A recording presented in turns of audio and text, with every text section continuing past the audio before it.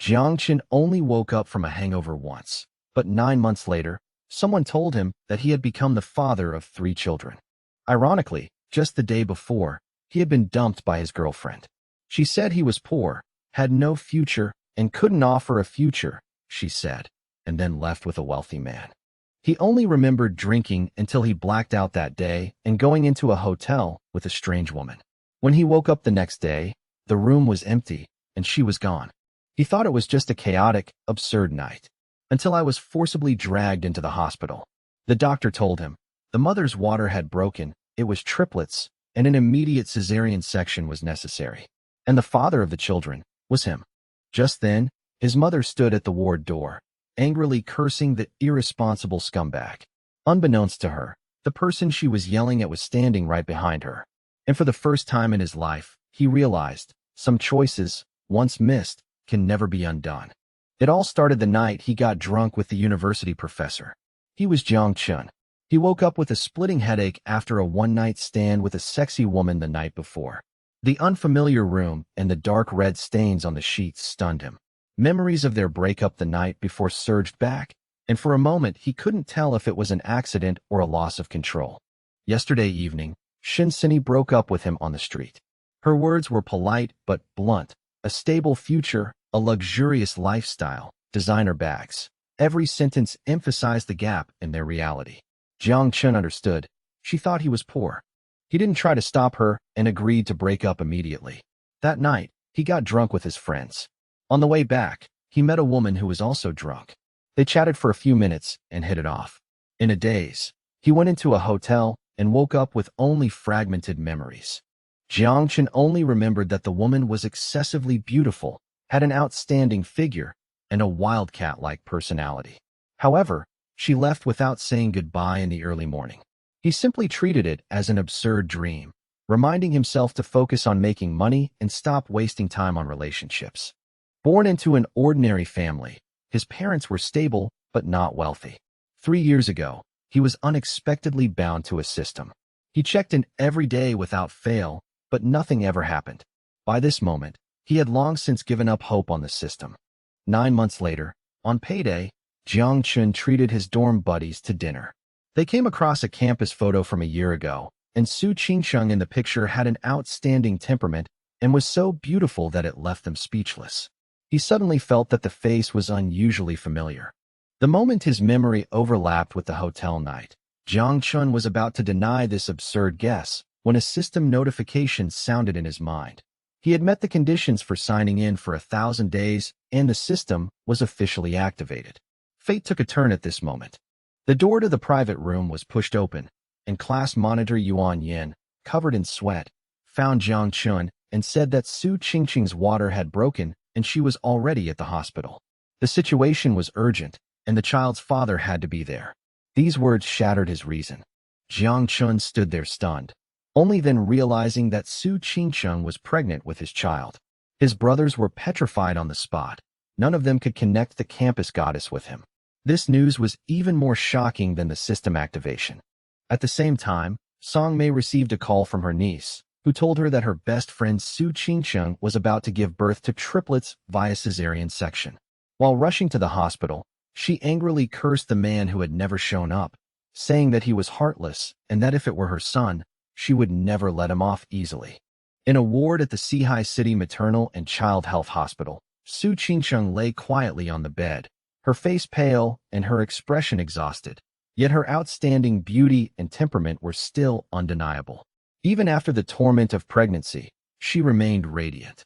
She gently stroked her high, swollen belly, feeling a mix of emotions. She had no other choice but to ask Yuan Yin to contact that man. She knew very little about him, only his name and appearance. She had no idea whether that person would come, and she had even prepared for the worst. The triplet C-section was just around the corner, but she couldn't even wait for her family. She couldn't help but feel anxious. Obstetrician Sun Qian examined the situation again and clearly informed her that it was time for surgery. This first pregnancy with triplets required a cesarean section, which was not low risk, and it was best to have a family member present to sign and cooperate. Su Qingsheng remained silent for a moment, then nodded to show her understanding. If no one else was present, She was willing to take the risk herself. Her tone was calm, but it revealed a forced composure. Sun Qian saw this and felt bad.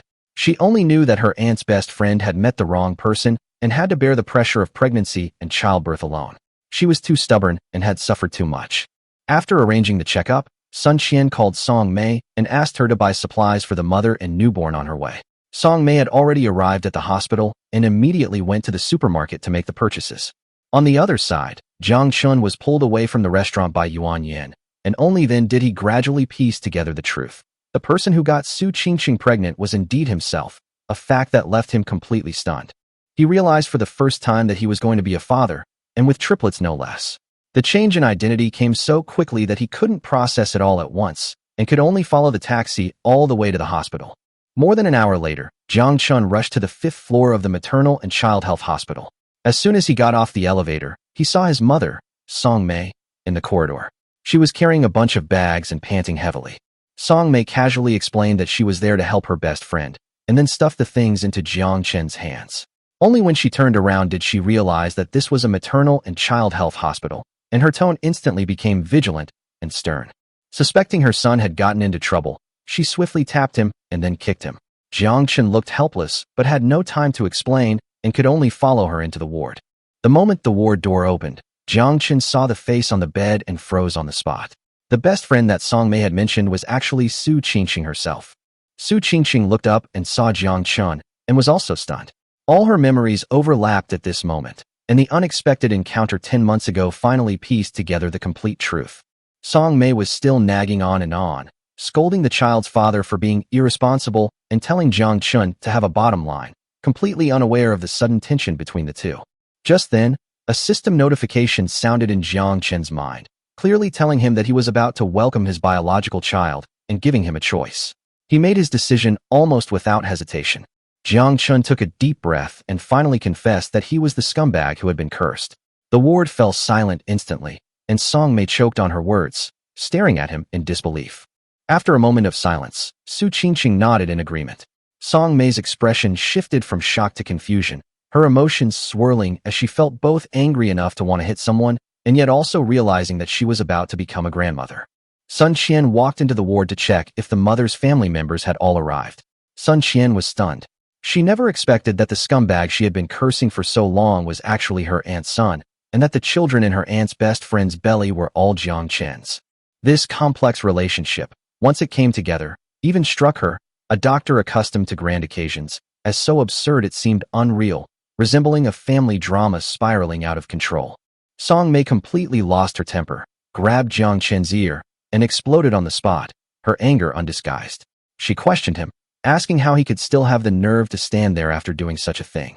At this moment, Song Mei felt that her son was completely unworthy of her best friend, Su Qingqing. Su Qingqing was beautiful and intelligent, a cool and aloof female professor at Sihai University. The line of suitors could stretch to the next city. She never imagined her son would have such luck. Jiang Chen was completely unprepared and was pinched so hard he gasped for breath. He could only beg for mercy repeatedly, but before he could finish speaking, Song Mei tightened her grip even more, clearly still angry. Seeing this, Sun Qian quickly tried to dissuade her, reminding her that the surgery was about to begin and the mother's condition was critical, which temporarily drew Song Mei's attention back. She looked at Jiang Chen, her tone complicated, and said that the probability of him becoming a father at such a young age, especially with triplets, was ridiculously low. It was hard not to remember him. The words triplets slammed into Jiang Chen's ears, and his head buzzed. The chaotic memories of that night instantly aligned with reality, so absurd that even he dared not contemplate them. Almost simultaneously, the system notification sounded, urging him to make a choice immediately, its tone impatient, as if delaying even a second would lead to a complete breakdown. Jiang Chen didn't hesitate and immediately chose to take responsibility. A notification appeared that the reward had been credited to his account, with cash and skills distributed together. However, all of this became background noise at that moment. His attention was firmly held by Su Qingqing, who was being wheeled into the operating room. Song Mei and Jiang Chen followed the hospital bed all the way to the operating room, and the corridor suddenly fell silent the moment the red light came on. The moment the door closed, the mother and son stood there staring at each other, the air thick with suppressed emotions. Jiang Chen was about to explain when Song Mei pulled him aside, forcing him to recount the whole story from beginning to end. He could only tell the truth, from initially not knowing each other, to losing control that night, and then to being completely unaware of the situation later. He didn't hide a single word. Song Mei frowned as she listened, growing increasingly alarmed. She scolded the young man for his indiscretion, but in her heart, she knew that there was no turning back. She pressed him on whether he knew the other person's identity that night, and Jiang Chen repeatedly denied it, his tone urgent, as if afraid of being beaten again. Song Mei's words, "You still dared to do it," silenced him. Seeing the situation was turning bad, Jiang Chen turned and ran. A commotion erupted in the corridor as Song Mei grabbed a broom and pretended to chase after them a few steps, her anger tinged with helplessness. Time passed slowly, and several hours later, the operating room door finally opened again. The nurse pushed out a stroller and clearly announced the results. Triplets, 2 girls and 1 boy, both mother and babies were safe. The corridor instantly erupted in cheers, with onlookers casting envious glances and whispering amongst themselves. Song Mei was the first to rush forward, overwhelmed with joy. She carefully picked up the children, her eyes filled with tenderness. She repeatedly checked, afraid it was an illusion, that she really had suddenly become a grandmother, and with 3 at that. Jiang Chen stood to the side, looking at the 3 wrinkled little faces, his expression complex, both surprised and genuine. Song Mei complained that he was being inconsiderate, but she still patiently taught him how to hold the baby, step by step, without any perfunctory instruction. Jiang Chen tried to hold the child in his arms, his movements clumsy but careful. Looking down at the slightly open eyes, his heart tightened. He held the 3 children in turn, gently pressing them against his head, a gesture that prompted Song Mei to immediately stop him. A system notification appeared, and the reward was credited to his account again. The information on parenting skills was instantly integrated into his memory. Not long after, Su Qingcheng was wheeled back to her ward, pale but conscious. Song Mei immediately went to her to inquire about her condition. Su Qingcheng responded softly that she was all right, her voice weak but reassuring. Jiang Chen stood by the bed, noticing her somewhat flustered expression. He only asked a simple question before Song Mei gestured for him to remain silent. Finally, Jiang Chen pushed the hospital bed, and Song Mei pushed the stroller. The group slowly returned to the ward. After the ward quieted down, Song Mei cut to the chase, demanding that Jiang Chen state his plans in front of Su Qingcheng. Her tone was serious, showing no sign of backing down. She mentioned the hardships Su Qingcheng faced during her pregnancy, saying that she bore the dual pressures of physical and family life alone, and that even her parents couldn't be by her side. As her best friend, she witnessed all of this suffering. Song Mei was very blunt. Talking about feelings at this time was unrealistic. One had to act according to one's conscience. She clearly told Jiang Chen that if he dared to pretend to be deaf and dumb, she would never stand on his side. Jiang Chen didn't evade the question and stated his position directly. He admitted that he was unaware of the situation beforehand and never intended to shirk responsibility. The child had already been born, and the blood relation was undeniable. He couldn't pretend it hadn't happened. He stopped mid-sentence, turning his gaze to Su Qingcheng, and didn't continue. Song Mei was about to press for an answer when Su Qingcheng gently interrupted, telling her to bring the stroller closer. Despite her post-operative discomfort, Su Qingcheng approached the 3 children, her gaze soft and focused. In that instant, her demeanor remained clean and restrained, yet Jiang Chen was captivated by her presence. Noticing this, Song Mei immediately pulled Jiang Chen out of the ward, her tone low but sharp, and asked him directly if he felt Su Qingcheng wasn't good enough for him. Jiang Chen quickly denied it, saying the issue wasn't about whether they were good enough, but rather that it required the consent of both parties. He didn't want to impose his decision on her unilaterally. Song Mei calmed down and realized that things couldn't be judged solely by one's stance. After a moment of silence, she took out a bank card from her bag and asked Jiang Chen to take care of the fees and paperwork. Jiang Chen instinctively declined, saying he had money. Song Mei, however, wouldn't allow a refusal, stating bluntly that this was all her subsidies and bonuses, not charity, but a gesture of goodwill. The system notification sounded again, giving him a choice. Faced with the bank card his mother handed him, Jiang Chen didn't refuse again. He knew it wasn't about the money, but about the attitude. He accepted it readily, agreeing verbally, but already planning in his heart that he would definitely repay her double once things calmed down. The moment he accepted the bank card, the system notification sounded again, and the reward left him stunned. A top-of-the-line BMW X7, with all the paperwork in order, was already parked in the underground parking lot of the maternal and child health hospital, as if it had been prepared specifically for him. Jiang Chen couldn't help but curse inwardly. This system was getting more and more ruthless with each attack. He knew all too well the value of that car. In the past, he wouldn't have dared to even dream of it, but now it seemed like he'd just picked it up off the street. The phone vibrated quickly. The caller ID showed it was class monitor Yuan Yin. As soon as the call connected, her tone was filled with barely suppressed excitement, clearly displaying a smug, "I knew this would happen" attitude. Yuan Yin kept congratulating Jiang Chen on the phone and casually asked if he had seen the children. When she heard that they were triplets, 2 girls and 1 boy, she gasped and was stunned for a long time. Jiang Chen felt a little embarrassed by her praise and could only give a vague reply. He didn't explain further or boast much. Saying more about it now would seem inappropriate. After hanging up the phone, the atmosphere in the ward changed noticeably. Taking advantage of the absence of outsiders, Song Mei began to seriously discuss business with Su Qingqing. She was no longer the fiercely protective person she had been before. Her tone had softened considerably. She confessed that although she often complained about Jiang Chen, she knew in her heart that although her son was a bit unreliable, he wasn't irresponsible. His looks, circumstances, and abilities weren't bad. At least he wasn't the type to just coast through life. Song Mei spoke frankly. If Su Qingqing didn't have a strong aversion to the relationship, they could definitely try getting to know each other. She wasn't trying to force a match. She just hoped things wouldn't escalate to the most difficult point. Su Qingqing was clearly hesitant.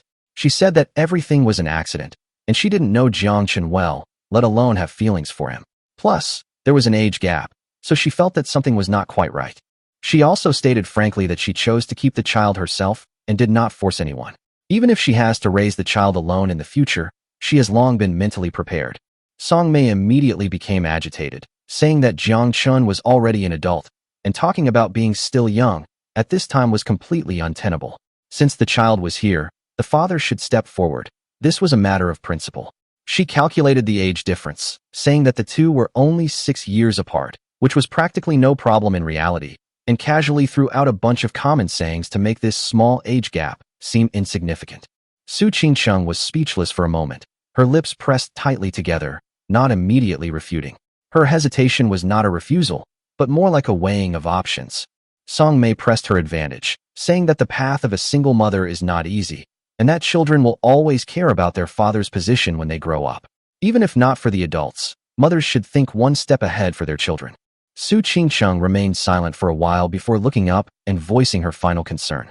She and Song Mei had been best friends for many years, and if their relationship were to change, the way they addressed each other would become the most awkward issue. Upon hearing this, Song Mei laughed. She could tell that Su Qingqing was wavering. The only remaining hurdle was psychological. She made the decision directly, saying that the form of address was a minor matter and everyone could use their own. She would still be Sister Mei, Jiang Chen would still call her mom, and Su Qingqing could call her whatever she wanted. It wouldn't affect their lives. Su Qingqing was completely speechless after these words and could only lower her head in silence, but a blush was clearly visible on her face. At this moment, Sun Qian arrived at the ward after finishing her work. She first inquired about Su Qingqing's recovery, then carefully explained the postoperative precautions, her tone professional and calm. She mentioned the dietary restrictions and recovery process after a cesarean section, which Su Qingqing agreed to one by one, her attitude serious. Sun Qian casually remarked, "We're family," which briefly silenced the air. Then, Sun Qian walked to the stroller, looked at the 3 little ones, her expression visibly relaxed, and her tone was full of undisguised affection. She even joked that the children looked just like Jiang Chen. When the topic of initiating breastfeeding came up, Su Qingqing was visibly uncomfortable. Sun Qian, however, explained the importance of colostrum naturally, speaking professionally and directly. After confirming that no one else was in the room, Su Qingqing hesitantly unbuttoned her clothes, truly beginning to confront her identity as a mother. Su Qingqing held one of the babies in her arms and fed it for a long time with her cheeks burning. She tried both sides, but no milk came out. Soon after, the other 2 babies also started crying, clearly hungry. The baby's crying startled her. Looking down at herself, she felt a pang of shame. Despite having good circumstances, she had let herself down at this crucial moment, leaving her at a loss for what to do. Sun Qian, who was watching from the side, understood the situation and calmly comforted her, saying that it was normal not to have milk at first. Many new mothers only start to have milk after a day. She told her to let the baby suckle more and her body would respond naturally. Song Mei chimed in, recounting her own experience. It took her 3 days to actually start breastfeeding. After speaking, she turned to get the bottles and formula, intending to make formula for the children to tide them over. At this moment, Jiang Chen pushed the door open and came in. Seeing Song Mei's actions, he took the initiative to take over the task, saying that he could handle this kind of thing. His tone is natural, as if he had done it countless times before. Su Qingsheng was startled by his sudden appearance and instinctively tried to cover herself, but the baby in her arms was sucking hard, and there was no time to react. Jiang Chen glanced at her casually and was stunned on the spot. Song Mei didn't notice this scene at all. She was just a little surprised that Jiang Chen could make formula. Before she could ask any questions, Jiang Chen had already taken the bottle from her. Jiang Chen's movements were exceptionally skilled. He sterilized, adjusted the water temperature, and added milk powder without making a mistake. His rhythm was crisp and efficient, and he quickly prepared the 3 bottles, leaving onlookers stunned. Song Mei couldn't help but nod, her words showing disdain, but her face full of satisfaction.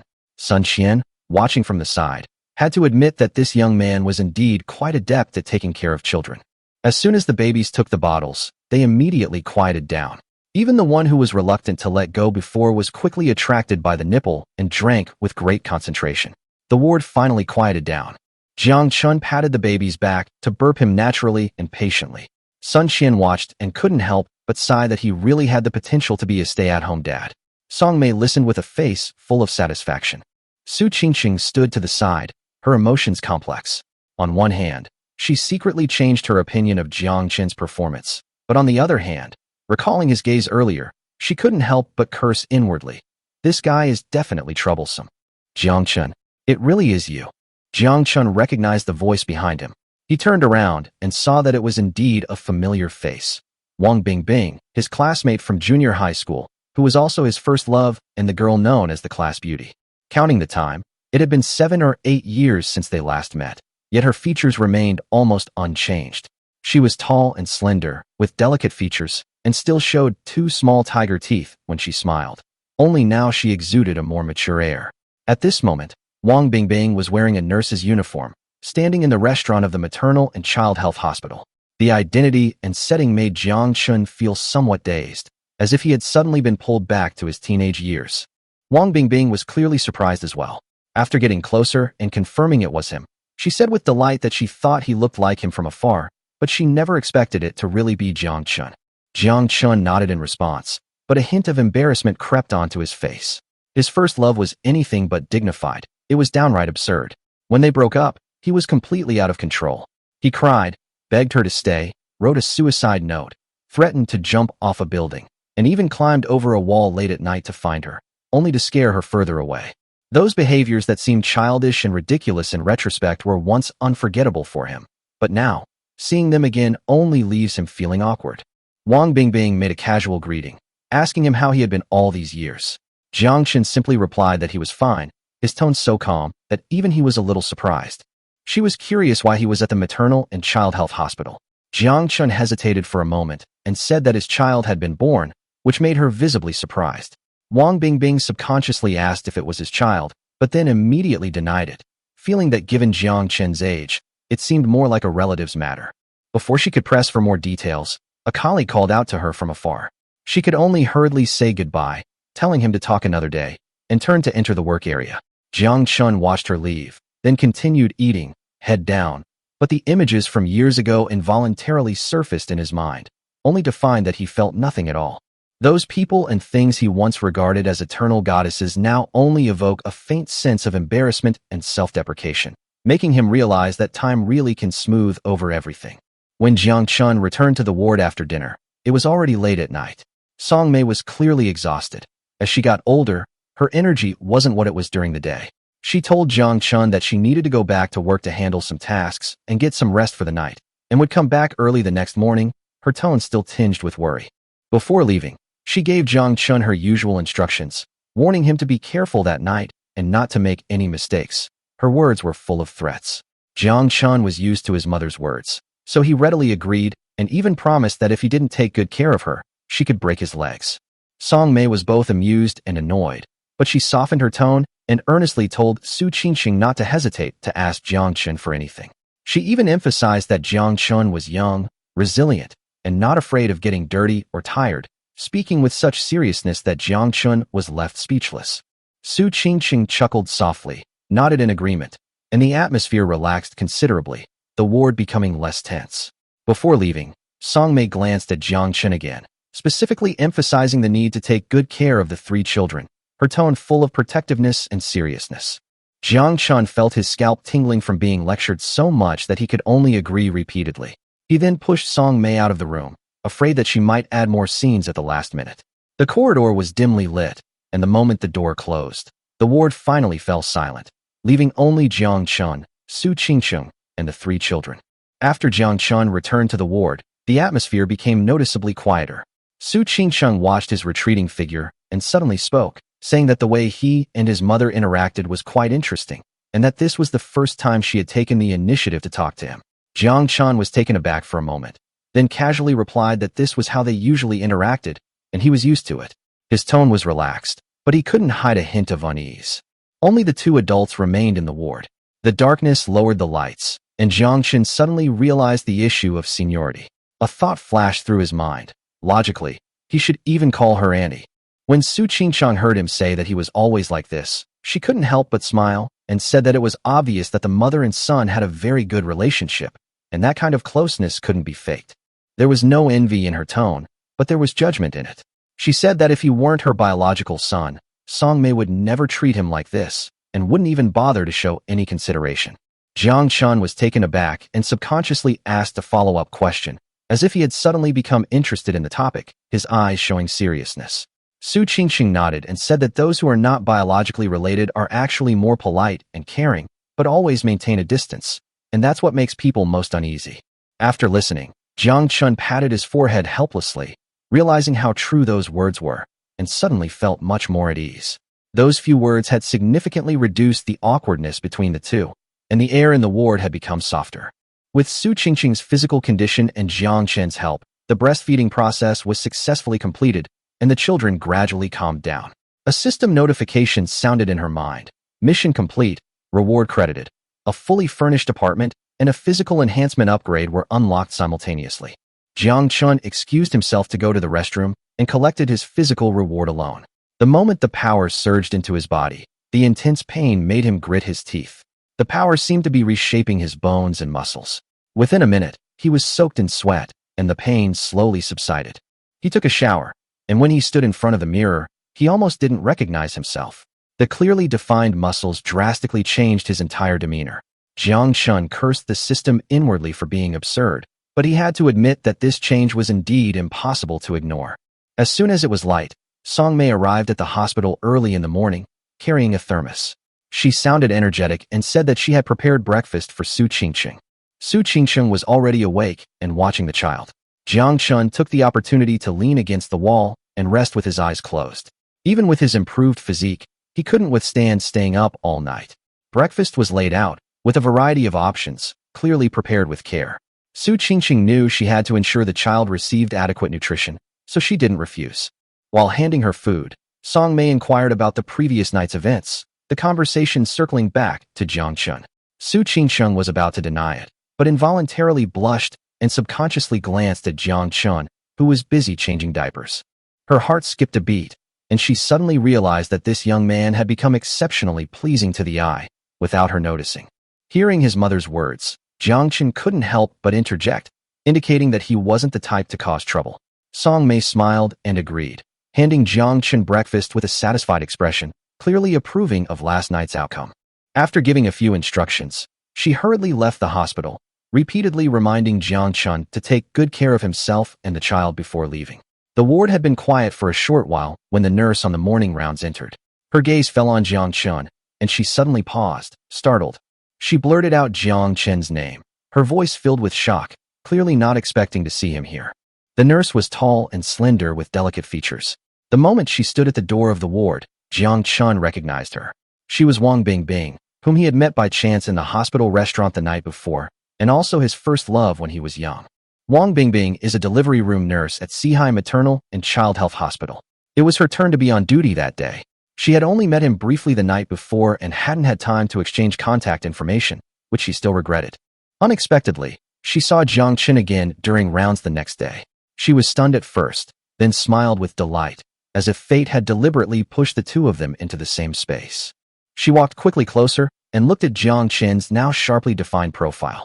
She felt a pang of nostalgia. The naive boy from back then had completely grown up.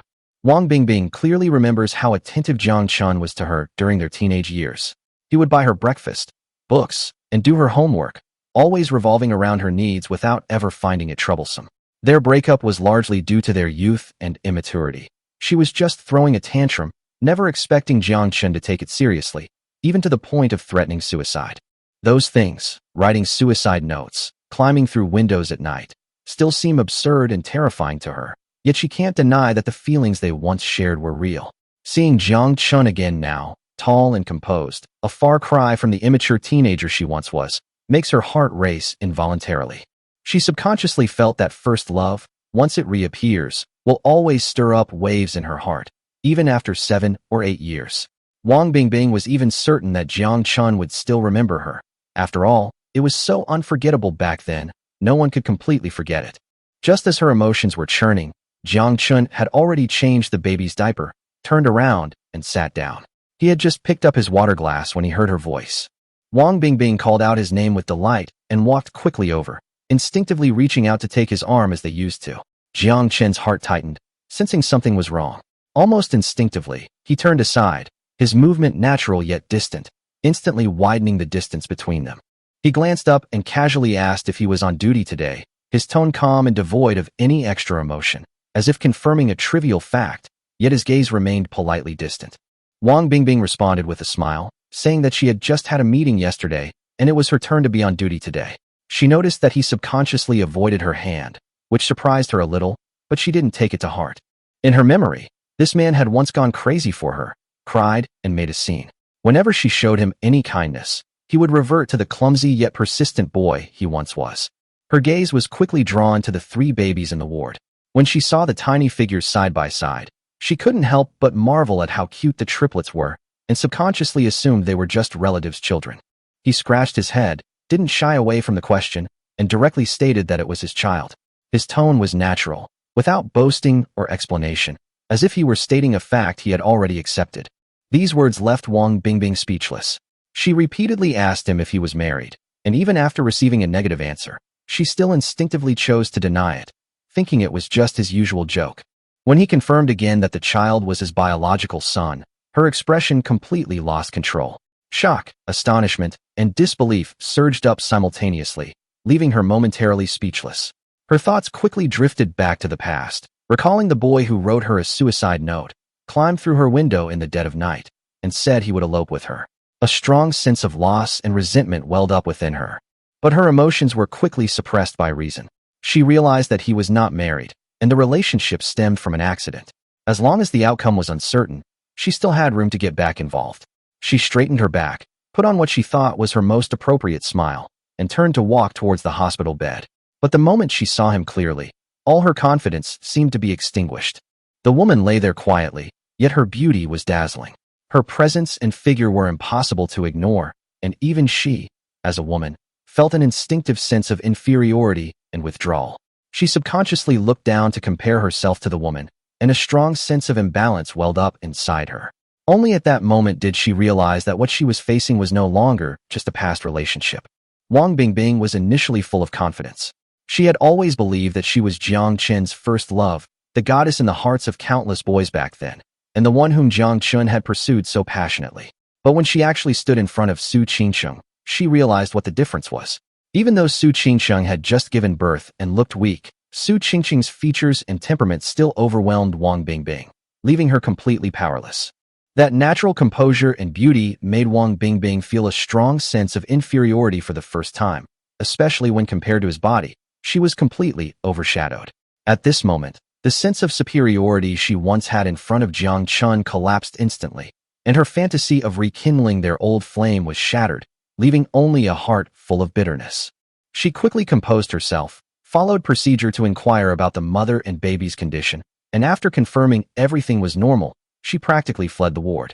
After Wang Bingbing left, Jiang Chen visibly breathed a sigh of relief, secretly glad that nothing had happened. Otherwise, if his mother had caught them, he would have definitely received a scolding. He turned around and saw Su Qingqing breastfeeding. He was a little confused. She had just been breastfeeding not long ago, but she was breastfeeding again. He subconsciously reminded the child not to eat too much.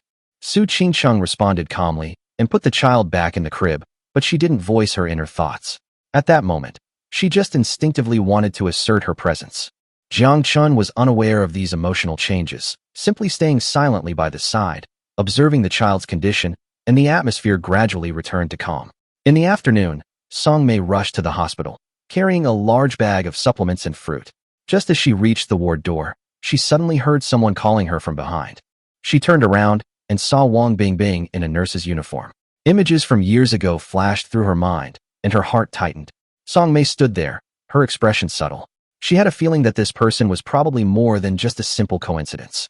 Song Mei's mind was already on high alert, but as an elder, she maintained a polite and measured demeanor, speaking in a gentle and appropriate tone, without revealing any unusual emotions. She looked at Wang Bingbing as if she were an old friend she hadn't seen in years, and exchanged a casual greeting with a natural attitude, without any intention of deliberately avoiding her. Seeing that Song Mei didn't give her a cold look, Wang Bingbing's initial disappointment was replaced by a flicker of unrealistic expectation. She took the opportunity to ask about Song Mei's whereabouts, her tone solicitous, as if trying to reclaim a sense of her place from the elder. Song Mei lifted the bag in her hand, her tone relaxed, saying that her daughter-in-law had just given birth, and she had specially bought some fruit and supplements to send over. The moment those words fell, Wang Bingbing felt a sinking feeling in her heart, as if a bucket of cold water had been poured over her head.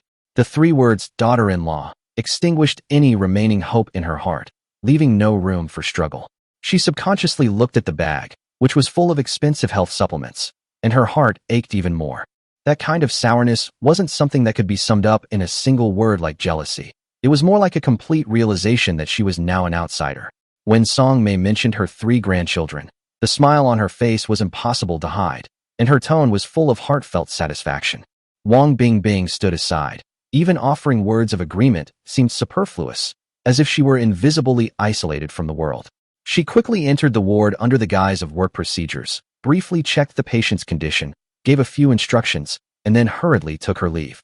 Even when Song Mei invited her to sit down and have some water, she politely but hastily declined, as if staying even a second longer would be a loss of composure.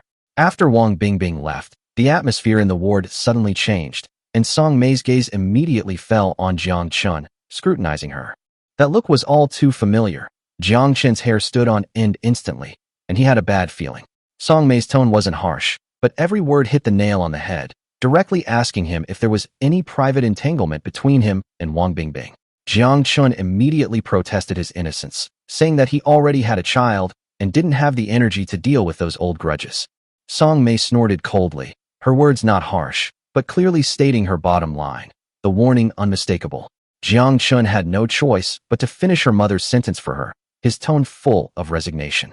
Song Mei chuckled at his teasing, but still turned to Su Qingqing, reminding her not to be wronged. Su Qingqing, watching from the side, found the way this mother and son interacted both playful and genuine, and couldn't help but laugh.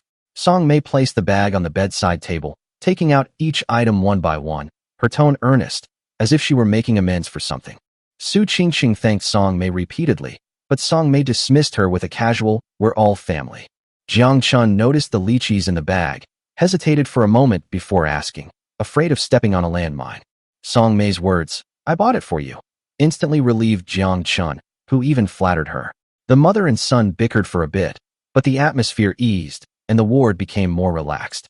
As Jiang Chen ate lychees, he brought up his father's matter, his tone noticeably more cautious.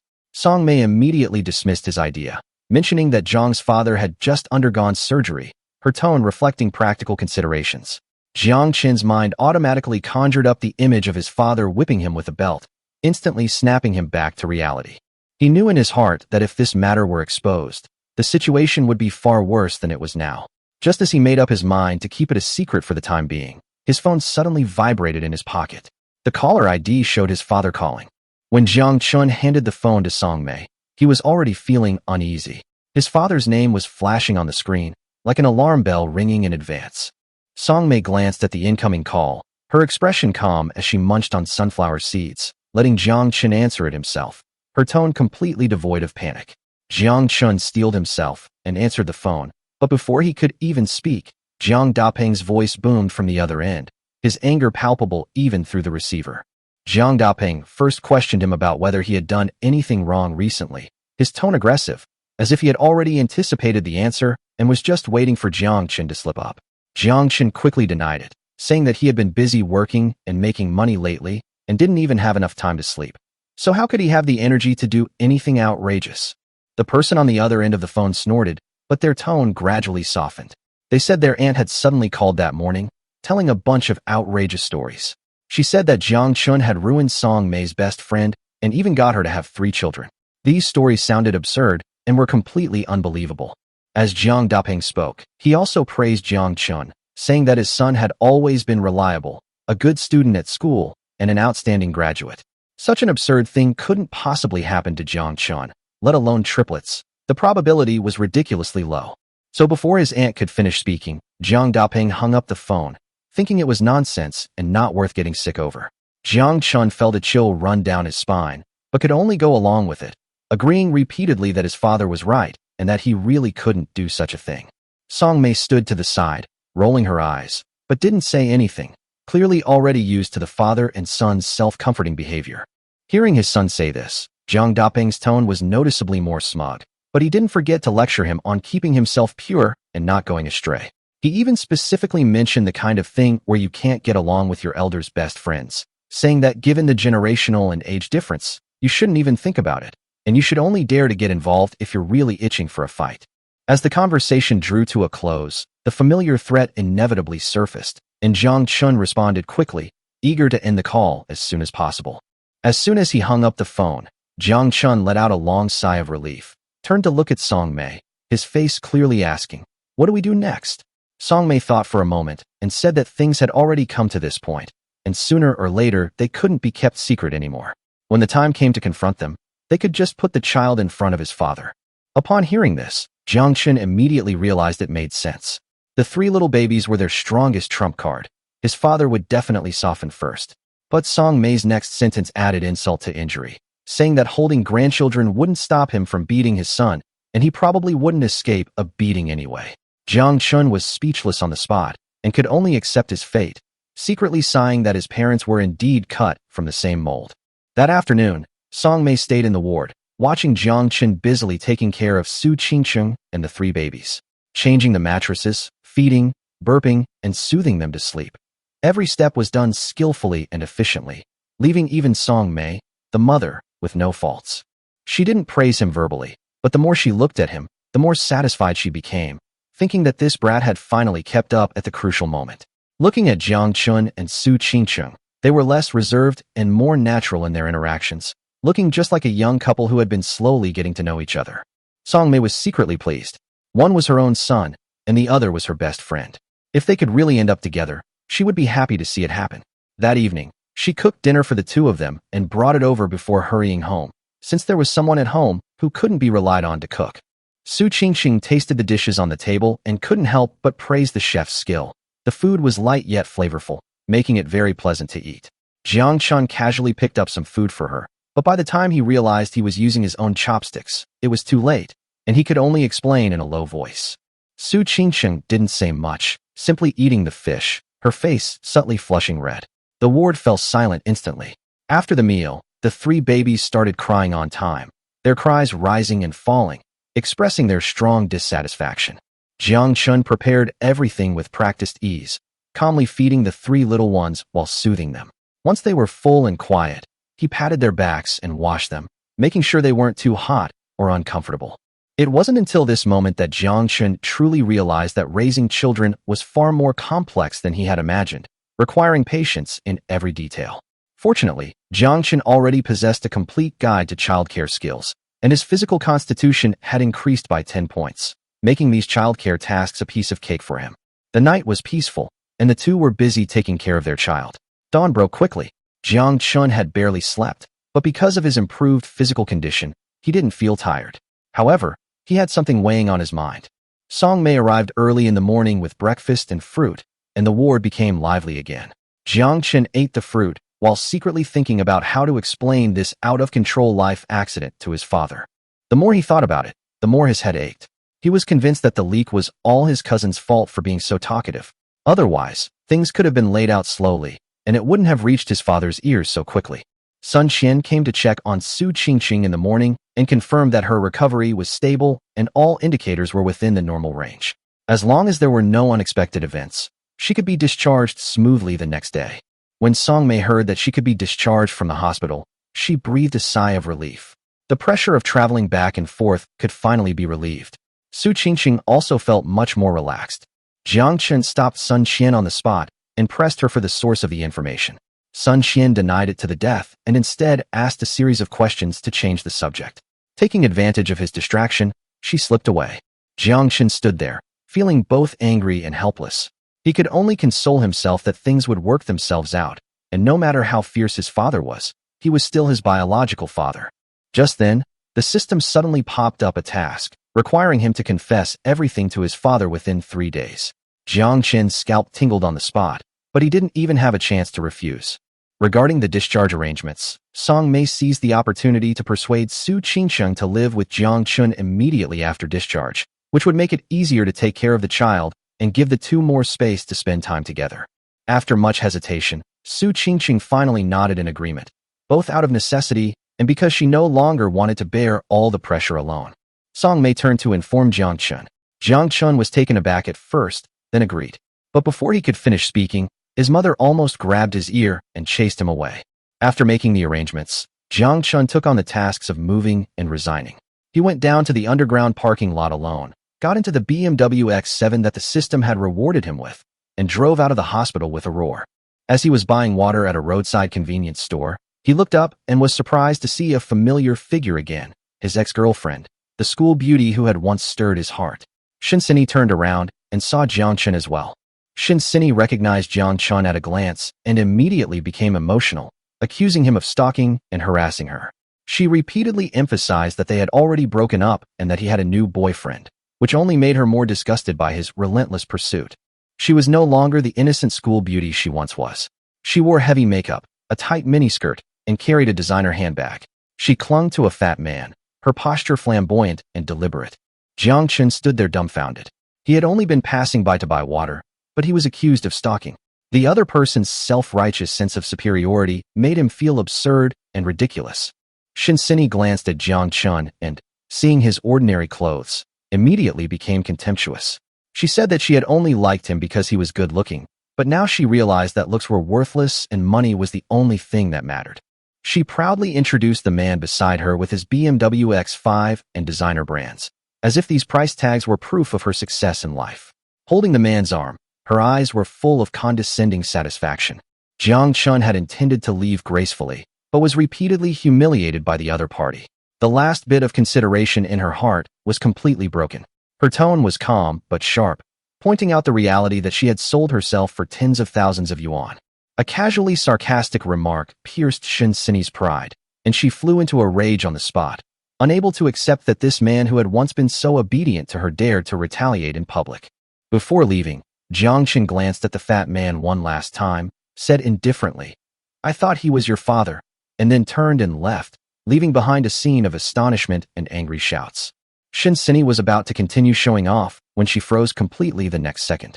She saw Jiang Chen walk towards a brand new BMW X7, start the car, and the powerful roar instantly shattered her understanding. She couldn't understand how the man who had once saved up for a steak could drive away in a top-of-the-line X7 worth nearly 2 million, leaving even the man next to her speechless with shock. Jiang Chen drove away, feeling as if he had swallowed a fly. He was glad he had already extricated himself. Otherwise, continuing to entangle himself would have only dragged his life into an even deeper quagmire. After leaving the convenience store, Jiang Chen drove directly to the company. This was his first job after graduation. Although it hadn't been long, it was a place he had carefully chosen. The atmosphere was relaxed, and he had always had good relationships with his colleagues. As soon as I entered the company, my colleagues spotted me and greeted me one after another.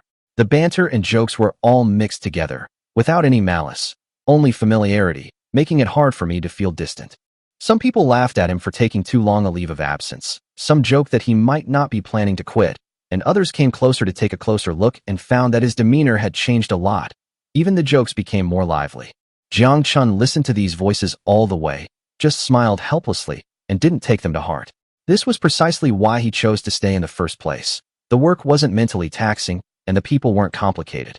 He knew in his heart that the changes brought about by the improvement in his physique had begun to appear. His appearance, condition, and energy were different from before. He was just used to it, but others found it more obvious. Upon entering the department office, he found his supervisor, Sister Yang, chatting with someone about work. She seemed somewhat surprised to see him, but her tone remained relaxed, as if they were old acquaintances. Two other female colleagues who joined the company at the same time immediately surrounded them, speaking in exaggerated tones and acting warmly, completely lacking the aloofness one might expect in the workplace, instead acting as if they were reunited after a long separation. While laughing, Sister Yang brought up the department's recent situation, saying that there was a shortage of manpower recently. With the peak season approaching, there were not even many old employees left who could handle things. Her tone was tinged with a helpless irony. Jiang Chen then noticed that a large area of the workstation was empty and couldn't help but ask why. However, a series of answers came out, leaving him speechless for a moment. Some women had unexpected pregnancies and went home to protect their babies. Some had to take care of family members who had just given birth, and some who originally said they didn't want children ended up getting pregnant with twins. It was as if the department had suddenly and collectively switched to family mode. Yang Jie herself was left speechless, both amused and exasperated. She could only sigh that it was a stroke of luck that she had hired new people in advance, otherwise no one would have been able to handle the work ahead. Jiang Chen sighed and rubbed his forehead. After marveling at the coincidence of fate, he still forced himself to add that he had also become a father. As soon as he said this, the air went silent. Yang Jie choked on the water on the spot, and the two girls were also shocked. Jiang Chen then realized that he had said the wrong thing and quickly explained that it was his family who gave birth and that he had just become a father. However, this explanation did not have a buffering effect. Instead, it made the situation even more out of control. Getting married and having children at such a young age was too much of a shock for them. After realizing what was happening, Sister Yang's first question wasn't to congratulate him, but to confirm whether he needed to take leave, her tone revealing a practical consideration. Jiang Chen shook his head and explained his purpose, saying that he had come to resign. This answer stunned everyone again, and even Sister Yang couldn't help but ask a few more questions. He didn't explain much, only saying that the children were triplets, and he wanted to spend more time with his family. This simple reason left everyone speechless.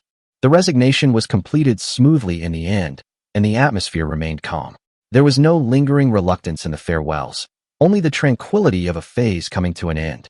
After leaving the company, Jiang Chen didn't stop and immediately threw himself into the moving.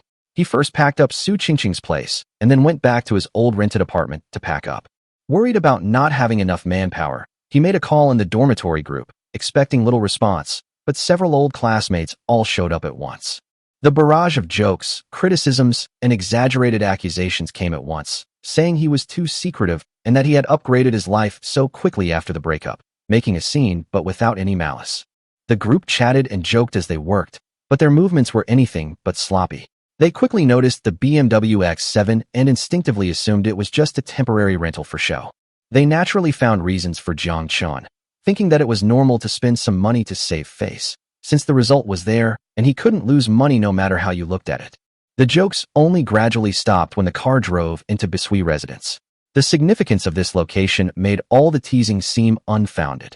When Jiang Chen casually mentioned that he owned a house here, no one took it seriously. Instead, they advised him to stop pretending, and their tone was more like teasing between acquaintances. The next second, the fingerprint lock was successfully recognized, the door opened, and the corridor suddenly fell silent, with only the sound of several people stopping breathing at the same time. Chapter 21. Confess honestly, ill-gotten gains. Holy crap. You really do own a house in Bayou residence?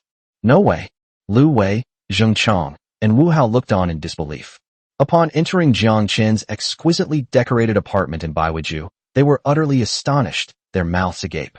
The apartment featured a spacious layout with 4 bedrooms and 2 living rooms. The building is bright and airy with good ventilation from north to south, and the interior decoration is extremely high-end. Crystal chandeliers, genuine leather sofas, Persian rugs. The people watching were all dumbfounded. After realizing what had happened, he proceeded to beat Jiang Chen again. It's so obvious. A house of this quality would cost at least tens of millions, and even renting here would be expensive, far beyond what a recent college graduate could afford. Holy crap, Jiang Chen, you've suddenly struck it rich. Get rich? I bet it's because you've hooked up with Goddess Sue. But Goddess Sue is just a university teacher. How much does she earn? Tell me honestly, where did the money come from? Is it ill-gotten gains? Don't tell us you have an old man living abroad who left you a large inheritance, including a house in Baiwaju. Jiang Chen, who had been beaten up, was speechless. Stop messing around. I really earned this money. Holy crap, you really struck it rich. The group's attitude changed instantly, and they immediately began to massage Jiang Chen's shoulders and back, trying to please him in every way. Jiang Chen, how did you make your fortune? Brother Jiang, please share some of your experience. Dad, please share some of your experience. Dad, please share some of your experience. Having lived with them for 4 years, Jiang Chen knew his son's temperaments all too well. They loved to play, fool around, and joke around, and could be as shameless as they wanted, so he always went along with it. All right, sons, when your father is in a better mood, I'll teach you some secrets to getting rich in a few days. Cut. Get lost. You're getting all worked up just because I called you fat. Upon hearing this, Lu Wei and the others burst into laughter and curses. Everyone understood it was just a joke, and no one took it seriously. After all, no matter how rich someone is, they still belong to Jiang Chen. Besides, it's best not to talk about money among friends, as it could easily hurt feelings. But jokes aside, Zheng Chang and Wu Hao, however, suddenly had some wicked ideas. Brother Jiang, I don't want secrets to getting rich, but could you teach me some tips on picking up girls? Yeah, Brother Jiang, you should share some tips on picking up girls. I've been single for over 20 years, and I still don't even know what it's like to have a girlfriend. Before Jiang Chen could even speak, even Lu Wei couldn't stand it anymore.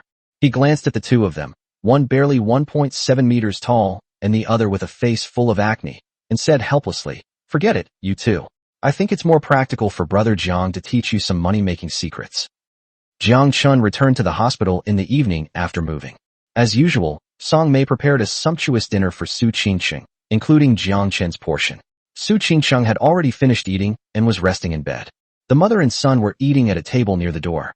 While eating, Song Mei asked Jiang Chen where he had moved to. At home, Jiang Chen said casually.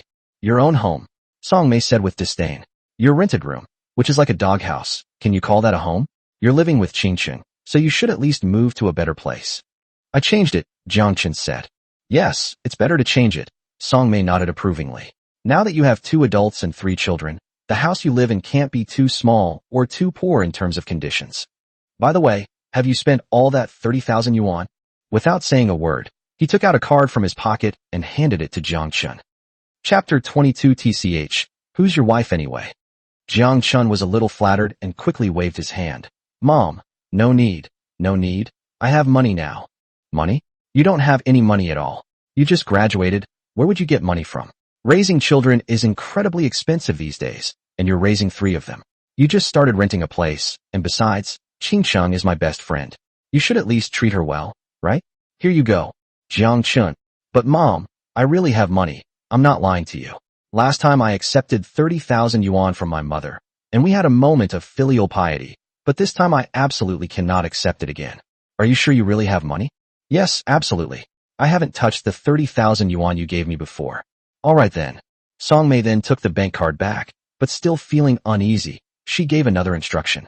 Son, I won't say it before, but Qingcheng went through a lot of hardship carrying triplets for you.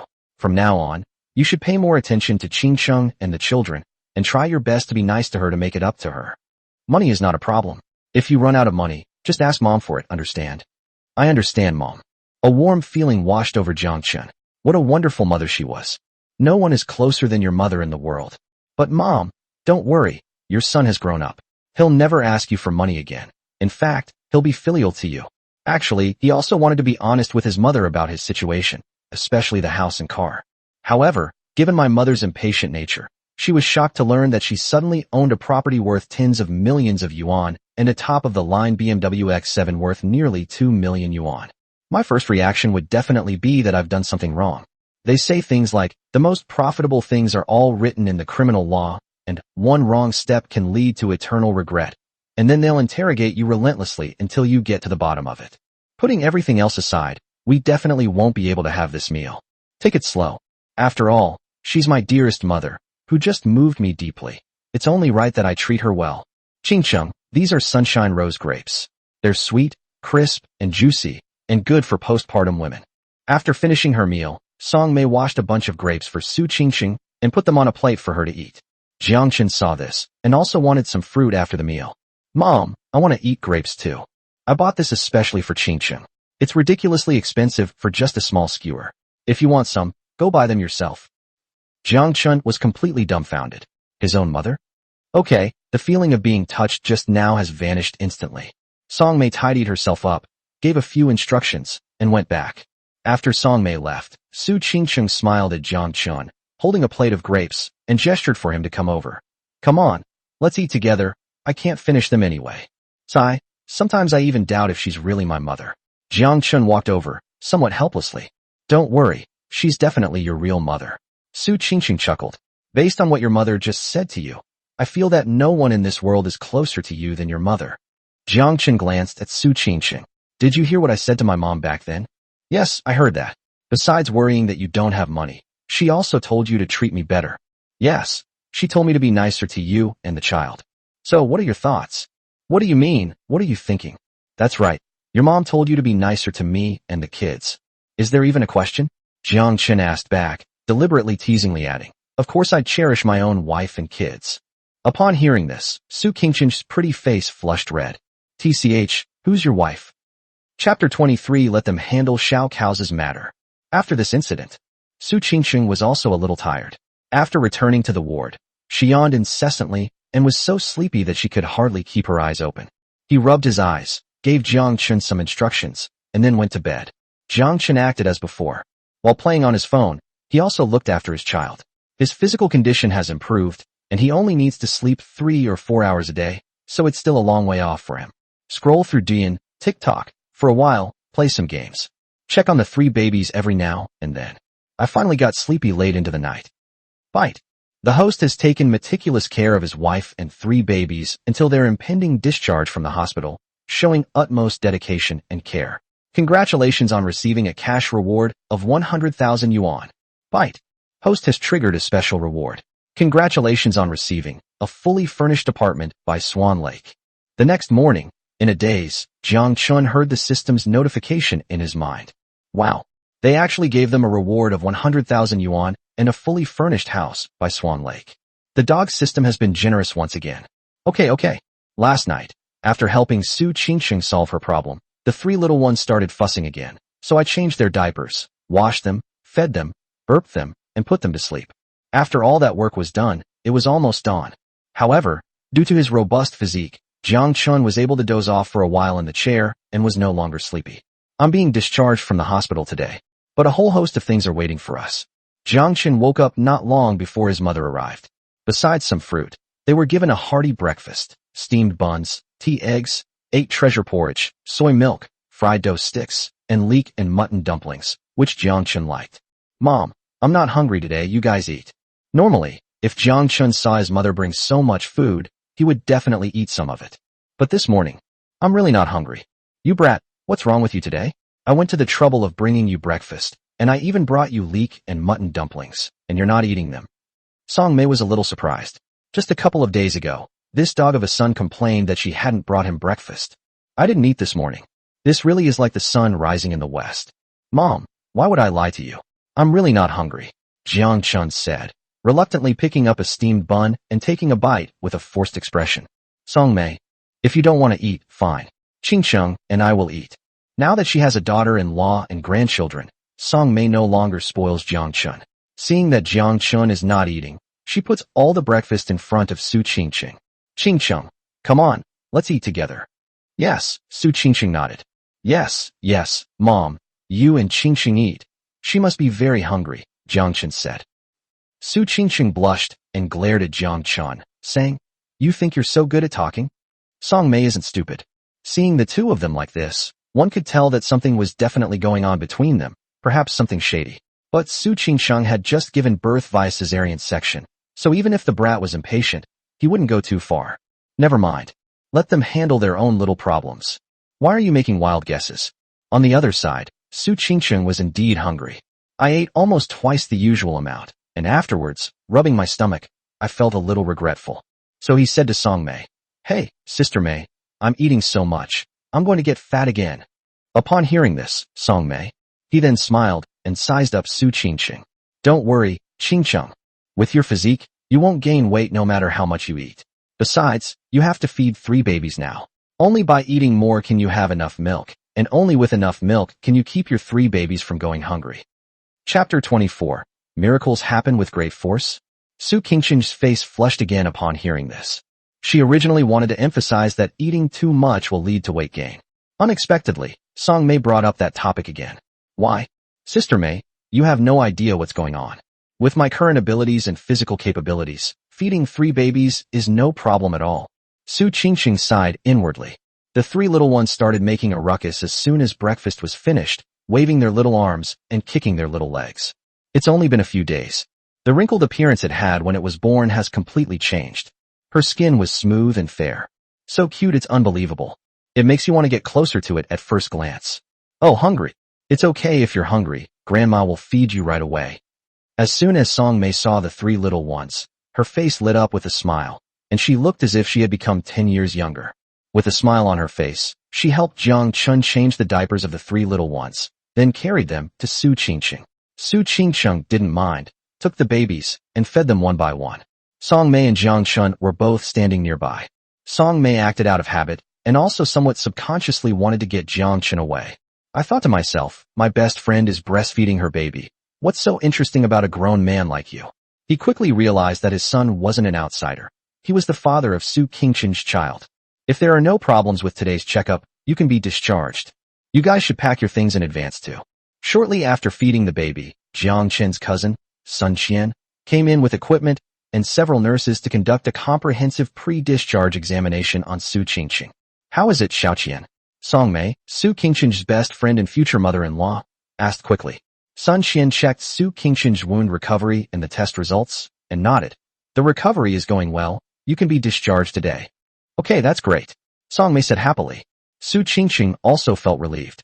Although the conditions in the hospital were passable, Song Mei and Jiang Chen, mother and son, took good care of her and the children, and she didn't suffer any grievances. But it is a hospital after all.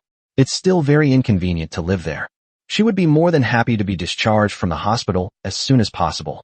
After being discharged from the hospital, pay attention to the healing of the wound, avoid strenuous exercise, avoid getting it wet, and pay attention to hygiene. The 42-day recovery period after a cesarean section is crucial. Afterwards, you should promptly go to the hospital for a checkup to assess the recovery of your uterus.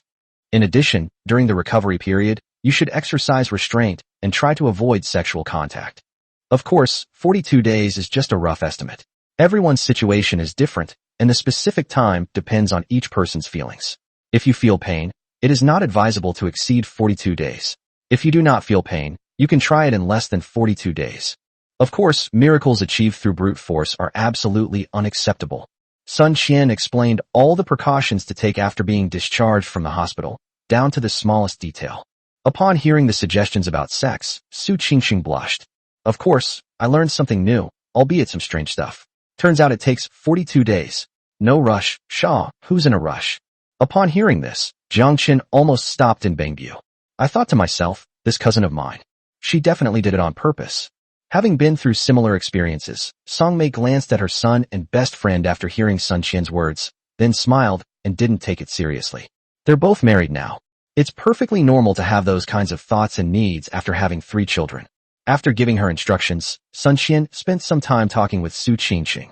Song Mei and Jiang Chen were busy with a bunch of things to do before being discharged from the hospital, packing their belongings and completing the discharge procedures. Suddenly, Song Mei's phone rang. I received a phone call. After finishing the call, Song Mei looked serious, and Jiang Chen's expression seemed off. Jiang Chen couldn't help but ask, Mom, who hit her? It was your dad who called. He said he wanted to come see you. What? My dad wants to come see me? Didn't he just have appendicitis surgery? He'll need 4 fluids for the next few days, right? He was receiving in 4 drip, but he said something felt wrong, so he pulled out the needle and rushed over to the maternal and child health hospital. Huh? What should we do then? Jiang Chen panicked immediately. The thought of his father's violent temper made his scalp tingle. No, son, don't be anxious. There's something I haven't told you yet. Mom, tell me, what is it? Your dad should be at the hospital by now. I just sent him the room number. Chapter 25, always eager for a good show. Jiang Chen heard what his mother said. Speechless for a moment, I arrived home. First, she told me not to worry, then she told me that my dad had arrived at the hospital, and that she had even sent him the room number. So, you guys are teaming up to screw over your son. It's not my son. You know your dad's temper. He insisted on coming and even asked me for my seat. I couldn't just refuse him, could I? Besides, I can't keep this from him forever. Song Mei also felt that she had gone a bit too far, so she added her own explanation. Jiang Chen scratched his head. Sun Qian and Su Qingsheng were talking over there. After a few days of getting to know each other, the two had gradually become familiar with each other. I overheard the conversation between Jiang Chen and Song Mei. Sun Qian couldn't help but laugh. Su Qingsheng almost burst out laughing. She was a reserved person and rarely smiled unless she couldn't help it. My best friend is really funny. She never repeats the same tricks when she pranks her son. But it's also a trap. Who told this jerk to be so tasteless? They actually robbed us. Knock knock knock. Suddenly, there was a knock on the door. Dad's here. Jiang Chen immediately jumped up. Go ahead and see. So what if your dad comes? You've already graduated from university. Is he going to eat you, or what? Song Mei said calmly. At most, your dad will just beat you up. Jiang Chen, you make it sound so easy. I'm the one getting beaten up, not you. No, beat up mom. Dad doesn't have the guts. In front of mom, a real tigress. Even though dad has a bad temper, he can only be as docile as a kitten. A dragon must coil up, a tiger must lie down. But my dad was quite strict with me. I was a real troublemaker when I was a kid. Because he didn't want to go to school due to playing, he tore up his homework and was dragged to school by his dad by the ear. Because he wasn't concentrating on his homework, he got scolded by his dad and decided to take revenge. He poured 3 bottles of mutai, which his dad had treasured for several years, down the drain. When the incident was exposed, he naturally received a barrage of well wishes from his father. All 2 or 3 brooms in the house were broken. At the same time, of course, mom is also there. Men's singles, women's singles, mixed doubles. Why? As the saying goes, a loving mother wields a sword to cleave her wandering son. A father, seeing his son is not yet cold, draws out 7 wolves. Bite. System reminder. The 3-day deadline for you to confess to your father is approaching. Please seize the opportunity to do so, especially now, as this chance will not come again. Special reminder. Rewards for this task are tied to completion status. Specifically, it's linked to the severity of the beatings the host receives from their father. What? Are rewards tied to the severity of a beating from dad? This. Could it be that the lighter the beating, the bigger the reward? Jiang Chen asked. Bite. No. The harder the host gets beaten, the richer the reward. Jiang Chen. Damn it. This damn system is just enjoying the drama. Damn. Jiang Chen's communication with the system seemed to last a long time, but in reality, it only took a moment. He shook his head helplessly and went to the door. When I opened the door, it was indeed my dad. Ahem, Dad, what brings you here? You didn't even tell me beforehand. I could have picked you up. Jiang Chen greeted his father quickly upon seeing him. Jiang Daipen had a gloomy face. He glanced at Jiang Chen, said nothing, and went straight into the ward. Jiang Chen felt a sudden panic when he saw that his father was silent. Dad, listen to me. This was really an accident. I was drunk and confused, and then I made a mistake and did something stupid. But don't worry, I will take full responsibility. Really, I will become a strong and upright man like you. Jiang Chen hurriedly offered an explanation, no, a confession. Jiang Daipen remained silent.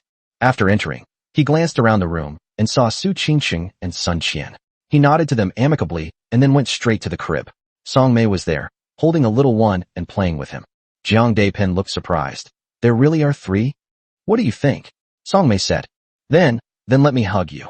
Jiang Daipen couldn't help but get excited and reached out his hands to hug the child. Song Mei glanced at her husband and handed the baby over. After Jiang Daipen took the baby, he carefully held the baby in his arms, cherishing him like a precious treasure. Not satisfied with just holding one, he then hugged the other 2 little ones one by one. His eyes were filled with the grandfather's loving affection for his grandson or granddaughter. This looks pretty good. So why do you say Jiang Chen will get beaten up? Su Qingsheng whispered to Sun Qian. This is just the beginning. Sun Qian continued to explain. Hey, you don't understand, my uncle. This is just the calm before the storm. Let me give you an example. When my cousin was still in elementary school, he was upset because his uncle scolded him. So he secretly poured all the mutai that his uncle had been treasuring for several years down the drain. Seeing that his plan had been exposed, my cousin ran away. My uncle-in-law searched for him for a whole day before finally catching him. He was covered in dirt and starving. So my uncle-in-law gave him a bath and cooked him a good meal. After he had eaten and drunk his fill, his uncle-in-law picked up a broom and chased his cousin all over the house. In the end, we broke 2 or 3 brooms before we were able to put an end to this. Oh, this. Upon hearing this, Su Qingxing couldn't help but feel sorry for the big pig trotter. She thought to herself that although the big pig trotter was tasteless and actually stole food, he was still the children's father. As expected, Jiang Chen held the child for a while, having had his fill of it. Finally, they turned their attention to Jiang Chen. "Come with me for a moment," he said in a deep voice, his face turning gloomy again. He stood up and walked towards the door. "Jiang Chen, well, it's finally here. Uncle, Xiao Chen didn't really do anything wrong, and besides, he's already so old." Seeing this, Sun Qian hurriedly tried to persuade Jiang Chen. Song Mei chimed in with a word of advice. "Yes, Xiao Qian is right. Your son has already graduated from university. You should stop now." Uncle, Jiang Chen didn't do it on purpose. Actually, he's a nice person," Su Qingxing couldn't help but say. "It's all right, I'll be careful." Seeing the 3 women trying to persuade him, Jiang Chen responded very kindly. However, while saying it was all right, he pulled out a belt from his pocket the next second. Everyone, seeing that they couldn't persuade him, they had no choice but to give up. Jiang Chen followed Jiang Chen out. Seeing that the next ward was empty, Jiang Chen pulled Jiang Chen inside. It was impossible for Jiang Chen not to be nervous at this moment. He couldn't help it. He was terrified of being beaten as a child, and seeing his father like this made him as nervous as a mouse seeing a cat. But what's done is done, so it doesn't matter anymore. So what if I get a beating? Like I said, I've given him 3 grandchildren. I don't believe Jiang Chen would actually kill me. After Jiang Chen went inside, with a stern face, he carefully examined Jiang Chen. Jiang Chen felt uneasy watching this. Just when Jiang Chen felt the atmosphere was right and his father was about to make a move, he saw the other man suddenly pull out another card from his pocket and hand it to him. "Here, take this." Jiang Chen was puzzled. "Dad? Why? Are you giving me this?" "What do you mean, what? You little brat, you've really got some nerve. There's 800,000 yuan in this card. It's half a lifetime savings for me and your mother. Take it and buy a house." Chapter 26. Ouch. "Dad, are you really going to whip me with a belt?" I was prepared to get a good beating, but instead of hitting me, my dad gave me a bank card with 800,000 yuan and told me to use it to buy a house. Dad's changed. Jiang Chen was completely dumbfounded. "Dad, what does this mean?" "Hey, you brat, what else can your dad do? It's just to get you to buy a house." Jiang Chen's expression softened, and he adopted a serious tone.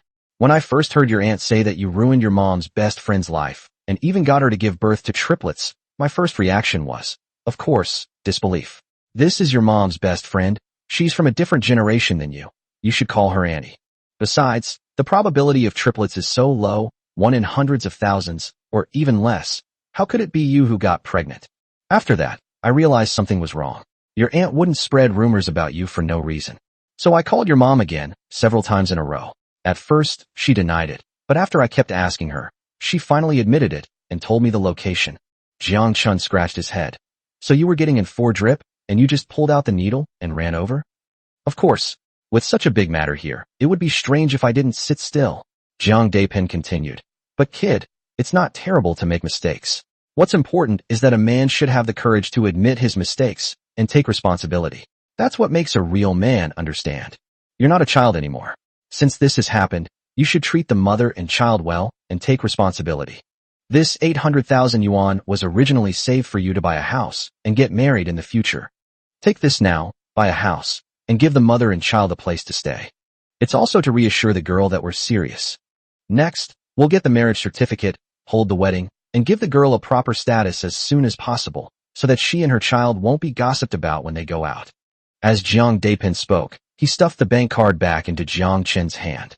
"Dad, no need. I have money. I have both money and a house." Jiang Chen quickly refused. "You don't have a damn penny or a house." Jiang Chen yelled when his son refused to take it. "You just graduated. Do you think I don't know you? I told you to take it, so take it. Why are you arguing with me like this?" Without saying a word, he shoved the bank card into Jiang Chen's hand. "Jiang Chen, never mind. I'll return it when I have the chance." Jiang Chen cursed, but seeing that his son didn't push the bank card over again, he smiled with satisfaction. "Tell me the truth. Are you worried that I'll beat you up this time?" "What do you say? You've scared them all." Jiang Chen glanced at the belt that Jiang Chen was still holding and felt a little uneasy. Jiang Depin patted his head and laughed sheepishly. But tell me yourself, were you a brat when you were a kid? Did you deserve to be beaten? You were still in elementary school. I scolded you because you were doing your homework, and you were upset. So you took it out on my Mutai liquor that I'd been saving for years. There were 3 bottles of Fishan Mutai in total. Even now, I still crave it. And you poured them all down the drain. He didn't want to go to school in junior high, started hanging out with people from the streets, stayed out all night, and even dyed his hair blonde. I was so angry that I dragged him back home that very night. Back in high school, let's not even talk about puppy love. When the girl broke up with you, you actually threatened to kill yourself, and even wanted to elope with her and wander the world together. I was working on a company project at the time, and when I heard your mom say that, I was furious. After I beat you up with your mom, remember I also threatened you that if you acted stubborn again, I'd whip you with a belt. But then again, think about it carefully. Those times when your mother and I beat you pretty badly, you screamed in pain for a while, but you were fine right away, weren't you? Jiang Depin recounted a long series of past events in one breath. When Jiang Chen first heard his father recounting his past embarrassing moments, he felt uncomfortable.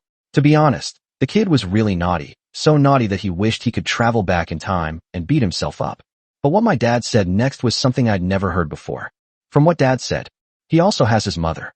Over the years, he's mostly been screaming himself, not really fighting. Thinking about it carefully, it does seem to have some truth to it. All bark and no bite.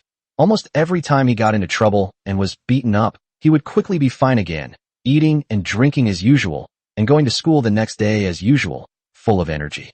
Dad, are you saying that all these years, you've actually felt sorry for me and couldn't bear to hit me? That goes without saying. You're my only son. What if I really hurt you? Jiang Depin said matter-of-factly. To be honest, there were 2 times when your mother and I were terrified. One was when you were in junior high school, and you skipped school and hung out with some young people in the community. Dyeing your hair blonde, smoking, drinking, fighting your mother, and I are really worried you're going astray. Another time, it was during high school when you had a puppy love. After the breakup, you suddenly wanted to jump off a building and commit suicide. That time, I was really worried. Your mother and I didn't sleep for several days. We were on tenterhooks and secretly observed your situation. I'm afraid you might do something foolish on impulse. Fortunately, you got through it smoothly, got into university, and graduated without any problems. Your mother and I can finally breathe a sigh of relief. Although I made a few minor mistakes this time, Jiang Depin casually wiped his eyes, then suddenly punched Jiang Chen on the shoulder, laughing happily. You've given me 3 grandchildren all at once. To be honest, you're better off than I was back then. Hurrah! Good, Jiang Chen said modestly. But his father's words really moved him. Parents' hearts are always full of love and worry. I always thought my dad was a rough, short-tempered man who liked to beat people up at the drop of a hat. But in reality he is very meticulous and has been secretly very worried about me. Meanwhile, in my memory, he was a tall, upright, and seemingly omnipotent man who was good at persuading people with reason. He's gotten quite old now. His back is a little hunched, his hair is a bit gray, and he has more wrinkles on his face. Gradually, he is starting to show signs of becoming an old man. Time flies. Dad, thank you so much for all these years. Jiang Chen choked up a little. You brat, why are you thanking me? It's because I'm your dad. I owe you something in this life. Jiang Depin said with a gentle smile. If you live a good life in the future and don't forget your mom and me, we'll be content. Jiang Chen was so moved that he burst into tears. I never imagined that my dad and mom would go to such great lengths for me. Why? I really wish I could run into my father's arms and cry like I did when I was a child. However, just as Jiang Chen was deeply moved and grateful for his parents' nurturing, he suddenly noticed that the belt Jiang Depin had been holding was moving. That's right, there has been some action. Looks like he's going to slap himself. Jiang Chen was shocked upon seeing this. Dad, what are you doing? Are you going to whip me with the belt? Jiang Depin nodded and said with a smile. Didn't I warn you before that if you ever caused trouble again, I would whip you with a belt? You don't want your dad to go back on his word, do you? No way, Dad. You're serious? Don't worry, it's all right. I won't really whip you with a belt. It's just for show, for the sake of my family's imperial throne. To let your mother understand the domineering authority of your father as a man, and who else is qualified to be the head of the family. Jiang Chen hesitated for a moment. Well, okay then, Dad, go easy on me. Rest assured. Snap. Ouch. Dad, are you really going to whip me with a belt? Oh, son, are you all right? Of course I'm fine. It's just this chair, look at it. You've practically pulled it apart. Bite. The host has completed the task of proactively confessing to his father and has been whipped with a belt by his father. Task evaluation, unrivaled. Congratulations, host, you have received a reward. Chapter 27, The Majestic Aura of a Man's Domineering Power. Congratulations on winning a cash prize of 1 million renminbi and one chance to win a prize. 1 million in cash? Awesome. Awesome. Finally, it's not a small amount like tens of thousands or even hundreds of thousands. Draw a prize. Jiang Chen said again using his mind. Ding. Successful lottery draw. Congratulations, host, you have obtained God-level culinary skills. Xiao Chun is in big trouble now. With my uncle's fiery temper, he'll definitely get a good beating. Sigh. Sister May, Jiang Chen didn't actually do anything wrong. It was purely an accident. Why don't you try to persuade uncle to stop being angry and let Jiang Chen off the hook? After Jiang Chen was taken away by Jiang Daipen, Sun Qian and Su Qingsheng were very worried. Sun Qian felt guilty. If her mother hadn't tipped Jiang Daipen off, he wouldn't have come in such a hurry. And since she's a relative, she knows Jiang Daipen's temper. Anyway, Jiang Chen is going to get a beating this time. Su Qingsheng's identity is somewhat awkward. But after all, she was older than Jiang Chen. The incident was indeed an accident, and after spending the last few days with him, I felt that the big pig's trotter was not a bad person, so I unconsciously spoke up for Jiang Chen. Although, she called Song Mei sister and Jiang Daipen uncle. That's really awkward. Song Mei was initially a little worried, but after listening for a while and not hearing any noise or signs of a fight, she realized that Jiang Daipen's intentions were clear after all, as they had been husband and wife for many years. So he said with relief, it's all right. Jiang Daipen said he knows what he's doing, so he does. Auntie, are you saying that uncle won't beat Xiao Chen? Sun Qian asked. Upon hearing this, Su Qingsheng also looked at Song Mei. No. Song Mei waved her hand, her tone resolute. Look how old Xiao Chen is now. He's graduated from university and is now a father, having given him 3 grandchildren.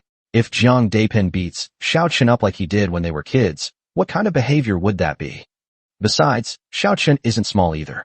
If they fight, it's hard to say who will beat whom. That's true. Sun Qian and Su Qingsheng were both embarrassed. It was uncertain whether the father or son would beat the other. What kind of behavior was this, a son beating his father? But in any case, the two agreed with Song Mei's statement that Jiang Daipen would not beat up Jiang Chen. But unexpectedly, the next second, smack. Then came the sound of a belt whipping inside, followed by Jiang Chen's scream. Sun Qian and Su Qingsheng.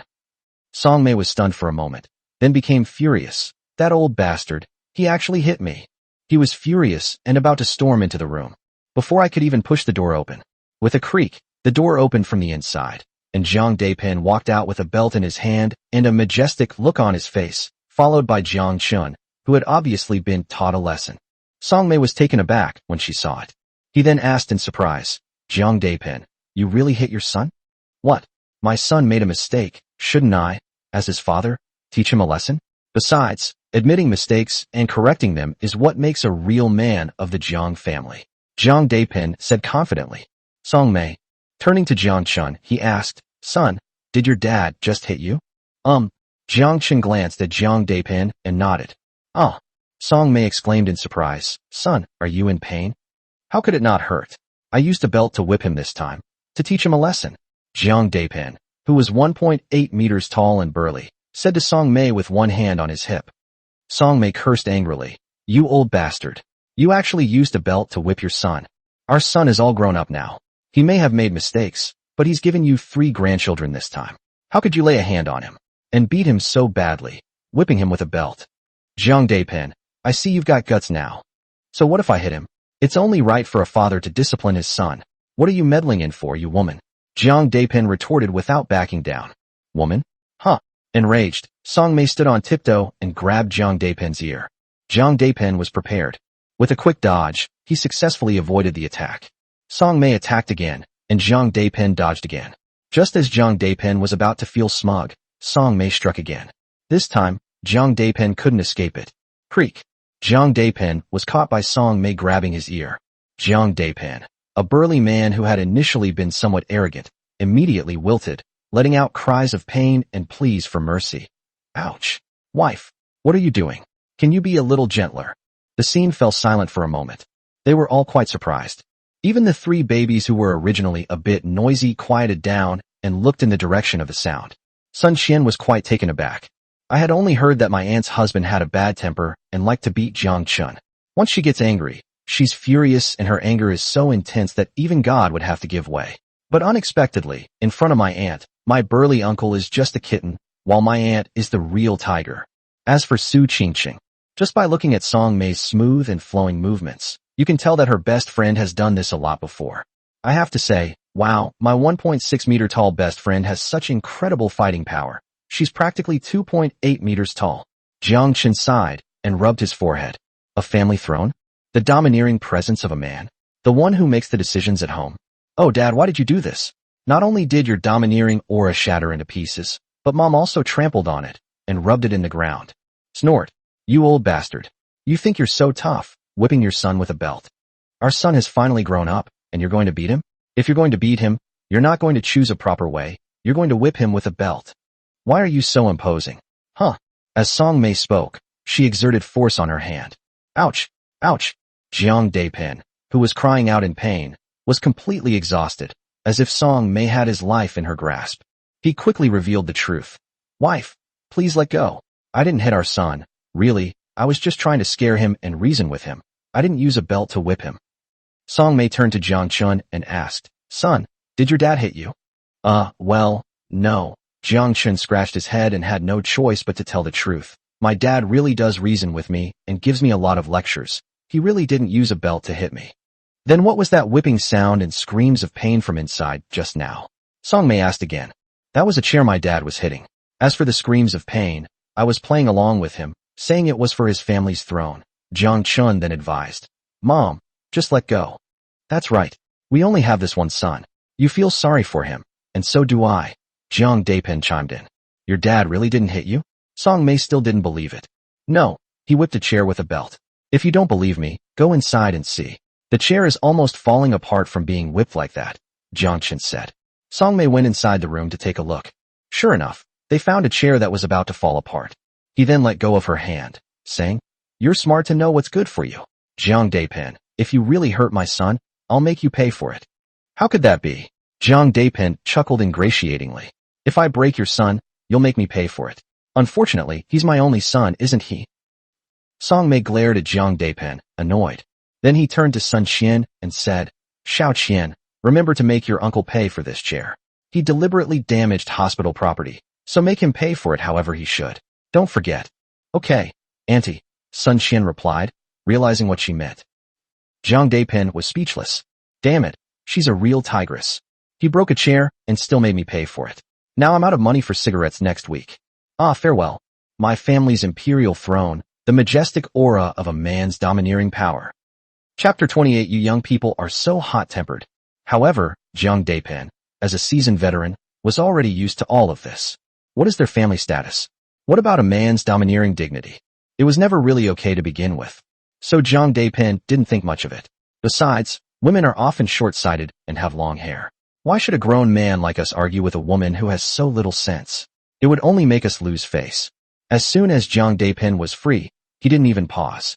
He went straight there to see his 3 grandchildren.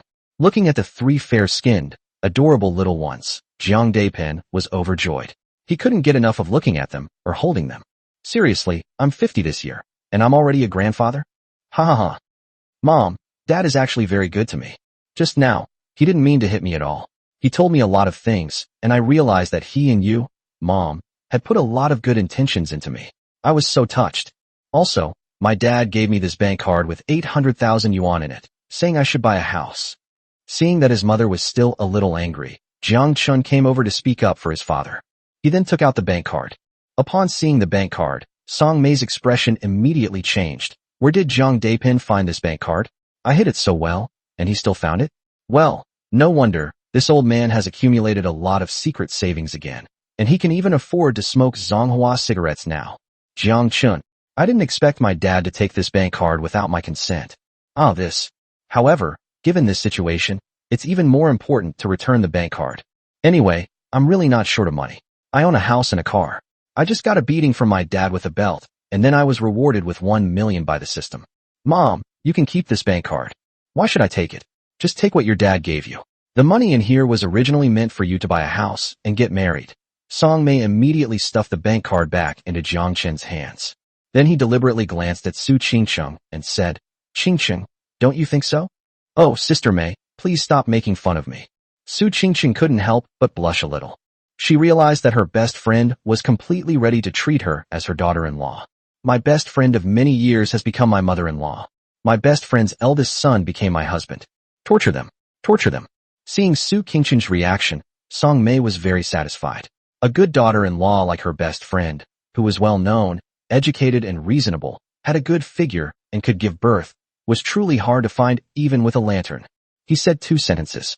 Song Mei also thought of the crib. The reason was simple. Although she had held babies many times before, seeing Jiang Depin constantly holding his grandchildren, especially in the crib with one arm around a baby, still made her envious. "I couldn't help but want to get closer to my eldest grandson and granddaughter. Come here, let me hug you." Song Mei came up to her and opened her arms. "Isn't there one more? You can hold that one. I also want to be like you, taking on 2 at once." "No way." Jiang Depin refused without even thinking. "You've hugged me so many times already, and I'm only just starting to hug you now. What are you arguing with me about?" Jiang Chen listened in silence. "I was thinking to myself, aren't these 3 little babies enough for you 2 to hold?" He was about to step forward to offer some advice. Suddenly, my mother exclaimed in surprise, "Oh my God, Jiang Depin, why is there blood here?" Jiang Depin was happily cuddling the 2 babies when he suddenly heard Song Mei's words. He was stunned for a moment, looked down in the direction she was pointing, and found that there really was blood. What a mess of blood. "Let me see." Upon hearing this, Sun Qian also quickly came over to take a look. "Uncle, what happened to you? Your wound has reopened," Sun Qian said after examining him. I don't know if Jiang Depin was overjoyed or carried away, or what the reason was, but anyway, the wound from my appendectomy had reopened a bit, though it wasn't bleeding. "Oh, the wound has reopened?" "Yes, uncle, but I'm an obstetrician. In your case, you need to find a surgeon to help you," Sun Qian said solemnly.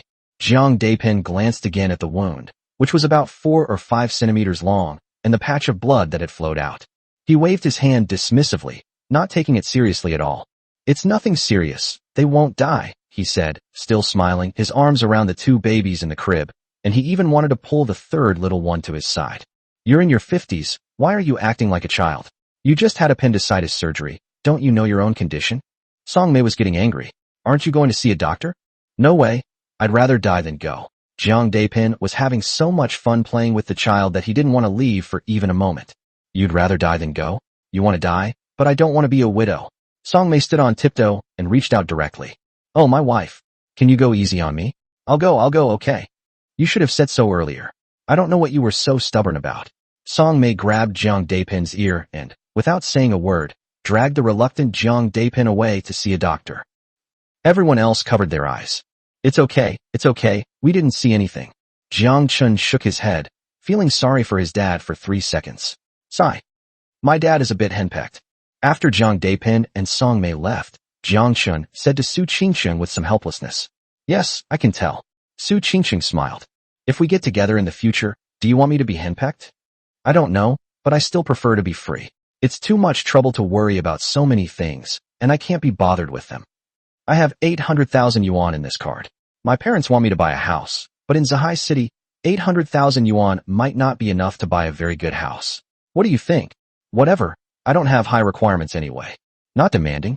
Jiang Chen asked jokingly. "If I lived in a doghouse, would you live there with me?" "TCH. Su Qingqing spat and rolled her eyes at Jiang Chen. "First, I don't necessarily have to live with you wherever you live. Second, if you're really living in a doghouse, I'm not going to live with you.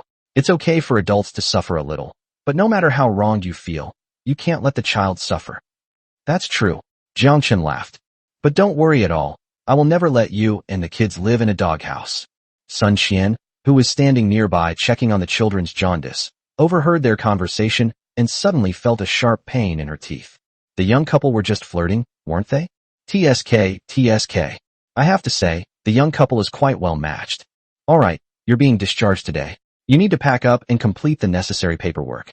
There's a ton of stuff to take care of. By the way, Xiaochun, have you remembered the postpartum care instructions for new mothers? Remember this. Avoid strenuous exercise, pay attention to hygiene, and prevent the wound from getting wet. Anything else? Besides? Yes, regarding sexual relations, there's a 42-day recovery period. For intimate contact, you should consult the woman's opinion as much as possible, making sure she doesn't experience pain or other discomfort. Jiang Chen, I understand, cousin. You've already explained it. By the way, you didn't do it on purpose, did you? How could that be? Sun Qian denied it outright, her eyes wide. I'm an obstetrician. This is just a medical order for you. Besides, I'm just worried that you young people are hot-tempered and can't control yourselves. Chapter 29 3 seconds. No, 3 minutes. Husband. As Jiang Chen was packing his things and completing the discharge procedures, his mother called to say that his father's condition was a little serious and that he would need an 4 drip after the wound was cleaned. In short, if Jiang Chen wants to be discharged in the morning, he will have to rely on himself. Of course, over the phone. Song Mei also complained. You're no help at all. You just caused trouble. Zhang Daipin could only stand by and smile awkwardly. Fortunately, there wasn't much stuff, and it didn't take Jiang Chen too long to pack up all the items and complete the hospital admission procedures. At this moment, Sun Qian arrived again. They brought a cash red envelope and a baby stroller specifically for triplets. Xiao Chun, Qingcheng. This is a gift for you, please don't mind it. When Jiang Chen saw that the cash red envelope contained 5,000 yuan, and the baby stroller specially designed for triplets also looked quite valuable, he couldn't help but click his tongue in amazement. His cousin was quite generous. Su Qingcheng also felt that this was a significant sum. Cousin, isn't this a bit too much? Su Qingcheng had known Sun Qian for a few days and felt she was a good person, so she followed Jiang Chen's lead and addressed Sun Qian as cousin. This is nothing. Sun Qian laughed. Next time, I'll give you a bigger one. Next time? Su Qingcheng asked, puzzled. Of course. You and Xiao Chen have a baby, so you're not going to get married? You can't just get on the train without buying a ticket. Qingcheng, let's accept it. Jiang Chen said happily. Money aside, the more the better, and these strollers for triplets are exactly what they need. There's no reason not to accept them. This is my cousin's kind gesture. After all, it would be impolite to refuse. Besides, my cousin is very wealthy. This little bit of money is nothing to her, just a few days' wages. Sun Qian. What do you mean by being rich and powerful? What do you mean by a few days' salary? I'm just an ordinary person, okay? My monthly salary is a few thousand, and with bonuses I barely make over 10,000. It was just my way of showing my love and care for my nephews and nieces as their aunt. Sigh, that ungrateful cousin of mine is like a dog biting Lu Dongbin, not recognizing a kind heart. I spoiled him for nothing when he was a child. Thank you, cousin. Su Qingcheng said. We're family, no need to be so polite. Sun Qian said with a smile, thinking that her sister-in-law knew how to speak well. Because she had something to do, Sun Qian went back to work for a while and said she would come over to see Jiang Chen off when he left. Su Qingcheng was able to stand up and walk around for a while. Together with Jiang Chen, she put the 3 babies into the stroller, played with them for a while, and then fed and watered the 3 little ones. After a short break and some tidying up, we can set off. Unexpectedly, at this moment, an uninvited guest arrived, Wang Bingbing. She was also there to offer a gift. Jiang Chen, having a baby is a major life event. As an old classmate, I can't be impolite to this occasion. Congratulations. She gave him 1,000 yuan in cash, a fruit gift box, and several sets of children's clothes. Previously, she was completely outshone by Su Qingcheng. Her looks, temperament, and figure were all surpassed, and she was ignored and neglected by Jiang Chen. Later, with Song Mei becoming the prospective mother-in-law, Su Qingcheng was officially recognized as the Jiang family's daughter-in-law. All of this left Wang Bingbing disheartened. She no longer held any hope that Jiang Chen would change his mind and treat her with the same tender care and devotion he had shown her back then. After that, to avoid embarrassment, she switched shifts with her colleagues and deliberately avoided the area responsible for Su Qingcheng's ward. As for this gift of money, we were classmates after all, so it's not right to pretend I didn't see it when we met and not say anything about my old classmate having a baby. So as soon as she heard that Jiang Chen was going to be discharged from the hospital, she rushed over again. Of course, she had no other thoughts in her mind, nor was it possible for her to have any. After all, Jiang Chen was so good to her back then. He was willing to give everything for her, to be completely open and honest with her, even his life. Although some of his actions seemed a bit silly or ridiculous, he was absolutely sincere towards her. She didn't understand and didn't cherish it back then. And all these years have been full of twists and turns. Among all the boys she knew, she still felt that she was attracted to a sunny and handsome guy like Jiang Chen. How foolish I was to miss out on Jiang Chen back then. Although I can't afford and can't compare to Su Qingcheng's magnanimity, everyone has their own preferences. What if Jiang Chen also likes my type A? We should still have hope. What if it comes true? No matter what, she was his first love. And she was once willing to die for herself. It was this lingering thought, this last-ditch effort, this regret for not cherishing what she had back then, that drove Wang Bingbing to take advantage of her old classmate, giving her a gift to meet Jiang Chen again. However, her arrival immediately silenced the atmosphere in the room. Jiang Chen rubbed his forehead, feeling somewhat embarrassed. I didn't know what to do for a moment. If I don't accept a gift, it's because the other party is kind-hearted and is an old classmate, and it wouldn't look good on them. If Su Qingqing accepts the gift, it won't look good. Don't be fooled by this girl's seemingly generous nature. She's actually quite petty. Damn, the best exes are always like they're dead. That's absolutely true. Besides, back then, he wasn't even an ex. He was just a simp, the kind who ended up with nothing. Honey, since it's a kind gesture from your old classmate, please accept it. Just as Jiang Chen was hesitating whether to accept or not, Su Qingqing spoke calmly, and what she said surprised Jiang Chen a little. The girl had just called him husband. Great, it sounds really good. Thank you, old classmate. I'll accept the gift. Jiang Chen quickly realized what was going on and said to Wang Bingbing, It's nothing, it's what I should do. Wang Bingbing spoke politely, but inside she was incredibly jealous. That's Su Qingqing. She's already started calling Jiang Chen husband. It felt like being pricked with a needle for a moment. However, the sensation of being pricked by needles was yet to come. Su Qingqiang walked slowly to Jiang Chen and naturally took his arm. We're being discharged from the hospital today. You and my husband are old classmates. You're welcome to come to our home anytime. As he spoke, a large headlight rested intimately on Jiang Chen's arm. Jiang Chen, on the other hand, very naturally reached out and put his arm around Su Qingqing's slender waist. When Wang Bingbing saw this scene, she felt like vomiting blood. Welcome to my home. So, they started living together after being discharged from the hospital? Moreover, one person is holding the other's arm, playing with a weight that life cannot bear, while the other is holding the other's slender waist. Are they going to show affection in public? Also, men really are visual creatures. They still prefer bigger ones. Wang Bingbing felt as if 1,000 or 10,000 needles were stabbing her heart. Okay, she came here just to be tortured. She was such a fucking idiot. I shouldn't be here. I should be under the car. Okay, thank you. I have something to do. I'll be going now. After exchanging a few polite words, Wang Bingbing made her escape, as if fleeing. She was afraid that if she stayed any longer, she would burst into tears. You just called me husband? After Wang Bingbing left, Jiang Chen looked at Su Qingqing. That sounds nice. Keep calling me that from now on. Dream on. Su Qingqing's pretty face flushed red, and she pushed away Jiang Chen's hand that was around her slender waist. I only let you be my husband for a few minutes. You want me to be like this in the future? You can dream about it first. So, I was only husband for a few minutes? May I ask how many minutes? Jiang Chen asked with a veiled meaning, deliberately smiling. Su Qingqing didn't realize it at first. Hearing Jiang Chen's words, he joked, then I'll have to do the math.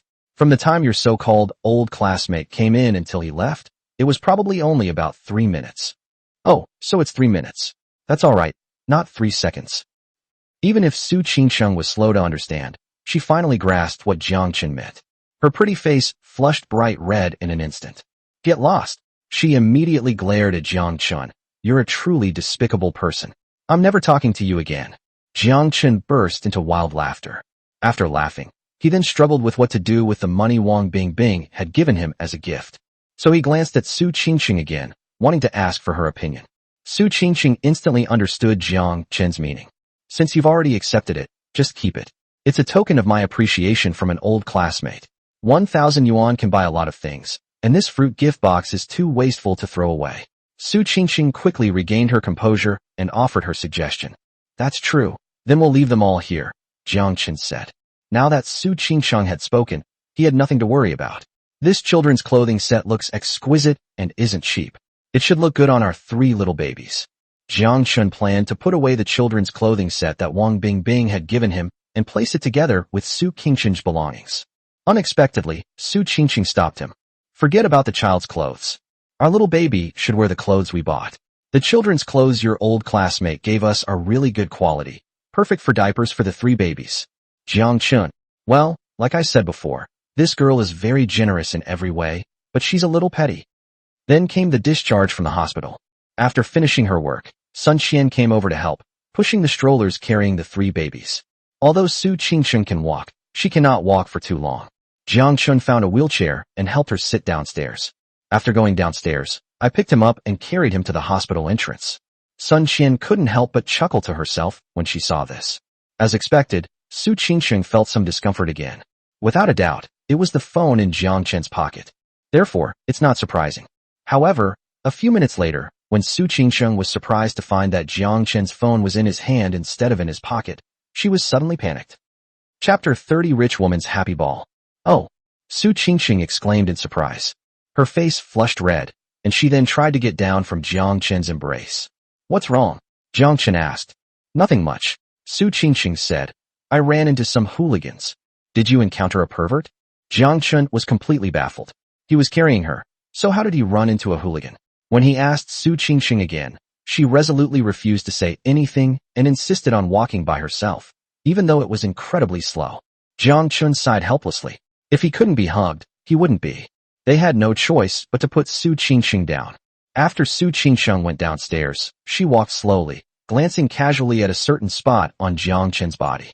She was secretly startled, her face flushing. It was actually, no wonder. Bite. The host is embracing his wife. Congratulations, host, you have received a reward of 80,000 yuan. There's a reward for getting a wife? The dog system is great.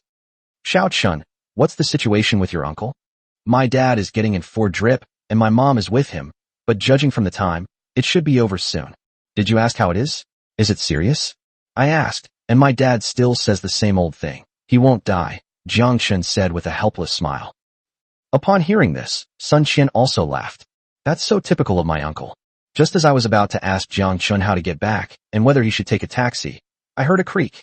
It was Jiang Daipin and Song Mei who drove back. The car was their old, 10-year-old Volkswagen. Just in time. Son, come on, I'll take you back. Jiang Daipin, still in the driver's seat, excitedly said. It turned out that Jiang Daipin's wound had reopened, so he went to see a doctor. The Women and Children's Health Hospital had a surgery department that adult men could see, but Song Mei saw that there were many people registering and the waiting time was long, so she drove Jiang Daipin to another hospital. When they arrived, the doctor saw Jiang Daipin's wound and scolded him for being so careless, saying that he had just had surgery and it wasn't an ordinary wound. Jiang Daipin remained nonchalant, stating that he wouldn't die, leaving the doctors both amused and exasperated. At Song Mei's insistence, Jiang Daipin reluctantly agreed to have his wound treated and then receive in for drip. Even so, Song Mei was still worried and kept a close eye on him.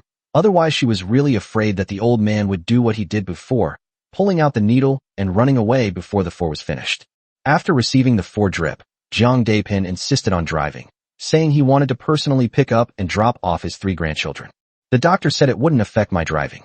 Experienced driver Song Mei glared at Jiang Daipin before letting him sit in the driver's seat. Son, don't look down on your dad's car. It's a bit old and your mom drives it now, but you know, it doesn't have any major problems. It has served our family very well over the years. Jiang Daipin said to Jiang Chen with a smile. Ever since he learned that he had 3 grandsons and granddaughters and became a grandfather, he felt as sweet as if he had eaten honey, and everything he saw made him happy.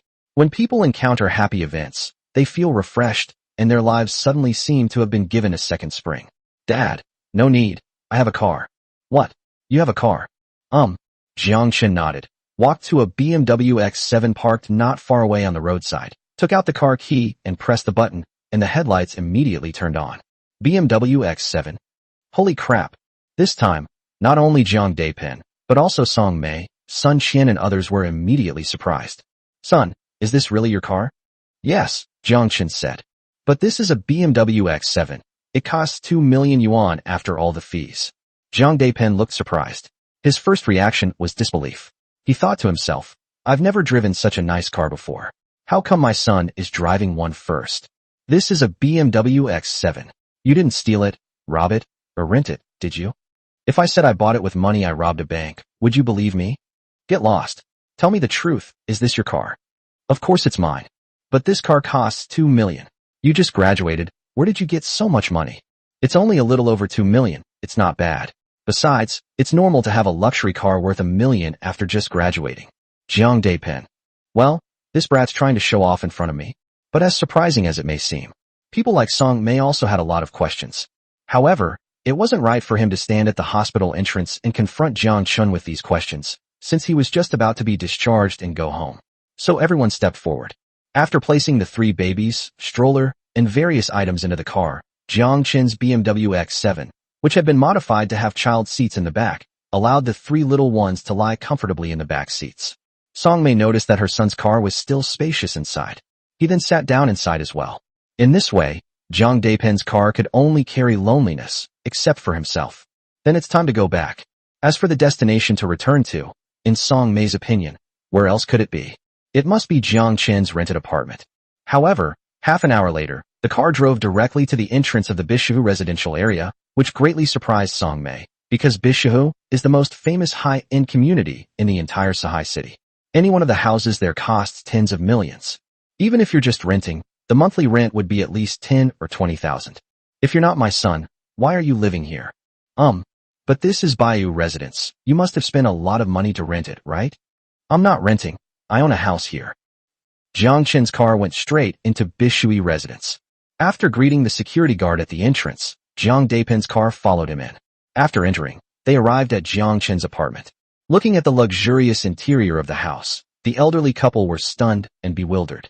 They had just learned that their son had bought a car worth 2 million yuan, and now they found out that their son actually owned a house worth tens of millions of yuan. They are just an ordinary working-class family. Such a car and house is something that even if the elderly couple didn't eat or drink for decades, they probably couldn't afford. But son, is this some kind of cheat code? Jiang Daipen and Song-mei wandered around and looked at Jiang Chen's house. After looking at it, they were not very happy. Instead, they pulled Jiang Chen aside and asked him questions. Their faces were all very solemn. Son, tell me the truth. Have you hooked up with some rich woman? Otherwise, where did you get so much money? Yes, son, you're still young. Don't just think about living off a woman or taking shortcuts. Besides, what's so great about shortcuts like being a rich woman? Besides being rich and having fun, they also have the rich woman's pleasure ball, Jiang Daipen said, his expression one of utter despair. Chapter 31 I am irreconcilably opposed to gambling and drugs in this lifetime. Rich woman's pleasure ball. Song-mei asked, puzzled. It means steel wool, Jiang Daipen explained, forcing a smile. Steel wool. Song-mei looked even more confused. Hey, well, why don't you search for it yourself? Jiang Daipen had no choice but to say again. Upon hearing this, Song-mei immediately searched for it herself. After reading the explanation, Song-mei blushed slightly and glared at Jiang Daipen. You old lachair, you think you know a lot? I'll deal with you when we get home. Jiang Daipen's lips twitched involuntarily a few times. Afterwards, the couple remained united against the outsider, pressing Jiang Chen to reveal whether he had been sexually assaulted by the rich woman. No. How could your son do such a thing? Jiang Chen looked helpless. Although young people nowadays like to take shortcuts, who am I? A righteous and exemplary young man with excellent character and academic performance. It's absolutely impossible. Cough cough. Even if I wanted to, I wouldn't have the chance. If not, then did you do something illegal? Song-mei pressed. Yeah, all the ways to make a lot of money quickly are listed one by one in the criminal law. So you better not do anything stupid. Jiang Daipen added, his eyes fixed on Jiang Chen. For example, have you ever done that rock candy business? Selling rock candy? Song-mei asked again. They sell drugs, making them look like rock candy, using the sale of rock candy as a front. Song-mei was surprised and turned to Jiang Chen with great anxiety, her voice trembling slightly. Son, don't tell me you do that kind of money-making thing. That's a capital offense. Jiang Daipen casually asked Jiang Chen if he was selling rock candy. Seeing Song-mei's reaction, he was startled and immediately looked nervously at Jiang Chen. That brat, could he really? That can't be. Jiang Chen, on the other hand, was both amused and exasperated by the serious and nervous expressions on the two elders' faces. Where are we now? Selling rock candy? Just kidding. I'm sworn enemies with gambling and drugs for the rest of my life. But thinking about it, it makes sense. It's hard for anyone to believe that he's suddenly got a cheat code, owning luxury cars and mansions and assets worth tens of millions right after graduation, including his parents. To avoid worrying my parents, Jiang Chen then produced his property ownership certificate, car purchase contract, and other documents to prove that the car and house belonged to him. After that, he showed the elderly couple his mobile phone and bank account. All the rewards the system gives him are legitimate and legal, so even if he buys a car or a house, he has a legitimate source of funds, which is the money he earns from stock trading and Bitcoin trading. Every single detail was recorded. Both Song-mei and Jiang Daipen have received higher education. After carefully examining Jiang Chen's various sources of income for a long time, it was found that they were all compliant and legal, with clear sources, and were not illegal gains or payments from some rich woman. I'm completely convinced and relieved. I never expected that brat to be so awesome. Fine. That brat had 3 kids in one go. He's even better than me. Making money is even more awesome than me and my husband. Jiang Daipen was overjoyed. That son is awesome. Even though he's just a laborer, he benefits from it too, doesn't he? If his son gets the meat, he gets the soup too. Song Mei was also very pleased. That brat was worth raising. He's already so impressive right after graduation, able to afford a car and house worth tens of millions, and on top of that, he still has over $1 million in cash in his bank account. He's way better than me. No matter what, he has a daughter-in-law, 3 grandchildren, and a successful son. My life is finally complete. Thinking of this, Song Mei was overjoyed. Just as she was feeling happy, she suddenly slapped Jiang Chen.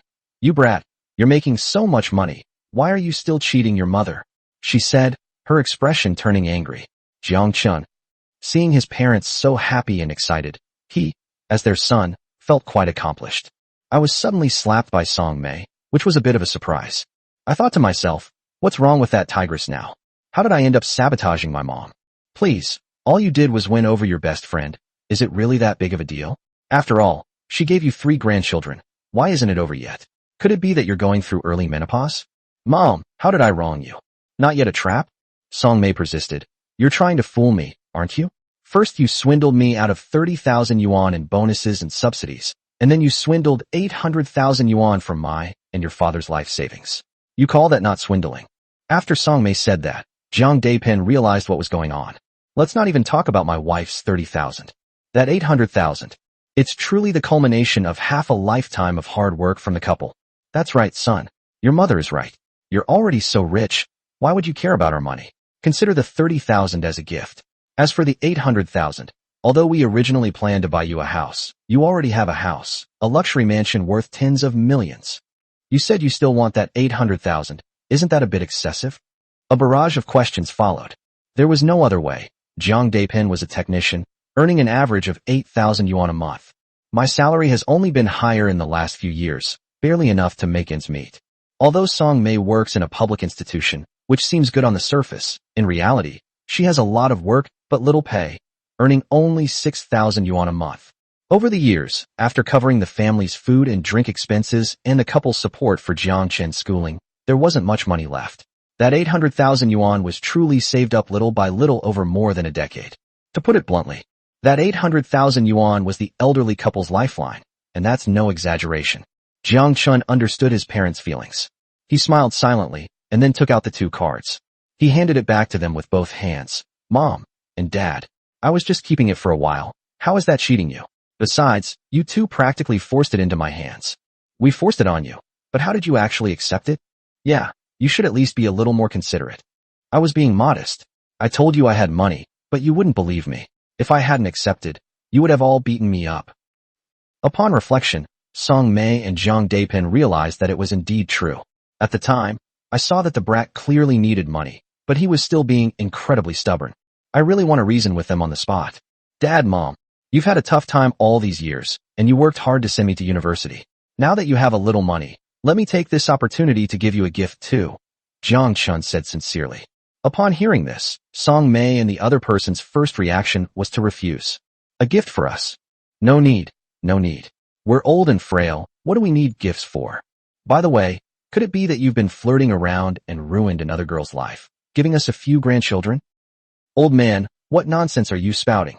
What nonsense are you talking about? Our son inherited my handsome genes, charmed a few girls outside, and then, isn't that normal? Ouch, honey, can you be gentler? Don't be too gentle. I'm telling you this now. If my son dares to be unfaithful to Qing Cheng, I'll make sure he doesn't run away with his tail. Yes, yes. If he dares, I'll break his legs too. Chapter 32. You peed all over your grandpa's mouth. So filial. Seeing Mom catch Dad, she ruthlessly destroyed him. Jiang Chen sighed and rubbed his forehead. I thought to myself, Dad, when did you become such a goofball? Where did that hot-tempered, old-fashioned, domineering tough guy go? Oh well, after feeling sorry for Dad for 1 second, I'll spend the remaining 99 seconds laughing. Mom and Dad, don't get the wrong idea. My gift to you is a house. Jiang Chen said to the two elders in a serious tone, taking out the property certificate and keys. What? They're giving us a house. Surprised, Song Mei and her companion, as usual, repeatedly objected. Silly boy, even if you're rich, why don't you give us a house instead of something else? Are we homeless or what? We were thinking of buying you a house before. With this 800,000 yuan, we can forget about buying your house, but there are so many affordable communities in Sahai. Buying a smaller one would be enough to pay in full. Even in the Swan Lake community, which focuses on light luxury, the down payment would be easy. Yes, son, we know you're very filial. You can keep the house for yourself. By the way, son, which neighborhood did you say you bought us a house in? It's from the Swan Lake residential area. Huh? From the Swan Lake residential area. Good heavens. Although it can't compare to Bayou residence, a house by Swan Lake would still cost 2 or 3 million if paid in full. Why would you, silly kid, buy such an expensive house for us? Exactly. It's useless, you can't eat or drink it. It's just a waste of money. Your business is just starting out, and you're already spending money so lavishly. It's not good to make it a habit. Song Mei and the other woman scolded Jiang Chen for wasting money. They were determined not to take the house. Jiang Dapin's behavior was particularly evident. He was heartbroken by Jiang Chen's wasteful spending, but while he was talking, he still kept quiet and took the property certificate and keys into his hands. Let's be reasonable. The son, too, was filled with filial piety and couldn't refuse such a kind offer. We can't let our son feel disappointed. Jiang Chen saw this and was genuinely happy. After all, they are their own parents. I've worried myself sick over the years. They've worked hard and saved their whole lives. It's only right that they enjoy a comfortable life with us. No amount of kindness is too much. Giving them a house is nothing. Is this really your house? After Jiang Chen resolved his parents' questions and concerns, he ran into Su Qingsheng wandering around the room as soon as he came out. The three little ones were sleeping soundly, which gave her a good opportunity to show off the new house she was about to move into. She didn't know much about Jiang Chen. Based on what I know about her best friend Song Mei, her family background is just average. There is no distinguished family background or connections. Jiang Chen herself was just a recent college graduate, yet she first owned a BMW X7 and then a house in Bishou. Even though she was used to seeing the world, she was still quite surprised. A BMW X7 costs 2 million yuan after purchase. The most notable characteristic of the houses in Bishou is their high price. The house I'm about to move into will cost at least 10 million. Such a level of assets is, frankly, a bit excessive for a recent college graduate. Of course it's mine. Jiang Chen laughed. How about it, Teacher Su? Not bad, right? Not bad. Su Qingqing nodded, her gaze towards Jiang Chen somewhat strange. I thought you were just a poor student, but I didn't expect you to have so many advantages. You're actually a hidden tycoon. Then Ms. Su will be quite busy. I have many good qualities, just waiting for you, Teacher Su, to discover them. TCH, who's going to find it? Hearing the veiled meaning in Jiang Chen's words, Su Qingqing felt her face flush inexplicably, her heart churning. However, she remained disdainful, composed herself, and suddenly said, By the way, can I make a request? What are your requirements? Just say it. Could you please stop calling me Teacher Su from now on? Huh? Then what should I call you, wife? Daughter-in-law? Don't want. The mother of my child? Roll. Then what do you suggest I call you? Calling you by your first name isn't respectful enough. How about, I call you auntie? Huh? What? Because I call you auntie, Chiji. Su Qingsheng was so embarrassed that she wanted to hit someone. I almost cursed out loud. Chiji? What the hell? Have you ever seen an aunt who's given birth to several of your children? Jiang Chen was secretly delighted to see Su Qingsheng's expression, which almost made her want to stay in Bengbu. This girl is still easily teased. Huh? Su Qingsheng turned her head away angrily, deliberately keeping a cold face. After a while, he suddenly remembered something and asked Jiang Chen again, Did you just give your parents a house by Swan Lake? Did you hear that? Your parents are so loud, of course I can hear them. That's true. I did give them a house by Swan Lake. What? You're already reluctant to part with it. What do you mean I'm reluctant to part with it? It's not my house. I just think you're very filial. Sister May and your dad have done a good job raising you. Of course, filial piety is a traditional virtue of our Chinese nation, and I have always been this filial, willing to give my parents the best of everything. Jiang Chen patted his chest and boasted for a while. Upon hearing this, Su Qingqing blinked and asked again, The houses in Bayou residence are much more expensive than those by Swan Lake, right? Since you're so filial, why don't you let Sister May and the others stay in Bayou residence? Ah, this. Jiang Chen was immediately speechless and scratched his head. Aunt Sue, what you're saying? That's a really bad question. What do you mean? Since I'm so filial, why don't I let my parents live in the Bayou residence? I'm doing this because I'm worried that they might not be used to living here, cough cough, so that I can live comfortably myself. As the saying goes, of all virtues, filial piety is the most important. One should judge by the heart, not by the actions. Su Qingcheng saw Jiang Chen get the short end of the stick. She couldn't help but cover her mouth and chuckle softly. Oh, I see. So that's how filial you are. She does have some filial piety, but not much. Ha ha ha. Jiang Chen and Su Qingcheng teased each other, while Song Mei and Zhang Depin were also busy. After happily accepting the house keys from their son, they immediately went to their 3 grandchildren. The 3 little ones are sleeping. The sudden noise woke them all up, and they squirmed and cried incessantly. Upon inspection, Song Mei discovered that the diaper needed to be changed. Upon seeing this, Comrade Zhang Depin volunteered to help change the diaper. Changing diapers? Are you sure you can do it? Song Mei asked. What do you mean it's okay or not? It's just changing a diaper. I've changed diapers for my little rascal before, Jiang Depin said matter-of-factly, and then confidently began to change his grandson's diaper. See, what's so difficult about this? Isn't it just a matter of taking off the diaper, wiping my grandson's bottom clean, removing the old diaper, and putting on a new one? Simple, it couldn't be simpler. Oh my! Tui, Tui, Tui, you little brat, Grandpa was changing your diaper, and you peed all over his mouth. So filial. So damn filial. Chapter 33. Even a cow would be stunned for 3 seconds after eating it. Jiang Depin volunteered to change the diapers for the 3 little ones. While changing diapers, he boasted to Song Mei how easy it was to change them. Unexpectedly, just as she was changing her first grandson's diaper, the grandson suddenly peed, and by sheer coincidence, it landed right in Jiang Depin's mouth. Song Mei burst into laughter at the sight. Isn't this great? You changed a diaper, and your grandson peed all over his mouth. You're quite something. Let's see if you'll keep showing off. Jiang Chen and Su Qingcheng couldn't help but chuckle when they saw it. Jiang Chen sighed and poured his father a glass of water. Jiang Depin himself didn't care.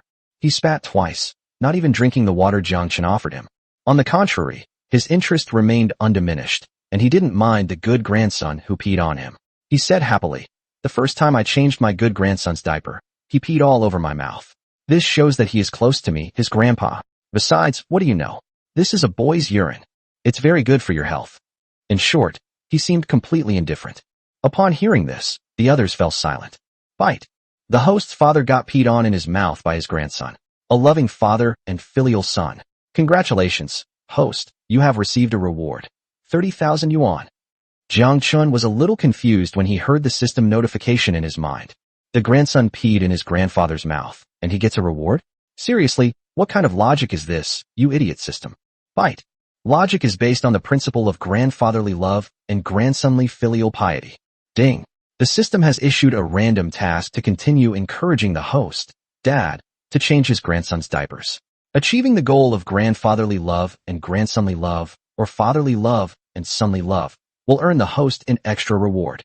The host can, of course, refuse. There is no penalty or reward for refusing.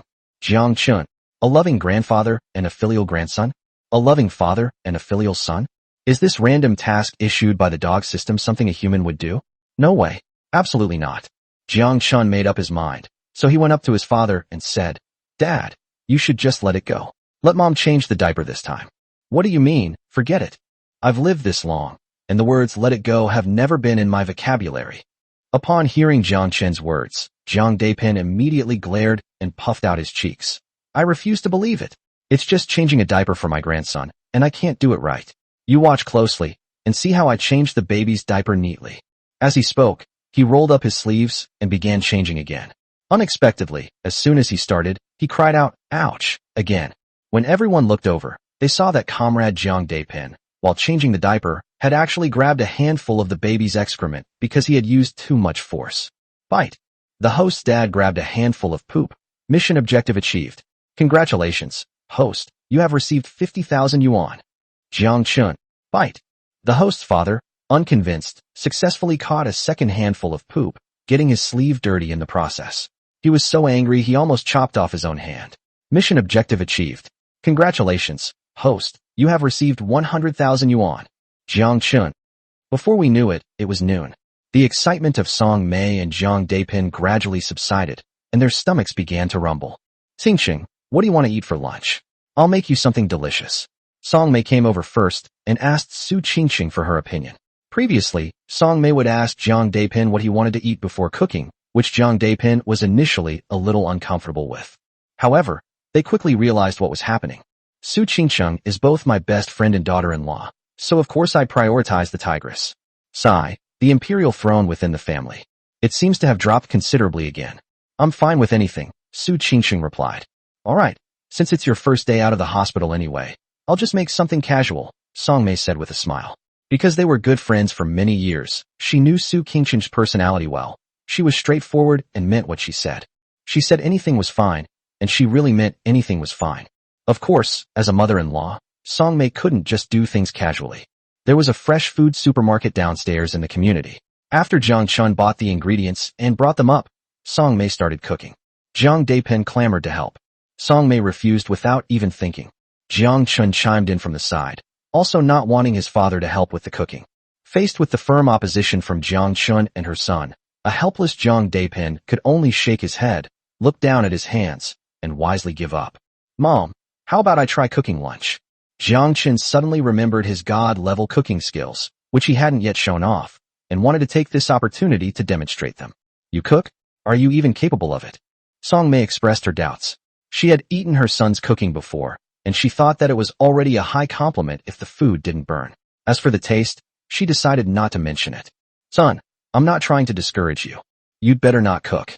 You've cooked before, and let me tell you, even a dog would shake its head at the taste of your food, Jiang Depin said, unusually joining forces with his wife. Jiang Depin made these remarks. Song Mei and Su Qingqing burst out laughing. Jiang Chen sighed and rubbed his forehead.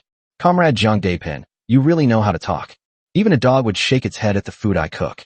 It was clearly because my cooking was so delicious, the flavor was amazing, salty and spicy enough, that the dog jumped 3 feet high after eating it, squeaking and wriggling as it ran away happily. Mom, please let me try this once. If I really can't cook well, then you can keep cooking, Jiang Chen advised Song Mei again. Alright, I'll watch from the side. Seeing that Jiang Chen was really willing to show off his skills, Song Mei had no choice but to agree and let Jiang Chen into the kitchen. However, she still didn't have any faith in Jiang Chen's cooking skills. The cooking is mainly for Qingqing. It doesn't matter what we eat. Qingqing is currently in her postpartum period and has to feed 3 children, so she must eat well at every meal. Okay, Mom. Jiang Chen responded and kept busy with his hands. The first dish he cooked was stir-fried pork. After washing the pork belly, he sliced it thinly. He also sliced the garlic and ginger and cut the scallions into sections. Thanks to his godlike culinary skills, he not only has extraordinary experience and skills in cooking, but he can also cut vegetables at an incredibly fast speed. The technique was so fast that it left only a blur. Song Mei was still nagging about preparing a side dish of stir-fried radish and pork liver. Jiang Chen had already heated the wok and added oil, then added the sliced pork belly and stir-fried it until the fat was rendered. Before long, a delicious and flavorful home-style stir-fried pork dish was ready. Son, Qingqing is my best friend. I won't go into details about that. She gave birth to 3 children for our Jiang family. That alone is truly remarkable. She has made a great contribution to our Jiang family. We should treat her well. Otherwise, they would truly be heartless. While nagging, Song Mei placed the prepared side dishes over to Jiang Chen. But when she looked up, she found that Jiang Chen had already prepared a simple stir-fried pork dish, and even smashed a cucumber. You finished so quickly? Song Mei asked in surprise. Yes, Mom, try it. Jiang Chen handed him a pair of chopsticks. Song Mei took the chopsticks, tasted a bite of the home-style stir-fried pork, and felt incredulous as soon as she put it in her mouth. The taste is so delicious it's indescribable. To sum it up in one sentence, I've lived for decades and never eaten such delicious stir-fried pork. Next, I tried the smashed cucumber, and the taste was equally bizarre. It's as simple as smashing cucumbers. But she tasted a divine flavor in it. How did that brat do that? Mom, how is it? Is it delicious?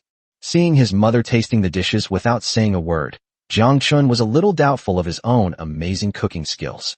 Song Mei quickly picked up another piece of smashed cucumber and then mumbled, delicious.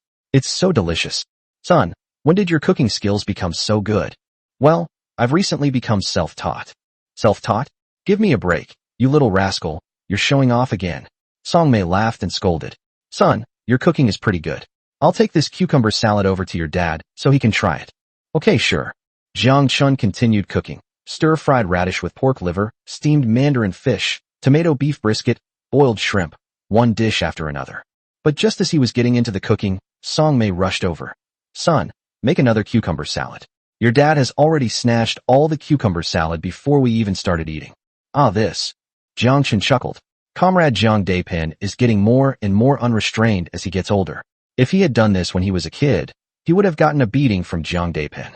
I'm fine now that I've finished eating. I'll take another picture. By the way, Mom, what did Dad think of my cooking after he tasted it? Jiang Chen asked again. That's what your dad said. The food you used to make was so bad that even a dog would shake its head. But now the food you make is so bad that even a cow would be stunned for 3 seconds. Chapter 34 Steamed Mandarin Fish, Tomato Beef Brisket. After the baby was born, the whole family was discharged from the hospital, and then they moved into their new home. This is truly a double celebration. With Song Mei's assistance under her watchful eye, Jiang Chen prepared a large table of dishes.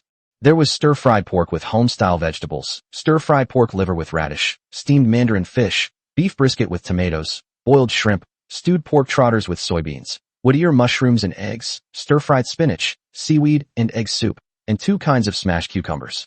Jiang Depin's eyes lit up the moment he saw it. If Song Mei hadn't been watching, they would have already started eating and drinking. Qingcheng, today is the first meal our family is having together. Song Mei smiled at Su Qingcheng. Xiao Chen cooked all these dishes. Come and try them. I guarantee you'll want more after you taste them. While Jiang Chen was cooking, Su Qingcheng went to the bedroom for a short rest.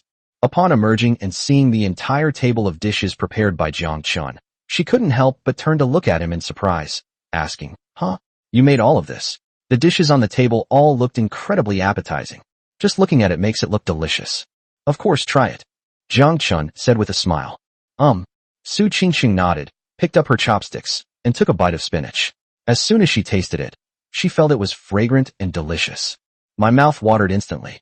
Then I couldn't resist trying stir-fried radish with pork liver, steamed mandarin fish, and tomato beef brisket. Each one is fresh, fragrant, and delicious, an explosion of flavor for your taste buds. It was so delicious I almost wanted to swallow my own tongue. Not bad. It's really delicious. Su Qingcheng wasn't a glutton, but after tasting Jiang Chen's cooking, she inexplicably felt a bit addicted and ate several bites in a short time. Even so, he couldn't stop using his chopsticks. Jiang Chen, I never expected you to cook so well. You're a real eye-opener. Su Qingcheng couldn't help but praise him. Jiang Chen, without any modesty, said, I've said it before, I have no other faults. I'm just full of good points. Qingcheng, eat more if it's delicious. We're all on the same side, don't be shy. Yes, Qingcheng.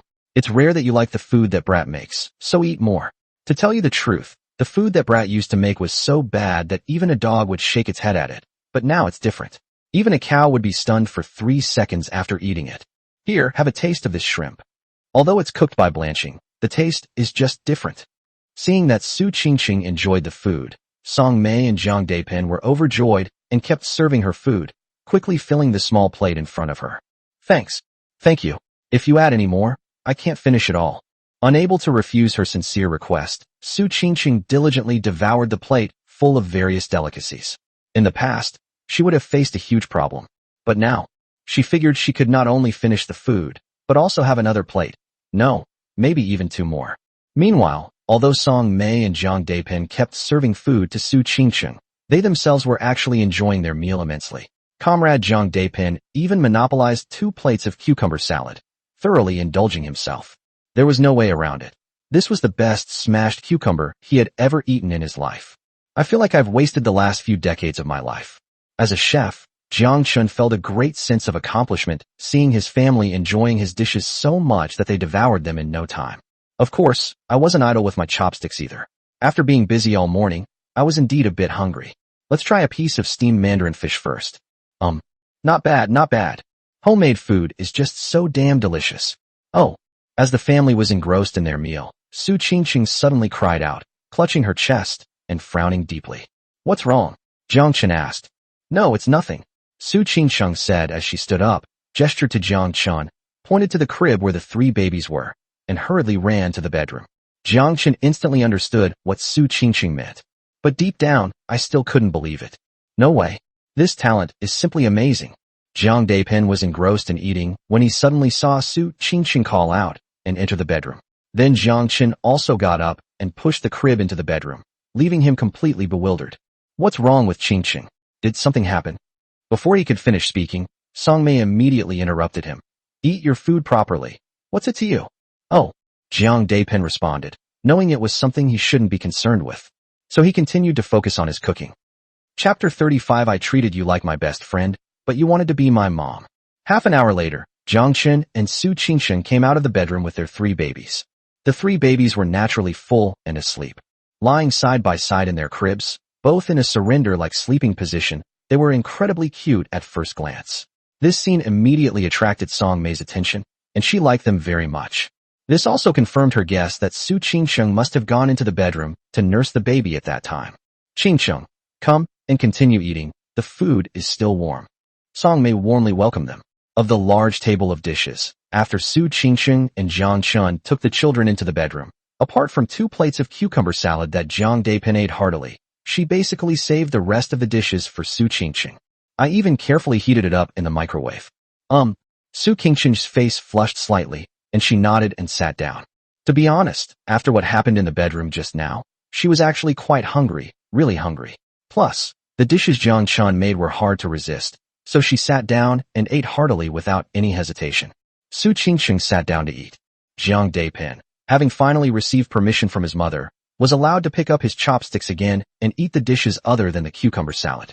However, Jiang Chen didn't touch his chopsticks at all after coming out. I was a little surprised. Son, why aren't you eating? There's still so much food left. Song Mei was also somewhat surprised. Yes, son, you're a grown man. You need to eat to survive. How can you live without food? I'm not really hungry, you guys eat. Jiang Chen gave a haphazard explanation. Song Mei and Jiang Depin. I don't quite understand any of it. However, despite not understanding, I didn't think much of it. After all, my stomach was still craving so many delicious dishes, so I didn't ask any more questions. Together with Su Qingqing, we started eating again and focused on the meal. However, unbeknownst to anyone, Su Qingqing was secretly blushing and burning as she ate. If she weren't hungry, she would have loved to crawl into a hole in the ground, or at the very least, hide in her bedroom and refuse to come out. As for Jiang Chen, that big jerk. Why? I've truly fallen for him in this lifetime. Bite. The host family is reunited, and the couple is in harmony. To celebrate the host's happy and fulfilling life, congratulations on receiving a special reward, a pair of golden kidneys, and a lottery gift pack. Jiang Chen was somewhat surprised to hear the system notification in his mind. Another reward for this? Golden double kidneys. Giveaway gift pack X1. Okay. With such amazing talent in his wife, how could he, as her husband, possibly show weakness? Jiang Chen thought to himself. I immediately claimed the reward of the golden double kidneys. I instantly felt a tremendous power surging within me. And then, okay, the system is awesome. Lottery. Bite. Lottery successful. Congratulations, host. You have won 3 bottles of Mutai liquor and 1 business message. There's even a business message. Speaking of the system, is this the next step, paving the way for his business empire?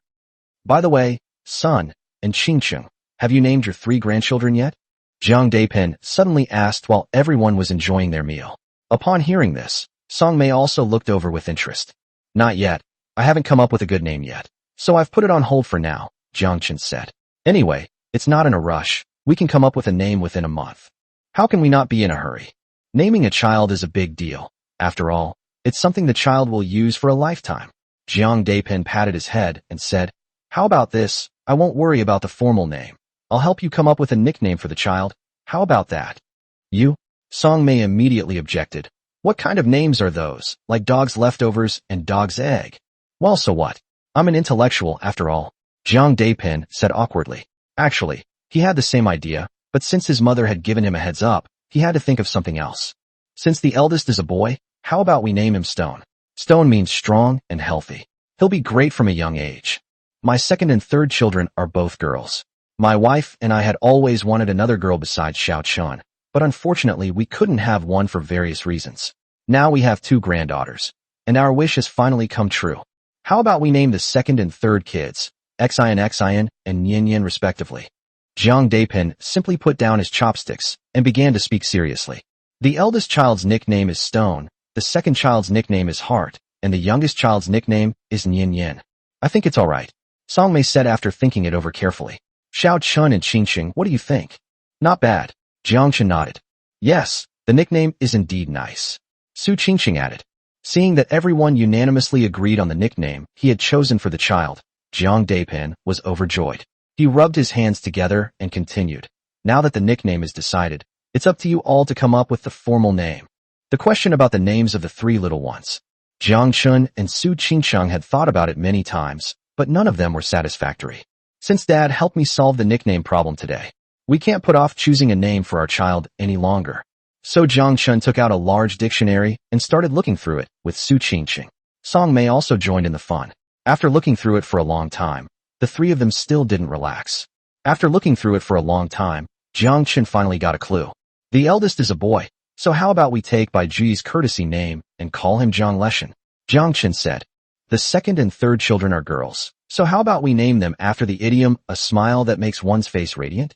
Let's name the second one Jiang Yuxiao and the third one Jiang Yanran. As soon as Jiang Chen finished speaking, Su Qingqing, who had been frowning and deep in thought, chimed in. Boss Jiang Leshan. Jiang Yuxiao, the second son. Third sister Jiang Yanran. Good. Song Mei muttered to herself, then slapped her thigh and cheered. As soon as the tigress cheered, Comrade Jiang Dapin also cheered. In his opinion, these three names were indeed quite good. With the unanimous agreement of the family, the names of the three little ones were finally decided. Son, do you have any wine? With so many happy events in the family today, how can we not celebrate? Jiang Dapin said on a whim. Alcohol? Yes, we have it. Jiang Chen said. The system just rewarded me with 3 bottles of Motai. He pretended to go to the bedroom, took out the 3 bottles of Motai, and put them on the table. Jiang Dapin's eyes lit up when he saw it. It's actually Motai 80? This is really good stuff. A bottle costs tens of thousands. Son, where did you get this? Just bought it, Jiang Chen said. Just bought it. Jiang Dapin was surprised. He was about to wonder if he had bought a fake, but when he glanced at the luxuriously decorated living room, he swallowed the words that were on the tip of his tongue. Buying fakes? You're kidding. With his son's net worth, a car costs 2 million, a house costs tens of millions, and he has millions in his bank account. Drinking a bottle of Motai that costs tens of thousands of yuan is really nothing to me. Jiang Dapin was a big fan of liquor, and when he saw 3 bottles of Motai 80, he couldn't resist and excitedly tried to open them. However, Song Mei stopped him immediately. You just had surgery, and you just had an 4 drip this morning. Why are you drinking? Ah, this. Jiang Dapin suddenly slapped his forehead, realizing he really was wrong. Wife, how about? I just have a drink, okay? I just want to try this Motai 80. Jiang Dapin couldn't resist the temptation. Indeed, he had never drunk it before, so he begged his wife again. Unsurprisingly, the tigress refused without hesitation. Not even 1 cup. You'd rather die than become a widow. Jiang Dapin was speechless. Su Qingqing almost burst out laughing when she saw it. Jiang Chen, on the other hand, was used to it. Knowing that his father really couldn't drink, he quickly persuaded him. Dad, forget it. You really can't drink this time. Let's just drink water instead of alcohol this time, and I'll drink with you to our heart's content next time. Well, okay then. Jiang Dapin looked longingly at the 3 bottles of Motai 80. So Jiang Chen and I drank water like it was wine, 1 glass after another. Of course, while drinking a glass of water, we'd glance at the Motai 80. Song Mei watched for a while, and seeing that Jiang Dapin had no chance to sneak a drink, she left with peace of mind and went to the crib to check on the 3 babies. Su Qingqing, who had almost finished eating, also came over. The 2 of them played with the child while whispering to each other. Sister Mei, how about I call you Auntie from now on? Su Qingqing suddenly said. Call me Auntie? What? Song Mei asked in surprise. We've been best friends for years. Haven't you always called me Sister Mei? It feels awkward. Su Qingqing said hesitantly, her tone a little embarrassed. Think about it. You're Jiang Chen's mom. I call you Sister Mei, and then I call Jiang Chen's dad uncle. This just doesn't feel right. Upon hearing this, Song Mei burst into laughter. But thinking about it, it makes sense. They're clearly a couple, yet one calls the other sister and the other uncle. It does feel awkward and strange. It's all right, Qingqing. This way of addressing me is only temporary. Song Mei comforted her with a smile. If you want to change how you address me, you can do so when you and Xiao Chen get married. Huh? When I marry Jiang Chen? Yes. Because I don't want you to call me Auntie, I want you to call me Mom. Haha, Song Mei said, unable to help but chuckle softly. Su Qingqing rolled her eyes at her with annoyance. Well, that's really how it is. I treat you like my best friend, but you want to be my mom. Why? It's all that big pig's Trotter's fault. Song Mei chuckled softly for a while, thinking that the young couple would live their own lives from now on, and as the future mother-in-law, she still had some things to say. So she said, Qingcheng, I am very satisfied with you and my son being together. But to be honest, you are older than him, so you should teach him some things. There are some things that should be taught to him, so we should teach him? Su Qingcheng didn't react for a moment. Sister Mei, what things are you talking about? Ahem. Song Mei was a little embarrassed, but for the sake of their harmonious life as a young couple, she still mustered up the courage to remind them. What kind of things? Just the little things that couples do, right? Su Qingcheng's face turned bright red instantly. I thought it was something else, but it turned out to be this. But I'm teaching that big jerk? Huh. Sister Mei, you don't know. I'm older than your son, but when it comes to this kind of thing, your son knows way more about it than I do. Ah. After Su Qingqing said that, Song Mei immediately realized what was going on. Really? Today's young people are not like they were back then. What don't you understand? What can't you do? There are so many outrageous things in the news, and besides, her eldest son is no pushover either. Otherwise, how would she have 3 grandsons and granddaughters? Oh well, let them do what they want. Song Mei suddenly realized that she had been worrying for nothing. Looking at Su Qingcheng, he felt a pang of guilt. Seriously, what did that brat do in his past life? He must have saved the galaxy to have such a wonderful wife in this one. After finishing their meal, the family chatted for a while before Song Mei and Jiang Depin prepared to leave. In fact, after Jiang Depin finished drinking the wine, he picked up his eldest grandson and granddaughter and was reluctant to let go. Even when Song Mei called him to leave, he was still a little unsatisfied and reluctant to go. Why are you leaving so soon? I haven't seen enough of my grandchildren yet, Jiang Depin said, still wanting more. What do you mean? Are you trying to be a third wheel? Song Mei immediately retorted. If you want to see your own grandchildren, can't you come anytime? A light bulb. Jiang Depin was puzzled for a moment, then glanced at Jiang Chen and Su Qingcheng and immediately understood. All right, this young couple needs their own space. Clear. Comrade Jiang Depin then packed up and prepared to go back, momentarily forgetting what the term third wheel meant, and that he himself actually had a wife who was a tiger mom. Son, I don't have anything to take back with me, so just pack those 3 bottles of Mutai 80 for me. After all, you owe me 3 bottles of Mutai back in the day. Jiang Depin said to Jiang Chen. Jiang Chen smiled and said, okay, no problem. But Dad, after all these years, do you still remember when I poured those 3 bottles of Mutai down the drain? Absolutely, Jiang Depin said. I'll remember that incident for the rest of my life, and I still feel regretful whenever I think about it. Regret? Regret what? Jiang Chen asked. You don't mean you regret not beating me up hard enough, do you? How could that be? If I beat you any harder, I'm afraid I'd seriously hurt you. I regret hiding it back then. Why didn't I drink those 3 bottles of Mutai sooner? Jiang Chen carefully packaged the 3 bottles of Mutai 80 and handed them over. The person who accepted it was, of course, Jiang Depin's wife. After Song Mei took it, she said to Jiang Depin, you can't drink now, so I'll keep this Mutai 800 for you. It's Mao 80, not 800. No problem, honey. My current health condition doesn't allow me to drink alcohol. I was already planning to leave this liquor in your care anyway. Not bad. You're smart to know your place. After that, the elderly couple were about to leave. Jiang Chen and Su Qingqing escorted the couple downstairs. Before leaving, Song Mei whispered something to Su Qingqing. Then she pulled Jiang Chen aside and earnestly instructed him. Son, you'll be living with Qingqing from now on. As a grown man, you should be more accommodating. Women are all a little temperamental, so don't be petty with them. Also, the beautiful woman is in her postpartum confinement period. Don't rush, take it slow, be considerate of Qingqing's feelings, and don't bully her. Okay, Mom, I'm tired of hearing you say that. Chapter 36. Don't even think about trying to create a new account. Mom, I don't understand what you're saying. You don't understand? Wait a minute, do you understand now? Ouch, Mom. Please be gentle. Can you please twist it gently? Did you understand? I understand. I understand. Although it didn't hurt much at all, Jiang Chen still pretended to rub his ear. A cold sweat broke out on my chest. Is this Mom even her biological mother? I've already graduated from university. No wonder Dad always secretly calls you a tigress. Sigh, a real tigress, always resorting to violence, trying to reason with you. At least I got my parents on the bus. Jiang Chen was about to turn back when he turned around and found Su Qingqing standing behind him, laughing incessantly. What are you laughing at? The laughter was just funny. Did my mom just pinch me? What else is there? Haha, speaking of which, you had your moments too. Ha ha ha, Su Qingqing said, covering her mouth and bursting into laughter, unable to hold back her laughter for a moment. Jiang Chen, no, you silly woman, my mom twisted my ear. Why are you so happy about that? Just wait and see. There are times that will make you cry. Song Mei and Jiang Depin drove away. After leaving the Bishuahu residential area, Jiang Depin thought he should hurry back and take the 3 bottles of Mount I-80 back to hide them. Although the tigress doesn't allow me to drink now, just watching her is incredibly satisfying.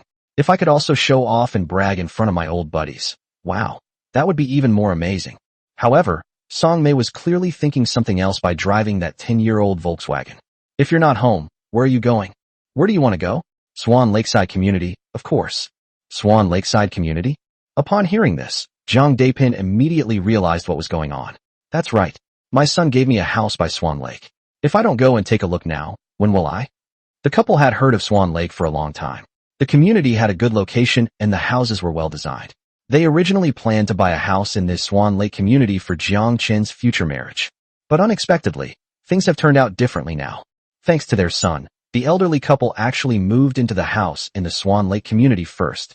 Song Mei drove, caught up with Jiang Depin, and headed straight for Swan Lake. Upon entering the community, I was immediately struck by the lush greenery and public facilities.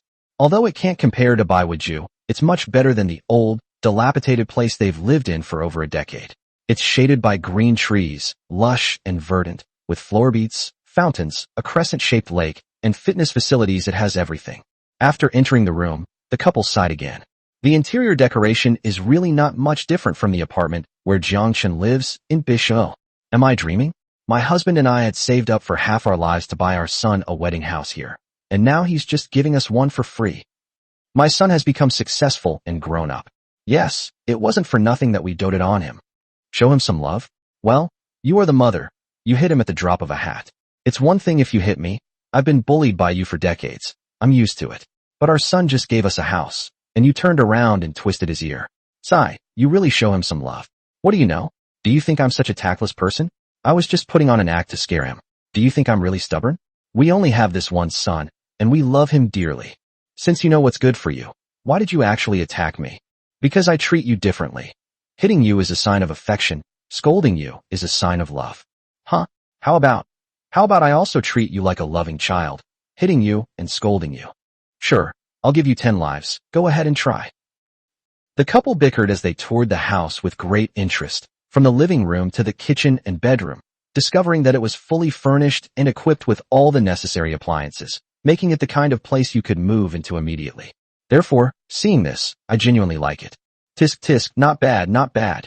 It's perfect in every way. Upon seeing the cozy arrangement of the master bedroom and the Simmons mattress, Comrade Jiang Depin rolled his eyes, glanced at Song Mei, and suddenly had a wicked thought.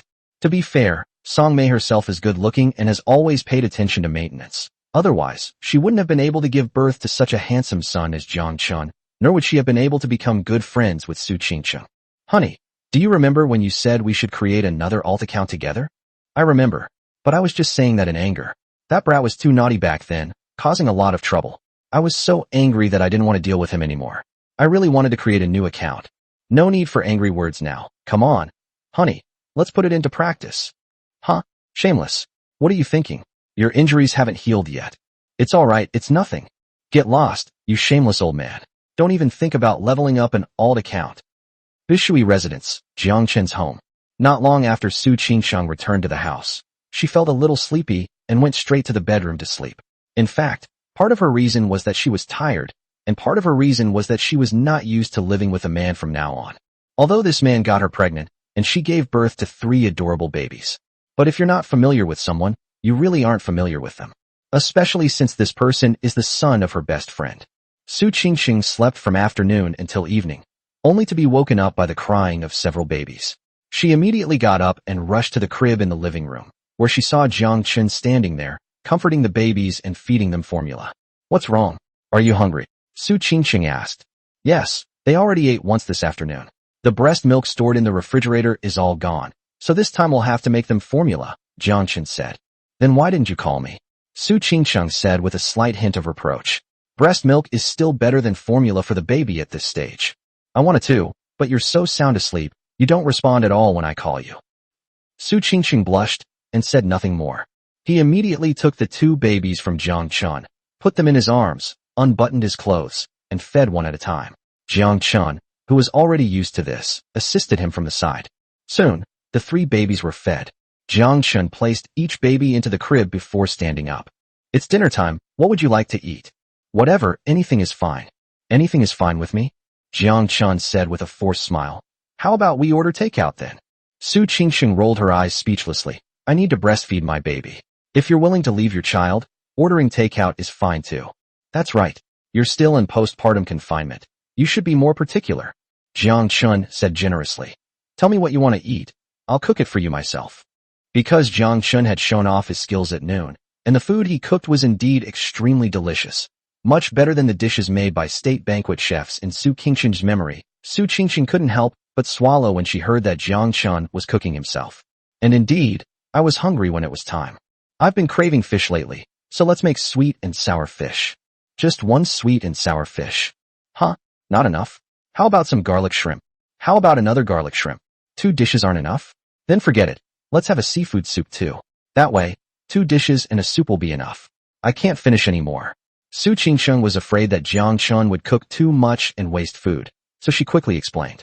Then, I remembered that Guang had mentioned what he wanted to eat. I hadn't asked Jiang Chen yet, so I asked him out of concern. What about you? What are you having for dinner? But as soon as I asked, I immediately regretted it. What was that jerk going to eat for dinner? Seriously? He wasn't even hungry. Jiang Chen didn't think that much about it. He was still marveling at how honest his silly wife was. She'd only ordered 1 dish for dinner initially, and only added another dish and a soup after he questioned her. Is he afraid he won't be able to support her, or what? Since they were running low on food, Jiang Chen went downstairs and bought some more. When Su Qingcheng saw Jiang Chen returning with large bags, she couldn't help but ask in confusion, why are you buying so many?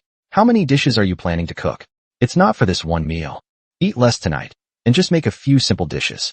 After buying the ingredients, Jiang Chen started cooking. Thanks to his godlike culinary skills, he cooked incredibly fast, and dinner was ready in just over an hour. Come out and eat. Su Qingcheng came to the dining table and was taken aback by the lavishness of the dinner. Besides the sweet and sour fish, garlic shrimp, and seafood soup she ordered, there was also braised daylily with lean pork, stir-fried lettuce with pork, steamed minced pork with egg, braised chicken with mushrooms, stir-fried bok choy, and more. There were almost 7 or 8 dishes in total. Is this what you call eating less tonight, and just making a few simple dishes? Su Qingcheng was surprised. With so many dazzling dishes, she must have some misunderstanding about eating less and making things simple. My mom said you're in postpartum confinement and told me to be nicer to you. I've only made a few dishes, there's nothing to eat. Jiang Chen said quite frankly. Su Qingcheng looked at the dishes on the table, almost all of which were things she wanted to eat. Her appetite was whetted, so she didn't stand on ceremony and picked up her chopsticks to start eating. However, after a few bites, she suddenly remembered something important. Aren't you going to eat? Go ahead and eat. I'll make 2 cups of honey coconut juice and come over. Oh, okay. Su Qingcheng finally breathed a sigh of relief. She had really thought that this person was skipping dinner again and saving room for later. Wow. Yeah. After Su Qingcheng and Jiang Chen finished their dinner, it was time for the 3 little babies to eat as well. Babies are basically like this. They eat and sleep and eat. They don't spend much time awake during the day. As they grow older, the time they spend awake and playing will gradually increase. And for the 3 babies, basically as long as one blows the trumpet, the other 2 will start crying loudly. It was as if they had all made a pre-arranged agreement. In any case, loud cries rose and fell in an instant. Many people are completely unmoved by a baby's cry, or even feel aversion and irritation from it. But for Jiang Chen and Su Qingcheng, the baby's cries at mealtime sounded like a symphony. After all, every child is a treasure in their parents' eyes. Don't cry. You'll have your meal soon. Jiang Chen went to the crib first and pushed it over to Su Qingcheng. The 2 worked together and quickly fed the 3 little ones. It's hot, and they've been discharged. Shall we give them a bath later? It's time to take a good shower. Because of the baby's delicate stomach, he couldn't take a bath right after eating, so Jiang Chen pushed the stroller around the living room balcony for a while. I think it's about time. Jiang Chen then took them to take a bath. After calming down the three little monsters and putting them to sleep, it's time to rest in the evening. Because of her C-section, Su Qingqing couldn't take a bath for a while. However, it was hot, and she felt sticky and uncomfortable from sweating, so she asked Jiang Chen to help her wash up. Jiang Chen readily agreed to the request. Previously at the hospital, he only had the affected area cleaned. But now, of course, it's not just a local area. Jiang Chen quickly got into work mode, while Su Qingqing suddenly became shy and hesitated. Wait a minute, you should close your eyes. You mean, you want me to close my eyes and wipe it for you? Right. Okay, no problem. Jiang Chen agreed without hesitation. Chapter 37. Perhaps this is fate. Su Qingqing was too shy to expose her body in front of Jiang Chen, so she asked Jiang Chen to close his eyes and help her wash, which Jiang Chen readily agreed to. She breathed a slight sigh of relief. After all, he was completely naked. What kind of nonsense is it to expose yourself completely naked in front of Jiang Chen?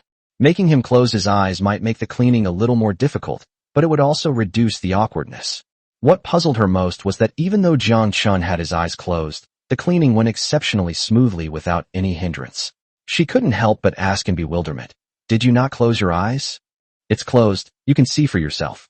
"But you, even with your eyes closed, you know how to wipe it." "Of course I can feel it. I can tell where it is just by touch, without even thinking." Su Qingqing was taken aback at first, but quickly understood. She felt it, by touch. Well, it really seemed to be true. Sigh, you big jerk, you really are something else. Thinking of this, her face immediately turned as red as a persimmon. However, since that's the case, she had nothing more to say, so she simply closed her eyes and lay down, letting Jiang Chen do as he pleased. It has a 4-bedroom, 2-living room layout. Besides the master bedroom, there are actually 3 other bedrooms. The bedding and sheets are already made, but because Jiang Chen has to take care of 3 babies, he sleeps in the master bedroom at night. Of course, I also sleep in bed. However, she slept at the foot of the bed, and most of the bed was occupied by Su Qingqing. So often, he would lie down at the foot of the bed and doze off for a while. Anyway, with my current physical condition, even a short nap is better than sleeping for several hours before. Why don't you sleep here? It was late at night, and Su Qingqing, lying in bed, tossed and turned, unable to fall asleep. Living with someone takes time to adjust to. In her subconscious, it felt as if just yesterday, she was an innocent and carefree little girl, and suddenly she had become a married woman with 3 children. Unable to sleep, Su Qingqing opened her eyes and was surprised to find Jiang Chen sleeping at the foot of the bed. Feeling a pang of guilt, I called out softly. Good. Jiang Chen wasn't asleep. After responding, he lay down on the edge of the bed. There was enough space at the head of the bed, so Su Qingqing moved to one side a bit to make room for Jiang Chen. So you weren't asleep either? Yeah, I don't need much sleep. Since you're both still awake, how about we talk for a bit? Okay, so what shall we say? Anything. For example, you and your parents, Su Qingqing said, inexplicably wanting to laugh. Jiang Chen was somewhat helpless upon hearing this. You mean me and my parents? Okay, my dad has a bit of a temper, and my mom has a sharp tongue but a soft heart. When I was a kid, I was a notorious troublemaker. They beat me up in all sorts of ways, single, doubles, mixed. I was annoyed with them back then, because they would try to reason with me all the time. But I understand now. They weren't really hitting me. They were just trying to scare me, afraid I'd go astray. Yes, I see, Su Qingqing nodded. Although your dad has a bad temper, it's your mom who hits you more often. And there's a clear difference between how your mom hits you and how she hits your dad. I don't know if you've noticed. What's the difference? Exactly. When your mom hits you, it's just for show, but when she hits your dad, it's usually for real. Huh? I thought it was all just for show. Jiang Chen was hearing this for the first time, but after Su Qingqing reminded him and thinking about it again, it seemed to make sense. My mom is always pretty ruthless towards my dad. Do you know why? Su Qingqing covered her mouth and chuckled. I don't know. Jiang Chen shook his head, somewhat bewildered. Do you know? More or less, though your mother didn't say it directly. That's roughly the gist of it. She's saying that she only has one son, and she can't replace or return him, so she can't really hit him. If she holds a grudge, who will take care of her in her old age? But my husband is different. If they're really asking for trouble, then we should fix them. If that doesn't work, we can just find another one. Jiang Chen heard this and remained silent for a moment. So that's what Mom was thinking. No wonder. Why? I couldn't help but feel sorry for my dad for a second. The remaining 99 seconds. Meanwhile, at their new home by Swan Lake, Comrade Zhang Daipin was lying on a Simmons mattress, happily cuddling his wife as they slept. I was sleeping soundly when a nightmare suddenly woke me up. When I saw my wife still in my arms, I felt a little relieved, but thinking about the nightmare, I couldn't help but reach out and touch her. To my surprise, my wife's response was, snap. A slap without any hesitation. By the way, how did you and my mom meet?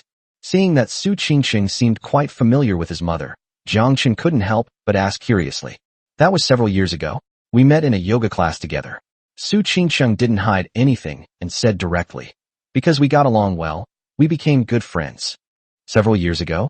I probably wasn't even in college then, right? No, it's probably still junior high school. Huh?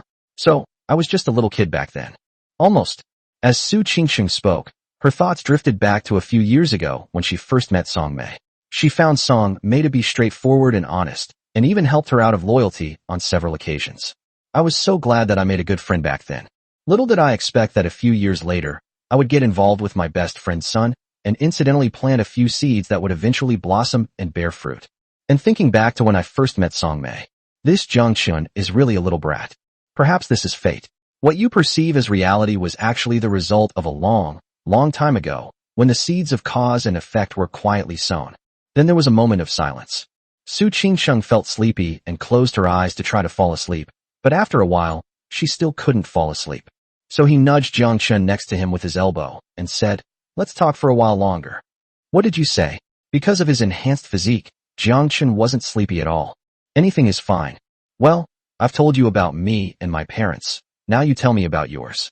I don't have much to say about my parents, but I can talk about my personality and hobbies so that you can have a better understanding of me. Good. I actually have a pretty outgoing personality, but I prefer quiet to activity and don't really like crowded places. Yes, it's good. My hobbies are quite simple. For example, I like to take a walk alone, listen to music, read books, sit in a corner of the park and meditate. Also, I like to play the xiao, a type of Chinese flute. Chapter 38, Should we give him a little something in return? What? Jiang Chen felt a surge of excitement. Wang Defa, the famous, multi-talented goddess professor from Sahai University, she actually knows this? But please, you're such a cool and aloof goddess. Surely not. Su Qingqing was initially calm, but was startled by Jiang Chen's reaction. He quickly understood. She's an adult, after all. Even though she's never been in a relationship, she's still seen some things, so she probably knows a little bit about it. That's not what you think. It's a wind instrument. Su Qingqing realized she had been misunderstood, and to that extent, her pretty face immediately turned bright red, and she hurriedly offered an explanation. Ahem, you should have said so earlier. I thought. Jiang Chen immediately breathed a sigh of relief. That's right. She's a renowned goddess professor at Sahai University, known for her aloofness and elegance. How could she possibly do that? Because of this incident, Su Qingqing felt extremely embarrassed, her face burning hot. Fortunately, it was dark and she couldn't see clearly. To distract herself, she quickly asked Jiang Chen a question. But I regretted it as soon as I asked. Do you know how? No, I can't. I can only whistle. Oh. An awkward silence followed. Su Qingqing never imagined that she would be so embarrassed and so brazen that she would actually say something like that in front of a man, even though she hadn't consciously thought of it that way. But after all, that word. It's been ruined now, and it's become unbearable to look at. It's wrong of me to have no regard for this at all. Only, what a jerk. Su Qingqing couldn't help but glare at Jiang Chen with a mixture of shame and annoyance. What filthy thoughts. However, to be fair, even in the dark when it's hard to see clearly, the big pig's trotter's face is extremely handsome, with sharp features and a heroic air. Once you see him, you can't help but want to take another look. To be honest, this might be the most handsome guy she's ever seen. Thinking back on these days, how the big pig trotter has taken such good care of himself and the child, doing everything he could. A strange feeling welled up in her heart as well. Or should we give him a little something in return? Suddenly, certain unspeakable and embarrassing images flashed through Su Qingqing's mind. After quickly realizing what she had just thought, she was shocked by her own terrible idea. When did she become so filthy? Her pretty face immediately turned bright red again. That. Even if I were to hand everything over to that big jerk, even helped him with that. It can't possibly be now. It must be something that happens a long time from now. Never mind. For a while, I'm determined to ignore that jerk. It'll save me from all this mental turmoil. Yaya. At that moment, the baby in the crib next to them suddenly started crying. At night, Jiang Chen always takes care of the baby, but Su Qingsheng is still awake and naturally wants to check on him. Just as she was about to get up, Jiang Chen was faster and arrived at the crib in an instant. They must be hungry again. The baby had been nursing at night since birth, which Jiang Chen was already used to. After checking and changing the diaper, she touched the baby's mouth with her finger, and the baby immediately started to suck. "You're still hungry," Jiang Chen said with a doting smile. Su Qingxing heard this, and, still feeling somewhat embarrassed and annoyed with Jiang Chen, deliberately avoided talking to him. So she came over, picked up a baby, and started feeding him. The baby stopped crying immediately as soon as he had milk to drink. "It seems like the girl is angry?" Jiang Chen noticed it too. He shook his head and smiled, but didn't say anything. So, in an awkward silence, the two of them worked together as usual to feed the three babies. After feeding the babies, Jiang Chen continued with the aftermath, burping each baby and soothing them to sleep. Bite. The host and his wife spent a perfect and unforgettable day together. "Congratulations, host, you have received the following rewards: 100,000 renminbi in cash and a lucky draw prize." Jiang Chen was woken up early in the morning by the system's voice. "Because I stayed up until the early hours of the morning." Even with his improved physical condition, Jiang Chen still woke up later than usual. After hearing the system notification, I couldn't help but want to complain. Perfection? Forget about it. Only something like a wedding night can be called perfect. As for unforgettable, it was truly unforgettable. Lottery. Bite. Lottery successful. "Congratulations, host, you have obtained a luck card." "A luck card? Nice one." Afterwards, Jiang Chen got up, checked on the three little ones, and then went to wash up and cook. After all, the mother was still in her postpartum period, so it was only right for him to take care of her. With godlike culinary skills, making breakfast couldn't be easier. "Get up and eat," I called out as I entered the bedroom. "Okay, I understand," Su Qingxing responded. She had just woken up and couldn't help but feel sleepy because of what happened last night. I yawned and got up to wash up. I was indeed hungry, and ever since I tasted Jiang Chen's cooking yesterday, I've been looking forward to his breakfast. Of course, for Jiang Chen himself.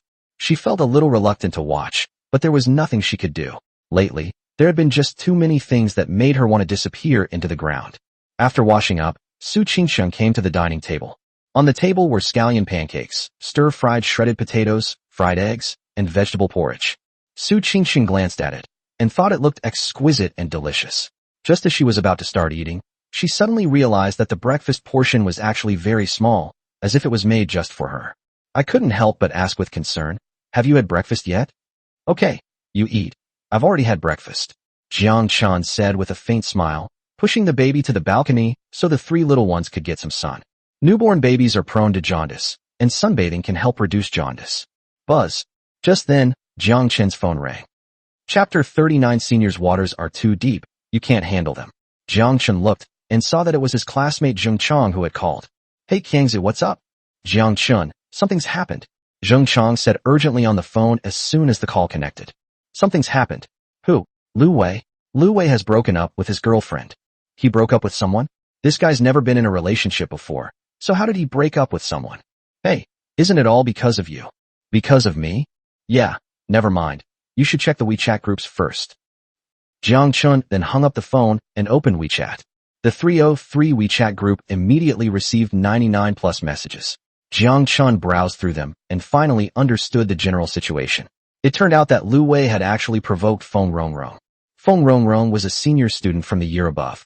She was once known as one of the school beauties due to her outstanding looks and figure. During her 4 years of university, she had many male suitors. She's had 7 or 8 publicly acknowledged boyfriends, and reportedly just as many unacknowledged boyfriends. As for the sycophants behind them, there were even more. Unfortunately, Lu Wei is just one of many sycophants. Over the past few years, too much time, energy, and money have been wasted on Feng Rongrong. They are available whenever called upon, and can be summoned or dismissed at will. She even did something absurd like washing Feng Rongrong's boyfriend's socks. And the result? It could be a smile from Goddess Feng, or having a meal with her, but there's absolutely no chance of anything going further, not even holding hands. As for that thing, let's not even talk about how to do it. Of course, you're not even qualified to lick it. This Lu Wei, too, was after repeated disappointments. Finally, after much painful reflection, they learned their lesson. Wake up from the myth of being a simp. But recently, for some reason, or maybe he's lost his mind, he suddenly started fawning over her again, spending a lot of money, and even bravely confessing his feelings in public. The result was as expected. The gift, which cost several thousand yuan and was carefully prepared, was thrown into the trash can by Feng Rongrong without even being looked at, and she got into a middle-aged man's luxury car right in front of him. Lu Wei couldn't hold back anymore and started to have suicidal thoughts. A few of his buddies were concerned about him and asked him why he was doing this, but he justified himself with his own explanation. I've liked this for so many years, it's really hard to give up. Besides, as the saying goes, as long as you're bold enough, Master will grant you maternity leave. With Brother Chen's successful example as a precedent, he no longer cares about any master. He just wants to be bolder and ask his favorite senior to take maternity leave. This request is not excessive, is it? It's reasonable, isn't it? Is that a reasonable request? Beaver, so beaver-like. However, it's still a bit reckless. Jiang Chen couldn't help but facepalm and complain after learning about it. In the 303 WeChat group, Zheng Chang and Wu Hao kept trying to persuade Lu Wei. Wei Zi, stop. That Feng Rongrong is clearly just playing you. To put it bluntly, Feng Rongrong has had so many boyfriends, both openly and secretly, it's like a bus. Of all the people you like, you have to choose between a bus and a whole bus. You've got a really big heart. Jiang Chen also chimed in with advice. Wei Zi, think more positively. That senior of yours, Feng Rongrong, is too complicated. You can't handle her at all. Yeah, Wei Zi, senior sister's waters are too deep, you can't handle it. The water's too deep, you can't handle it +1. Despite his friend's attempts to persuade him, Lu Wei was still somewhat unwilling. Actually, I didn't want to either, but these past 2 days Feng Rongrong took the initiative to ask me out, gave me all sorts of hints, smiled at me, and held my hand. To be honest, I'm such a coward. I've never had a girl smile at me like that before in my entire life. I've never touched a girl's hand. So, I was really confused. I thought he was interested in me. Unexpectedly, in just one day, they dumped me like a rag and got into a middle-aged man's car. Why? Wei Zi, Feng Rongrong is just using you as a pawn to attract the attention of the real person. What do you mean you're interested in me? To put it bluntly, Wei Zi, if you can't do anything, you're definitely kidding me. Zheng Chang and Wu Hao were indignant, as if they had returned to their college days. They're all good buddies from the same dorm, and their relationship is really strong. Jiang Chen then offered his advice. Wei Zi, do you know the biggest difference between you and Feng Rongrong's boyfriends? It's not about whether they're handsome or not, it's that they're poor. So the most important thing for you is to cheer up as soon as possible and become rich. Brother Chen is right. Wei Zi, if you had money, just think about it. With Feng Rongrong's style, she'd definitely be climbing into your bed in the middle of the night, begging you to do it for her. Yes, Wei Zi, pull yourself together. I also want to be rich, but the key is that I don't have the connections.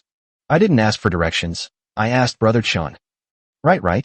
I asked Brother Chen for directions instead of asking him. Brother Chen, don't keep it a secret anymore. Look, you've already won over Goddess Su, and you have a wife and kids now. Just reveal your secret to getting rich. Lu Wei, Zheng Chang, and Wu Hao egged him on. Jiang Chen was speechless for a moment. There really is a secret to getting rich. You can lie there all day and still make tens of thousands of dollars. But that's because the system was cheating. After scratching his head and thinking for a while, he suddenly slapped his forehead and actually came up with a secret to getting rich. Previously, the system rewarded him with a business message. Jiang Chen initially thought it was a business opportunity or something, but unexpectedly it turned out to be a god-level barbecue technique. Actually, with his current cooking skills, it can also make very delicious barbecue, and the taste is even comparable. However, compared to the other two, this amazing grilling technique is more professional and commercially viable, making it very suitable for large-scale commercial applications. Jiang Chen now has to take care of his wife and children. Since we're too busy for the moment, this is a good opportunity to let them try their skills. However, Jiang Chen hasn't said anything yet. Lu Wei, Zheng Chang, and Wu Hao had already started arguing about the so-called secret to getting rich. Hey guys, I'm already in such a bad situation. What are you two arguing with me about? Have you guys even a shred of conscience? Ahem. Wei Zi, we also want to be like Brother Chen, get rich overnight, marry a beautiful and wealthy woman, and reach the pinnacle of life. Besides, your misfortune is nothing special. You just failed to woo a goddess. The key point is, you never succeeded before. Yeah, actually you're the worst off. All you did was wash your goddess's boyfriend's socks. To be honest, I've done that kind of thing too. Holy crap. Kangzi, you with thick eyebrows and big eyes, so you've actually done it before. No, you've licked it? That's pathetic. You think washing your goddess's socks is the worst? Wrong. Actually, let me tell you a secret. I've even washed your goddess's boyfriend's underwear. Lu Wei's last words completely stunned Jiang Chen and Wu Hao, who were just fooling around. So much so that they were all dumbfounded. Holy crap. You even washed your goddess's boyfriend's underwear. Okay. You're the most pathetic. You're the most awesome. Chapter 40 Delicious, an explosion of flavor. To be honest, the moment Lu Wei said those words, not only Jiang Chen and Wu Hao, but even Jiang Chen was stunned. No. Even a cow would be stunned for 3 seconds if it heard something like this. Jiang Chen thought that washing socks for his goddess's boyfriend was outrageous enough, but now there was someone who would wash underwear for him. What's even more outrageous is that, not to brag, it was actually his good buddy from his dorm. This Wei Z. That's really tragic. Jiang Chen knew that Lu Wei was honest, kind-hearted, and had no bad intentions. When he learned that Lu Wei was in such a miserable state, he couldn't help but shake his head and sigh for 3 seconds before telling him about the secret to getting rich. Lu Wei readily agreed. All right, Brother Chen, I'll make time to visit your place. I've thought it through. Money is a man's courage. I swear I'll make money. Make a lot of money. And one day I'll make that phone Rong understand that you used to ignore me. But now you can't afford to be near me. Never underestimate a young man's potential. 30 years east of the river, 30 years west of the river. No, Wei Z, don't make any promises yet. Jiang Chen quickly advised. Come over and see if you really want to do it before you talk about it. After agreeing with Lu Wei, Jiang Chen prepared to make some barbecue. While going downstairs to buy groceries, I also purchased barbecue ingredients and seasonings. Since we have barbecue equipment in the kitchen, it saved me the trouble. Since this is a god-level grilling technique focused on commercial applications, speed and mass production are very important, so there is no need for the kind of meticulous refinement that pursues the ultimate taste. And of course, the texture and taste are equally unparalleled. The secret lies entirely in the barbecue dipping sauce. Hey, having a barbecue? Su Qingcheng was taking care of the child in the living room. She had smelled the aroma from the kitchen long ago and pushed the stroller past the kitchen door several times until the food was ready. The rich aroma of barbecue filled the air. She could no longer hold back. Just like a kitten that smells fish and sees fish, it gets restless and itchy if it doesn't pounce on them and have a good meal. Come and have a taste. This is my first time barbecuing like this. How does it taste? Jiang Chen saw Su Qingcheng arrive and immediately picked up a grilled skewer and handed it to her. Su Qingcheng didn't stand on ceremony either. After receiving the skewers, I didn't even care that they were hot, and immediately took a small bite. After taking that bite, I froze for 3 seconds, my mind reeling. Because it's so delicious. It's so delicious. It was an explosion of flavor. Su Qingcheng swears she's never tasted such delicious barbecue since she was born. Therefore, a skewer of grilled meat is quite substantial. She ate it all very quickly. Can I have a few more? Su Qingcheng was a little embarrassed by how she ate just now. She felt that if outsiders saw her, they might think she was starving, when in fact she had eaten quite a lot that morning. Sure, you can eat as much as you want. Jiang Chen had just finished reading a long post and completely understood Su Qingcheng's current craving. So he reached out and handed over a large handful of freshly grilled skewers, totaling more than a dozen, saying, "Go sit in the living room and eat there. There's smoke in the kitchen." Su Qingcheng took the skewers and was about to excitedly take them to the living room to eat when she suddenly realized. I took all the skewers. How are you going to eat them? Take it if you want. I'm still baking it. Besides, it's the same whether you eat it or I eat it, Jiang Chen said with a smile, his hands still busy with food. It doesn't matter whether you eat it or I eat it. Su Qingcheng sensed the hidden meaning in Jiang Chen's words and couldn't help but roll her eyes at him. Then, without further ado, she took the skewers, pushed the stroller, and went to the living room. Just then, Song Mei made a video call. I was video chatting with my best friend while enjoying some delicious barbecue. Song Mei was mainly there to look after her grandchildren, so she was a little surprised to see Su Qingcheng eating skewers. As her good friend, she knew that Su Qingcheng wasn't a foodie and wasn't particular about food. Secondly, the kebabs looked too tempting. It must have just been baked. It was golden brown and sizzling with oil. Just looking at it in the video made my mouth water. Is Qingcheng having barbecue? This barbecue looks delicious. Yes, your son baked it. Would you like to try some? My son baked this. That's great. I'll come over and try it sometime. No problem. Afterwards, the two chatted about everyday things and played with the children together via video. Song Mei then changed the subject and asked Su Qingcheng about her experience over the past day and night. How was it, Qingcheng? Did my son behave well? Did he bully you? It's all right, Su Qingqing said. But thinking back to yesterday and last night, the big pig's trotters seemed to behave quite well, except that he occasionally ate more at certain times of the day or in the evening. Fine. That's great, Songmei said happily. I was really worried that the brat might be too rude to you if he suddenly started living with you. By the way, Qingqing, what about you? How is your recovery going? Songmei asked again. Overall, the recovery is going quite well, and the wound doesn't hurt as much anymore, Su Qingqing replied truthfully. However, as she patted her stomach, she complained a little. It's just that your son's meals are too good. It's only been a short time, but I already feel like I've gained weight again.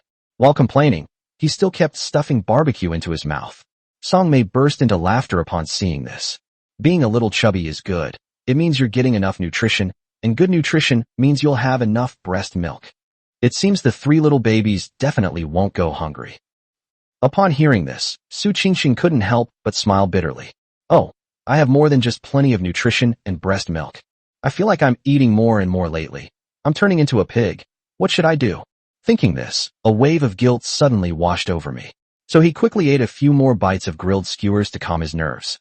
After finishing her phone call with Songmei, Su Qingqing had also finished her dozen or so kebabs, and was still somewhat unsatisfied.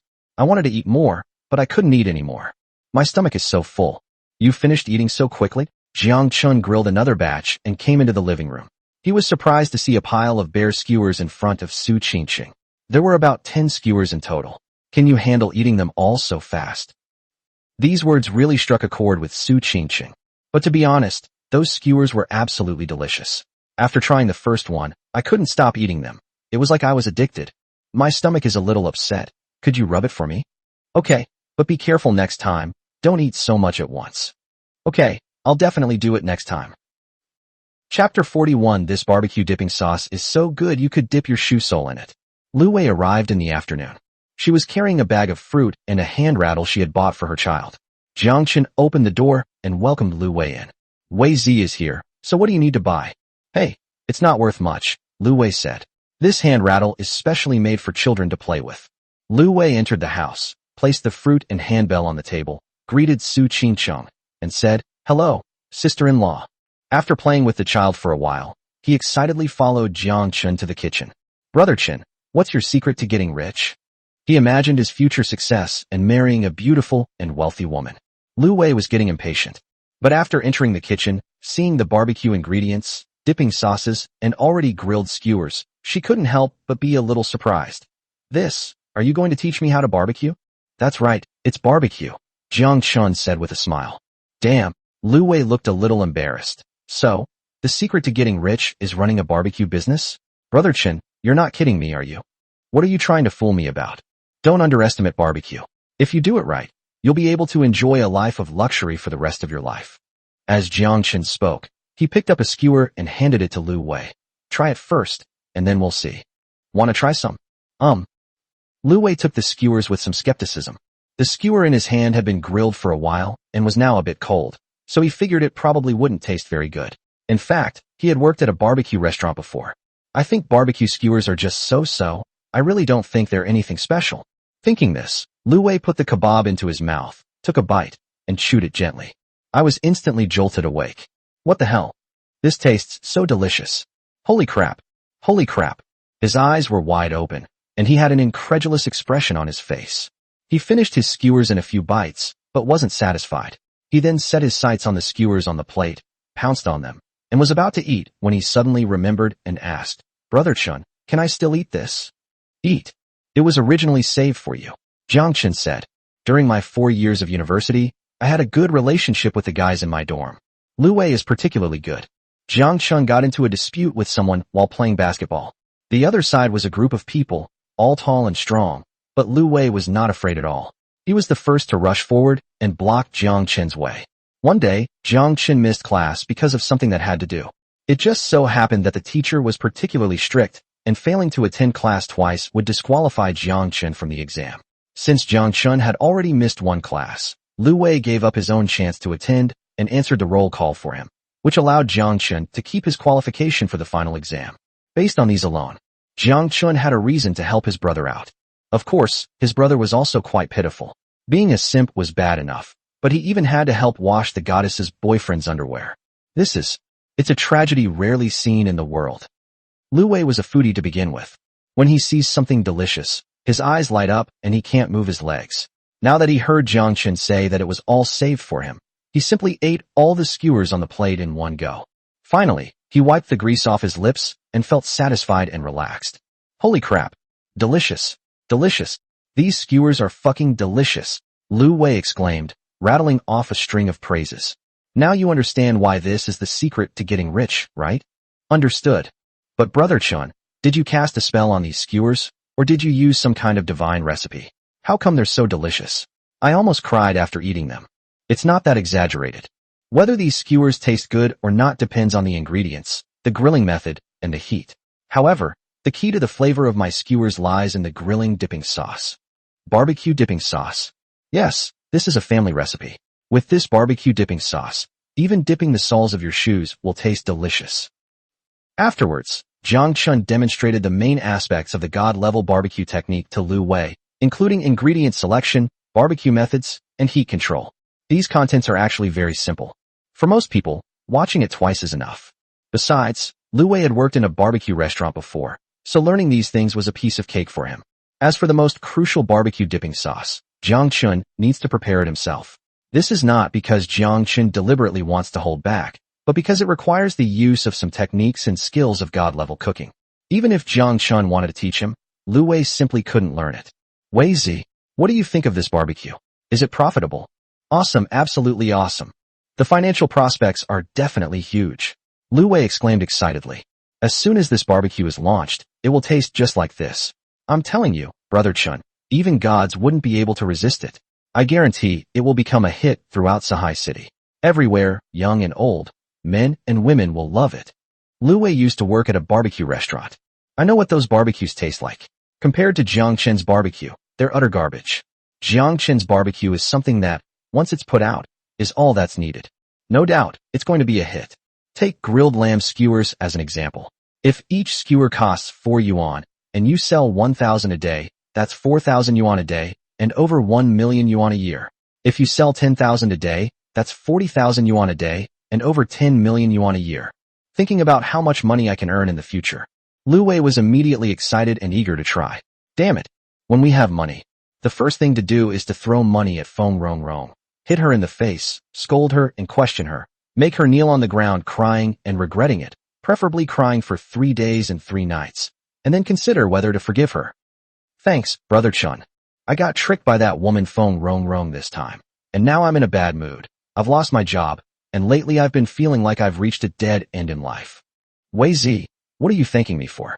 We're classmates and good buddies. You're being too polite. Besides, we don't even know how things will turn out yet. You should focus on getting the barbecue stall up and running first. Okay. Jiang Chen saw Lu Wei off. When I got back, the child was still sleeping soundly and seemed fine. Then I went to the kitchen again to tinker with some food. 13-spice crayfish, stir-fried clams, foil-baked fish, garlic-baked oysters, and so on. This time, it wasn't about experimenting with new dishes. It wasn't just that he was craving it and wanted to indulge himself. But to be honest, the food I make is the best. While Jiang Chen was busy preparing delicious food, Su Qingqing, drawn by the aroma, came over again. I ate a little of everything. And unsurprisingly, I ate until I was stuffed again. Why do you eat so much every time? You eat until you're stuffed, and then make me rub your stomach. Can't you control yourself? Jiang Chen said helplessly. It's all your fault. Why did you have to make so many delicious things when you had nothing to do? And you kept changing the menu. First it was barbecue skewers, and now it's crayfish, oysters, clams. You're making people want to commit a crime. Is it a crime for me to cook well? Fine. Next time I'll just cook whatever. No, I was just kidding. Just play normally next time. After bickering for a while, Su Qingqing suddenly became shy and embarrassed, staring at Jiang Chen with a flushed face. Jiang Chen felt uneasy under her gaze. Seeing this, Jiang Chen couldn't help but wonder, what's wrong? Did I go too far? Did I make you uncomfortable? No, not at all. No. Then why are you looking at me like that? Do you think it's possible that I'm looking at you like this because you've been rubbing the wrong spot for so long? Oh. Jiang Chen looked down and saw that it really was. Ahem, I'm used to it now, don't mind. I'll switch back right away. Chapter 42, A Small Test, incredibly fun. After returning from Jiang Chen's home, Lu Wei immediately began his efforts to get rich. I got a set of second-hand barbecue equipment and a second-hand tricycle. After trying it out with Jiang Chen's barbecue dipping sauce, I felt that the taste was pretty good, so I figured I could start setting up a stall. He didn't have the money to open a shop, so he could only start with a barbecue stall. Jiang Chen and Wu Hao were very curious about what the secret to getting rich was. After finally finding Lu Wei on a small food street, we were quite surprised to discover that he was actually running a barbecue stall by the roadside. Holy crap, am I seeing things? Lu Wei, you bastard, didn't you get the secret to getting rich from Jiang Chen? How come you're setting up a stall now? Don't tell me the secret to getting rich is setting up a street stall. Lu Wei glared at the two of them, annoyed.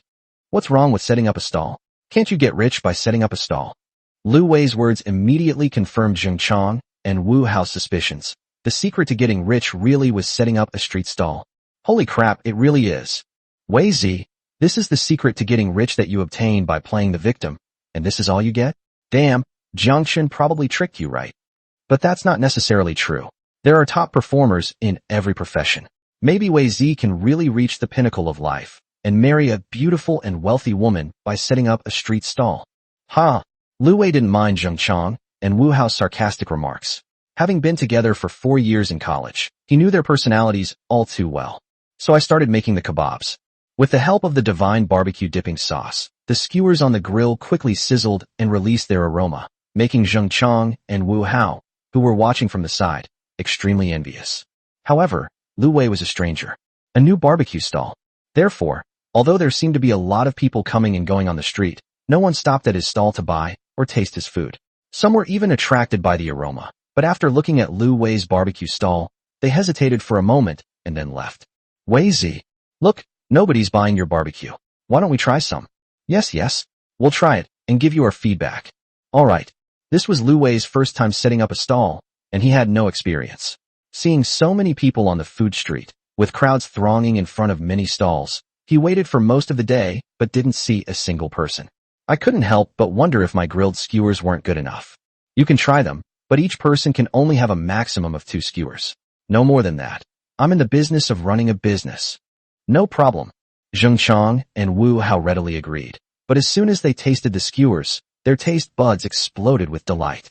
They exclaimed, "Holy crap!" repeatedly, and then they couldn't stop eating them. Lu Wei was anxious because he couldn't open a business.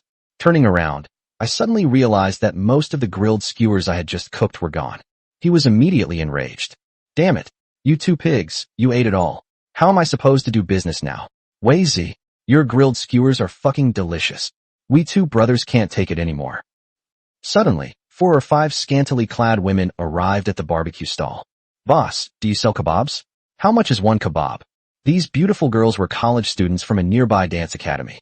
They were strolling around when they suddenly spotted a new stall selling barbecue skewers. The smell was quite enticing, so after hesitating for a moment, they went to the stall. Lu Wei was still pretending to beat Jiang Chen up twice. Seeing a group of beautiful women approaching and asking, he immediately beamed and shouted, Selling! Each lamb skewer is 4 yuan. Then give me 5 skewers, said the girl in the lead. Alright, Lu Wei immediately got to work. The skewers that had been pre-grilled were meant to attract customers with their aroma and reduce grilling time once customers arrived. But finally, the first order came in. Out of concern for the process, Lu Wei decided to bake it again. Sizzle! The 5 mutton skewers quickly became juicy, golden in color, and smelled incredibly delicious. 5 skewers. That's perfect for you. Okay. The girl in the lead took the skewers and distributed them to each of the girls around her, 1 skewer for each of them. Because they were so tempting, the girls didn't care that they were hot and tried to take a bite. Then, without prior arrangement, they all showed expressions of surprise and admiration. It's so delicious. Boss, 5 more skewers. No, 5 skewers for each person. Okay. Lu Wei was overjoyed. It seemed this first order had been a success. After the first order, which came from a few attractive and scantily clad women, more people followed suit, coming to buy and taste the skewers. Everyone who ate the skewers looked amazed and praised their taste highly. Lu Wei was extremely busy. Jiang Chen and Wu Hao volunteered to help. In just 2 or 3 hours, Lu Wei sold out all the skewers. After calculating the bill and deducting the cost, he made a net profit of more than 800 yuan. Holy crap! 2 or 3 hours, and I made a net profit of over 800. It's so much better than working a regular job. Jiang Chen and Wu Hao were surprised, while Lu Wei was overjoyed.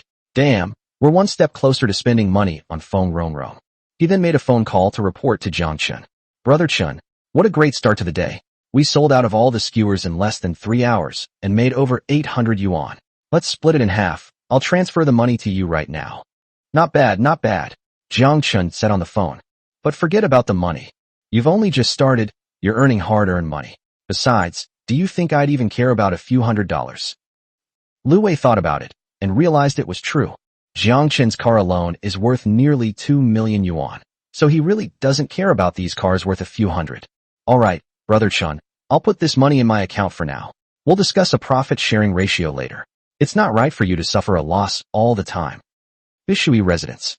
Jiang Chen and Su Qingqing were watching TV together in the living room. Su Qingqing overheard Lu Wei's phone call to Jiang Chen. Your classmate is alright. He sells barbecue using your recipe and even gives you a share of the profits, Su Qingqing said. But judging from your tone, are you planning to go all in on the food service industry? More or less, Jiang Chen said. Oh, you actually have this plan. Su Qingqing's eyes lit up. Then how big do you expect it to be in the future? She admired Jiang Chen's ability to make money. After all, it was rare to see someone like Jiang Chen achieve such success right after graduation. Therefore, she was quite interested when she heard that Jiang Chen intended to start his own business. Maybe several trillion. Trillions? That's bullshit. Su Qingqing didn't believe it at all. Actually, Jiang Chen, he didn't believe it either. He was just saying it offhand. Let's talk about barbecue. His current plan is that since he doesn't have time himself, he'll try to get his good friends involved, and at the same time, he wants to test the waters and see how the market performs. If we continue to do so, it will definitely take some more effort. With God-level barbecue skills and a cheat system, opening thousands or even tens of thousands of barbecue restaurants with booming business should be pretty awesome, right? But he was just thinking about it casually for the time being. Now he cooks delicious food every day, takes care of his wife and children, and makes a lot of money just by lying there. He's living a very comfortable life. He started his business with great effort and mental strain. He might not even have much of a desire for it. Chapter 43. How about I let you hold me while we sleep? The weather forecast for that day predicted rain that evening. Sure enough, around 8 or 9 o'clock, click, as a huge bolt of lightning streaked across the sky, a deafening thunderclap suddenly resounded through the night, followed by rumbling thunder, flashes of lightning, and a torrential downpour. After days of scorching heat, it finally rained. It was a rare rainy night. After putting the 3 little ones to sleep, Jiang Chen sat leisurely to the side and watched videos. Su Qingqing wasn't asleep either. She was engrossed in reading a book when she suddenly coughed, feeling an itch in her throat. This was followed by a violent coughing fit that lasted for quite some time before she recovered. Why are you coughing so badly? Are you feeling hot and bothered? Jiang Chen asked. Maybe. Su Qingqing took a sip of water to moisten her throat. I only coughed halfway before, but somehow it started coughing, and my throat is itchy and a little sore. Come on, open your mouth. Jiang Chen came to Su Qingqing. What do you want? Su Qingqing asked in confusion. Jiang Chen's sudden request was suspicious. It was hard to say he didn't have ulterior motives. Let me check your throat, see if it's really sore throat. Jiang Chen couldn't help but chuckle at the girl's wariness. Oh, you should have said so earlier. Su Qingqing spoke, but hesitated for a moment. To open one's mouth to a man in front of him was, in a way, a little ambiguous, especially since the other party was such a jerk. Open your mouth wider, or I won't be able to see. At Jiang Chen's further insistence, Su Qingqing had no choice but to open her mouth even wider, and her pink tongue unconsciously darted out a little. Jiang Chen shone a small flashlight inside, his movements quite professional. After looking for a while, he put the flashlight down and said, I do have a sore throat, but thankfully it's not too serious. I'll make you some special honey pear water later. I guarantee that once you drink it, your cough will stop. Jiang Chen possesses comprehensive parenting skills, primarily focused on infant and toddler care. However, she can also handle minor, everyday health issues.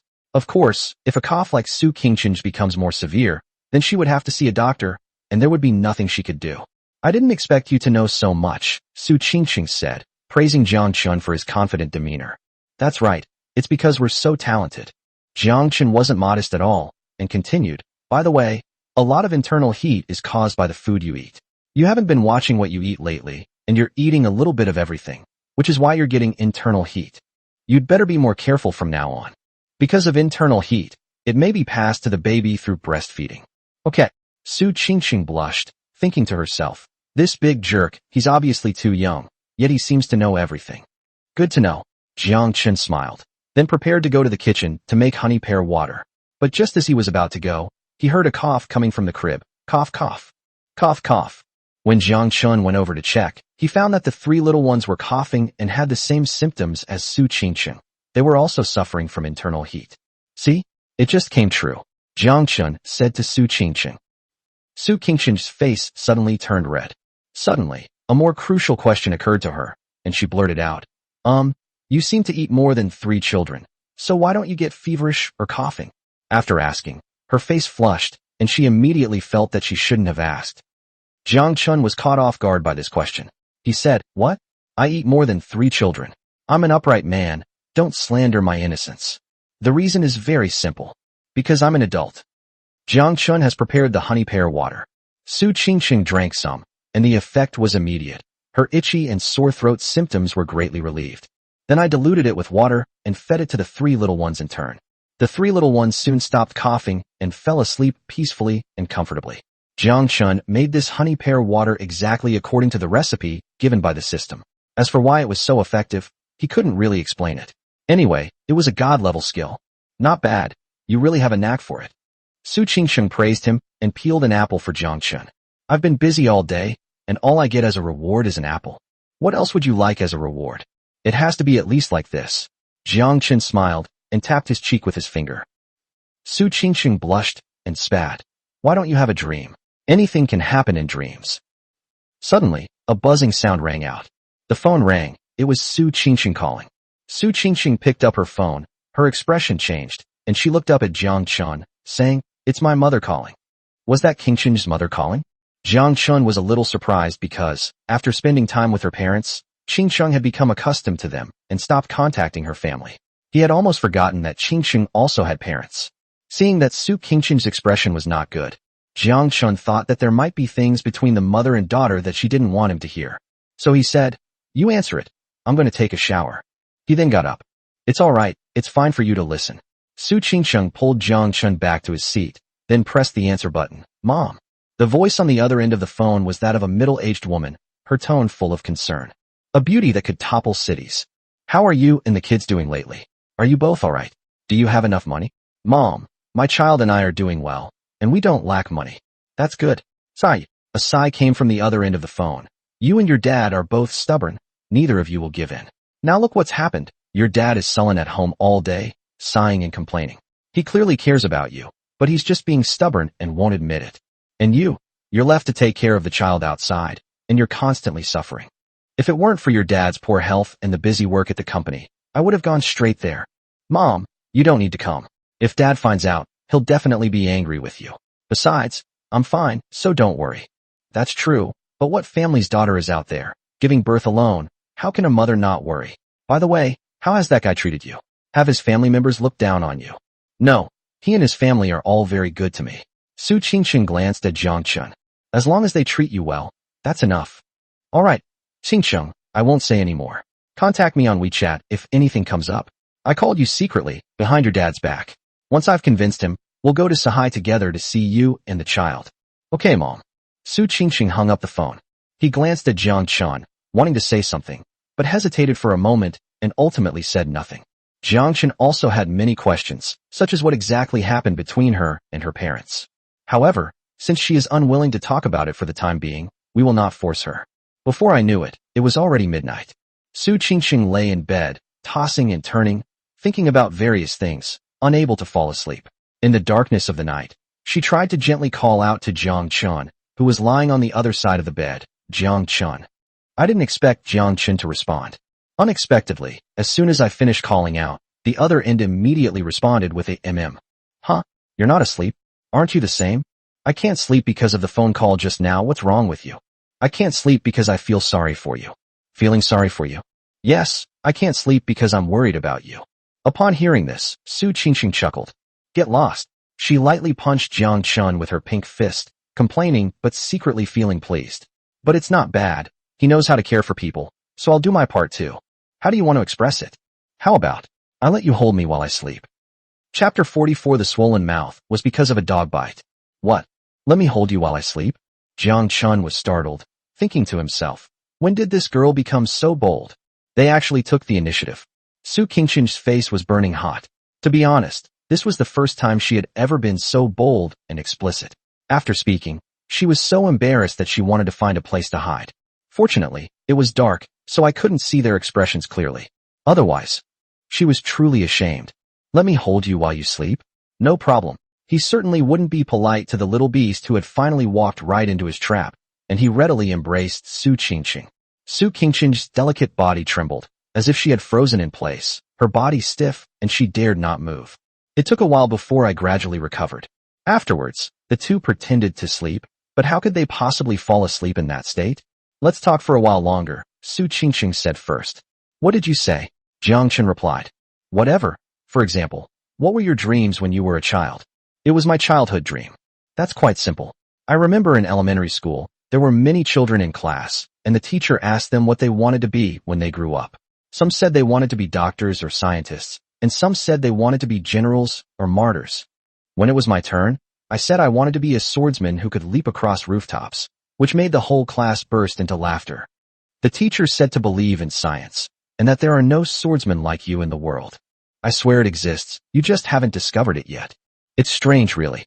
For a long time afterward, I genuinely believed that the world was vast and full of wonders, and that there must be martial arts or mystical skills. I also naturally assumed that one day I would have a miraculous encounter, and that some reclusive master would pass on his skills to me. Because no matter what, being a swordsman is just too pretentious. Whether it's roaming the world with a sword, or plucking a flower or a leaf, anything can be used to kill. There's also the saying, kill one person in 10 steps, leave no trace for 1,000 miles, dust off your clothes and leave after the deed is done, conceal your identity and name. Su Qingqing listened attentively and couldn't help but interject. Yes, that's the feeling. Anyway, it's about chivalry and helping those in need. So, besides chivalrous acts, is there nothing else? Su Qingqing asked again. Yes, it would be even better if a female knight-errant accompanied me while I'm wandering the world. Jiang Chen said. You're dreaming. Su Qingqing chuckled. So, do you still want to roam the world as a chivalrous knight-errant? Of course I don't want to. Besides, even if I wanted to, there's no one else in this world who could. Jiang Chen glanced at Su Qingqing in his arms. As for now, I just want to earn some money, support my wife and children, and live a simple, peaceful life. When Su Qingqing heard Jiang Chen mention raising a wife, her pretty face flushed again, but she praised him, saying, That's all right. You do have a conscience. This is a must, otherwise my mom will get it for me. Jiang Chen, tell me, how did I end up meeting you? After a moment of silence, Su Qingqing suddenly spoke again. Maybe it's just fate, Jiang Chen said, scratching his head. Will you treat me well in the future? Of course. She's my own wife. Who else would I treat well if not you? Besides, with my mom around, if I dared to treat you badly, she'd be the first to kill me. By the way, we'll be living together from now on. Do you have any thoughts or requests? I don't ask for anything, just that you stop bullying me in the future. Don't bully you? What are you saying? Does that mean I can bully you occasionally? Jiang Chen said deliberately. Get lost. Su Qingqing understood what Jiang Chen meant. It's not what you think of as bullying. Besides, in my current state, how could you possibly bully me? As she spoke, she gave Jiang Chen a rather resentful look. That submissive look in her eyes immediately made Jiang Chen feel overwhelmed. There's no way to explain it. It's just too amazing. I won't bully you, but I can at least give you a kiss, right? This time, Su Qingqing didn't say anything, but her pretty face blushed slightly, and she quietly closed her eyes. The room fell silent. For a moment, it was as if I could hear my own heartbeat. Su Qingqing closed her eyes and waited for a while, but when she realized that the other party was not moving at all, she couldn't help but feel anxious and disappointed. Ugh, that idiot. How could you be so stupid? I closed my eyes and remained silent, which meant I was agreeing. Just as I was about to feel a little disappointed, suddenly, a warm breath wafted towards me. The next day, Su Qingqing slept until dawn and didn't wake up until after 9 o'clock. Woke up. Let's wash up and have breakfast, Jiang Chen said with a smile, glancing at Su Qingqing as he played with the child. Su Qingqing nodded. Just as she was about to get up to wash up, Jiang Chen stared at her suspiciously and asked, Why are your lips swollen after sleeping? Su Qingqing looked in the mirror and found it was true. But after a moment's thought, she understood what had happened and couldn't help but give him a reproachful look. What do you think? Your lips are swollen because you were kissed by a dog. Jiang Chen, who suddenly realized what was happening, was speechless. This. Okay. At the time, he did have some lustful thoughts, but to be fair, well, you can't entirely blame him for this. I had just finished breakfast when Song Mei called me on video again. But before he could even catch a glimpse of his grandchildren, he was suddenly drawn to Su Qingqing. Qingqing, what happened to your lips? They're so swollen, like two little sausages. This. My mouth is swollen because I was bitten by a dog, Su Qingqing said casually. Song Mei. Were you bitten by a dog? The thing is, that brat doesn't even have a dog at home. Suddenly, a brilliant idea struck him, and his expression instantly lit up with the excitement of someone who had discovered a new continent. Could it be? Could it be that brat? Why? Song Mei sighed inwardly, thinking to herself, why are you in such a hurry? What if I get pregnant again before I'm even out of confinement? What would that be like? Chapter 45, Getting Pregnant from Just a Kiss? How is that possible? After thinking about this, Song Mei felt both surprised and helpless. He repeatedly urged and instructed me. Why can't you be patient? Although as a mother-in-law, she naturally wanted as many grandchildren as possible. As a good friend, she didn't want to see Su Qingqing's body get injured or even collapse. Qingqing, did that brat bully you yesterday? No, your son treats me very well. No. Song Mei was a little surprised. What I mean is, did he force you? I mean, if you didn't want to do something, he insisted that you do it, the kind where you had no choice but to do it. Oh, if you're going to talk about it, there are some. What? Really? Song Mei exclaimed excitedly. This brat really doesn't take his mother's words seriously. It's all right, Qingqing. Just tell me, and I'll take care of it. If that brat really does anything to you, don't worry, I'll break his legs. Sister Mei, it's not that serious. It's just that your son keeps forcing you to go to bed on time and eat breakfast on time. Huh? Then, what about the others? Recently, my child and I have both been experiencing some fever and cough, so your son won't let me eat anything I want, especially spicy food. Song Mei was stunned. How could this be? I was caught off guard and suddenly forced to eat a mouthful of dog food. I was thinking to myself, what's wrong with this Su Qingqing? I was trying to help you out, not as your future mother-in-law, but as your best friend, and you're showing off your love for her. Could it be that the two of them were in cahoots? Was Qingqing's actions voluntary? When Song Mei thought of this, her heart skipped a beat, and she realized that this possibility could not be ruled out. Given that her son is so handsome and dashing, it's quite normal that the two of them would develop feelings for each other over time. And Su Qingqing is a young woman who couldn't control herself. So he gently advised, Qingqing, I know you young people are hot-tempered, but you just had a C-section, you need to control yourself. You really can't play around with your health for a moment of pleasure. It feels great, but the after-effects are still significant. For example, you might get inflammation in that area, or pelvic inflammatory disease, which will greatly affect your recovery. Also, it can easily lead to miscarriage, and if you want to have a second or third child in the future, it won't be easy. Song Mei gave a long and earnest plea. I've poured my heart out, hoping my best friend will understand my good intentions.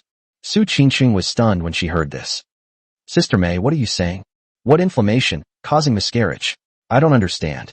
Don't you understand? Song Mei was a little annoyed now. Please, we've been best friends for years. We used to talk about everything and be inseparable. How come now that I'm trying to reason with you, and I've said all this? Why are you dodging the question and pretending not to understand? Are you closer to my son or to my best friend? Just as they were about to speak again, Su Qingqing suddenly realized what was happening. Oh, I see. Sister Mei, do you think I did that with your son? But how could that be? I've been very careful. I'm not that familiar with your son, we just kissed. So, you and my son don't have it? Song Mei couldn't believe it. No, Su Qingqing's tone was resolute. We're still in the process of building our relationship. Last night, we only kissed. Because neither of us is very good at it, my lips were a little swollen this morning. It's not what you think. Besides, how could you get pregnant just from a kiss? This. Song Mei sighed and rubbed her forehead. Cough cough, you should have said so earlier. I thought. Okay, it was my fault this time. I was overthinking things and misunderstood you too. Su Qingqing was originally having a video call with Song Mei in the living room. But as Song Mei's words became increasingly outrageous, she felt embarrassed to let Jiang Chen hear them, so she went to the balcony. What did my mom say to you? She was being so secretive. When Su Qingqing returned from the balcony after making a phone call, Jiang Chen saw her and asked her what was wrong. It's nothing, just friendly banter between sisters. Su Qingqing would never say that Sister Mei misunderstood her, and that jerk had already, and might even be pregnant before she was even out of confinement. A secret conversation between sisters? Okay. Jiang Chen didn't ask any further questions, because it was pointless to ask unless the other party was willing to tell him. Don't you want to know what we whispered to each other? Well, that depends on you. If you don't want to tell me, there's no point in me asking. Su Qingxing thought for a moment, then revealed a little. Your mother just called and talked about my second and third children. What? Jiang Chen asked in surprise. My mom's in such a hurry? She's only just had 3 grandchildren, and she's already thinking about having a second or third child. Who knows? Maybe your mom still has the old-fashioned mindset, believing that more children bring more blessings. Su Qingxing said, the key question is, what would you think if I really had a second or third child? What else can we do?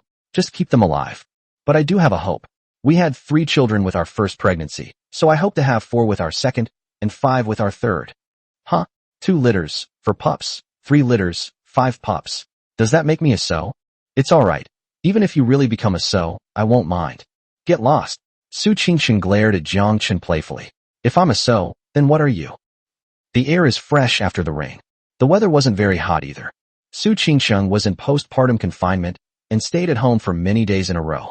She was so bored that she wanted to go out for a walk and take the baby out with her to breathe some fresh air and get in touch with nature.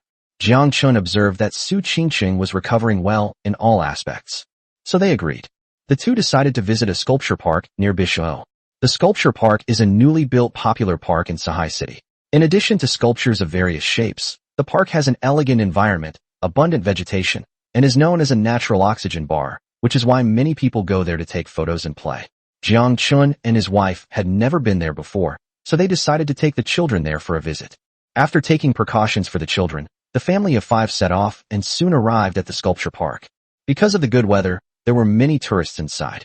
Many people were surprised and amazed to see that Jiang Chen was pushing triplets. Wow, triplets! This is the first time I've seen one. Wow, the baby is so beautiful. My wife gave birth to twins, and I felt like my ancestors' graves were emitting auspicious smoke. This young man, wow, he actually gave birth to triplets, a boy and a girl. Amazing. That's what you call getting it right the first time. Triplets are great, but raising 3 at once must be quite a financial burden. You're being narrow-minded, aren't you? These triplets are 2 girls and 1 boy. In other words, they're like 1 China construction bank and 2 China merchants banks. Why would you need to worry about them? That's right. If I had 3 kids like that, I'd probably wake up laughing in my dreams. Hearing the praise from passers-by, Jiang Chen felt incredibly pleased. What father doesn't like his child being praised? Turning his head to glance at Su Qingxing beside him, he felt even more pleased. As expected of a top-notch goddess, Su Qingxing was still in her postpartum period and was afraid of the wind when going out, so she wrapped herself up tightly, wearing long sleeves and a hat and mask. Even so, she still has a slender figure and a stunning figure. One look and you know she's a delicate and beautiful woman. As the saying goes, true beauty lies in the bone structure, and that's absolutely true. Jiang Chen, let's try that too. After strolling around the sculptures for a while, Su Qingxing, who was in high spirits, was not yet satisfied. She naturally took Jiang Chen's arm and suddenly pointed to a spot not far away. Are you sure you want to play? Jiang Chen glanced over there, somewhat surprised. Chapter 46, Unexpected Encounter. Hello, counselor. The place Su Qingxing was referring to was a specially designated area in the park with numerous playgrounds. She said she wanted to play a little. It was clearly a group of kids having a great time playing bumper cars. Yes, Su Qingxing replied immediately upon hearing Jiang Chen's question, her tone slightly playful. Anyway, we have nothing else to do, so let's have some fun. But those are for kids, or you can play with kids. Are you sure you want to ride bumper cars as an adult? Jiang Chen glanced at Su Qingxing. Besides, you can't ride them in the way you are right now, can you? Who said I was going to ride bumper cars? I said I wanted you to ride them. Su Qingxing blinked. What? I'm playing? Then what are you doing? I'll just watch you play. Are you sure? Sure. Jiang Chen felt a deep sense of helplessness. To think that someone would make such a bizarre request for bumper cars not wanting to ride themselves, but just watching others play. What kind of twisted mentality is that? Bite. The host faces a choice. Option 1. Go along with your wife's wishes, make her smile, and receive a mystery gift. Option 2. Refuse your wife's unreasonable demands, earn the title of straight man of steel, and shorten your body by 1 centimeter. Jiang Chen. Is there even a choice? Even shrinking by 1 centimeter, no man could tolerate that. Choose one. Jiang Chen said telepathically, then walked to the bumper car ticket booth and bought a ticket for 20 yuan. Actually, he hadn't ridden bumper cars for many years. It's actually quite exciting to be playing again all of a sudden. It's full of childhood memories. The bumper cars lasted 3 minutes. Jiang Chen, who had rediscovered his childhood, had a great time. Su Qingsheng, watching from outside, was also very happy and couldn't help but take a few photos and send them to Song Mei. Sister Mei, look what your son is doing. Doesn't he look like a landlord's foolish son? Ha ha ha. Picture. But a simple-minded son and a simple-minded wife, they're a perfect match. Bite. Host, by complying with your wife's wishes and making her smile, you've received a mysterious gift. Ripped stockings, you deserve it. Ripped stockings? This damn system. They're just rewarding useless and frivolous things. Upon hearing this, Jiang Chen couldn't help but complain. Damn it, you could at least give me tens of thousands of yuan as a reward, but you gave me a pair of stockings, and ripped stockings at that. What are you grinning about all by yourself for? After chatting with Song Mei, Su Qingxing recovered from her overjoyed state.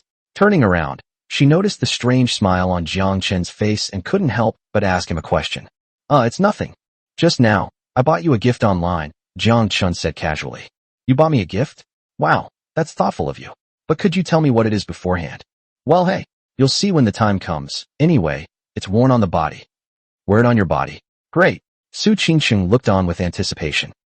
Jiang Chen glanced at a pair of long, straight, beautiful legs, and a certain image flashed into his mind. Although it was a bit unethical, he couldn't suppress the anticipation in his heart. Ugh, this damn system is ruining me. Back then, I was such a proper person, but now? We walked around the amusement park for a long time. Even though Su Qingsheng didn't play, and in fact couldn't due to her physical condition, she still watched with great interest. Finally, we arrived at a certain place. Su Qingsheng was eager to try. This is a ring toss game. There are dolls scattered on the ground. You can take whichever doll you get a ring on. Wanna play? Jiang Chen asked. Su Qingsheng nodded. Okay, I'll buy you a few rings, Jiang Chen said. Ring toss is something you can do standing up and swinging your arms. It's not a lot of exercise, so it's perfect for the little girl. There were quite a few people playing the ring toss game around it. Each person aimed at the doll they wanted, posed, and played ring toss, having a great time. However, very few people actually wear them. Therefore, the boss was overjoyed to receive the money, and his mouth was wide open in a grin. Boss, how do you play this ring toss game? 10 for 10 yuan. Whichever one you get is the one you choose. Okay, give me 20 yuan for the rings. Alright, here are 20 rings, please keep them safe. Jiang Chen took the ring and handed it to Su Qingsheng. After receiving it, Su Qingsheng immediately started playing with great enthusiasm. It's hard to believe that such a mischievous person, who plays around like a child, is actually a cool and aloof female professor at Sahai University. Despite being happy, Su Qingsheng tried to ring 20 rings in one go, but didn't manage to ring a single doll. Jiang Chen, I still want to. Su Qingsheng turned her head and looked at Jiang Chen pleadingly. Jiang Chen, boss, give me 20 more laps. Alright, here are your 20 rings, and I'll give you 5 more. Have a great time. The shopkeeper chuckled and handed 25 rings to Jiang Chen. Jiang Chen then handed it to Su Qingsheng. Su Qingsheng continued playing with great enthusiasm. Result: another 25 circles gone, still nothing to show for it. Forget it, let's go. Su Qingsheng looked at the doll she had her eye on with some disappointment, pulled Jiang Chen to leave, and threw 45 rings in one go without getting a single one. It seems that her skills are not good enough. It seems you quite like that doll. Jiang Chen asked upon seeing this. It's alright. I just like its appearance a little. Su Qingsheng glanced at the doll again. Never mind. I can't get it. Let's go. I'll give it a try, Jiang Chen said, and then bought another 20 yuan worth of rings from the shop owner. The boss was overjoyed when he saw this. He loved people who never gave up. Okay, that's 20 rings in total. I'll give you 10 more for free. The shopkeeper continued to smile and handed the counted rings to Jiang Chen, who felt as if he had just gotten 20 yuan for free. He had tried that ring before. Even if he tried to ring 100 rings, he might not be able to ring more than a few. Since Jiang Chen had already paid, Su Qingsheng could no longer stop him, so she could only watch from the sidelines. However, she didn't believe that Jiang Chen could win the doll he liked. It couldn't even fit any of the dolls. However, a few minutes later, the ring toss vendor was almost in tears. Damn, that young man had a total of 30 rings, and he got all 30 dolls on the ring in one go. That's right, not a single one was missed. Even though the young man's technique didn't seem particularly impressive, He could still manage to throw the plush toy with perfect accuracy, even with bad angles and insufficient force. Damn it, this is absolutely bizarre. Jiang Chen was overjoyed. Since she couldn't take all the dolls with her, she picked out a few she liked and returned home with her arms full. She never imagined that Jiang Chen would be so good at playing the toy ring toy game. Jiang Chen was also quite surprised. The luck card produced by the dog system is amazing. It can actually make the success rate of ring toss 100%. One word, absolutely amazing. The two strolled around the sculpture park for a while longer, satisfied, before heading back. Jiang Chen went to the restroom, and just then, Jiang Chen spotted a familiar girl. The girl had obviously seen Jiang Chen as well. Jiang Chen couldn't avoid it any longer, so he had no choice but to bite the bullet and step forward to greet him. Hello, counselor. Chapter 47. My teacher doesn't like men. The girl walking towards him from not far away was his college counselor. Her name is Yan, and she is actually not very old. She was around 27 or 28, about the same age as Jiang Chen, but had a memorable nickname, the tough, unyielding old maid, or more simply, the female demon. Anyway, he's not a nice guy, especially when it comes to playing pranks. Back then, Lu Wei and his friends, in order to pick up more girls and get rid of their single lives as soon as possible, actively applied to join various social events. Because they were having too much fun, they skipped classes for several days in a row. As a result, he was targeted by the female demon from then on. The following years were a period of great torment for them. They take on all the dirty and tiring work. If there are benefits, it's embarrassing not to take any. They also frequently use negative examples. Whenever they voice their dissent, Yan would retort, "Why didn't you say so earlier? Your thoughts aren't pure. All you think about is picking up girls. Your life is too superficial and has too low a taste." They need her, this engineer of the human soul, to correct them. Then, one winter day, Lu Wei and a few others were caught red-handed for making a mistake, and she conscripted them again. I'm really into playing games during the holidays. She called me away to help her clean. Because of the cold weather and the lack of heating, breath almost turned to ice. Lu Wei and the others were caught off guard, and their hands turned red from the cold. So he made a request, hoping that Yan could be considerate of her subordinates and provide them with gloves, hand warmers, or similar items. Otherwise, they would have difficulty completing their tasks on time. However, Yan immediately patted Lu Wei on the shoulder and said with a smile, "It's okay. Teacher believes in you. You can finish on time even without gloves. Keep it up." Lu Wei and the others almost cried when they heard this. Come on. Screw you. This is a female demon, more like a female Yama. From then on, Lu Wei, filled with resentment, stopped calling her she-devil and secretly began to refer to her as old maid. Compared to the unlucky Lu Wei and his group, Jiang Chen didn't cause any trouble back then, so he wasn't really bothered by Yan. On the contrary, because he was the school's most handsome guy, he seemed to receive a lot of preferential treatment. Even so, Jiang Chen still felt a little uncomfortable when he saw Yan in the park. After all, she was his counselor and also the former female devil. Jiang Chen. Yan, who was walking towards him, immediately spotted Jiang Chen and exclaimed in surprise, "You've come to the sculpture park too? What a coincidence." With a casual greeting, Yan quickly spotted the stroller next to Jiang Chen. He immediately let out a gasp. Wow, 3 little babies. My goodness, they're triplets. They're all so adorable. Yan bent down and tried to coax the 3 babies with her words. While doing so, she said to Jiang Chen, "Jiang Chen, these are your relatives' children. They're so cute. Can I pinch their little cheeks?" "It's best not to," Jiang Chen replied. "A child's facial nerves are still developing, so you can't pinch them, but you can touch them with your hands." "Okay, I'll touch their little faces with my hand." Wow, so white and tender, like a porcelain doll. Yan looked at the 3 little ones in the stroller with shining eyes. She gently touched each of their little faces with her hands, looking like a mischievous little girl, completely different from the devilish woman who used to like to play pranks. After teasing her for a while, Yan finally stood up, still not quite done. "Not bad, not bad. Jiang Chen, which relative of yours do these babies belong to? They're so cute, just looking at them makes my heart melt." "Which relative's child am I?" "This." Jiang Chen rubbed his forehead, paused for a moment, and then said, "Teacher Yan, if I said this is my child, would you believe me?" "What? Is this your child?" Yan was startled. He looked Jiang Chen up and down, his expression one of complete disbelief. "Jiang Chen, I remember you weren't the type to brag. So why are you starting to brag now that you've graduated?" "Teacher Yan, I'm not bragging. These 3 really are my children. Why don't you believe me?" Jiang Chen argued. "I don't believe you, you big idiot." How old are you anyway? You just graduated and haven't even finished your formal education yet, and you dare to say you have 3 kids?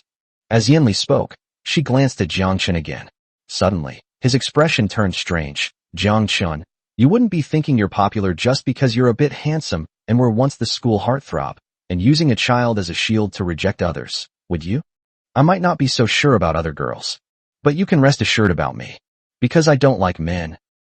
Upon hearing this, Jiang Chen broke out in a cold sweat, thinking to himself, this counselor is supposed to be a role model for teachers, yet he's saying things that sound like a teacher.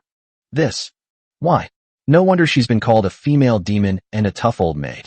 To put it bluntly, someone like her is even worse than Abbess Miju. What man would dare to want her? No wonder she was so focused on tormenting people back then, yet she had a man pursuing her. Well, if you don't believe me, there's nothing I can do. Jiang Chen said helplessly. I really can't get along with this female devil. I was just thinking of finding an excuse to say goodbye. Suddenly at this moment, Su Qingsheng had just finished using the restroom and was walking towards Jiang Chen. She was still wearing a hat and mask, covering herself up completely, since she was still in postpartum confinement and it wouldn't be good for her to go out in the wind. Her outfit was so convincing that outsiders couldn't tell at all. I only vaguely know that she should be a great beauty. But for those who know her well, even if Su Qingsheng tries to cover herself up, they can still tell. There's no way to hide it. Her figure is too stunning to be concealed, and she walks with a graceful and charming gait. Although Lindai should be a bit plump, but when she walks, she inexplicably gives off a delicate, swaying feeling. Because she's too slim, there's even a feeling that a gust of wind could blow her away. Therefore, Jiang Chen noticed such obvious features at a glance, and Yin Li, as Su Qingsheng's colleague, was no exception. A beauty that could topple cities. Yin Li immediately went to greet her. It's been so long since I've seen you. I never expected to run into you here. What a coincidence. He immediately and warmly took Su Qingsheng's hand. Actually, Sahai University has 2 goddesses. One is Su Qingsheng, the true goddess, and the other is Yin Li, this tough spinster. Both of them were famous at school. Since they were in similar grades and had some interactions at school, their relationship was pretty good. However, due to the short time they had known each other, Yin Li couldn't compare to Song Mei, who was a good friend of many years. But did this dampen Yin Li's enthusiasm for seeing Su Qingsheng? It's unstoppable. What did she just say? I don't like men. Yes, it is quite a coincidence. Su Qingsheng said with a smile. Actually, she was not very willing to see her colleague at this time. After all, she was pregnant out of wedlock and had given birth to triplets. It wouldn't be good if word got out at work. What a coincidence. I knew it. Ha! Qingsheng, come, let's get to know my good student and former campus heartthrob of Sahai University, Jiang Chen. Yin Li giggled like a sparrow and pulled Su Qingsheng in front of Jiang Chen. He then began to introduce the topic with great enthusiasm and eloquence. You wouldn't believe it, Qingsheng. I was just strolling around this sculpture park when I happened to run into my good student. See those triplets in the stroller? They're clearly Jiang Chen's relatives' children, but Jiang Chen insists they're his own and even swears to me on it. The thing is, how old is he? He became a father of 3 right after graduation? And triplets? That's outrageous. Besides, what kind of brainless idiot would have babies with a bunch of kids? Haha, that's hilarious. At least find someone reliable to show off to. Qingsheng, let me tell you, if these triplets really are this kids, I'll eat my phone right here and now. Chapter 48, Early Marriage, a soul-searching question. Yin Li talked on and on. Su Qingsheng listened patiently, but her expression was, of course, a little flustered. It's one thing to criticize your good student. Why did you have to bring me along too? So, am I that big, brainless idiot? Having a baby for a mere kid? Please, that kid is already an adult, graduated from university, and is a very, very old man. Jiang Chen was equally speechless.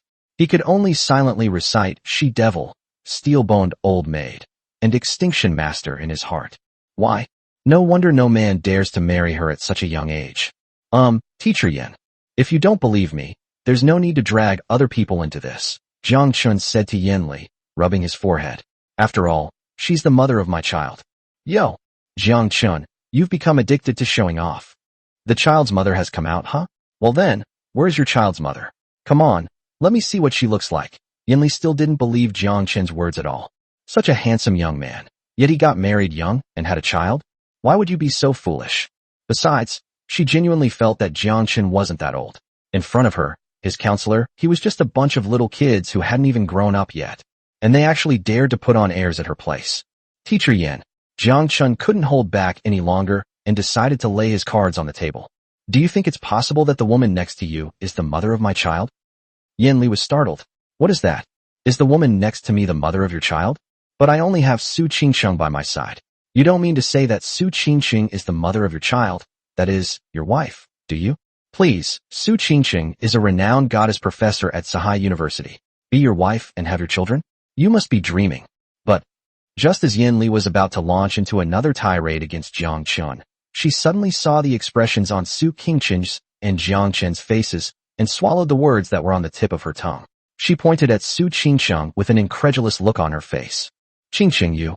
Yes, Jiang Chen is right. Those triplets are his children, and I am the mother of his children.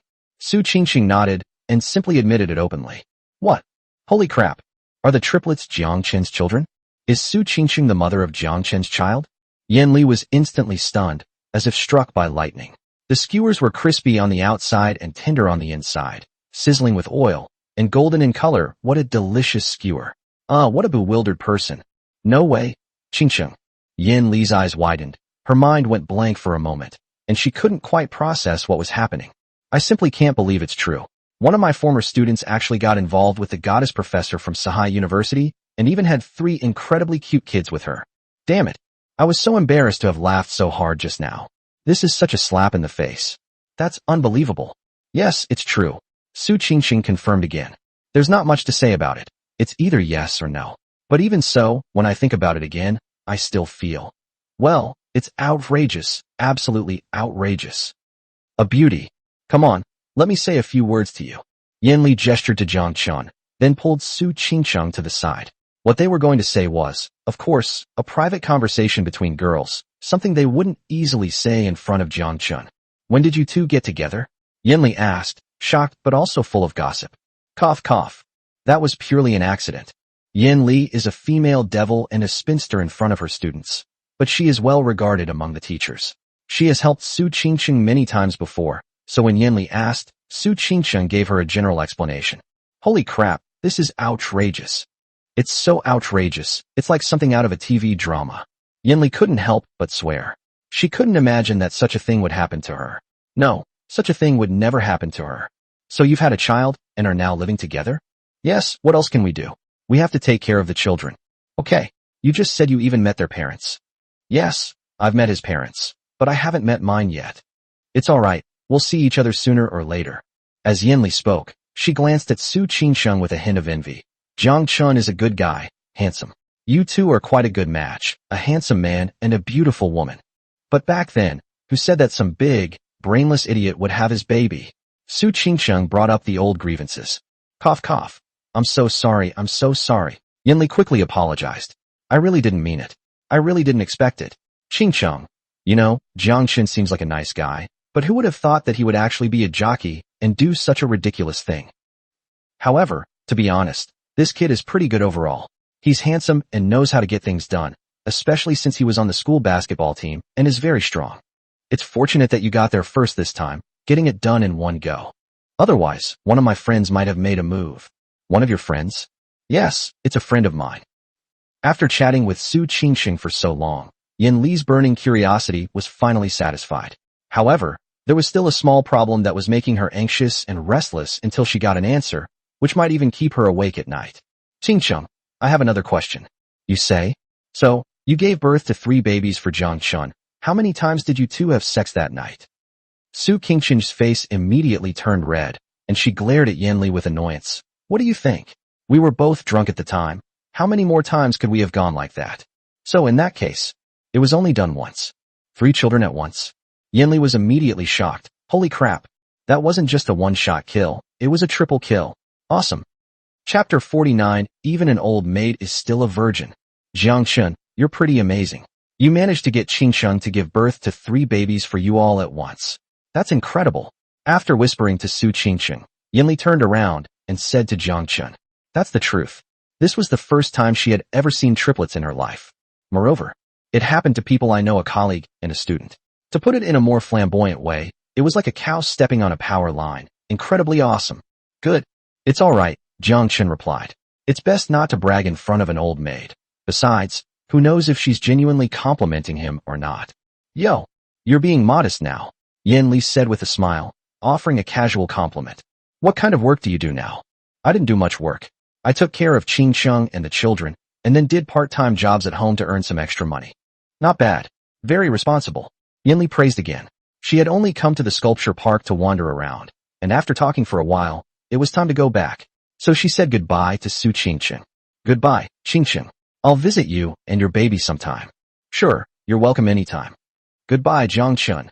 Jiang Chen said goodbye, and Yan was about to leave when Jiang Chen suddenly said, Teacher Yan, is there something you've forgotten? What's wrong? Yan asked, puzzled. Didn't you say back then that if the triplets were my children, you would eat your phone? Oh, this. Yan immediately rubbed her forehead. It was all her fault for speaking too confidently back then. But Jiang Chen was really something. The teacher just made a careless remark. Why did he have to hold a grudge? Can't a teacher make a mistake? Why?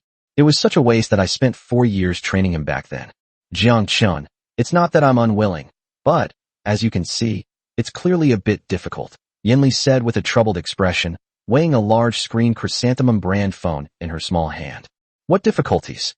Jiang Chen asked the question knowingly, thinking to himself, weren't you quite impressive back then at pranking people? Keep it up, Teacher Yan. This phone is so big, the teacher really can't eat it. Alright. It was all a joke, Jiang Chen. Don't hold it against your teacher Yan. At this moment, Su Qingqing stepped in to smooth things over and helped Yan out of the predicament. That's right. Jiang Chen, I was just joking. You actually let me eat your phone? Besides, you're just a student. Why would you argue with your teacher like me? Hara. Yan smiled apologetically while acting like a senior figure. Afterwards, Yan said goodbye to Su Qingqing and Jiang Chen. Before leaving, Su Qingqing suddenly added, Yan, don't tell anyone about my triplets. I still have to go to work. Clear. Don't worry, Qingqing. Don't you trust me? I'm known for being tight-lipped. Watching Yan skip and hop away alone. Both Jiang Chen and Su Qingqing had a look in their eyes that was, well, it was astonishment. Because it's too similar to a weirdo. You might say she's carefree like a young girl, but she also acts like she's an old maid and likes to rely on her age. You might call her an old maid or a domineering nun, but actually, she's only 28. This Yan is quite special. Su Qingqing tried her best to find a euphemism to describe her. Of course, she's really special. Back when she was our counselor, we secretly gave her a whole bunch of nicknames. Jiang Chen complained. A bunch of nicknames? Tell me about them. For example, the female demon, the abyss Miju, and the iron-willed old maid. Oh, this? Su Qingqing looked surprised. You've given her so many nicknames, she exclaimed, then suddenly winked and smiled at Jiang Chen. I'll secretly tell her tomorrow. Hey, no need. She knows the nickname we gave her. What? She knew? What was her reaction? I'm not entirely sure of her exact reaction, but I heard that she seemed quite unashamed, even proud of it. Why? Because she believes that an old maid is still a virgin. Jiang Chen's reason immediately silenced Su Qingqing, leaving her speechless for a moment. Well, an old maid is still a maid. Okay, that's cold enough. I've been out of the house for quite a while. It's lunchtime. Su Qingqing had been cooped up for too long, so even though she wanted to stay in the sculpture park a little longer, she had no choice but to go back. Even if she doesn't eat, the baby still needs to eat. Asking her to feed 3 little ones outside is really asking too much of her, especially since, due to her natural talent, she also has a big, clingy guy who often tries to help her out during meals. What were you whispering to Yan back then? Jiang Chen asked on the way back. You guess. I bet they're talking about me. Then guess again, what did I say about you? They said I am handsome and incredibly capable, that I made you have triplets. Shaw, that's not true at all. Su Qingqing feigned disdain, but was secretly surprised. Well, that big jerk had actually guessed right.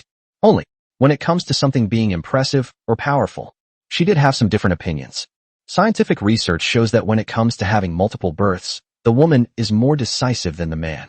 In other words, it's not the man who's more capable, but the woman herself. Of course, the big pig's trotter is also very powerful in every aspect. Otherwise, I really don't want it anymore. Because the 3 little ones were starving, Su Qingqing rushed to feed them as soon as she got home, without even taking a break. Of course, as is customary, Jiang Chen was there to help out. Nothing happened after that, and before I knew it, it was evening. Buzz. Just then, Jiang Chen's phone rang. It was Lu Wei calling. Hey Wei Zi, how's the stall doing today? Jiang Chen asked over the phone. Very good. Brother Chen, you have no idea how popular your kebabs are. I made over 1,000 yuan in just one afternoon. I'm exhausted like a dog right now. Lu Wei spoke excitedly on the phone. Then he reported the situation to Jiang Chen. Basically, the barbecue skewers were delicious, and the business was booming. Compared to Zheng Chang and Wu Hao, he was extremely busy, sweating profusely, but of course, he made a lot of money. It's just that the urban management officers come every now and then. As soon as the urban management officers arrive, they run away as fast as they can, and then come back as soon as they leave. Anyway, it's a battle of wits and courage, just like the guerrilla warfare of yesteryear. Brother Chen, I've made 1,280 yuan since noon. I've kept track of your share. No matter what, without your family recipe, I wouldn't be able to make this much money running a barbecue stall. Even between brothers, accounts should be settled clearly. Damn it, I'm not saying anything more. The city management officers are here again. We have to run away again. Lu Wei hung up the phone abruptly before he could finish speaking. A barbecue stall made over 1,000 yuan in an afternoon? That's lucrative. Su Qingcheng, who had overheard Jiang Chen and Lu Wei's phone call, couldn't help but exclaim. To be honest, by the hour, it was much higher than her salary. That's right, look who taught you the barbecue technique, Jiang Chen said.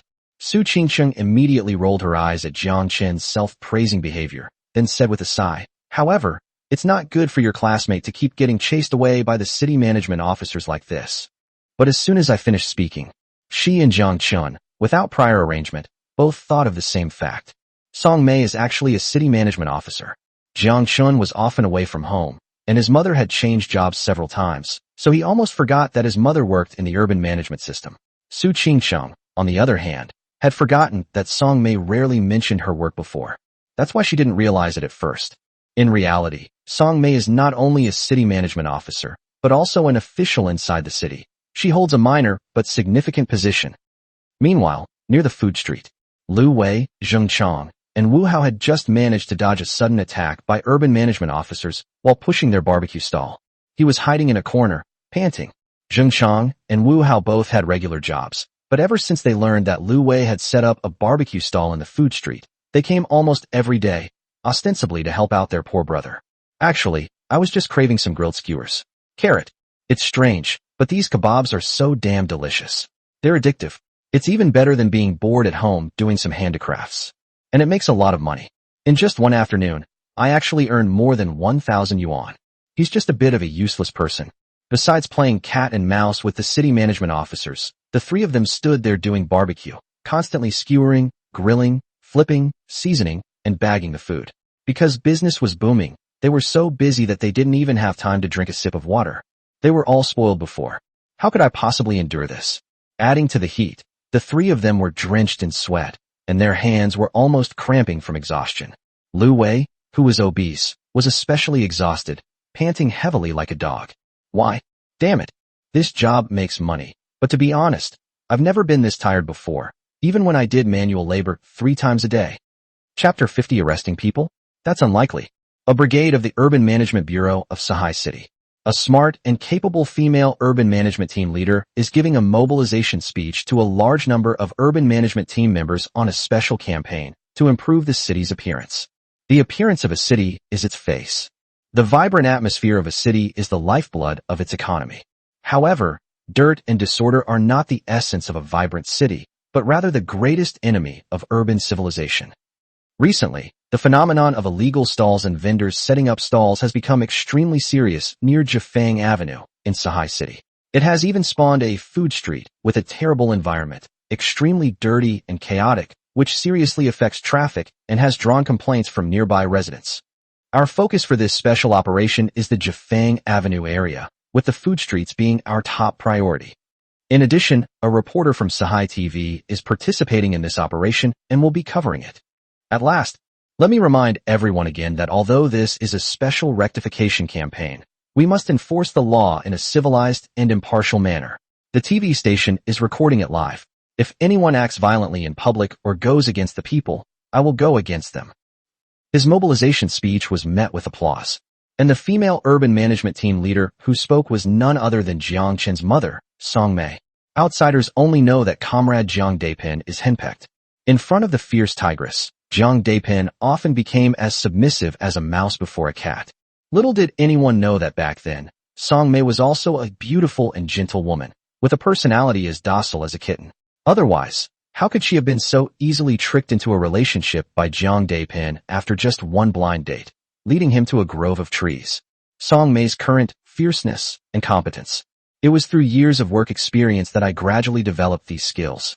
All right, let's set off now. Song Mei waved her hand, and the large group began to move, heading straight for Jifang Avenue. The food street was the key focus of their operation. It was approaching evening. The food street was bustling with people. Various food stalls are everywhere, and it's the busiest time of day for them. Lu Wei and his two companions also brought their barbecue stall over, choosing a good spot, hoping to make another killing. Judging from the current situation, earning another 1,000 or so shouldn't be a problem. The three of them set up their stalls, and, no matter how tired they were determined to get things done. Unexpectedly, at that moment, Lu Wei suddenly panicked and hurriedly tried to find a place to hide. Jiang Chen and Wu Hao saw this and also panicked. What's going on? The urban management officers are here again. No, she's an old maid. Lu Wei said. Oh, she's an old maid. Jiang Chen and Wu Hao rushed over to check, and sure enough, they saw it too. Holy crap, it really is her. What the hell is she doing here? And she's heading this way. Get out of there, brothers. Without saying a word, the three of them quickly moved aside. There was nothing they could do. This old maid was their nemesis. Although they had graduated some time ago, the old maid's tyranny and shadow still lingered. Unfortunately, even though Lu Wei and his two companions were trying to hide and were quite happy with their actions, Yin Li, with her sharp eyes, spotted them immediately. Lu Wei, Jiang Chen, Wu Hao, what are you three doing? You hide as soon as you see your counselor? Seriously, am I that scary? Yin Li said, letting out a malicious laugh. Bishui residence. After dinner, Jiang Chen and Su Qingqing sat on the sofa to rest. Jiang Chen was looking at his phone. Su Qingqing was also looking at her phone.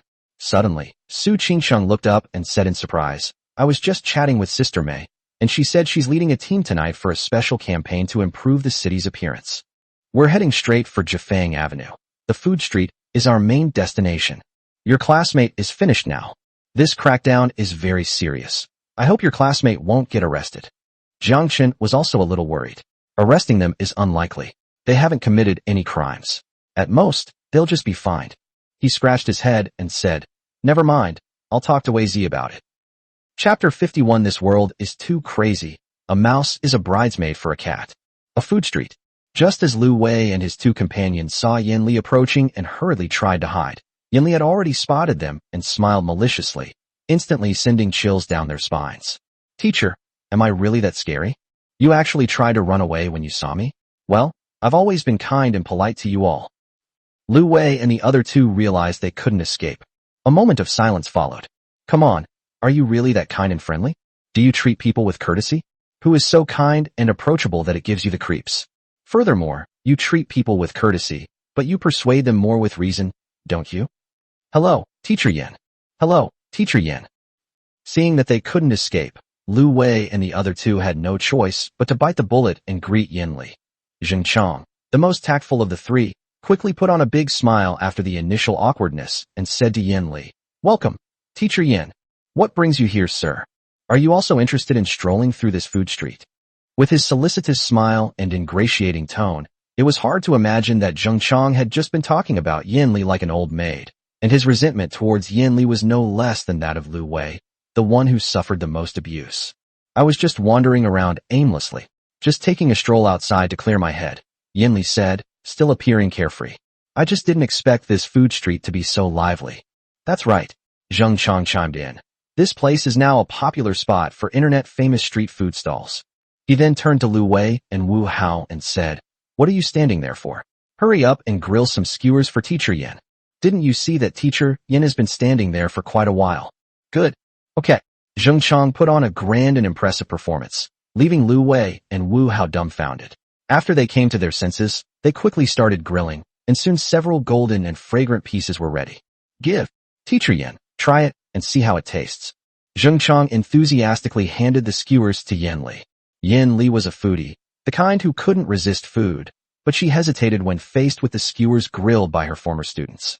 After all, those three students were notorious troublemakers who she had disciplined many times. What if these three students want revenge? What if someone puts poison in your barbecue skewers? What if someone urinates in it instead of poisoning it? There's no way around it. That spinster Yinli just has such a peculiar way of thinking. She suspected poisoning and urination, but she never suspected that the skewers were bad, because they looked so delicious. It has a golden color and a rich aroma. Just looking at it makes my mouth water. After hesitating for a second, Yinli finally made up her mind and accepted the skewers. Alright then, seeing how enthusiastic you are, I'll reluctantly accept your skewers. Take a big gulp. Yinli was stunned. Holy crap. She knew that grilled skewers were delicious. But I never expected it to be this delicious. I just took one bite, and it was so delicious I almost cried. It felt like I was being elevated, even better than, well, you know. Although I haven't had it yet. Not bad. The three of you running a stall, and the skewers you grill, are actually so delicious. Yinli praised the food while enjoying it immensely. I ate the first skewer in a few bites, and then continued with the next one, afraid that if I ate it even a second too slowly, I would be letting down this superb delicacy. It's delicious, Teacher Yin. Please have some more. Wei Zi, Hao Zi, what are you two standing there for? Hurry up and grill some skewers for Teacher Yin. Jiang Chen hurriedly called out when he saw that Yin Li had almost finished eating. Okay. Lu Wei and Wu Hao were so engrossed in watching Yin Li eat barbecue skewers that they became completely absorbed. Turn out to be. So this is how an old maid eats barbecue skewers. After regaining his senses, he quickly grilled skewers for Yin Li. Sizzle, sizzle, sizzle. The skewers were grilled quickly. Teacher Yin, the skewers are ready. Oh dear, I can't accept that. It's alright, please eat. This is just a small token of our appreciation. Teacher Yin eating the skewers is giving us face. Jiang Chen said obsequiously, like a lackey. Alright then. Yin Li then began to eat without any hesitation. Jiang Chen, are you guys setting up a stall here and not going to work? Going to work? Wu Hao and I are going to work. Lu Wei is setting up a stall, and Wu Hao and I are helping out. Oh, I see. So, Lu Wei, do you make money by setting up a stall? Not bad. I made over 1,000 yuan in one afternoon. Yin Li, who was eating a kebab, was left speechless. I made over 1,000 yuan in one afternoon, which is not bad. Damn, I might not even make 1,000 yuan after working hard for a week. Hearing Lu Wei's words, I almost lost my appetite for the kebabs I was eating. Alright, I've had my fill. It's time for me to head back. Despite her petite stature, Yin Li has a huge appetite. She ate 20 skewers of grilled meat in just a short time. After finishing, Yin Li patted her stomach contentedly, and then took out her phone to scan a QR code. No need, Teacher Yin. Consider it our treat. Jiang Chen, Lu Wei, and Wu Hao saw this and quickly stopped them. After all, they were former counselors, and there was still some feeling for them. It's nothing. I'm just doing it as a token gesture, scanning for 10 or 8 yuan, Yin Li said. Jiang Chen and the other two. Just a token gesture? Scan a 10 or 8 yuan note. Well, you're too kind. I'm leaving now, bye-bye. Yin Li scanned the code to pay, waved to the three of them, and walked away leisurely. Take care, Teacher Yin. Take care, Teacher Yin. Jiang Chen and his two companions saw Yin Li off as if she were a plague. As soon as Yin Li disappeared, Jiang Chen, who had been fawning over her like a lackey, immediately changed his expression and muttered helplessly. Ugh, that old maid. As expected of her, she's still the same as always. Wu Hao chimed in. Only Lu Wei stared blankly at the payment information on Zifubeo, because the old maid hadn't actually paid 10 or 8 yuan for a bunch of kebabs as she had said. In fact, she had paid 100 yuan. Jiang Chen and Wu Hao soon discovered it as well. Holy crap, has the sun risen in the west? Something's not right with that old maid. Jiang Chen and Wu Hao both expressed their feelings. Is it possible that our teacher Yin has always been like this? Always been a good person? Lu Wei said, and his words were immediately refuted by the other two. You're really something else. Who was it that schemed against us back then? And you, Wei Zi, how did that old maid treat you back then? She abused you so much, and now you're actually defending her. Wei Zi, wake up. You should know that the two women who have tormented you the most in your life are Feng Rong and the old maid. You must stand firm. How can you waver because of 100 yuan? However, regarding Jiang Chen and Wu Hao's words, Lu Wei, however, seemed to ignore him, scratched his head, and said with a hint of daydreaming. Actually, Teacher Yin has a decent figure and is quite good-looking. It would be really nice to have a girlfriend like Teacher Yin, wouldn't it? What? The older maid has a decent figure and isn't bad-looking. He has a girlfriend who's an old maid? Holy crap. Lu Wei's words immediately terrified Jiang Chen and Wu Hao so much that they wet themselves. I could hardly believe my ears. Chapter 52. If I lose, I'll let you kiss me. Wei Zi, what did you say? You want a girlfriend like an old maid? Jiang Chen was shocked upon hearing this. Wei Zi, explain yourself clearly. What the hell do you mean? Wu Hao thought Lu Wei might have misspoke and not expressed himself clearly. Unexpectedly, Lu Wei was quite serious. What else could it mean? What I mean is, picking up girls, wanting to date Teacher Yan, to have a relationship. Jiang Chen and Wu Hao are both going crazy. Wipe. We've truly witnessed history. I never imagined this day would come. Wei Zi is actually going to date an old maid. I want to be her boyfriend. He kept calling her Teacher Yan. Wei Zi, you're dating an old maid? Are you out of your mind? Back in the day, you were the one who messed with the old maid the most. Do you have PTSD or something? Yanli treated you like a dog back then, and you still want to date her? Holy crap, you're asking for trouble. Besides, as the saying goes, as long as you have the guts, the master will take maternity leave. Jiang Chen is fine, but you? Seriously, can you even make a key? Putting everything else aside, with your IQ, you'd be devoured alive by that old maid, and you wouldn't even know what happened. Jiang Chen can go out for 3 months after getting a sister-in-law, but you got a virgin and were played to death in one night. Jiang Chen and Wu Hao caught Lu Wei and gave him a long and earnest plea for advice. These are all heartfelt words. Lu Wei was deeply moved upon hearing this, and immediately realized that his sudden idea had been somewhat outrageous and absurd. So he scratched his head and tried to make amends. Hi, I was just talking nonsense, and you guys actually took it seriously. That old maid treated me so badly before. How could I possibly pursue her? It's good that you understand. Jiang Chen and Wu Hao breathed a sigh of relief upon hearing this, feeling that the familiar Lu Wei had returned, and that their efforts to persuade Lu Wei earlier had not been in vain. However, what Lu Wei said next shocked the two of them once again. But then again, Teacher Yan is really quite feminine. She has a lovely voice and is good-looking. It's a pity she's at most AB cup. If she were a C cup or higher, I would definitely have her. Jiang Chen and Wu Hao. Holy crap, Lu Wei, with your thick eyebrows and big eyes, you actually notice details like an old maid being at most AB cup? Have to. He's obsessed, completely obsessed. But the three of them did not dwell on the issue of obsession for too long, because a large number of diners had gathered in front of the barbecue stall, waiting to taste the delicious food, and they were all getting impatient. No matter what, we can't afford to turn down money. The three of them then started eating together. Here are your 10 skewers. Please keep them safe. 20 more skewers, boss. Okay, boss, I want 30 skewers. Okay, just a moment. Business is booming. Lu Wei was exhausted, but he was all smiles as he collected his money. Working for Brother Chun was definitely lucrative. If he worked a little harder, the day he could use money to Wu Feng Rong no. To Wu Teacher Yan wouldn't be far off. Suddenly, a commotion broke out in the crowd. The urban management officers are here. It's said that this time they're serious. It's a special campaign to improve the city's appearance, with a focus on the food streets. Everyone, let's get out of here. Holy crap, was it a special crackdown? Let's call it a day. The surrounding vendors were thrown into a panic. Although people are used to outsmarting and playing cat and mouse with the city management officers in this food street, many were scared and ran away when they heard that it was a serious crackdown. Lu Wei and the other two were also in a panic. Although I don't understand the specifics of this special campaign to improve the city's appearance, just by looking at the literal meaning and seeing many vendors fleeing in panic, I know that the situation is very serious and more dangerous than before. Therefore, they also wanted to slip away. Suddenly Lu Wei's eyes lit up. Look, isn't that Brother Chen's mom leading the way? Then he pointed in that direction. Wu Hao and Jiang Chen were also surprised when they saw it. Oh, it really is. I heard Jiang Chen say that his mother is some kind of urban management team leader. Since she's leading the team this time, doesn't that mean they might give us three a break?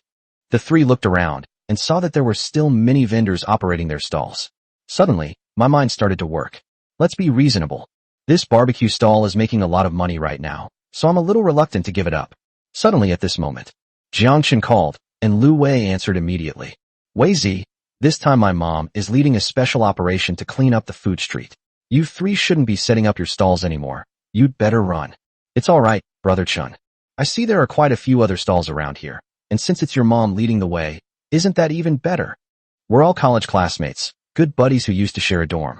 Your aunt is the head of the city management team, so she should at least give us some face, right? But Wei Zi, don't worry, Brother Chun. The worst that can happen is a fine and a deduction from my stall. Okay, I'm not talking to you anymore. We have customers coming. I'm hanging up. Bishui residence. After hanging up the phone, Jiang Chen shook his head helplessly. He'd already told Wei Zi everything, but he was still so stubborn. He'd gotten addicted to street vending. How? Your classmate isn't listening? Su Qingqing asked. Jiang Chen nodded. Su Qingqing chuckled. This is going to be interesting. Haha, your classmate won't listen to advice. He might be in trouble now. Seeing how smug the girl was, even a little gloating, Jiang Chen couldn't help but have a wicked idea. How about we make a bet? Let's bet on whether they'll suffer or not. How do we gamble? Su Qingqing asked. I bet they won't get hurt. If I win, you can let me kiss you. Jiang Chen said that Wei Zi and his friends are so stubborn that they will most likely suffer. But what if his mother loves him so much that she will let them off the hook because they are his classmates? That's hard to say. Besides, it's just a bet, so I won't lose out. Su Qingqing blushed, hesitated for a moment, and then asked, and what if you lost? If I lose, Jiang Chen glanced at Su Qingqing, I'll let you kiss me. TCH, isn't that the same thing? Huh? Same here. Well, if I lose, I'll let you sleep with me tonight. Roll. Chapter 53 is so tactless. Looking at Su Qingqing's feigned embarrassed and annoyed expression, Jiang Chen felt a surge of amusement. Well, this little girl is getting more and more fun. But, regarding the bet with Su Qingqing, although he initially approached it with a joking attitude, after careful consideration, he realized that he wasn't entirely without a chance of winning. He knew his mother quite well. For well-known reasons, the job of urban management officers has always been difficult. Doing something is wrong, and not doing it is also wrong. They often find themselves in a difficult position, caught between a rock and a hard place. Since her mother was transferred to the urban management department in Sahai City, she has changed her previous simplistic and brutal methods, and has started to appeal to people's emotions and reason with them. On hot days, they help melon farmers sell melons and help vegetable vendors buy vegetables. Therefore, it is very popular among ordinary people. It was for this reason that my mother was promoted to captain of a certain brigade. As for the food street, just kidding. It was indeed illegal to operate on the street at first, but now it's become quite a big deal, a famous internet celebrity hotspot in Sahai City. Why would my mom bring people to clean up that place if she had nothing better to do? That would just be asking for trouble. And with my mother's famously gentle working style, if she goes there, it's already a good thing she doesn't help sell kebabs or candied hawthorns. Besides, he was her only precious son. My mom has a sharp tongue but a soft heart. She may complain, but she actually loves me dearly. Everything that has happened these days has proven this point. Therefore, it makes no sense that she might help others sell kebabs or candied hawthorns. But when it comes to her own classmates, she deliberately makes things difficult and doesn't give them any face at all. Of course. But let's get back to the point. I've already warned Lu Wei and the other two beforehand. If they really suffer the consequences, like being fined and having their car impounded by my mom, they can't blame anyone else. So, are you going to gamble or not? Jiang Chen asked with a smile. No gambling, Su Qingqing replied directly. Because you'll benefit from either win or lose. This, Jiang Chen said helplessly. Look at what you're saying. If I win, you let me sleep with you. If I lose, I let you sleep with me. It's perfectly fair and reasonable. No matter how you look at it, I'm the one who benefits. Jiang Chen was lying through his teeth. Su Qingqing rolled her eyes dramatically. TCH. Who wants to sleep with you? Buzz. Just then, Jiang Chen's phone rang. It was Lu Wei calling. Hey, Brother Chen. I was so overconfident. We saw so many vendors around us hadn't left, so the three of us didn't leave either, thinking that the timid would starve and the bold would get rich. Who knew the authorities would get serious this time? I was caught right away, and it was someone my aunt brought with her. I wondered if my aunt didn't recognize me, so she brought up your name. And wow. Originally, a warning would have been enough for us to pack up and leave, but after we were warned, the auntie fined us 500 yuan and confiscated our barbecue stall, saying it was illegal to operate on the street. Jiang Chen heard this. Well, generally speaking, it felt like I was expecting it. It's just that my mom loves me a lot. After all, I'm her only precious son. Why does Wei Zi seem to escalate his behavior the moment he mentions his own name? After offering a few words of comfort to Lu Wei, the call ended. Buzz. Just then, Jiang Chen's phone rang again. Upon seeing that it was his mother calling, Jiang Chen immediately answered. Mom, did you catch my classmates setting up a stall at the food street? Yes, I caught him. They are illegally occupying the road for business and refuse to accept the rectification opinions, Song Mei said. Oh, but Mom, you two weren't like this before. Why are you suddenly so serious? And these days everyone's talking about the vibrant, down-to-earth atmosphere of the city, yet you still. Return what? We didn't take real action before because there were few complaints. Now, the surrounding residents are complaining so much that the roads are completely blocked. How can we not take action? Besides, filth and disorder are filth and disorder. But does the warmth of everyday life equate to filth and disorder? As for your classmates, you're a bit too bold. I thought it wasn't easy for the three young people to set up a stall, so when I checked their location, I was ready to let them go. Thinking that they didn't want to leave, wanted to continue setting up their stalls, tried to get close to me by calling me Andy, and even said they were my classmates. What do you think I can do? There were so many people watching, including leaders, my team members, and TV reporters recording the scene. If I let your classmates go, wouldn't that be me publicly abusing my power? Especially since they've recorded my incriminating evidence on the spot. Jiang Chen was speechless. Oh, I see.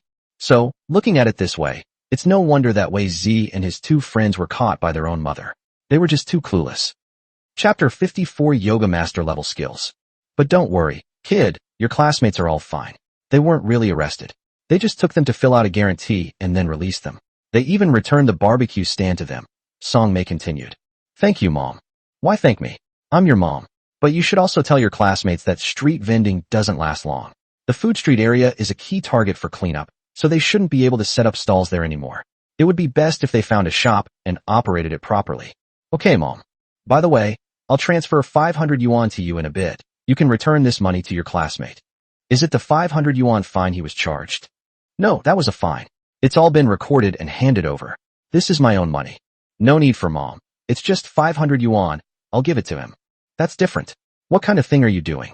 I'm an elder, after all. It's not right for me to find your classmate and not give you any face. Consider this money as compensation for them. Okay then. That concludes the matter. It can only be described as perfect. However, setting up a stall is no longer an option. As my mother said, it's not a long-term solution. We still need to formalize it. Therefore, the next urgent task is to open a shop. Lu Wei had gained a lot of experience from setting up his stall these past few days, and he had a clearer understanding of the barbecue industry. It had great potential. Bite. Congratulations on receiving the reward. Yoga Master Level Skill, as the host lost the bet.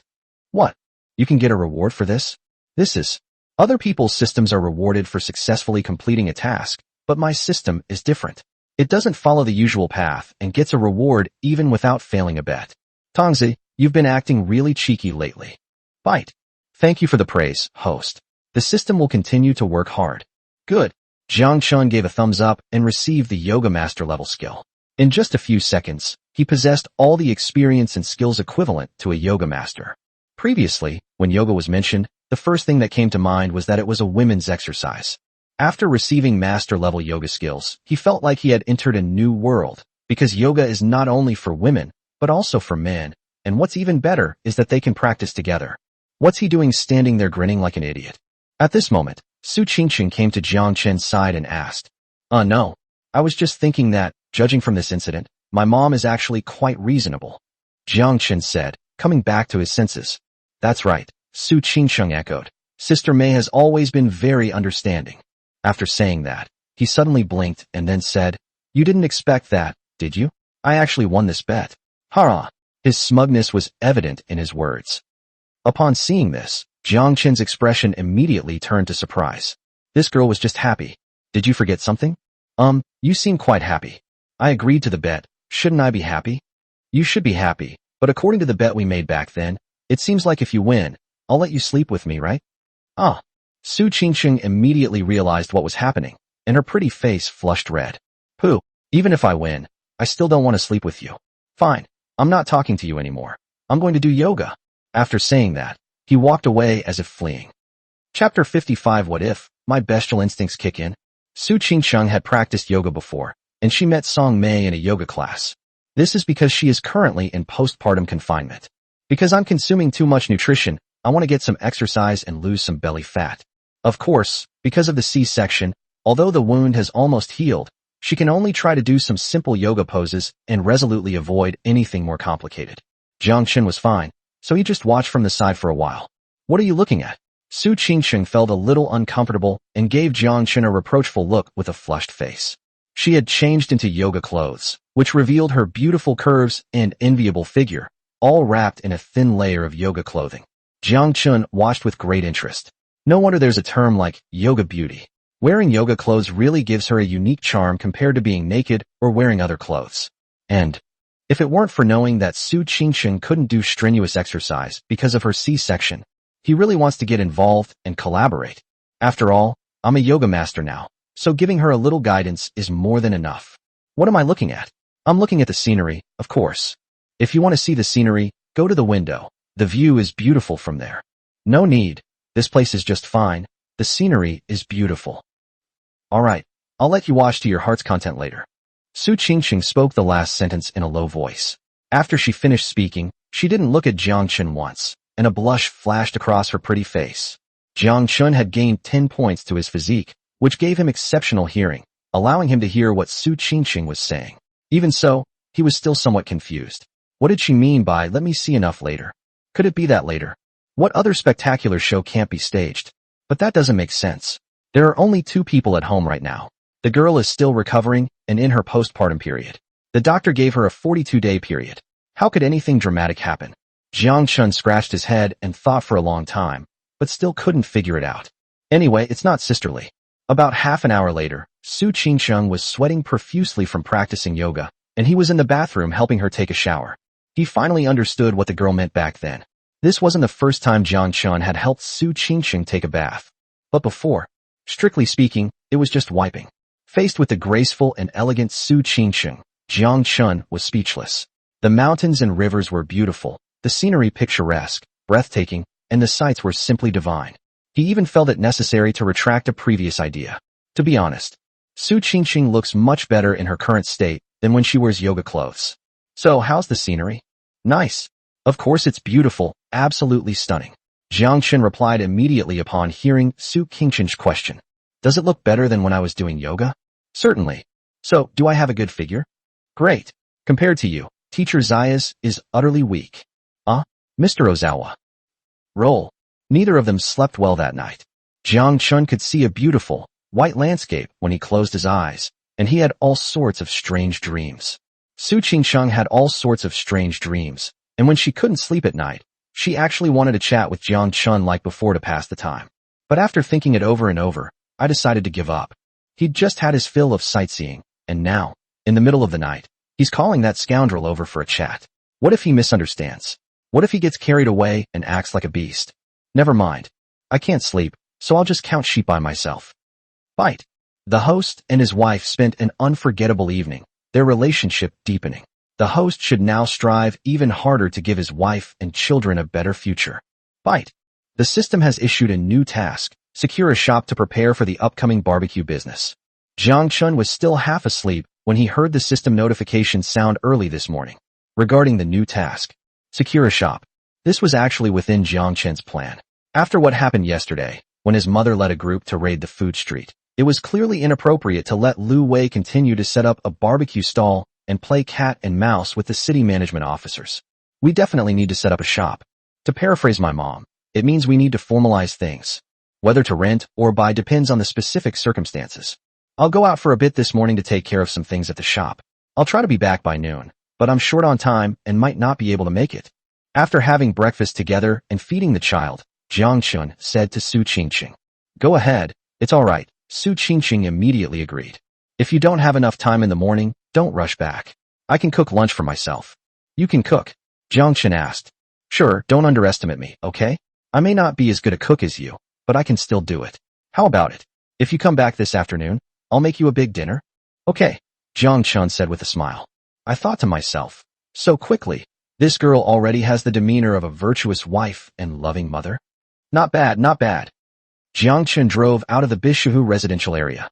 Our destination was the food street in the university town. Compared to the shady food streets that are frequently raided by urban management officers, this food street in the university town is the real Beijing Gong in Sahai City, the most prosperous and popular food hub. He originally intended to go directly there. However, Lu Wei happened to call, and upon hearing that Jiang Chen was going to the food street to find a shop, he immediately wanted to go too. Jiang Chen then went to his place to pick him up, and they went together. Holy crap, a BMW X7. Upon arrival, Lu Wei saw Jiang Chen's car and was filled with envy.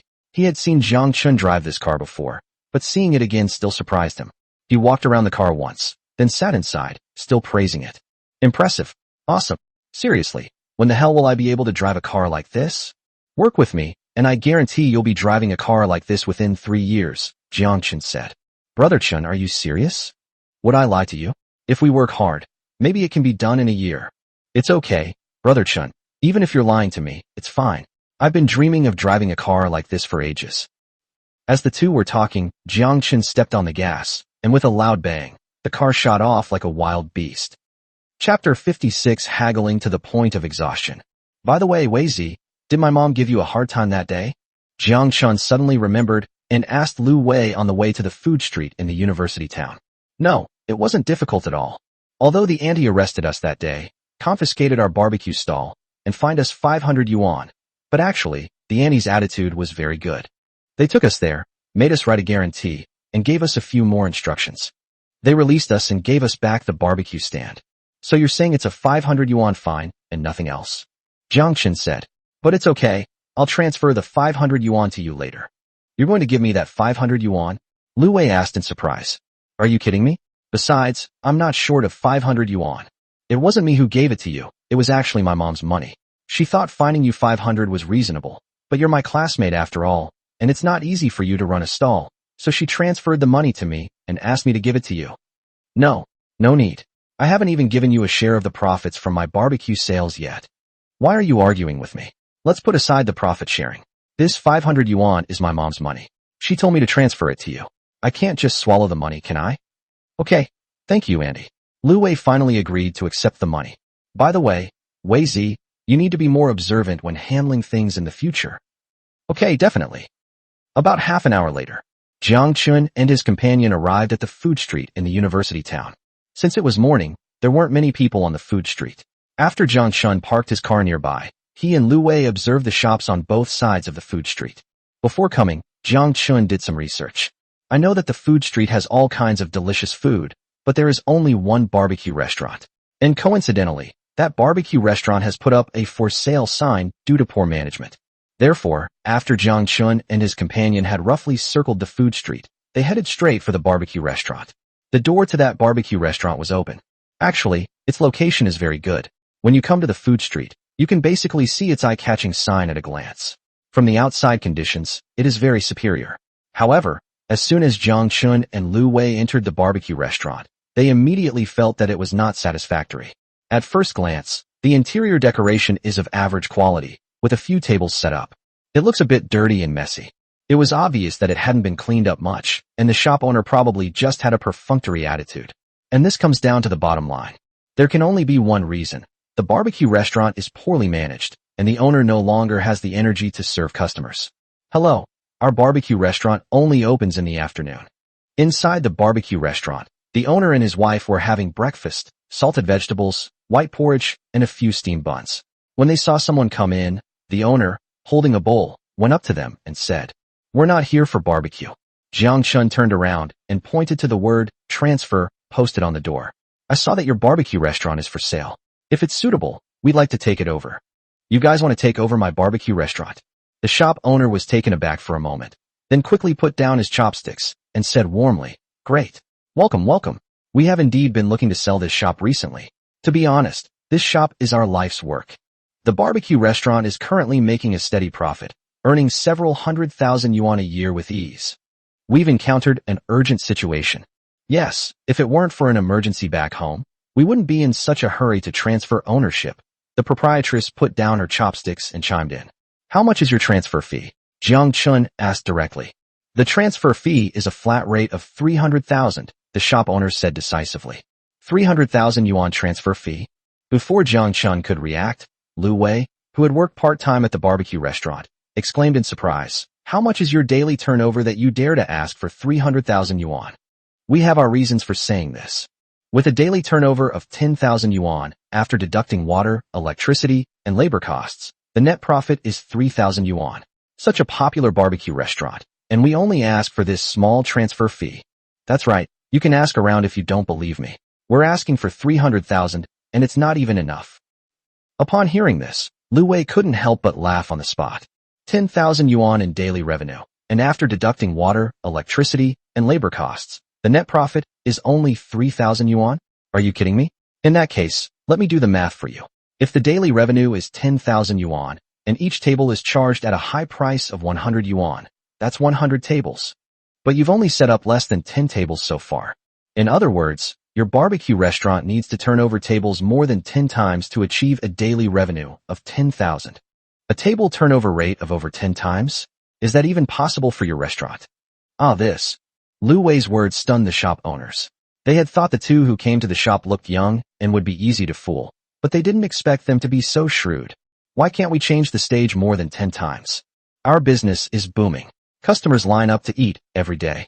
Our record is 20 table turnovers. Isn't it reasonable to average more than 10 turnovers per table? After regaining her senses, the proprietress launched into a series of unreasonable arguments, even disregarding basic facts.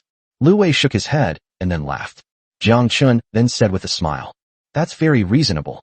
Judging from the dust on the tablecloths in your shop, let alone an average of 10 table turnovers a day, it's possible that you could turn over tables 20 or 30 times a day." As he spoke, he ran his finger across the table in the corner, leaving a dusty mark on the table and his finger covered in dust as well. The shop owner and his wife were extremely embarrassed upon seeing this. The table is covered in such a thick layer of dust, and you're saying this barbecue restaurant turns over 10 tables a day on average? Nobody believes that. Well, the transfer fee of 300,000 is indeed a bit high. Why don't you name a price? The shop owner wiped his forehead and said helplessly, "In my opinion, it should be at most 150,000, no more than that." Lu Wei said, 1,500,000? No. When we took over this shop, the transfer fee was 180,000, the shop owner complained, thinking to himself that this kid was too ruthless in bargaining, cutting the price in half. Seeing that Jiang Chen seemed like an easy person to talk to, so he turned to Jiang Chen and pretended to be generous, saying, "Brother, name your price for the transfer fee. Really, if it's close enough, I'll give you the shop at a loss." Jiang Chen simply held up one finger. The shop owner, upon seeing this, exclaimed in surprise, 10,000. He thought to himself, these two young people, they're all incredibly ruthless in their bargaining. The transfer fee was 300,000, and the previous one cut it in half, but this one's gone all the way down to 100,000. Chapter 57. I'd be willing, even if it killed me. Yes, it's 100,000. Brother, you're too ruthless. You chopped it in half at once. Yes, brother, add some more, and we'll give you the shop, the owners said with troubled expressions.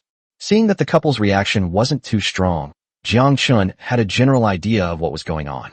Then, after walking around the shop, he asked the owners, "Do you also own this barbecue restaurant?" "Yes, because we're already in the restaurant business. After buying this shop, we just started a barbecue business as well," the shop owner said casually. When Jiang Chen asked this, he suddenly had a thought. "Could it be that you want my shop?" "Yes, I want your shop." Jiang Chen nodded and said, "Are you selling it?" "What? You want to buy a shop?" The shop owners were surprised. They looked Jiang Chen up and down and said, "Sell." Then they asked Jiang Chen and his wife to sit down, serve them tea and water, and explain the shop's details. "I bought the shop 5 years ago. I took out a loan of 2 million yuan back then. If you don't believe me, I can show you the purchase contract in a bit. The first floor is a restaurant, and the second floor is a warehouse and living quarters. I thought that since the shop is located in the university town's food street, whether it's a barbecue restaurant or the property value increases, I could make a fortune. Unexpectedly, we encountered the pandemic. The past few years of the pandemic have dealt a heavy blow to the catering industry. To be honest, our barbecue restaurant is not doing well now, and the value of the shop has fallen instead of increased. I think my brother is sincere. How about this? I won't ask for more. The shop is a flat price of 1.8 million, and as for the barbecue restaurant, I'll just give it to you as a bonus. What do you think? A shop bought for 2 million. The asking price is now 1.8 million. The barbecue restaurant is included as an add-on. In other words, the transfer fee is waived. Jiang Chen estimated that 1.8 million was a reasonable price, with no room for inflation. Besides, he could afford that price, so he decided not to bother with the hassle. Okay, deal. After securing the shop, Jiang Chen took Lu Wei to a renovation company and finalized the renovation and decoration plan for the barbecue restaurant. The second floor of the barbecue restaurant, which was originally a warehouse and living quarters, was completely converted into a restaurant by Jiang Chen, with the addition of private rooms and a lounge. After finalizing the renovation plan, Jiang Chen handed the keys to the barbecue restaurant and the renovation contract to Lu Wei. Lu Wei was taken aback and asked, "Brother Chen, what are you doing?" Didn't you say you wanted to work with me? Now that I'm too busy, I'll leave the barbecue restaurant to you to run for me. You're handing over the barbecue restaurant to me? Yes, just tell me if you're willing or not. I'd be willing, damn it. I'd be willing even if you killed me. Lu Wei replied immediately without the slightest hesitation. He knew from the time he ran the barbecue stall that Jiang Chen had some tricks up his sleeve in the catering business. Working for him will definitely lead to financial success. Unexpectedly, Jiang Chen handed the barbecue restaurant over to him this time. Okay, Wei Zi, we're classmates and buddies, so I'll be frank. There are two ways to hand over this barbecue restaurant to you. Either you become my manager or you become my business partner. Which do you choose? Lu Wei blinked. Brother Chen, which one has more money? The store manager's monthly salary is 10,000 yuan. The entrepreneurial partner's monthly salary is 5,000 yuan, and they also get 5% of the shares, Jiang Chen said. A monthly salary of 10,000. A monthly salary of 5,000 plus 5% of the shares. Of course I'd choose the one with more money. Brother Chen, I choose to be your business partner. Lu Wei scratched his head and chuckled. Working with you, owning 5% of the barbecue restaurant, is much better than those 10,000 or 8,000. All right, it's settled then. Okay, it's a deal. Regarding Lu Wei, Jiang Chen still trusted this classmate and good friend of his for 4 years in college. However, there are two options. If Lu Wei were greedy for money and chose the store manager position with a monthly salary of 10,000 yuan, Jiang Chen would have been somewhat disappointed. Fortunately, Lu Wei did not betray his trust. In the end, they made the choice that Jiang Chen most wanted. After finishing their business, the two were about to head back. Lu Wei's phone suddenly rang. He glanced at who was calling, and the kid actually went to answer it mysteriously, hiding to the side. When he got back, he grinned and said to Jiang Chen, Brother Chen, can I borrow your BMW X7 for a bit today and show off a little? What are you going to do? Jiang Chen asked. Hey, I just asked a girl out, and she agreed to go out with me. Holy crap, you went on a date. Jiang Chen was immediately shocked, thinking to himself that Wei Zi, that eternal simp, had finally figured it out and finally got a date with a girl. Wow, Wei Zi, which girl? Yes, it's a date. As for which girl it is, Brother Chen, don't ask. Even though Lu Wei didn't say anything, Jiang Chen's first thought was of that female devil and the counselor, Yin Li. But no way. The jockey Mizu. This kid learned it so quickly, and he's already putting it to use. Chapter 58 God-Level Scar Removal Solution. After Lu Wei let slip about his interest in the female demon, Zheng Chang and Wu Hao immediately told Jiang Chen. There was no way around it. It was too explosive. That's like a mouse being a bridesmaid for a cat. How crazy is that? Jiang Chen was equally shocked when he heard about it. Isn't Wei Zi just asking for trouble? You should know that back then, the one who suffered the most at the hands of Yin Li was Lu Wei. In the dead of winter, Lu Wei, who was engrossed in playing a game, was dragged by Yin Li to do cleaning. Lu Wei's hands were red and his whole body was shivering from the cold. He was almost brought to tears by the torture. So how long has it been since graduation? Lu Wei has forgotten the pain of his past mistakes and is actually dating a female devil? That's absolutely outrageous. With Yin Li's methods, Lu Wei, despite his large size, is no match for her at all. He might just be completely devoured by her, leaving not even a bone fragment. Thinking of this, Jiang Chen couldn't help but feel worried for Lu Wei. Wei Zi, are you sure you can do it? That teacher Yin is no ordinary person. Be careful, she might take advantage of you and leave you without you even knowing what happened. You used to be so eager to lick Feng Rongrong's boots. It's a good thing you've changed your target now, but teacher Yin is still too difficult for you. Jiang Chen advised. It's alright, Brother Chen, I know what I'm doing. Besides, it's not certain who's truly at fault even if they've taken advantage of you. Lu Wei didn't care at all. He then drove Jiang Chen back to his home in Bishui residence. After Jiang Chen got out of the car, Lu Wei said to him, Brother Chen, I'll return the car to you tomorrow morning. You're going to spend the night outside? Jiang Chen asked in surprise. He doesn't need the car much right now, and returning it the next day is no problem. But Lu Wei and the female devil are going to spend the night out? Damn, those two are making progress so fast. Right. We made plans to go to the beach together and see the sea. Lu Wei said excitedly. Jiang Chen immediately had a bad feeling. However, seeing how excited Lu Wei was, he didn't say anything more. Possible. This is just how this kid is destined for success. Shaking his head, Jiang Chen walked home, bought some fresh fruit at the supermarket downstairs, and then went back. Bite. Host has successfully completed the task of securing a shop today. Task rating, excellent. Congratulations, host, you have received the following rewards. 1.8 million in cash and a lucky draw gift pack. Holy crap, a reward of 1.8 million? The labor and capital only spent 1.8 million to buy a shop, and now they're actually giving us a direct bonus to break even? The system is awesome. Thank you for the praise, host. The system will continue to work hard. System, draw the prize. Yes, sir. Bite. Host has successfully won the lottery. Congratulations, host, you have obtained a bottle of God-grade scar removal solution. A miraculous scar removal solution that targets any type of scar. After application, the wound can heal completely overnight, leaving skin smooth and new. Special reminder, this scar removal solution is of a God-level quality, and therefore may have unexpected effects. Please use it with caution. I actually won a bottle of amazing scar removal solution. Jiang Chen immediately thought of Su Qingchen's C-section and the scar left on her stomach. After all, she was the mother of his child, so this amazing scar removal lotion was perfect for her. As for the unexpected results, Jiang Chen didn't take it seriously at all. It's just a scar removal lotion. What unexpected effects could it possibly have?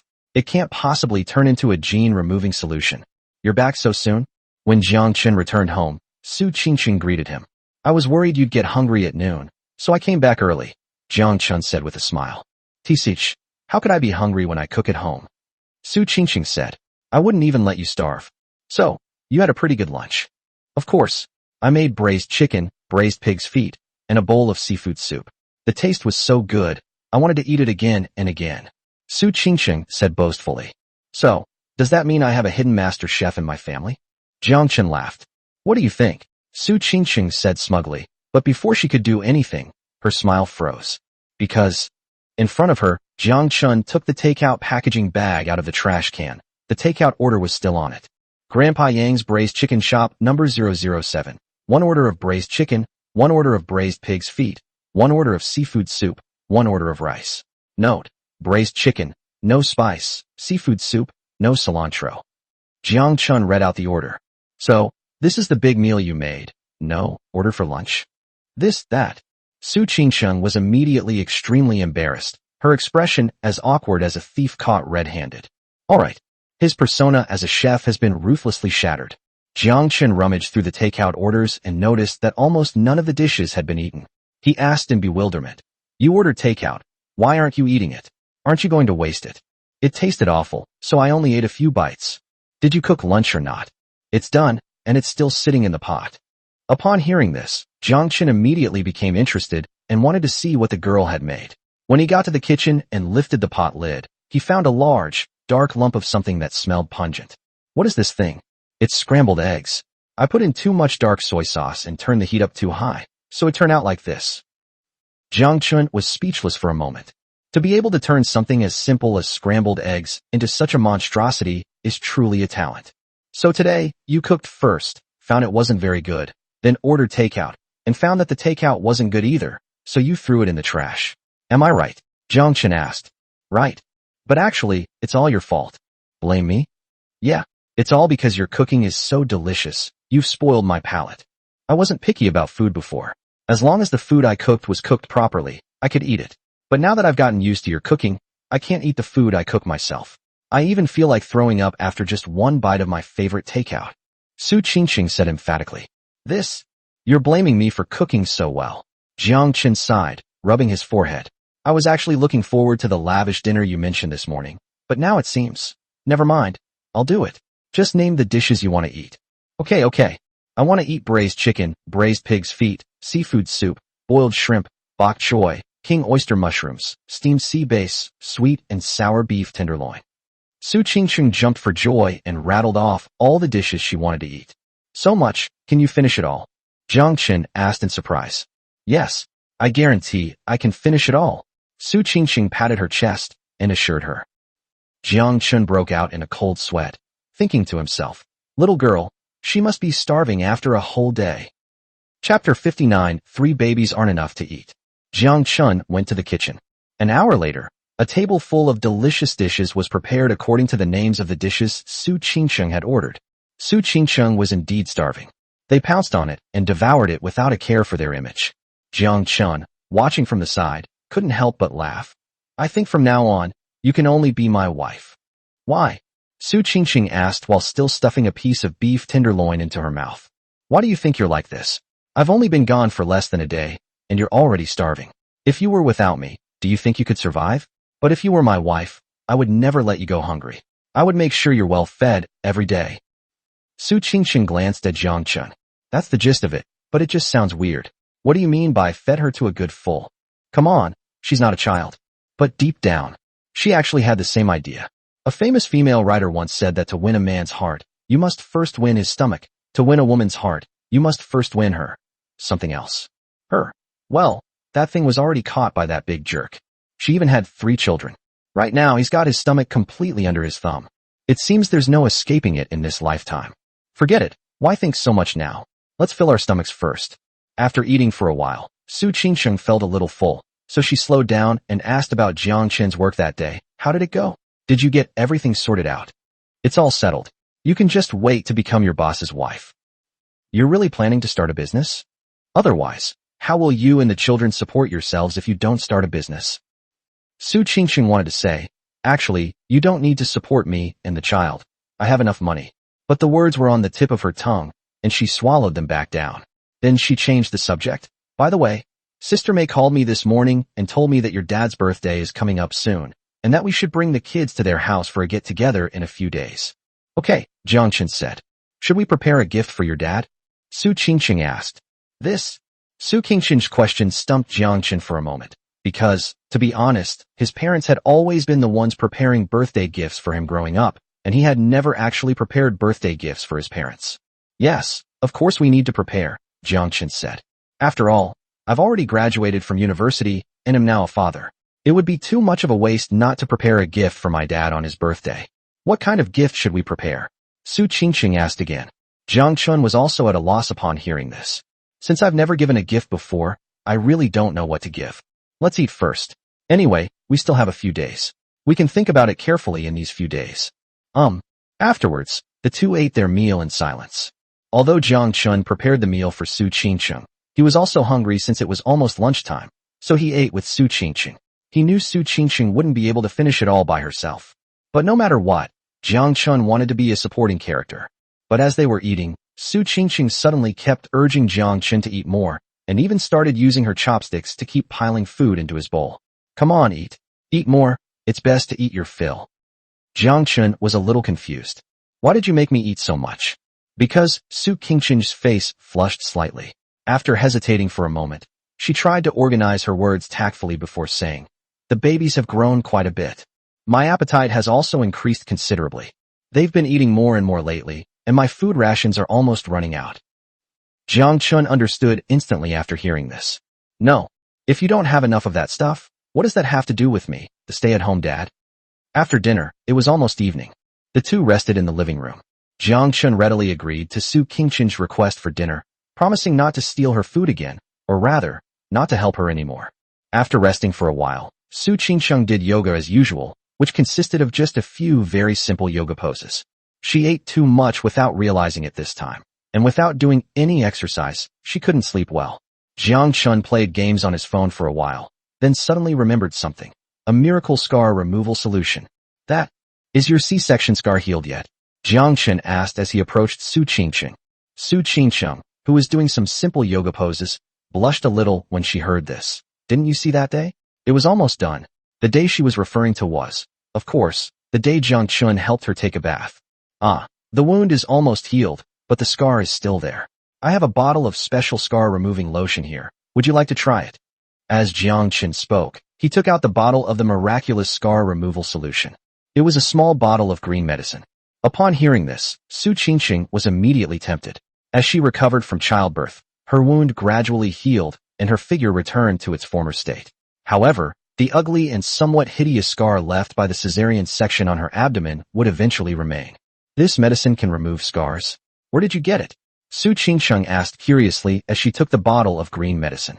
This was a gift from an old man.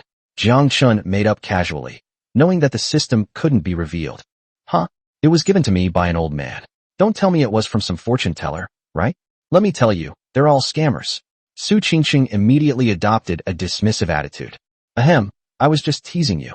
All right, let me tell you the truth. This is the latest high-tech product I bought from abroad online at a high price. It's incredibly effective at removing scars. Jiang Chen introduced in a serious tone. That's more like it. Upon hearing this, Su Qingchen's expression softened. Afterwards, Jiang Chen carefully applied the scar-removing medicine to Su Qingchen's scars. Because he was worried about the effectiveness, he applied it again, and then wrapped it with a piece of gauze. Is this scar removal lotion any good? I don't want it to make the scar bigger instead of getting rid of it. Su Qingchen said with concern. Don't worry, it will definitely work. Jiang Chen said with certainty. Products made by the system are always of the highest quality, and this scar removal solution is no exception. However, because Jiang Chen applied too much medicine in order to achieve the desired scar removing effect, he applied almost the entire bottle of scar removing medicine to the scar. As a result, some of the medicine still seeped out during the bandaging process. Su Qingchen's expression immediately changed. Chapter 60 Unexpected Effects. Is there anything wrong with your scar removal lotion? Su Qingchen asked. No problem, Jiang Chen replied subconsciously, but to be honest, this answer was a bit hesitant, because this god-level scar removal liquid was definitely effective at removing scars and stretch marks. But the key point is, the system also included a special reminder during its introduction. That's right, this potion is of divine quality. It will have unexpected effects. The medicine is seeping down, and judging from the little girl's expression, there will definitely be some unexpected effects. But what will these unexpected effects be? Jiang Chen didn't actually know either. Are you sure there's no problem? Su Qingchen asked. Then, of course there's no problem. This is a high-tech product that I bought at a high price. If there were any problems, I wouldn't dare let you use it. Jiang Chen stubbornly insisted. It's alright, really alright. The effect should be visible by tomorrow. Then you'll know how effective this medicine is. But, it won't break, will it? Su Qingchen's expression was a little stiff, still somewhat worried. Broken? No, that's definitely not going to happen. Jiang Chen said with unwavering certainty this time. However, after scratching his head, he still felt a little uneasy. I just recently started praising that damn system. This is a miracle scar removal solution. I hope it doesn't do anything weird. Nothing was said that night. Jiang Chen and Su Qingchen, as usual, took good care of the three babies, bathing them, feeding them, and putting them to sleep. Afterward, the two of them also quietly went to sleep. Apart from Su Qingchen going to the bathroom a few times at night, nothing seemed amiss. But, well, there's another unusual thing. Jiang Chen didn't get to eat his usual late-night snack. But that's nothing. The three little ones grew rapidly, and their appetites increased. Even with Su Qingchen's exceptional talent, it became increasingly difficult to keep up with the demands of three babies as time went on. In this situation, it would be completely unreasonable for him to go and steal food and drinks. The next morning, Su Qingchen suddenly exclaimed in surprise. It turned out that as soon as she woke up, she felt an unusual sensation on her stomach. After removing the gauze, she found that the scar removal medicine was indeed working miraculously. Oh my god, that long surgical scar is actually gone. And my stretch marks are gone too. This potion is amazing. Su Qingchen exclaimed in disbelief. Jiang Chen heard her voice and came over.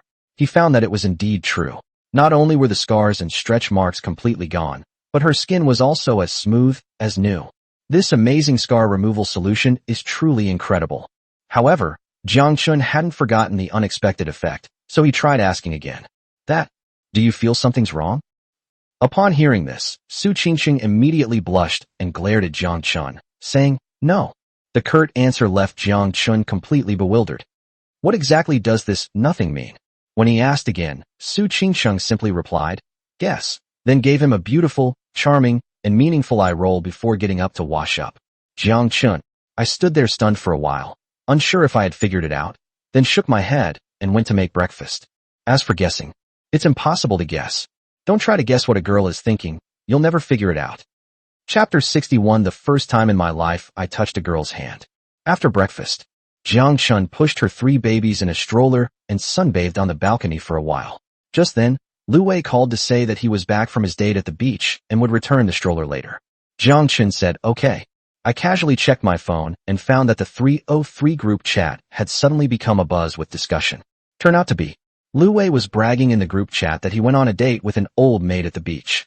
Zheng Chang and Wu Hao didn't believe him, so they told him to keep talking nonsense without any pictures. But Lu Wei actually posted them in the group chat. My first date left me battered and bruised. But it was worth it. Various pictures and short videos are attached. The pictures speak for themselves. Jiang Chen and Wu Hao were initially shocked when they saw them. Holy crap! Wei Zi, you actually went on a date with teacher Yan. And you're even bragging about it. Awesome. Awesome. They all thought to themselves, Lu Wei is quite something. He's really following in Jiang Chen's footsteps. A master jockey? You know, that old maid Yanli is no pushover. She tormented him terribly back then. But I watched for a while. The two were speechless and astonished. Because it started out pretty normal, but then it turned into something angsty. Yes, it turned into something angsty. Holy crap. Wei Zi, are you showing off? It's more like you're playing the victim. Covered in bruises, swollen and battered, a truly pitiful sight. Holy crap. You went on a date with an old maid? Were you just a human punching bag for her? By the way, you guys are playing ace love? Damn, you're playing too fancy. Be careful, that old maid might kill you. Afterwards, Jiang Chen and Wu Hao both tagged Jiang Chen, asking him to persuade Lu Wei not to let Yan Li ruin his life. Jiang Chen couldn't help but facepalm after seeing this. This Lu Wei used to fawn over Feng Rongrong without any scruples. He even dared to wash Feng Rongrong's boyfriend's underwear. Now he's actually going after Yan Li. Sigh, he's jumping from one fire pit into another. Jiang Chen was about to send a few words in the group chat when Lu Weiren was already outside the door. Jiang Chen opened the door for him. Brother Chen. Hello, sister-in-law. After entering the house, Lu Wei greeted Su Qingsheng politely and placed some seasonal fruits he had bought on the table.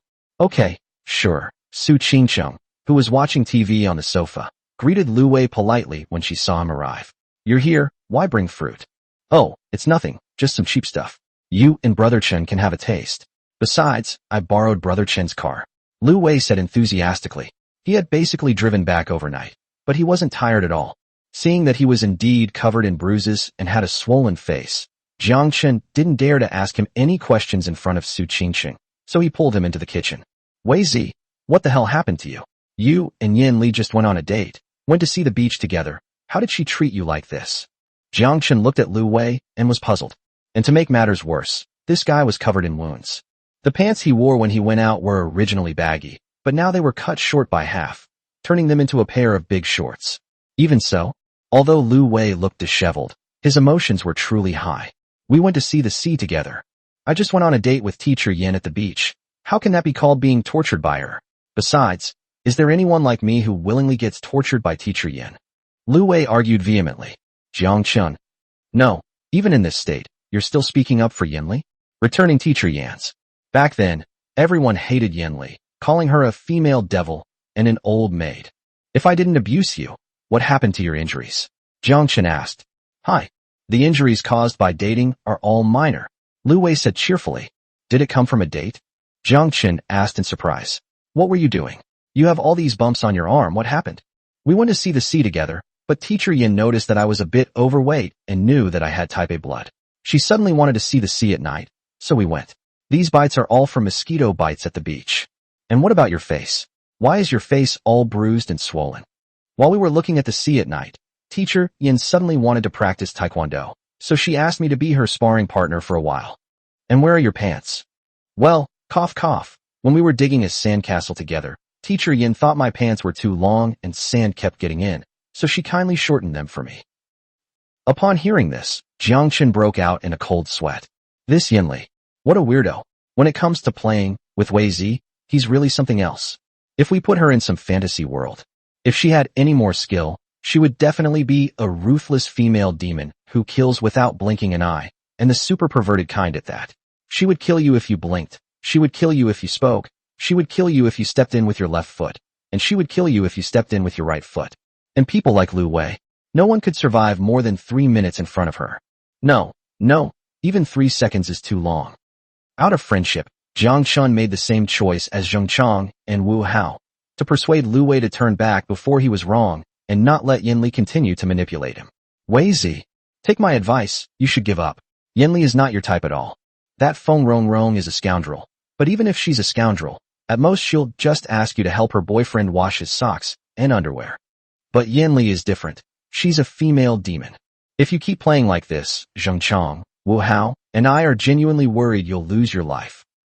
Jiang Chen offered a long and earnest plea for advice. However, Lu Wei, full of enthusiasm, couldn't help but listen. Brother Chen is fine, really fine.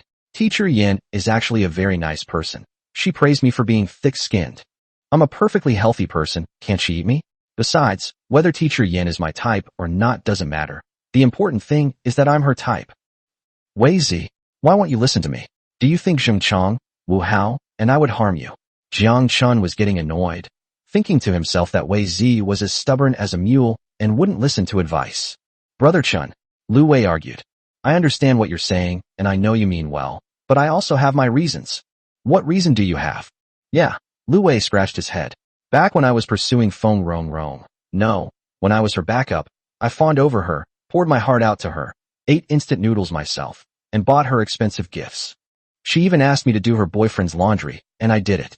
But what happens in the end? In the end, you'll have nothing left. Forget about getting intimate with that Feng Rong. I haven't even touched her finger. But Teacher Yin is different. I was really happy when we went on a date at the beach. She was very considerate of my feelings. Especially since I've been single for over 20 years, this was the first time in my life I'd ever held a girl's hand. Jiang Chen was quite surprised when he heard this. You touched Yin Li's hand? Yes. When we were looking at the sea at night, I don't know how. I touched Teacher Yan's hand, and we held hands. Actually, it wasn't just holding hands. I also, Lu Wei recalled, then suddenly stopped. This immediately shocked Jiang Chen. And I'm inexplicably a bit gossipy, and also a little anxious. No, Wei Zi, you two held hands. What happened after that? You better tell me already. Chapter 62. Su Qingsheng was somewhat taken aback. Hearing Jiang Chen's question, Lu Wei scratched his head sheepishly, coughed twice, and continued. Well, it's nothing really. We were just watching the sea together. We were sitting on the beach, a little close to each other. It was so close that I could smell the fragrance of Teacher Yan's hair in my nose. Jiang Chen asked in surprise, That's it? Yes. That's it. Of course not. It was only our first date. What else would you want from me? Lu Wei said matter-of-factly. Compared to Feng Rong, Teacher Yin is like a fairy who descended from heaven to save me. Think back to how ugly I was when I fawned over Feng Rong back then. I really want to tell my past self, a simp won't get a house. Brother Chen, tell me, Teacher Yin is so good to me, how the hell can I give up? Also, tell me, are the reasons I just gave reasonable? Lu Wei asked Jiang Chen with great confidence. Well, Jiang Chen rubbed his forehead and glanced at Lu Wei, whose face was bruised and swollen and whose body was covered in wounds. Suddenly I realized this guy. It doesn't seem so bad after all. Well, it's up to you. Only you know if the shoes fit.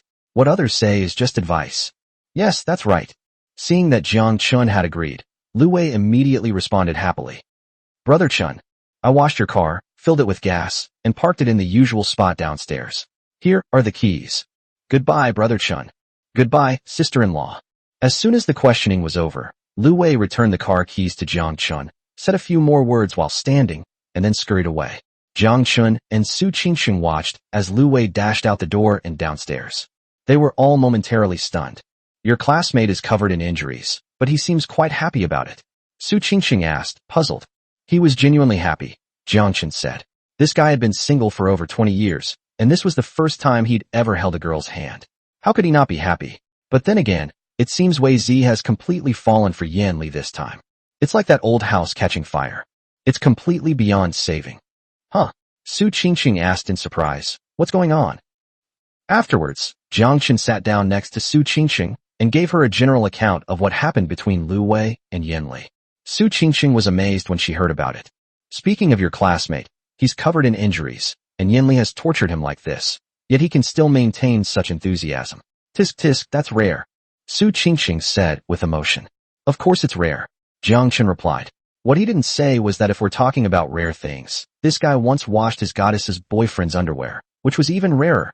To be honest, I think. Who knows? Yin Li and your classmate might actually end up together, Su Qingsheng said. Why? Because a curved knife is used to cut vegetables with a ladle, one thing subdues another. It's understandable to try to cut vegetables on a bend, but you're using the wrong approach. Yin Li didn't even need to use subdue on Lu Wei. She just held up one finger, and Lu Wei gave in. It wasn't Yin Li who subdued Lu Wei. It was Lu Wei who subdued Yin Li. What? Lu Wei slept with Yin Li. Jiang Chen couldn't help but laugh. Your thinking is quite unique. As he spoke, he unconsciously reached out and put his arm around Su Qingsheng's slender waist. It truly lives up to its reputation as a top-quality product. Although I just gave birth and haven't finished my postpartum confinement period. But this waste. But it really does give people a feeling of being able to hold it in one's hand. On the other side, Jiang Chen's sudden action startled Su Qingqing, causing her to freeze. I tried to push it with my hand, but it wouldn't budge. I simply gave up. Feeling incredibly embarrassed, she cursed him for being a pervert, trying to take advantage of her in broad daylight. Wasn't taking advantage of her enough at night? He has no shame. However, on the surface. But he still pretended to be nonchalant. This is not unusual. It is actually a kind of reverse thinking. Su Qingsheng continued seriously. But to be honest, that was just a feeling. As for whether your classmate Lu Wei and Yin Li can get together, that depends on their fate. That's true, Jiang Chen replied seriously. By the way, based on your description, your classmate should be an M, right? Is it an M? Jiang Chen immediately understood what he meant. Somewhat surprisingly, these words came from the mouth of the aloof and elegant professor. Admiration? What is admiration? Jiang Chen asked deliberately. Su Qingqing blushed. What do you mean? You clearly know it, yet you still come to ask me. I'm not being strange, how did you know? Cut. Even if you've never eaten pork, you've at least seen a pig walk. Su Qingqing said coquettishly, rolling her eyes at Jiang Chen. Jiang Chen couldn't help but chuckle when he saw Su Qingqing's charming appearance. I suddenly felt a little itchy. My hands were itchy. Bite. The host hugged his wife for the first time in broad daylight at home. Reward. 30,000 yuan. Bite. Host's action has triggered an extra reward. Starting from now, every minute you hug your wife will earn you 30,000 yuan. Note, this offer is valid only today and at this very moment. This. Having money while holding his wife. Hug me for every minute, and you'll get a 30,000 yuan reward. What are you waiting for? Jiang Chen simply hugged him with both arms. Su Qingqing.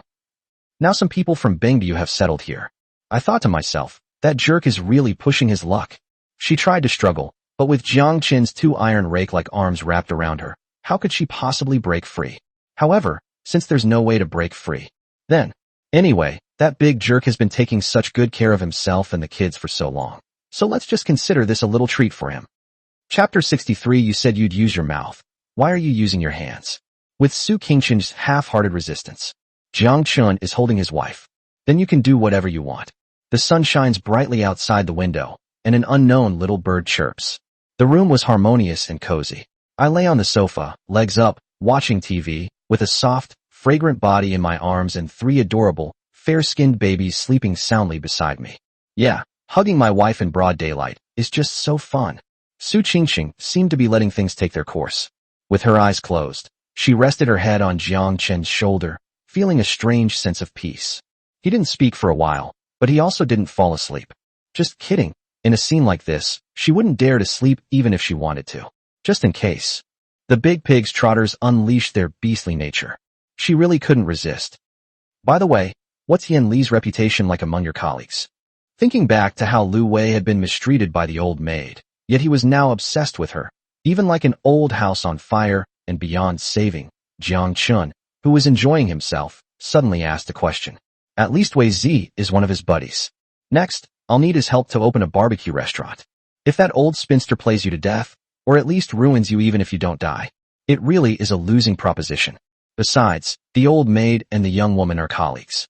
If she goes back to work after her maternity leave, the young woman will inevitably be influenced by the old maid to some extent.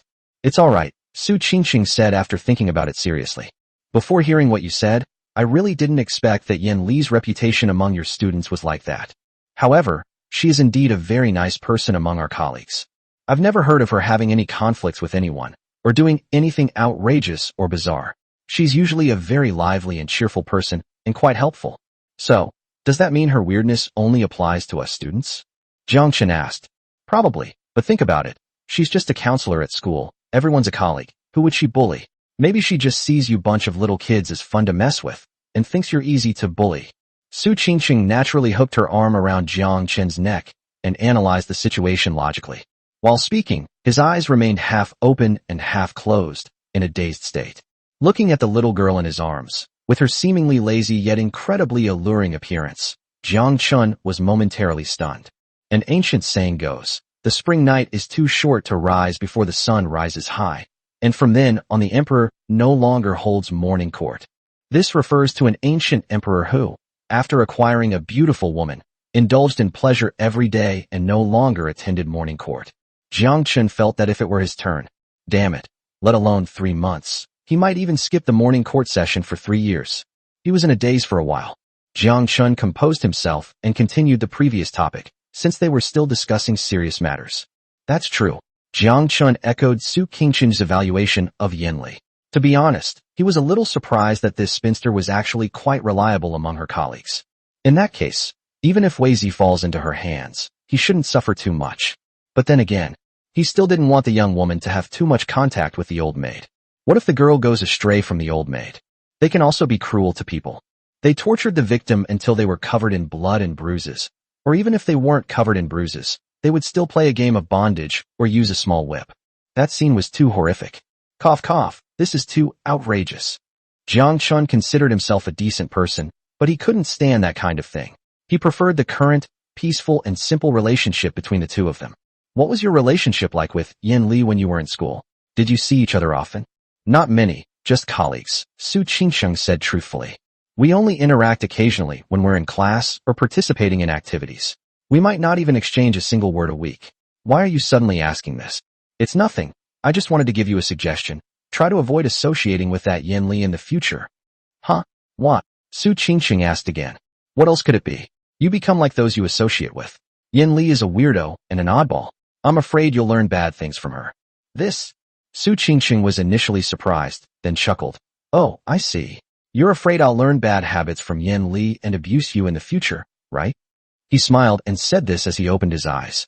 Her eyes immediately sparkled, making her look charming and lovely. Jiang Chen saw this and couldn't help but be even more tempted. Abuse me? Huh. With your tiny frame, I could beat 10 of you. That's hard to say. Brute force isn't everything. Sometimes wisdom is needed. What? You're still not convinced? Come and try me if you're not convinced. Let's give it a try. Su Qingcheng, unusually playful, bickered with Jiang Chen for a while. She was eagerly stretching out her arm, wanting to have an arm wrestling match with Jiang Chen, but little did she know that the jerk had already been itching to get started. Seeing that she dared to provoke him, he immediately took action to suppress her. No. It's about suppressing others through verbal means. They kissed immediately. Su Qingcheng was caught off guard and did not expect Jiang Chen to say such a thing. This. What a scoundrel. He has no sense of martial ethics. Fortunately, she had already prepared herself to give Jiang Chen a treat, so even though she was caught off guard, she still managed to give Jiang Chen a couple of light punches with her small fists, and then let it go, immersing herself in the moment. A few minutes later, the two separated. Su Qingcheng was still somewhat angry when she thought about Jiang Chen's lack of martial ethics earlier. Jiang Chen noticed the girl's appearance at a glance. I just want to laugh for no reason. This girl, what's wrong? She actually looks defiant. How are you feeling? Jiang Chen asked with a smile. Not very good, but your technique has improved compared to before. You didn't bite randomly like last time. And you say I'm no different? Pa, I'm different. How is it different? Shall we try it again? Let's give it a try. Su Qingcheng said without hesitation. Little girl, you dare to provoke me. What are we waiting for? Of course, we should suppress them again. So Jiang Chen didn't hesitate at all. A few minutes later, the two parted ways. This time, Su Qingcheng's face turned bright red. After they separated, she immediately rolled her eyes at Jiang Chen and spat out. Pa, don't be cheeky. Jiang Chen was suddenly scolded and was a little confused. Hey, I didn't do anything wrong just now, so why are you being so cheeky? I haven't done anything yet. Given what you just did, you dare say you didn't do anything? Su Qingcheng blushed and glared at Jiang Chen. We agreed to use our mouths. Why did you use your hands? Your hands were never still. You even? Jiang Chen was speechless. This. Cough cough. He's truly innocent. He genuinely didn't think that way at all. His unexpected behavior just now was probably instinctive, yes. It was probably a boy's instinct at some point. Chapter 64 Senior Jiang Chen, what are you doing here? Su Qingcheng scolded Jiang Chen a few times for his behavior earlier. He stood up and took a few breaths. After calming herself down, she glared at Jiang Chen sideways before leisurely heading towards the restroom. Jiang Chen sighed. He scratched his head, looking somewhat innocent and helpless. Why? I didn't want to either. Just then, the system's voice rang in my mind. Bite. The host hugged his wife in broad daylight for a total of 11 minutes and 33 seconds. At a reward of 30,000 yuan per minute, the host received a total reward of 346,500 yuan. System reverses the balance. Congratulations, host. You have received 400,000 yuan. Bite. The host is kissing his wife in broad daylight, showering her with affection. Extra reward triggered. Congratulations, host. You have acquired a god-level musical instrument skill. Please select the instrument type. Choose 1. Western musical instruments. Choose 2. Eastern musical instruments. They only hugged for 11 minutes and 33 seconds. Jiang Chen thought that at least half an hour had passed. But wow, the system is actually quite sensible now. After rounding down 346,400, it rewarded me with 400,000. Not bad at all. Next, there's that god-level musical instrument skill. There were even multiple choice questions. I choose number 2, Oriental musical instruments. Jiang Chen didn't hesitate. He had to support domestic products, after all. Bite. Received. Please select your instrument. Option 1, Shao vertical flute. Option 2, Guqin zither. This is. Option 2, the Guqin, is a must. If you choose a Shao vertical bamboo flute, wouldn't that be just like your wife? And then, the two of you could play that thing together? Little girl, you need to know. I'm going to laugh myself silly. Isn't your dad's birthday coming up soon? How are you going to choose a gift? After Su Qingsheng came out of the bathroom, her expression had returned to normal. After sitting down on the sofa, she suddenly asked Jiang Chen, "A birthday present for my dad?" Upon hearing this, Jiang Chen scratched his head again. They had discussed this matter before, and originally planned to use the remaining few days to think it over carefully, but so far, they still had no clue. I feel a little ashamed to admit it. This is the first time Jiang Chen has ever given his father a birthday gift after he has worked hard all his life.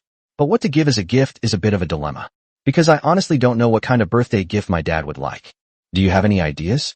Jiang Chen thought for a while, but still couldn't come up with any, so he asked Su Qingsheng again. Me? Su Qingsheng smiled. This is a birthday gift you gave to your dad. Actually, I didn't have any ideas, but when I came this morning and saw your classmate returning the keys to your car, I suddenly had a suggestion. What suggestion do you have? Tell me. Your parents only have an old Volkswagen at home right now, so why don't you just give your dad a new car as a birthday present? Should I give my dad a new car as a birthday present? Jiang Chen's eyes lit up immediately. My parents' old Volkswagen has been driven for 10 years. I remember driving it since elementary school, and it's never had any major problems, but it's always had some minor ones. Don't be fooled by my dad's constant boasting about how that old Volkswagen has made a huge contribution to our family. He always praises it to the skies. But if you really give him a new car, Jiang Depin was sure to be overjoyed, and without saying a word, he kicked that old Volkswagen to pieces. That's a good suggestion. Then I'll give Dad a new car as a birthday present. Jiang Chen said happily. What kind of car can I send? That's also a problem. Jiang Chen currently owns a BMW X7. With his current financial resources, buying another BMW would be no problem for him. But would his dad like it? My dad is an engineer and has always been a proponent of domestically produced equipment. He deeply resents the current situation where we are being held back by technology. In addition, although the car was given to my father, my mother will inevitably drive it as well. My mother is a junior manager at her workplace. She no longer drives her old Volkswagen, and suddenly driving a brand new BMW will inevitably arouse suspicion from outsiders. Therefore, after careful consideration, I discussed it with Su Qingsheng again. Jiang Chen then decided to simply buy his dad a domestically produced new energy vehicle. Domestic new energy vehicles are currently enjoying great popularity and rapid development. Compared with foreign brands such as Tesla, they are in no way inferior in terms of technical performance, driving experience, and vehicle quality. Since we've chosen domestically produced new energy vehicles, then why don't we ask about the new M7? After comparing a bunch of models, Su Qingsheng suggested again. Okay, this is it. Jiang Chen nodded in agreement. Although the new M7 has its share of problems, considering my parents' needs for a car, which can be driven by gasoline or electric vehicles and eliminates range anxiety, buying a new M7 would definitely meet their requirements. It's nice for the elderly couple to drive to the suburbs or countryside for a stroll and some fun. The weather is nice today. Since we've decided to buy this car, let's go buy it today, Jiang Chen said. Okay. Su Qingsheng wholeheartedly agreed to Jiang Chen's suggestion. During her postpartum confinement, due to her fear of wind and various taboos, she rarely had the opportunity to go out. Staying indoors all the time, she felt like she was going to get moldy. Since the weather is nice today, let's go out for a stroll. However, when going out for a stroll, you inevitably have to bring 3 little ones along, which means you need a lot of necessities, such as wet wipes, diapers, formula, bottles, water bottles, thin blankets, and so on. The two finished getting ready and were about to leave.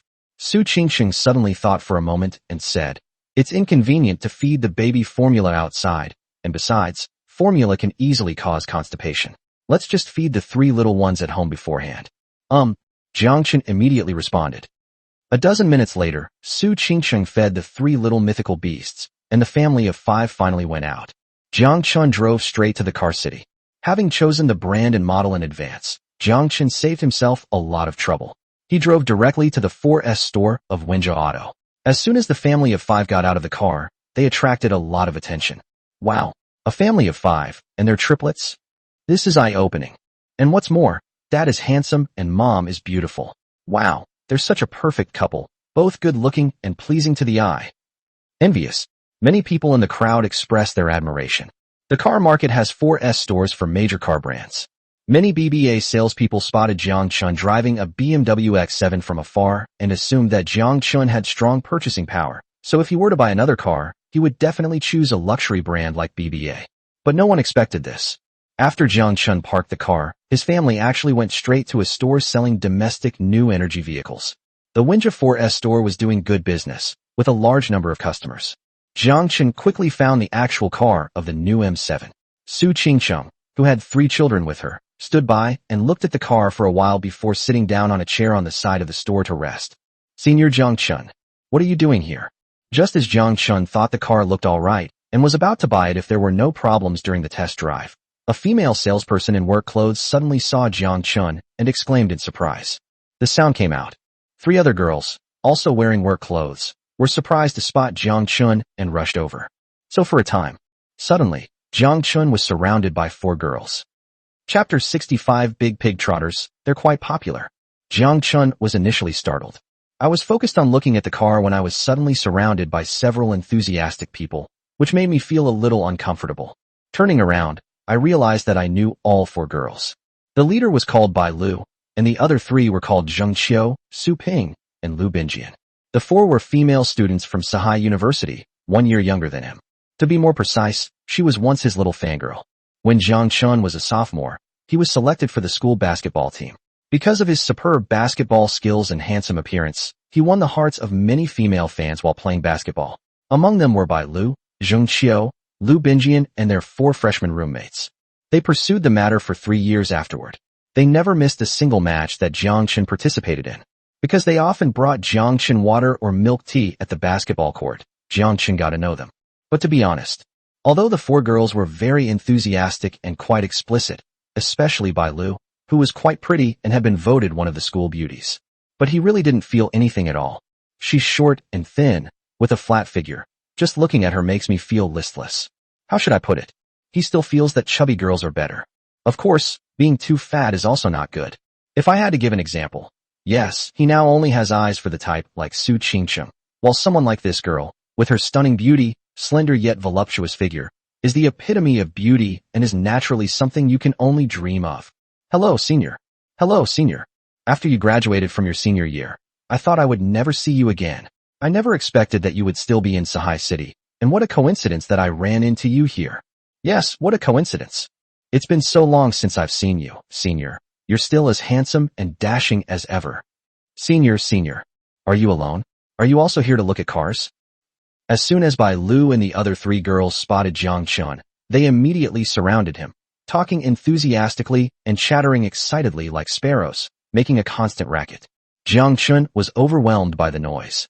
I used to think that naughty kids were noisy, that a few of them could practically make the sky fall down, but now I think they're pretty much the same. But please, you're girls, aren't you little kids anymore? If it were a stranger, Jiang Chen would have wanted to immediately turn his back on them and kick them out. But at least she's my junior. We still have to give them some face.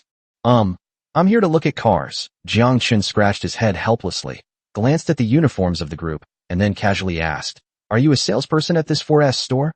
Yes. We are salespeople. I came here for part-time work and internships because I have fewer classes now.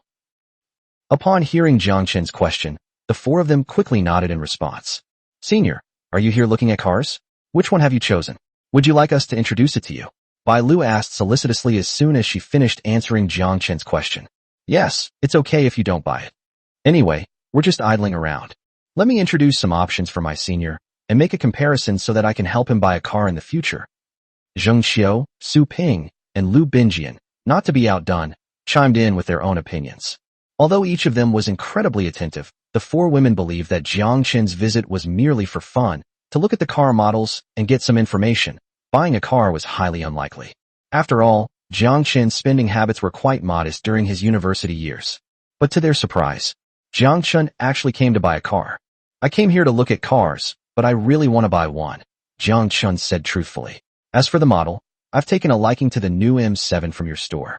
Oh, senior, are you really here to buy a car? A top-of-the-line new M7 costs over 300,000 yuan. I didn't realize, senior. The four girls were immediately surprised. After the surprise came admiration.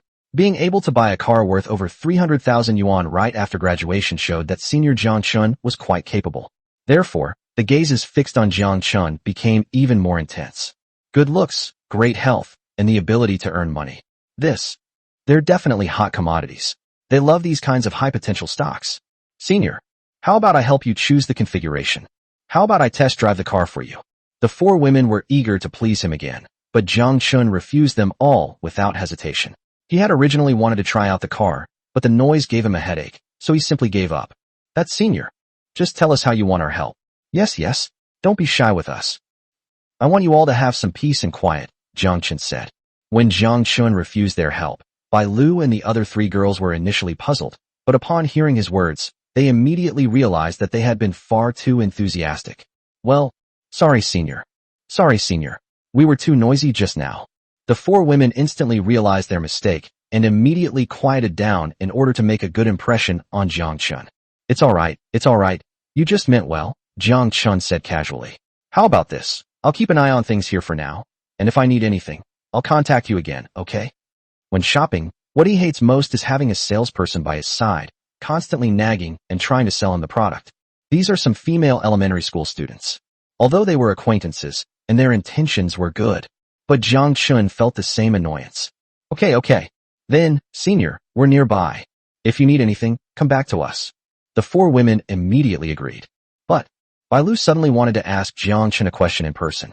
This problem had been troubling her for a very long time, almost keeping her up at night. Without a clear answer, she felt a constant, uneasy unease.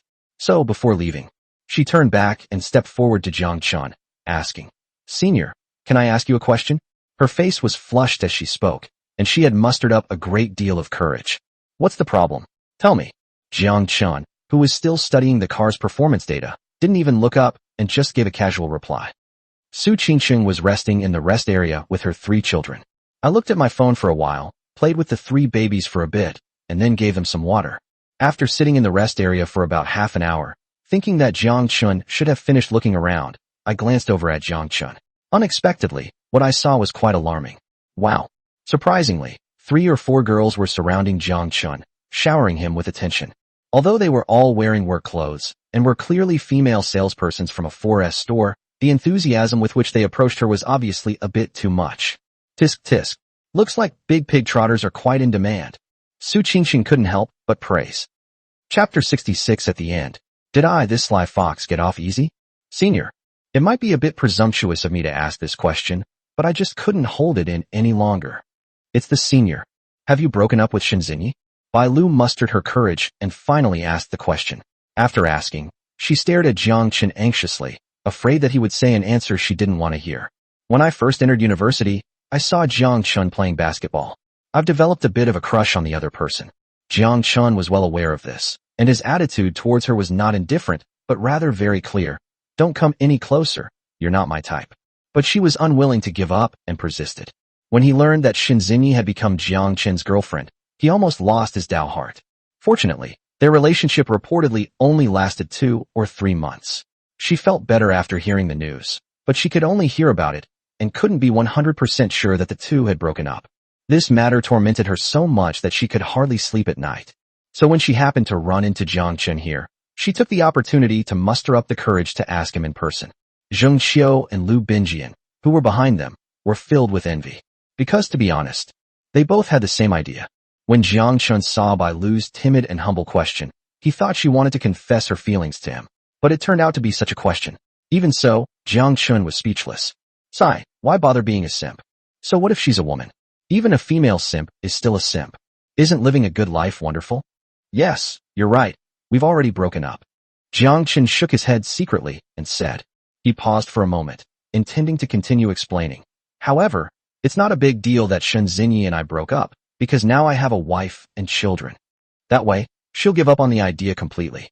However, before Jiang Chen could finish speaking, Bai Lu, having only heard the first part, was overjoyed. Oh, you've already broken up. Thank you, senior. Thank you for answering my question. This is exactly the answer I wanted. As he spoke, he hurriedly ran towards Zheng Qiu and Lu Binjian, overjoyed and unable to contain his excitement. Jiang Chen, seeing this, was speechless. He shook his head speechlessly, not having time to pay them any more attention. Instead, they continued to study the actual M7 model. Although he had already chosen this model at home, Jiang Chen had just unexpectedly discovered a lot of negative information about this car online, thanks to the suggestions of many handsome guys. What if you buy it and find a bunch of problems? It was originally intended as a birthday gift for my dad to make him happy, but he wasn't satisfied with it. That's not how it works. Therefore, Jiang Chen took it seriously and decided to study and compare the new M7 more thoroughly. Anyway, there's still time. At worst, we can just get a new car. Fantastic news. My senior broke up with that Shen Xinyi. The news is absolutely true. The senior just confirmed it himself. Huh? So, does that mean you seductive slut, have your chance? Get lost. You have the nerve to talk to me like that? Aren't you two sluts? Hee, that's true. That Shen Xinyi is a flirtatious woman, blind to talent, and especially greedy for material enjoyment. She doesn't deserve our senior at all. Unlike us. Even if we have to eat chaff and wild vegetables with our senior and not eat meat for 3 years, we're willing to do it and find it sweet. That's right. What if we compete fairly and win over the senior based on our own abilities? Okay, it's settled then. Bai Lu, Zheng Qiu, Su Ping, and Lu Binjian had an excited discussion. All 4 women were quite attractive. At school, she was always the center of attention and pursued by many boys, known as one of the 4 beauties. Bai Lu, in particular, was even more beautiful than the school beauty Shen Xinyi. This gave them the confidence and assurance to compete fairly. The 4 women discussed excitedly for a while. Jiang Chen was very focused on looking at the car. It's not wise to rush forward and disturb them again. Because Jiang Chen was there, providing services and explanations to other guests, they lost interest and simply went to the rest area to sit for a while. However, in the rest area, Then, unexpectedly, I ran into an acquaintance. Su Qingcheng, the goddess professor of Sahai University. Hello, Teacher Su. Hello, Teacher Su. Bai Lu, Zheng Qiu, and Lu Binjian were surprised to see Su Qingcheng and quickly went up to greet her. Su Qingcheng is a renowned goddess at Sahai University. Even the campus beauty Shen Xinyi pales in comparison to her. Almost everyone knows her.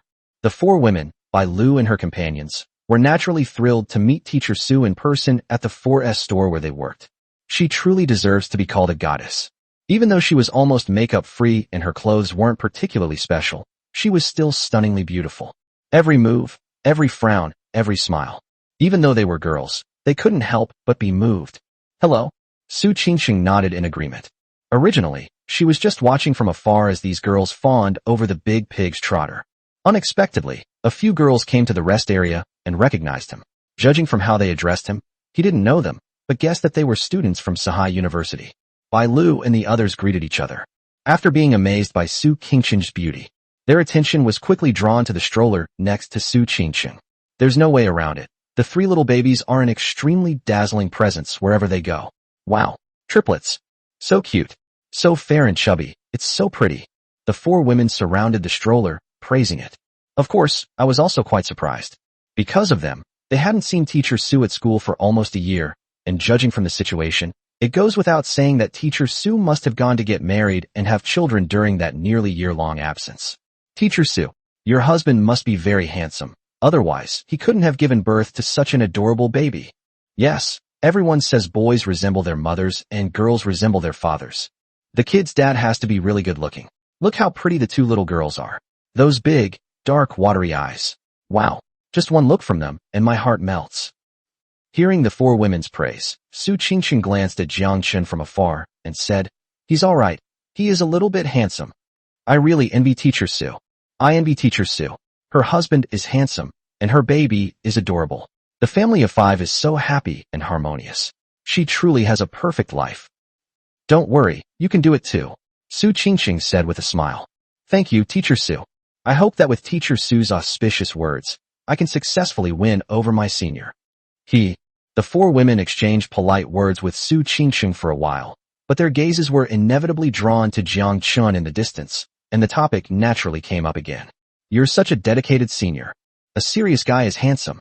Even when he's not serious, he's still very handsome. Sigh, such a perfect male god. I wonder which slut will end up with him. Su Qingqing, who had heard the whole thing, was speechless for a moment. Could it be that in the end? Is this a lucky break for me, this sly fox? Why? These infatuated girls and sluts, how come their taste is so terrible? Why did you fall for that big pig's trotter? That big jerk, he's kind of handsome, but he's got a whole host of bad habits. Pervert, seasoned driver, glutton, shameless, smirking. Especially his lack of respect for elders, actually stealing.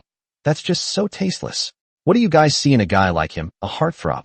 A heartthrob my foot. Aside from being somewhat handsome, he's practically useless. Su Qingqing thought to herself. He couldn't help but sigh repeatedly. She then took out her phone and sent Jiang Chen a voice message.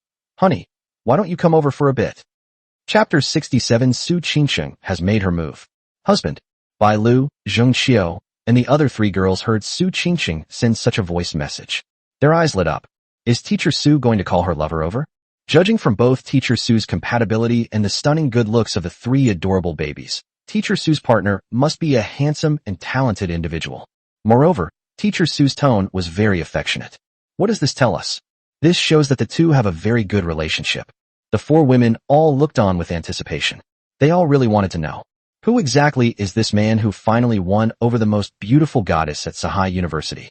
However, on the other hand, even if this so-called mysterious person, who is Teacher Su's lover, is handsome, talented, and even captivating, and full of talent, she is definitely no match for Senior Jiang Chen. But in their hearts, Jiang Chen, you will always be the most handsome guy in the world. After Su Qingqing sent the voice message, Jiang Chen received a notification and immediately heard it. Husband, why don't you come over here for a moment? Why are you talking so intimately, little girl? What are you trying to do? Jiang Chen is busy. Upon suddenly receiving such a voice message, he couldn't help but mutter to himself in confusion. When he turned to look at Su Qingqing's seat, he saw that the four junior girls were sitting right next to Su Qingqing. I understood instantly. Have to. The girl was definitely one of them. She had just seen several younger female students fawning over her. At this point, she must have been extremely jealous. They want me to go there and cooperate in the acting. Without hesitation, he stopped, scratched his head, and walked straight towards Su Qingqing's location. The four younger female students over there, Bai Lu, Zheng Xiao, Su Ping, and Lu Binjian had just listened to Su Qingqing's voice message and were looking around carefully, eager to see the true face of this mysterious figure. Therefore, there is both anticipation and an overwhelming sense of gossip. Anyway, I'm starting to get restless. But after looking for a long time, they couldn't find even the slightest trace of that mysterious person. Because of Su Qingqing's stunning looks and her three adorable babies, many people couldn't help but glance at her as they passed by, but none of them met their expectations. At the end, I saw a familiar figure. That's right. That familiar figure was none other than Jiang Chen. What? Senior is here. After waiting for so long, it's the senior who's coming this way. Could it be that Professor Su's lover is the senior? Get out. Get out. Get out. Even a fool would know it's impossible. The senior just graduated, while Professor Su is already a professor. They are so different in age and seem to have never met before. How could this be? That's right. So what are you doing here, senior? What else could I be doing? I'm tired of looking at cars, so I wanted to come and rest for a bit. Also, the senior wants to take this opportunity to chat with a few of our four beauty sisters, get to know each other better, and maybe even strengthen their bonds. Bai Lu and the others chattered away, having a long discussion. The four women ruled out the possibility that Jiang Chen was Teacher Su's lover without even thinking about it. According to them, even a fool would know it's impossible. So after exchanging a few words, they rushed forward one by one, eager to greet them. Senior, are you tired of looking at cars? Come on, take a break here. I'll get you a glass of water. By the way, Senior, would you like it at room temperature or iced? Let me tell you, Senior, there's a famous person from all over Sahai University here. That's right, it's our beautiful professor and goddess, Professor Su Qingqing. Teacher Su has been missing for almost a year. I never imagined she wouldn't get married and have a child. Come and see, Senior. This is the legendary goddess Teacher Su, and her 3 triplets. Look at the 3 little babies. Each one is fair and beautiful, like porcelain dolls. They are just too cute. The 4 women of Beilu welcomed Jiang Chen over. She was extremely attentive, serving tea and water to ingratiate herself, and even proactively introducing teacher Su and her triplets to Jiang Chen. Jiang Chen. They were immediately left speechless, unsure whether to laugh or cry. I also felt a deep sense of helplessness. I was thinking, what are you all introducing me for? This is my wife and my child. How could I not know them? Of course I know how beautiful my wife is and how cute my child is. Look at Su Qingqing. That's Su Qingqing. They happened to be looking over there at that moment. The way she looked at Jiang Chen was a mix of teasing, coquettishness, and an unpredictable, amused curiosity. Senior, why didn't you say anything when you saw Teacher Su? You know, Professor Su is the most famous goddess professor at our Sahai University. So many people want to see her, but can't. Is the senior too excited to speak? That's normal. Hara. And these 3 little babies. Senior, look at them. Don't you think they're incredibly cute? You wouldn't believe it. I just looked at them for a bit, and my heart is melting. The 4 women, including Bai Lu, failed to notice the subtle expressions on Jiang Chen and Su Qingqing's faces when they exchanged glances. She was still going on, introducing Su Qingqing and the triplets to Jiang Chen. Jiang Chen listened to the praises from the 4 junior girls about his wife and child for a while. To be honest, he was very satisfied and enjoyed it. He wouldn't get tired of hearing it 1,000 times. That's what I'm saying. Isn't my own wife beautiful? Aren't my own children adorable? He then rubbed his forehead, before calmly and seriously saying, cough cough. Well, I completely agree with all your comments just now. Really, I couldn't agree more. But, I have something else to say. That's right actually, Teacher Su, she's my wife. Bai Lu and the others were immediately stunned when they heard this. I think I misheard. What? The senior student said that Teacher Su is his wife? This, senior. Did you say something wrong? So, is Teacher Su your wife? Are you a couple? Yeah. Senior, you're not kidding, are you? Professor Su is a famous goddess professor at our Sahai University. She's not an ordinary person. You can't joke about pretending to be her lover. Who's joking? If you don't believe me, you can ask your teacher, Miss Su, Jiang Chen said. Bai Lu and the others then turned to ask Su Qingqing. That Ms. Su. Could your spouse be Senior Jiang Chen? Are you a couple? Yes, we are a couple. Su Qingqing nodded directly. The 4 women of Beilu were shocked and stunned when Su Qingqing gave a positive answer. It turns out he had an overflowing love for gossip. Instantly, not a single trace remained. Senior Jiang Chen actually won over Professor Su, the goddess of Sahai University. And Professor Su's lover is none other than Senior Jiang Chen, whom we've all been dreaming of and relentlessly pursuing. That can't be real. The 4 women felt like they were about to collapse. But Bai Lu, who was leading the charge, was still somewhat unwilling to give up.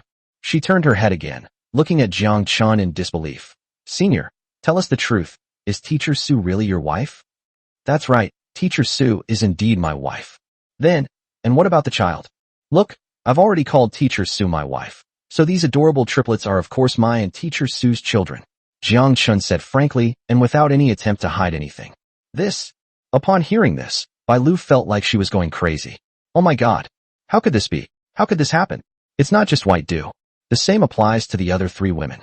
It felt like falling into an ice cave. The previous attentiveness had now turned into a joke, and the excitement and smiles were now completely frozen on their faces. Just like last time, when they learned that Jiang Chen and Shen Xinyi were together, the so-called 4 beauties were extremely disappointed and frustrated.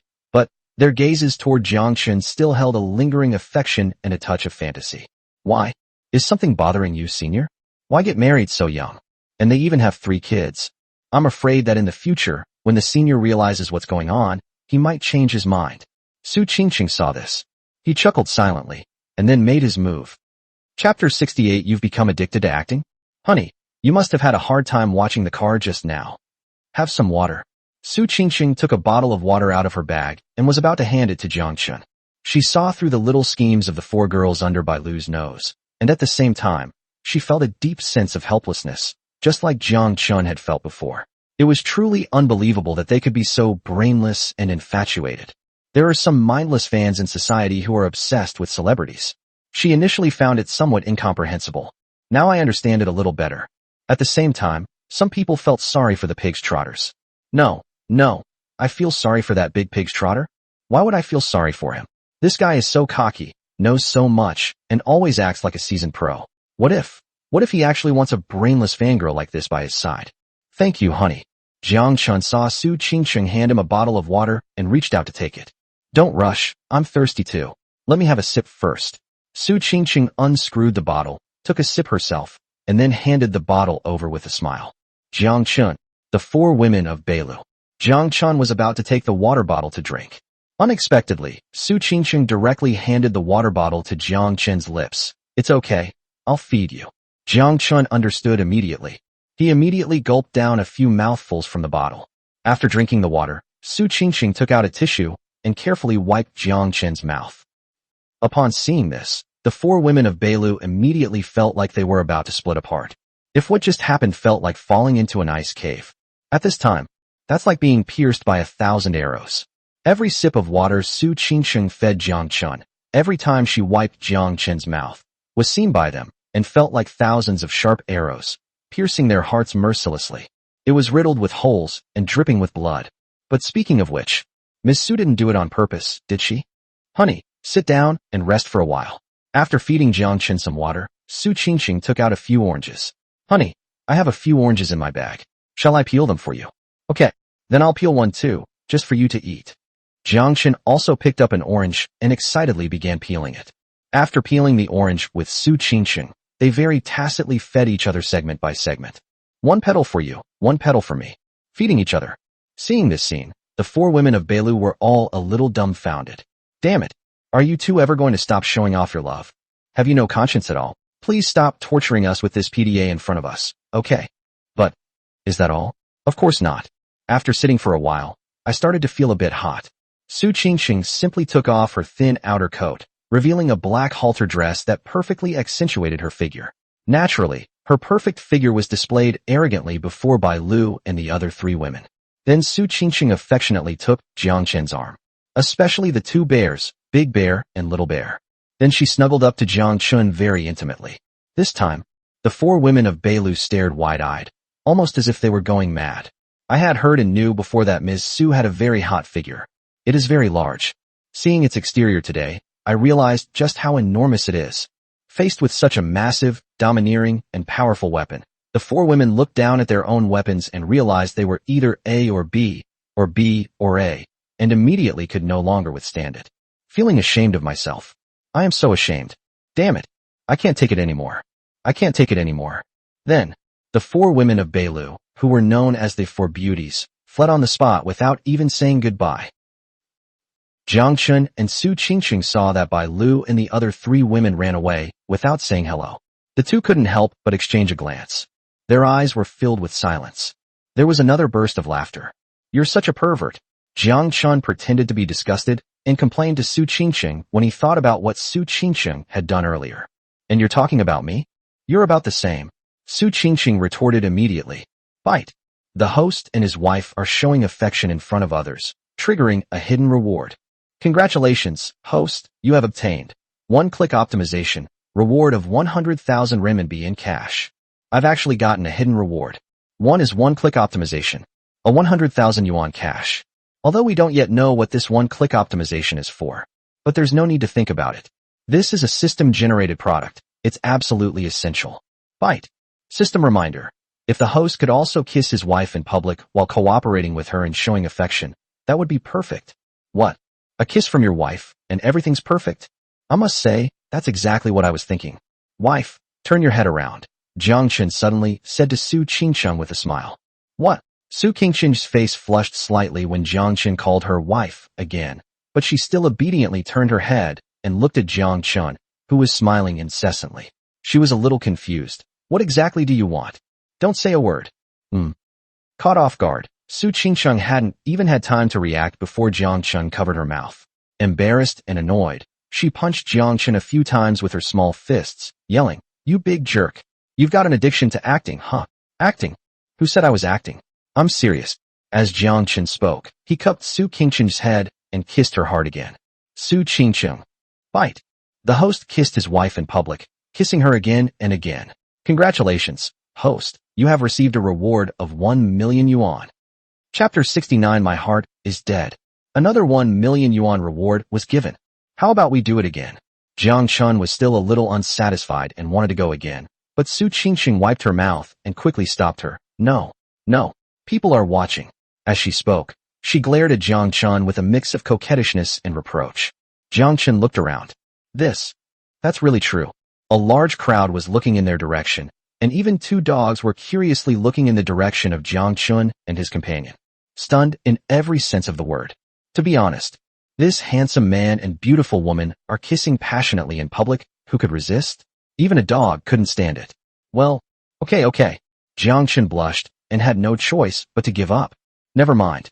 Anyway, she's my wife, so I can just secretly enjoy it when I get home. Hey, you should put your coat on now, Jiang Chen reminded her. Looking at his wife in that black tank top and her ample bosom, even though he was already very familiar with her, he felt like he was about to get a nosebleed. What? I'm really hot, Su Qingqing said. It's nothing, it's just that other people might not like it. Seeing that the girl was a little slow to react, Jiang Chen had no choice but to remind her again. This time, Su Qingqing understood immediately. Okay. He nodded immediately and put his coat back on. My own beautiful scenery is best. Only shown to my beloved husband at home. While resting in the rest area, Jiang Chen took the opportunity to check out the one-click optimization reward from the system, and found that it was actually amazing. This one-click optimization can be considered a skill. Why is it considered that? Because it targets various items. To put it more directly and specifically, it can optimize any car Jiang Chen buys with one click, bringing it to its perfect state. In other words, Jiang Chen discovered various problems and flaws in the new M7 that he had chosen, thanks to the reminders from many handsome guys. I wouldn't have bought it anyway. But now, knowing full well about its many flaws and problems, I still gave it to my dad as a birthday present. That would be too unreasonable. This one-click optimization can perfectly solve all the problems and instantly upgrade Jiang Chen's selected new M7 to its highest level. As for the various flaws and problems that handsome guys are criticized for, then they all cease to exist.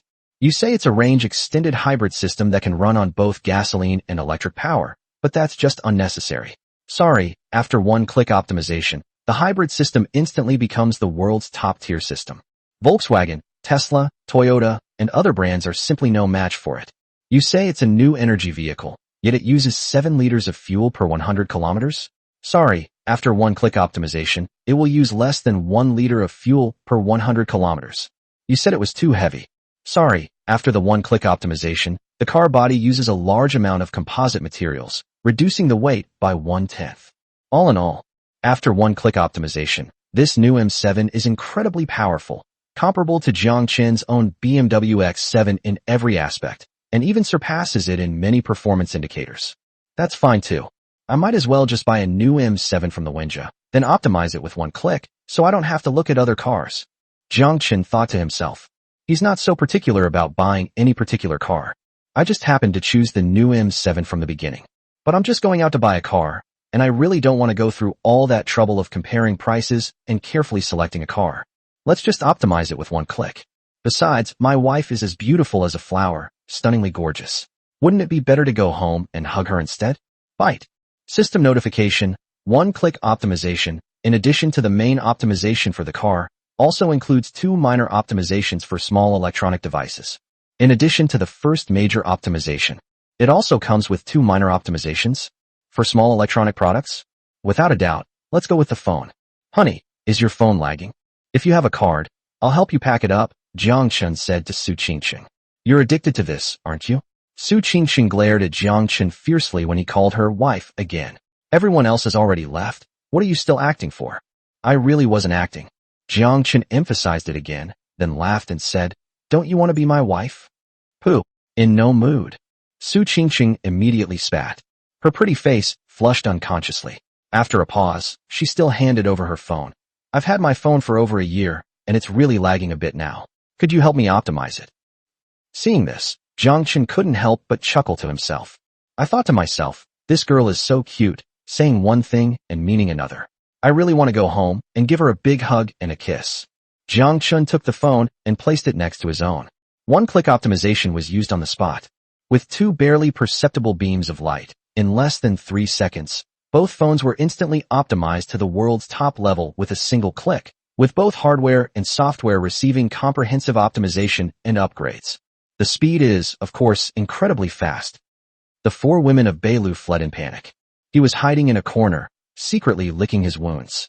But that was awful. It hurt so much. So much so that I wanted to dig a hole and bury myself, or find a block of tofu and smash my head against it.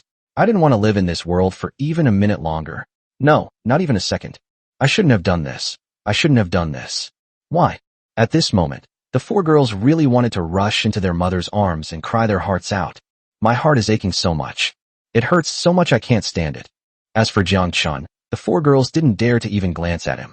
To do so would be a devastating blow, because their senior, Jiang Chen, had publicly hugged and kissed teacher Su repeatedly after they left.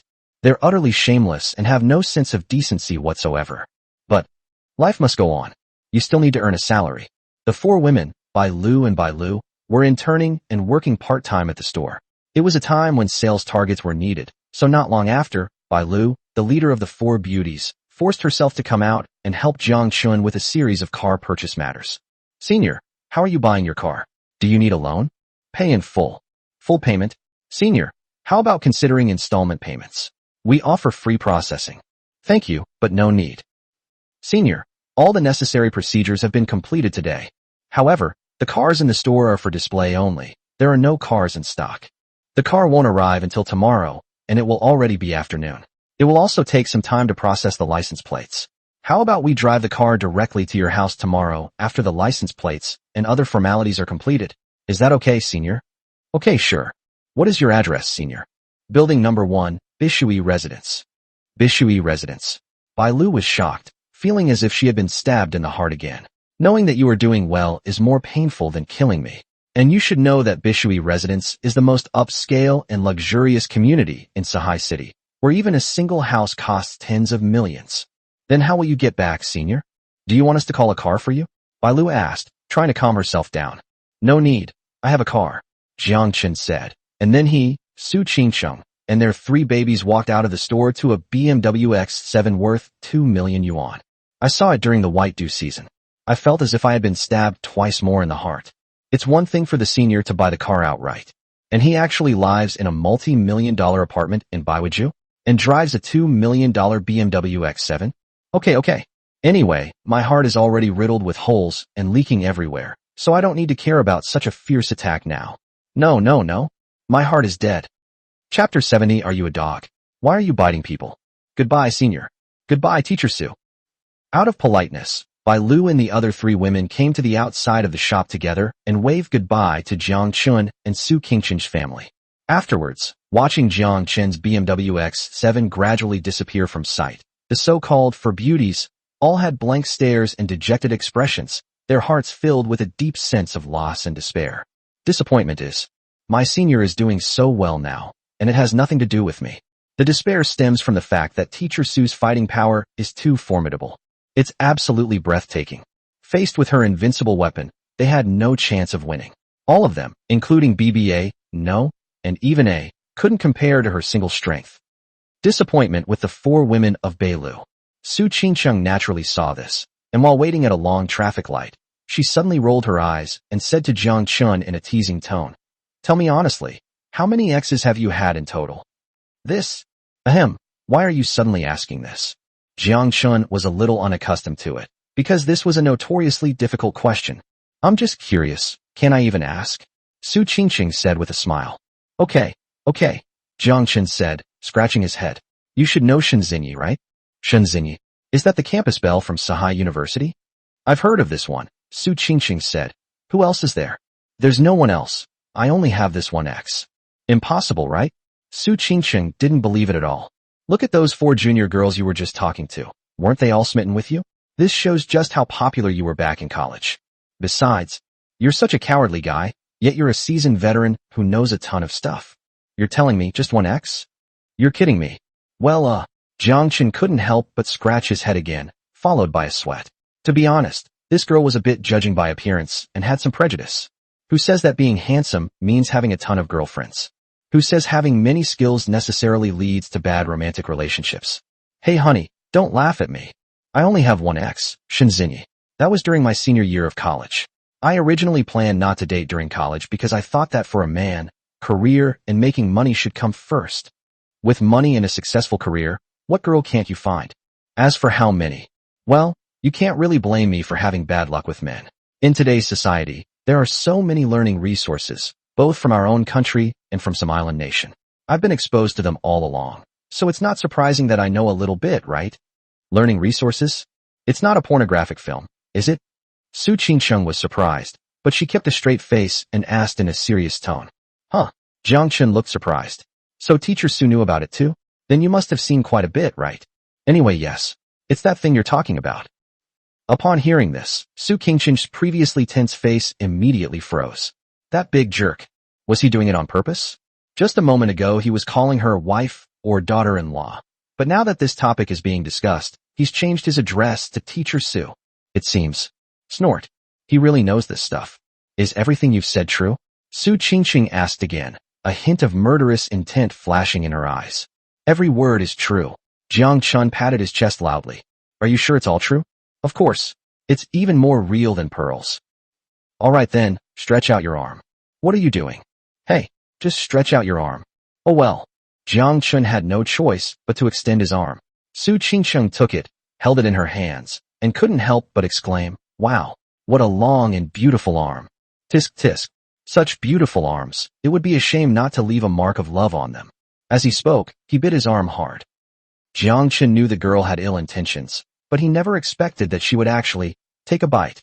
Ouch! Why are you biting me for no reason? And it's biting so hard. Jiang Chen felt a sharp pain.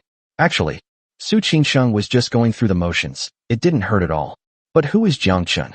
He has lived under the shadow of men's and women's doubles and all kinds of beatings for a long time, and thus has long since developed an extraordinary ability to deal with being beaten. So Su Qingcheng only took a light bite. But Jiang Chen's expression and actions showed that he was in great pain, so much so that Su Qingcheng thought she had bitten him too hard and hurriedly went to check Jiang Chen's wound. Are you alright? No, it's nothing. Jiang Chen waved his hand magnanimously. No, I'm just wondering, why do you bite people? By the way, are you born in the year of the dog? Su Qingcheng saw that Jiang Chen was perfectly fine. Her pretty face immediately turned red, and she spat. Huh, you're the one who's like a dog. You have the nerve to say you've never bitten me? You've bitten me more than once, okay? Oh, this? Jiang Chen was immediately speechless. Because what the girl said is absolutely true. And not just once. That's true. Alright. Well, it's almost dinner time. What are we going to do for dinner? Jiang Chen blushed and quickly changed the subject. He was a little taken aback by the girl suddenly bringing up this topic. Let's eat at home. The food outside is just so-so. Su Qingcheng looked at the various food signs on the street outside and hesitated for a moment. But when she thought of the food made by the big pig's trotter, she immediately decided to go back and eat. Okay, let's go back and cook for ourselves. I'm hungry too. Jiang Chen nodded, glancing at Su Qingcheng in the process. Who knew? One look and things have gone wrong again. Upon seeing this, Su Qingcheng suddenly panicked. Why are you looking at me like that? She said fiercely, her tone laced with embarrassment and anger. Jiang Chen was stunned. That's what I meant. Hey guys, could you please be the judge? Seriously, did I say anything? Did I mean anything? I just glanced at her, didn't I? Did I have any other ulterior motives? This girl? Just now it was biting people, and now it's inexplicably being aggressive. Why? Life is unbearable. Jiang Chen shook his head and sighed. Just then, the light turned green, and with a whoosh, he immediately started the car and sped off towards home. Chapter 71. Eating bok choy and seeing little people dancing? Brother Chen, my relatives in Yunnan province brought me some Boletus luridus, but I'm so scared of seeing it on the news. I'm afraid that if I eat it, I'll see some ghosts, so I've never dared to eat it. Aren't you supposed to be a pretty good cook? How about Brother Chen? These freshwater lilies are all yours. Jiang Chen drove home with Su Qingcheng and their 3 babies. Not long after, Lu Wei suddenly called, saying that a relative in Yunnan province had sent over some Boletus luridus. He dared not eat it, for fear of encountering a villain. I was thinking of just giving it to Jiang Chen. Jiang Chen, of course, knew what the Jian Shouqing, which had been making the news every now and then, was. Jian Shouqing is a general term for a type of bolet. Because the flesh of the mushroom turns indigo blue when touched, it is called Jian Shouqing, literally blue when touched. Fresh Jian Shouqing mushrooms are tender, smooth, crisp, and delicious, even more satisfying than meat. It can be described as a delicious treat. However, consuming it can cause hallucinations and even poisoning, as it may lead to seeing malicious people in the eye. Many people are deterred by this prospect. Of course, there are also live streaming influencers who deliberately eat this stuff to attract attention or seek thrills, trying to strike a balance between poisoning and seeing bad luck, but end up cooking it improperly. I have seen the villain. However, he ended up in the hospital, incurring tens of thousands of yuan in medical expenses. Jiang Chen possesses god-level culinary skills. For him, the Jian that could reveal villains was, of course, just a rare delicacy. Are you sure you don't want the blue chrysanthemum? What do I need? I'm terrified of dying, and I'm superstitious too. I really don't want to get poisoned or see any villains. Okay, bring it over, but just give me a little, not much. Seeing that Lu Wei had said so, Jiang Chen agreed. He also wanted to try it out. Moreover, Boletus luridus is quite expensive, costing at least 1 or 200 yuan per kilogram, and the better ones even cost 4 or 500 yuan per kilogram. Even so, it's not guaranteed that you can buy all the genuine stuff. I asked Lu Wei to send some over so I could have a meal with it first. If it feels good. If you want to eat it again, you can just buy it yourself. Okay, Lu Wei immediately agreed. It's really not much, just a little bit. More than 10 minutes later, Lu Wei came excitedly. Brother Chen, I've brought you the Bodhi seed. He entered the door carrying 2 large bags of Bodhi seeds. Jiang Chen was startled when he saw it. Wipe. 2 huge bags of Boletus luridus, weighing at least 10 pounds. Wei Zi, do you have some kind of misunderstanding about a little bit? You call this a little bit. You have 2 big bags of Boletus luridus. That's over 10 pounds. Hi. They're everywhere on the mountain where my relatives live. These 2 packets are really nothing to them. Lu Wei said. But this is too much. I'm not going to pay you. This pound is worth several hundred yuan. Jiang Chen said. Although he had a good relationship with Wei Zi, these 2 packs of Boletus italus were worth several thousand yuan. It wouldn't be right to take them for nothing. When Lu Wei saw that Jiang Chen was about to give him money, he panicked and quickly stopped him. No, Brother Chen. You're being too polite by giving me money. Are you looking down on me, or what? I made a lot of money working at that barbecue stall for a few days, and I didn't even share it with you. From now on, I'm going to work with you at the barbecue stall and make big money. This little bit of skill is nothing. Besides, my relatives have a lot of this stuff. When they have too much to eat, they use it to feed the cows. Alright, Brother Chen. I have to go now. We'll talk later. After Lu Wei finished speaking, he threw down 2 packets of Jian, a type of herbal tea, and ran away in a flash. This Wei Zi. Jiang Chen couldn't help but shake his head. He originally wanted to gossip a bit. By the way, I'd like to ask Wei Zi how things are going with that old maid. Has he managed to win her over? Wei Zi was utterly humiliated on that beach date. Yet he's still alive and kicking, a true miracle. But then again, is this guy in such a hurry because he's rushing to date that old maid? Holy crap. If that's the case, then this kid will be incredibly awesome. As for what Lu Wei said, his relatives have plenty of Boletus luridus, and they feed the excess to the cattle. That's a bit of a load of nonsense. Even in Yunnan province, Boletus luridus is quite expensive. This isn't just any ordinary cabbage. They're feeding the cows Boletus lucidum. Regardless of whether the cows will eat it or not, if the cow owner is doing this intentionally, they're probably planning a Boletus lucidum stew with beef. What are these 2 huge bags? Is it a mushroom? Su Qingxing came out of the bathroom and saw 2 packets of ginseng on the ground. She asked about them. As soon as she came back from outside, she went straight to the bathroom and took a shower, so she didn't know about Lu Wei bringing the ginseng. Yes, it's a kind of mushroom from Yunnan province, and it tastes very delicious. Jiang Chen said with a smile. He deliberately kept her in suspense, but Su Qingcheng guessed it right away. Could it be one of those mushrooms that makes you see little people dancing after eating it? Huh. Jiang Chen was a little surprised. How did you know? What's so special about it? It's the mushroom that's been making the news all the time lately. Isn't it this Boletus luridus? I heard you say it's from Yunnan province and that it's very delicious. And with that mischievous grin on your face, I immediately guessed it was it. Jiang Chen scratched his head and then laughed. How about it? How about some Jian Shouqing for tonight's big meal? In no mood. Why? Because I'm afraid of meeting petty people. You know how good my cooking is.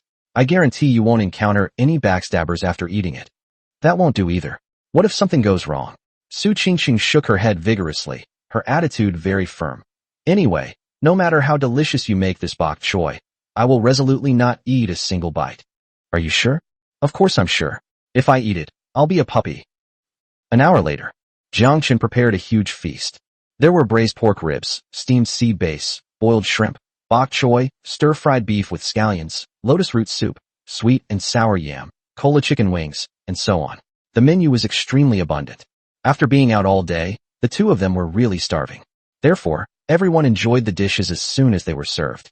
However, faced with a table full of delicious food, one little dog, however, was focused on the two dishes, eating voraciously and never stopping its chopsticks. Because one is stir-fried bok choy, one is braised bok choy. Jiang Chen originally wanted to try it too, but in the blink of an eye, both plates of jian, a type of herb, were completely devoured by the little girl. Hey, can you eat a little slower? I want to eat slower, but it's so delicious, I can't stop smacking my hands. So fragrant. It's so good. You eat so much, aren't you afraid of seeing little people dancing? It's so delicious, it'd be worth it even if eating it made little people dance. Can you leave me some? I haven't even had a few bites of those 2 plates of jian yet. Honey, this is where I have to say something to you. With her mouth full, Su Qingqing mumbled incoherently, yet she spoke with conviction. I'm your wife. It's rare for me to like something so much, shouldn't you let me have some? What's going on? This girl actually called herself husband just to get a taste of her own cooking. That's ridiculous. Chapter 72. The girl is acting cute towards me? While Jiang Chen was in a daze, they took advantage of the moment. In an instant, Su Qingqing devoured both plates of jian, a type of herbal tea, a smug look in her eyes. The smell of Boletus luridus. It's surprisingly good. She was afraid before, afraid that eating it would cause little people to dance, but when she thought about the big pig's trotter's cooking skills, she was less afraid. And when the 2 plates of the cooked bok choy were served, she took a bite and forgot all about it. The taste is absolutely amazing. Honestly, it's even more satisfying than eating meat. Let her be a puppy then. After all, this little puppy of hers has bitten people before. As for calling him Big Pig's Trotter, husband, that was already part of her plan. What can be done? At this point, having given birth to 3 children, her body is no longer clean. She's been violated in every way imaginable. They can't escape it sooner or later. Besides, the jian, a type of mushroom, made by the Big Pig's Trotter was so delicious that I was overjoyed and casually called my husband over. Don't say. It was quite enjoyable to shout like that. Bite. The host's wife has called him husband, like never before, with tender affection. Congratulations, host, you have received a reward of 100,000 yuan. What? Calling someone husband gets you a reward? A reward of 100,000. Good. The dog system did a great job. The 2 plates of jian were quickly devoured by Su Qingqing, who finished them off completely with Jiang Chen barely participating. After finishing her meal, she still felt a little unsatisfied. His eyes darted around, and then fixed their attention on the 2 large bags of Boletus luridus. That husband of mine.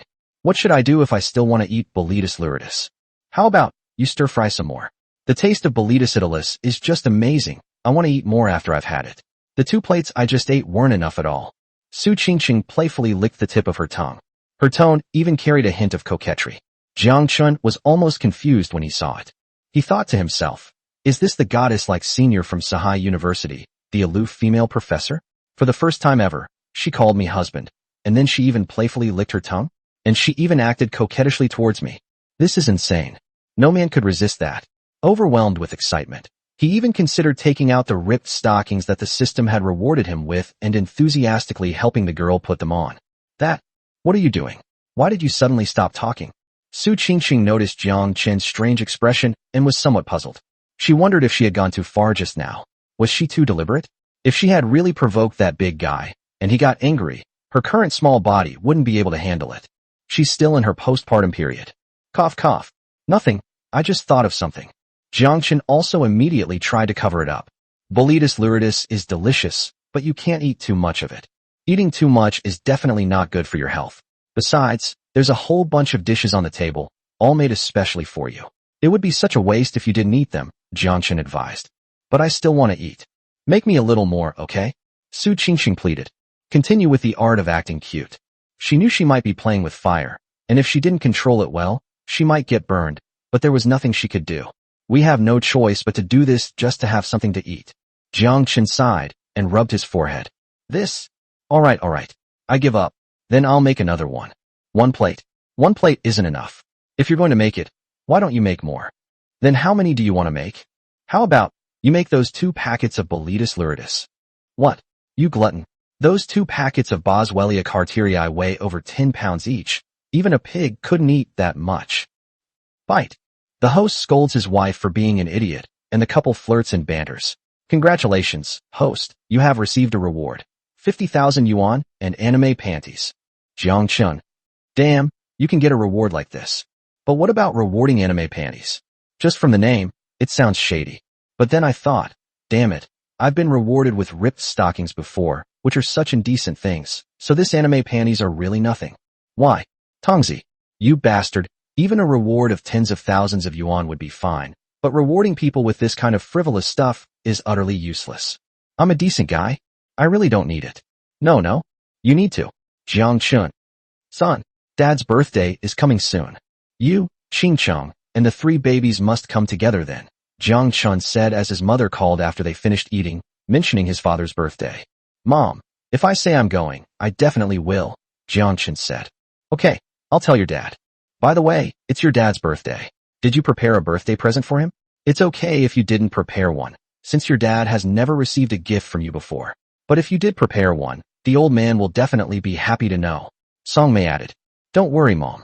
I prepared a gift for my dad. I'm sure he'll love it. Okay, then I'm relieved. Jiang Chen finished his phone call with his mother. Suddenly, a question came to mind. So he asked Su Qingcheng, Wife, did you give my dad a gift? He regretted it after asking, since they weren't even officially married yet, and he didn't even have a formal title. Asking like that was indeed a bit inappropriate. But Su Qingcheng didn't care at all. She later successfully ate a plate of Boletus luridus, and was quite satisfied. After resting for a while, she was doing some simple yoga poses to aid digestion. I've already prepared it. I was already prepared when you bought your dad a car. Huh?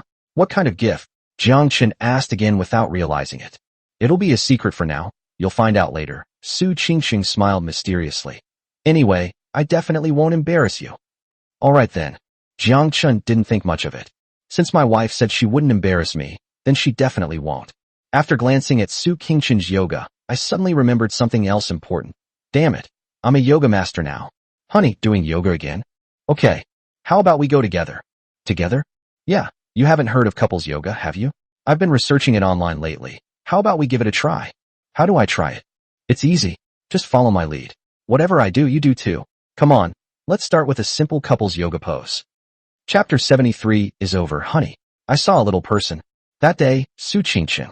After using the miraculous scar removal solution, not only are the external scars gone, moreover, the layers of wounds on the abdomen caused by the cesarean section have completely healed. There was also an unexpected effect. As for what the effect will be, at present, perhaps only Su Qingcheng can have a relatively profound experience. Ah, you look really good at this. When did you start learning yoga? With Jiang Chen joining in, Su Qingcheng's yoga practice became more difficult, and then, under Jiang Chen's guidance, they even started doing couples yoga. The difficulty is also increasing. Su Qingcheng was quite surprised by this. She had been practicing yoga for many years, and she and Song Mei had met through yoga, so she had a certain foundation and experience. However, in front of Jiang Chen, her yoga level was like that of a complete novice. Clumsy and often makes mistakes. Jiang Chen, on the other hand, seemed even more skilled than her previous yoga teacher, with every move and posture resembling that of a true yoga master. Surprised as I was, it was very enjoyable. She herself is a big fan of yoga.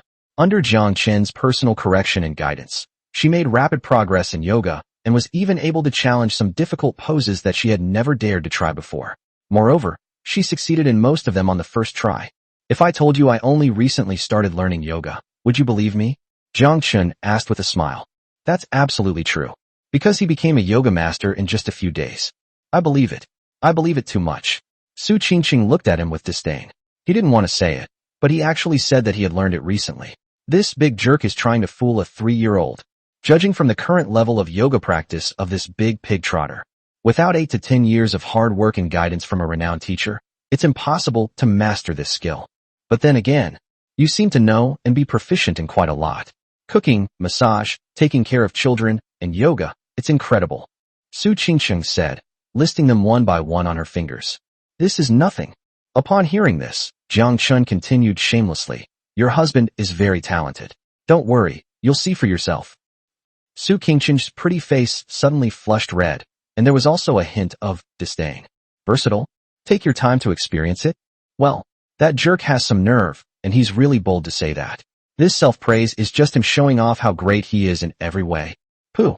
In broad daylight. Don't they have any shame? How? Look at your expression. You still don't believe me. Jiang Chen laughed again, half seriously and half jokingly. He couldn't help it.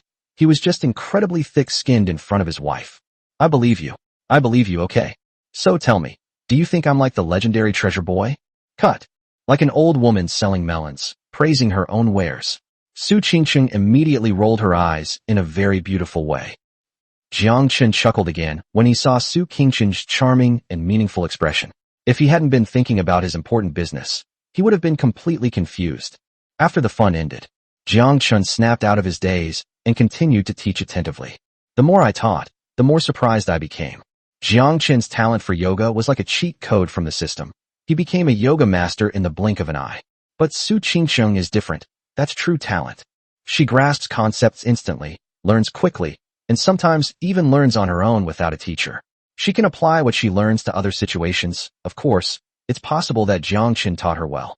In particular, her physical flexibility is remarkable. Her tall and slender body is as soft as a noodle. It's absolutely breathtaking. Seeing this, Jiang Chen did not hesitate to increase the intensity again. They went through all the difficult poses, including the chair of deception, high whale, camel pose, bird pose, and variant boat pose. Since it was Su Qingqing's first time learning, Jiang Chen was worried that he was teaching her too quickly. However, surprisingly, Su Qingqing actually did it all. The movements were quite perfect. Jiang Chen, who was his partner, was greatly surprised when he saw it. No wonder he's so gifted. A true gem. The couple practiced yoga for almost half an hour.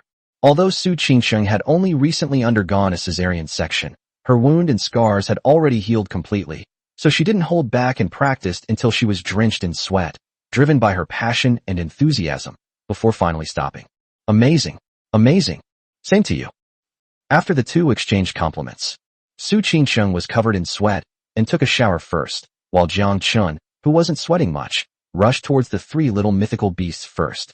The three little mythical beasts had actually woken up long ago, lying in the crib, sucking their thumb, or with their big, dark eyes looking around aimlessly.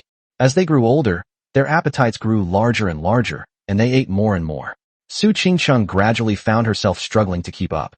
Moreover, it wasn't just about eating. They also spent more and more time lying down and moving around during the day.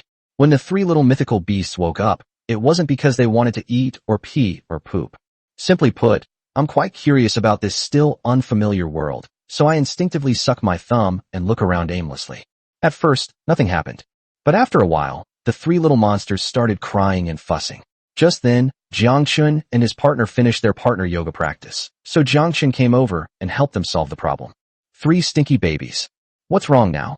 Let daddy see if you're hungry or if you need to poop. Jiang Chen was very familiar with the process, checking on the three babies one by one. After cleaning their diapers, he made formula for each of them since Su Qingqing was still taking a bath. Su Qingqing's next step is to go to work. The diet of the three little monsters will definitely need to gradually transition from breast milk to formula. Before long, the three babies were full and satisfied. Jiang Chen then brought out some toys that could be hung up and made noise for them to play with.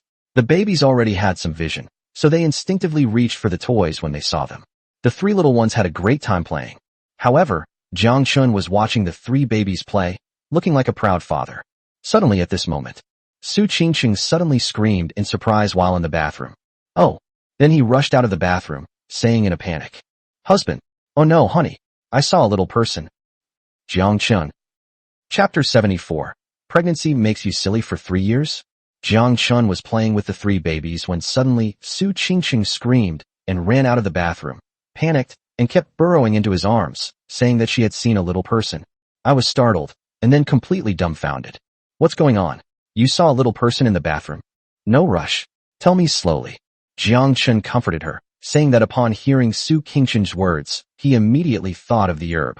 I was very puzzled. Did the wife see a villain? Could it be? She ate almost 3 plates of Boletus luridus, and now it's finally working? Is she starting to hallucinate in a miniature world? Is that even possible? His culinary skills are extraordinary. They are god level. Let him handle Boletus luridus. It's a piece of cake. He can cook a few dishes of Boletus luridus, and there's no way he could get poisoned. Let alone eating 3 plates. Even if he ate 10 plates of Boletus luridus, there wouldn't be any problem. But what's going on here? But despite the puzzlement, there were also unexpected surprises. Su Qingqing panicked and ran out of the bathroom. Because the incident happened so suddenly, she was naturally completely naked. Before my eyes and in my arms, all I saw was a sea of white. Jiang Chen was at a loss for what to do. Yes, it's a villain. I'm sure I saw a villain. I suspect it's because I ate too much Boletus luridus, plus I did yoga a while ago and the activity level was too high, and then my little person syndrome kicked in. Su Qingqing said incoherently. Then tell me, where did you see the little man? Just now, in the restroom. In the restroom? Jiang Chen asked, puzzled, then added, and now, have you seen the little man? No, not now. Su Qingqing looked around and shook her head. Not now. Jiang Chen was speechless. He was certain that whatever Su Qingqing saw, it was definitely not the case that she had developed a petty person syndrome after eating Boletus luridus. I've been poisoned by eating Boletus luridus, and I've been experiencing hallucinations of tiny people. This has probably been going on for a while. It's impossible for there to be a little devil inside the bathroom, but not outside. Don't be afraid. I'll go to the restroom and check. Jiang Chen comforted her. Okay. Su Qingqing nodded. Then be careful. For a moment, she even forgot to ask Jiang Chen if he had micromania. If he didn't, he wouldn't be able to see any micromania when he went into the bathroom. Jiang Chen entered the restroom. Upon entering, the first thing that catches the eye is the various clothes and baby clothes that Su Qingqing has hung up. Jiang Chen glanced at it casually. I was a little surprised. Judging by the size, it seemed too big again. Okay. Jiang Chen composed himself and searched the restroom for the little person. He quickly found the little person Su Qingqing had described in a corner. Upon seeing it, he couldn't help but chuckle, and then called Su Qingqing in. Come, take a look at what this is. I won't watch, I'm scared. What's there to be afraid of? You could crush a whole bunch of these scoundrels with one kick. Oh. Su Qingqing hesitated for a moment, but still came in. When she saw the so-called little person, she felt both embarrassed and wanted to laugh. Because it was shocking. They were just a bunch of tiny flying insects, like mosquitoes, not some kind of little person. Maybe. I was too nervous. Seeing all those tiny things crawling around scared me so much. Then, seeing them all confused, I started thinking about little people. Su Qingqing rubbed her forehead and said apologetically. Jiang Chen. I felt a wave of helplessness and speechlessness. Hey girl, is this the pregnancy brain that lasts for 3 years? Taking a shower and then panicking enough to mistake a tiny flying insect for a little person? Why? How incredibly stupid is that? But Su Qingqing's behavior shows that, subconsciously, she is still very afraid of the petty person syndrome caused by eating Boletus luridus, especially since she ate quite a lot, finishing almost all 3 large plates of Boletus luridus by herself. Even though it was made by Jiang Chen, it's okay to eat it for now. But in my heart, I'm definitely not aware of it, but I'm still quite scared. Therefore, at the slightest sign of trouble, they become extremely sensitive and panicked, seeing threats everywhere, and because the bathroom lights are dim, they believe they have actually seen a villain. The saying to see a snake in a cup illustrates the same principle. So what do we do next? Su Qingqing scratched her head awkwardly, or rather, scratched the towel on her head, because she had washed her hair and it was wrapped in the towel. What to do? Of course, we'll wipe them all out. Jiang Chen said. At the same time, I was a little puzzled. Bayou Residence is a luxury house, and it's a new house, yet there are small flying insects. But considering they have wings, they might have flown in. Regardless of how they got in, eliminating them is a must. Without saying a word, Jiang Chen found some mosquito repellent and sprayed it directly, killing a whole bunch of mosquitoes with one spray. Seeing how effective the mosquito repellent was, Su Qingqing was also eager to try it. Let me be wiped out too. Sure, no problem. Jiang Chen glanced at the pale-faced Su Qingqing and said casually. However, if you want to do it yourself, you have to do one thing first. What is it? Tell me. Hurry up and put your clothes on, otherwise you're just too exhausting to look at. Bite. Host eliminates villains for his wife, triggering a hidden reward. Congratulations, host, you have received 100,000 yuan. Several days passed in the blink of an eye. It was Jiang Chen's father's birthday. Jiang Chen and Su Qingqing had already informed Song Mei in advance that they would definitely be there today. Jiang Chen's gift is ready. The 4S store has already brought over the new M7 from Wenjia, and all the paperwork has been completed. Jiang Chen also used the one-click optimization to upgrade the new M7 to its highest level, making it sturdy, durable, and reliable. An old man would definitely like it. Su Qingqing also attached great importance to it. I got up very early to prepare for our visit to Jiang Chen's parents' house. After putting on light makeup, I tried on clothes again and again, wanting to look pretty and appropriate. Every time we tried a set of equipment, we had to ask Jiang Chen for his opinion. Jiang Chen always says it looks good. Although it's the truth, my wife is stunningly beautiful, a goddess of unparalleled beauty. Even if she were wearing a fat bag, she would still be pleasing to the eye. But Su Qingqing was very dissatisfied, believing that Jiang Chen was just being perfunctory. She tried on more than a dozen outfits, but still couldn't decide which one to wear to her future mother-in-law's house. Take a look. I just tried on so many clothes. Tell me which one looks the best? Which outfit do you like best? Helpless, Su Qingqing had no choice but to ask Jiang Chen for help again. Jiang Chen glanced at Su Qingqing and couldn't help but smile. Do you want me to tell the truth, or a lie? Of course it's the truth. Otherwise, why would I ask you? Alright then, I'll tell you the truth. What I like most about you is not wearing clothes. Su Qingqing was initially very much looking forward to it. Upon hearing this, she blushed deeply and glared at Jiang Chen playfully, never expecting such an answer. Hey, I knew you were such a jerk, you can't say anything nice. Besides, haven't you seen enough of what I look like? Chapter 75 was alright. At least he didn't turn into Ultraman after eating it. In the western suburbs of Sahai City, there is an old residential area with a long history. In Jiang Daipen and Song Mei's old house. After getting up early that morning, Jiang Daipen kept going to the balcony and looking out towards the entrance of the residential area, trying to see if Jiang Chen and Su Qingqing had arrived yet. Song Mei looked at it with disdain. Since our son said he was coming, he definitely is. Look at you, so impatient. It's not even 8 o'clock yet. They should have just finished breakfast by now. Besides, I haven't seen you miss your son that much before. He only stayed at home for 2 days during his university break, and you couldn't wait to get rid of him. What do you know? Jiang Daipen laughed. I just didn't want that brat to interfere with our time together as a couple. That brat is really something. You're such a grown man, yet you still keep running home during your holidays. Don't you know any better? Pa, shameless old man. Song Mei blushed and immediately spat at Jiang Daipen. That's our son, okay? Seriously, what kind of father are you? Don't you care about your son at all? Who says I don't love my son? First thing in the morning, who was it that kept running to the balcony, trying to see if my son had arrived? A father's love is as strong as a mountain. What do you know? Jiang Daipen said. You think you're looking for your son? I think you're more like wondering if your grandchildren have come or not. Song Mei rolled her eyes at Jiang Daipen and said bluntly. This? Jiang Daipen suddenly felt a little embarrassed. He chuckled awkwardly twice. Can't I take care of my son, grandson, and granddaughter together? There's a saying, grandparents love their grandchildren more. So it's normal for me to love my grandchildren. Besides, where do grandchildren come from? It was born to our son.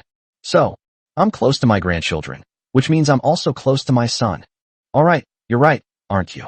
Song Mei pretended to be disgusted, and then instructed Jiang Daipen. Let's clean the house again. After all, it's an old house, and we haven't lived here for a while.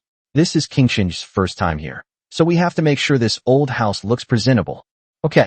Jiang Daipen immediately agreed, and he and Song Mei began to tidy up the house again. The original venue for Jiang Daipen's birthday celebration was the couple's new home, the house Jiang Chen gave them by Swan Lake. The couple had actually lived there for a while and were naturally very satisfied with the house and the neighborhood. However, considering that this was Qingqing's first time visiting someone's home, although the old house was a bit dilapidated, it was the place where Jiang Chen grew up, and it held special significance for him. After careful consideration, the elderly couple decided to hold the birthday celebration at their old house, showing their sincerity by having Qingqing come directly to the Jiang family to learn more about Jiang Chen. Also, the room that Jiang Chen has lived in since he was a child is still perfectly preserved. Based on Song Mei's understanding of Su Qingqing, she would probably be curious about a room like this. Time flies. In the blink of an eye, that brat has grown up. I, Jiang Daipen, am 50 years old and now a grandfather of 3 grandchildren. Yes, I had a dream a few days ago that my little rascal looked like he did when he was a child, and he was still wetting the bed in the middle of the night. I had just changed the sheets and he peed on them again, which made me so angry. Then I woke up and realized that 10 years have passed, and we are now grandparents. Speaking of which, how did we get together back then? I remember it was through a blind date. Yes, it's a blind date. It seems like things progressed pretty quickly after our blind date. And then the very next day, I remember you came home with me to meet my parents, right? Yes, but it's still your fault for being a scoundrel. Is it my fault for being a scoundrel? What do you think? We just met through a blind date, and you wanted to hold my hand, then have a few drinks, and you thought you were all high and mighty, constantly dragging me into the woods. Huh? This. Jiang Chen covered his face, feeling extremely embarrassed. Was I really that bad back then? Ahem. Well, that's partly because I'm handsome and charming. Otherwise you wouldn't have let me hold your hand and agreed to go to the woods with me. Okay, let's change the subject. By the way, it's my birthday this year. I wonder if that brat will prepare a birthday present for me. That brat, from childhood to adulthood, I've always been the one to prepare his birthday presents.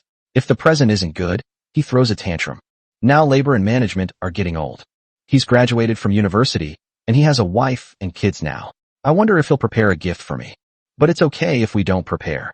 Sai, what can I do? I owe him a debt of gratitude. Look at what you're saying. Is our son really that insensible? Songmei rolled her eyes at Jiang Chen after hearing his words. Let me tell you the truth. Our son started preparing a birthday present for you as soon as he heard your birthday was coming up. Huh? Jiang Chen was overjoyed. What gift did my son give me? I don't know. My son didn't say, but he said if you saw it, you'd definitely like it. That's good. That's great. Jiang Chen rubbed his hands together, overjoyed. Song Mei and her husband, especially comrade Jiang Chen, were eagerly waiting. Jiang Chen and Su Qingqing, having packed up, were also about to set off with their 3 babies. Jiang Chen had already found a designated driver to drive the new M7 from the Winja brand to his father's place. Su Qingqing finally chose a light blue dress, which was simple, fresh, elegant, and appropriate. She carried a small bag. Jiang Chen looked at her outfit and praised her in his heart. His wife really knew how to dress herself. However, she still had some doubts. Didn't you say you prepared a gift for my dad too?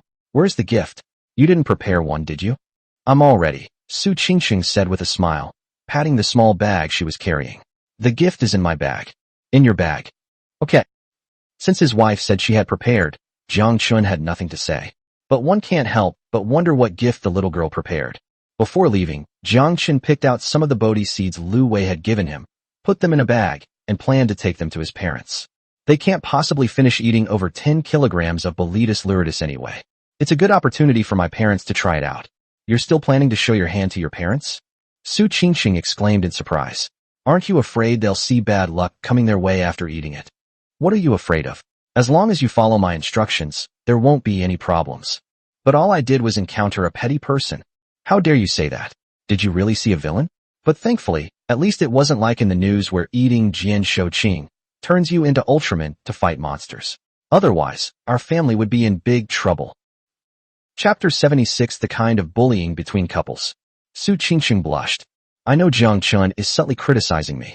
The news story about someone who ate a blueberry leaf and saw a monster, then turned into Ultraman. She's seen it too. That was real poisoning, causing hallucinations. As for my encounter with that petty person, it was probably because I was too sensitive and, deep down, I was still somewhat afraid. This is why people are paranoid, seeing a bunch of small flying insects and thinking they've seen a monster, scaring themselves unnecessarily. Although it was a false alarm, I still feel a little scared. But, just as that big jerk said, after eating so much Boletus italus, I really didn't have any problems at all. My son, Qingqing. You've arrived. Welcome, Qingqing. Welcome to our Jiang family's old house. Upon seeing Jiang Chen and Su Qingqing arrive, Song Mei and Jiang Chen hurriedly went downstairs to greet them.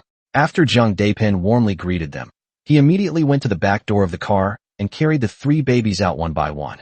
Yo, my little darlings, I've missed you all so much. You've gotten even better looking these past few days. Look at you, all chubby and fair-skinned, so incredibly cute.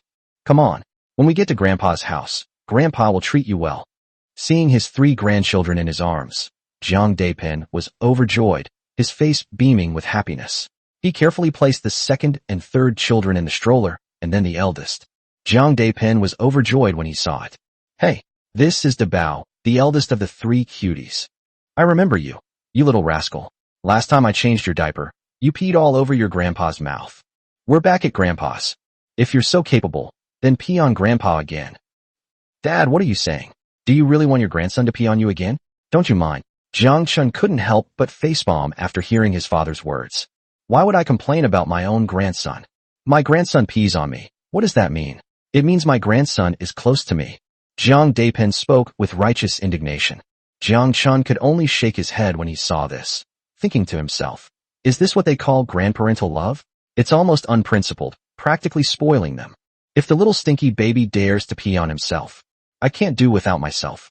Ahem, you little rascal. My little devil. Can you please stop peeing? Or maybe you can finish eating first, okay? I must say, a baby this big is really a darling. Even the king of heaven himself couldn't do anything about it. A beauty that could topple cities. You've become even more beautiful after all these days. Song Mei approached Su Qingsheng, looked her up and down, and couldn't help but praise her. At this moment, Su Qingsheng, though only wearing light makeup and a simple light blue dress, was graceful and slender. Even though Song Mei had known her for many years, she still thought she was a fairy descended from heaven. She was simply too beautiful to be true. Alright, that brat is really lucky. Moreover, her best friend suddenly became her daughter-in-law. This unexpected turn of events has strengthened their already close relationship. It's truly a win-win situation. Sister Mei, please stop teasing me.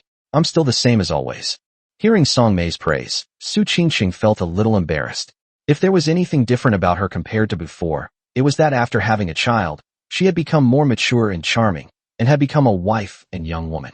Besides, since using that scar removal lotion, and recently, I've been practicing couples yoga a lot. My skin seems to be much better than before. Certainly, this is all thanks to that big pig's trotter. Where are you making fun of me? These are all my honest thoughts. By the way, how has that brat been treating you these days? He hasn't been bullying you, has he? No, he treats me very well. That's fine then. I'd give him the guts, but I doubt he'd dare. But Qingcheng, look, you two have a child and are still living together. It's a time for you to work on your relationship. Sometimes, it's okay for you to let that brat bully you a little. Letting him bully you a little, is that okay? Ahem, it's the kind of teasing that happens between couples. The kind of bullying that happens between couples? Yeah. Anyway, that's the gist of it. You know? Song Mei gave a vague hint. She was genuinely afraid. Her eldest son, intimidated by her earlier harsh words, was now behaving with extreme politeness towards Su Qingsheng, and thus dared not cross the line.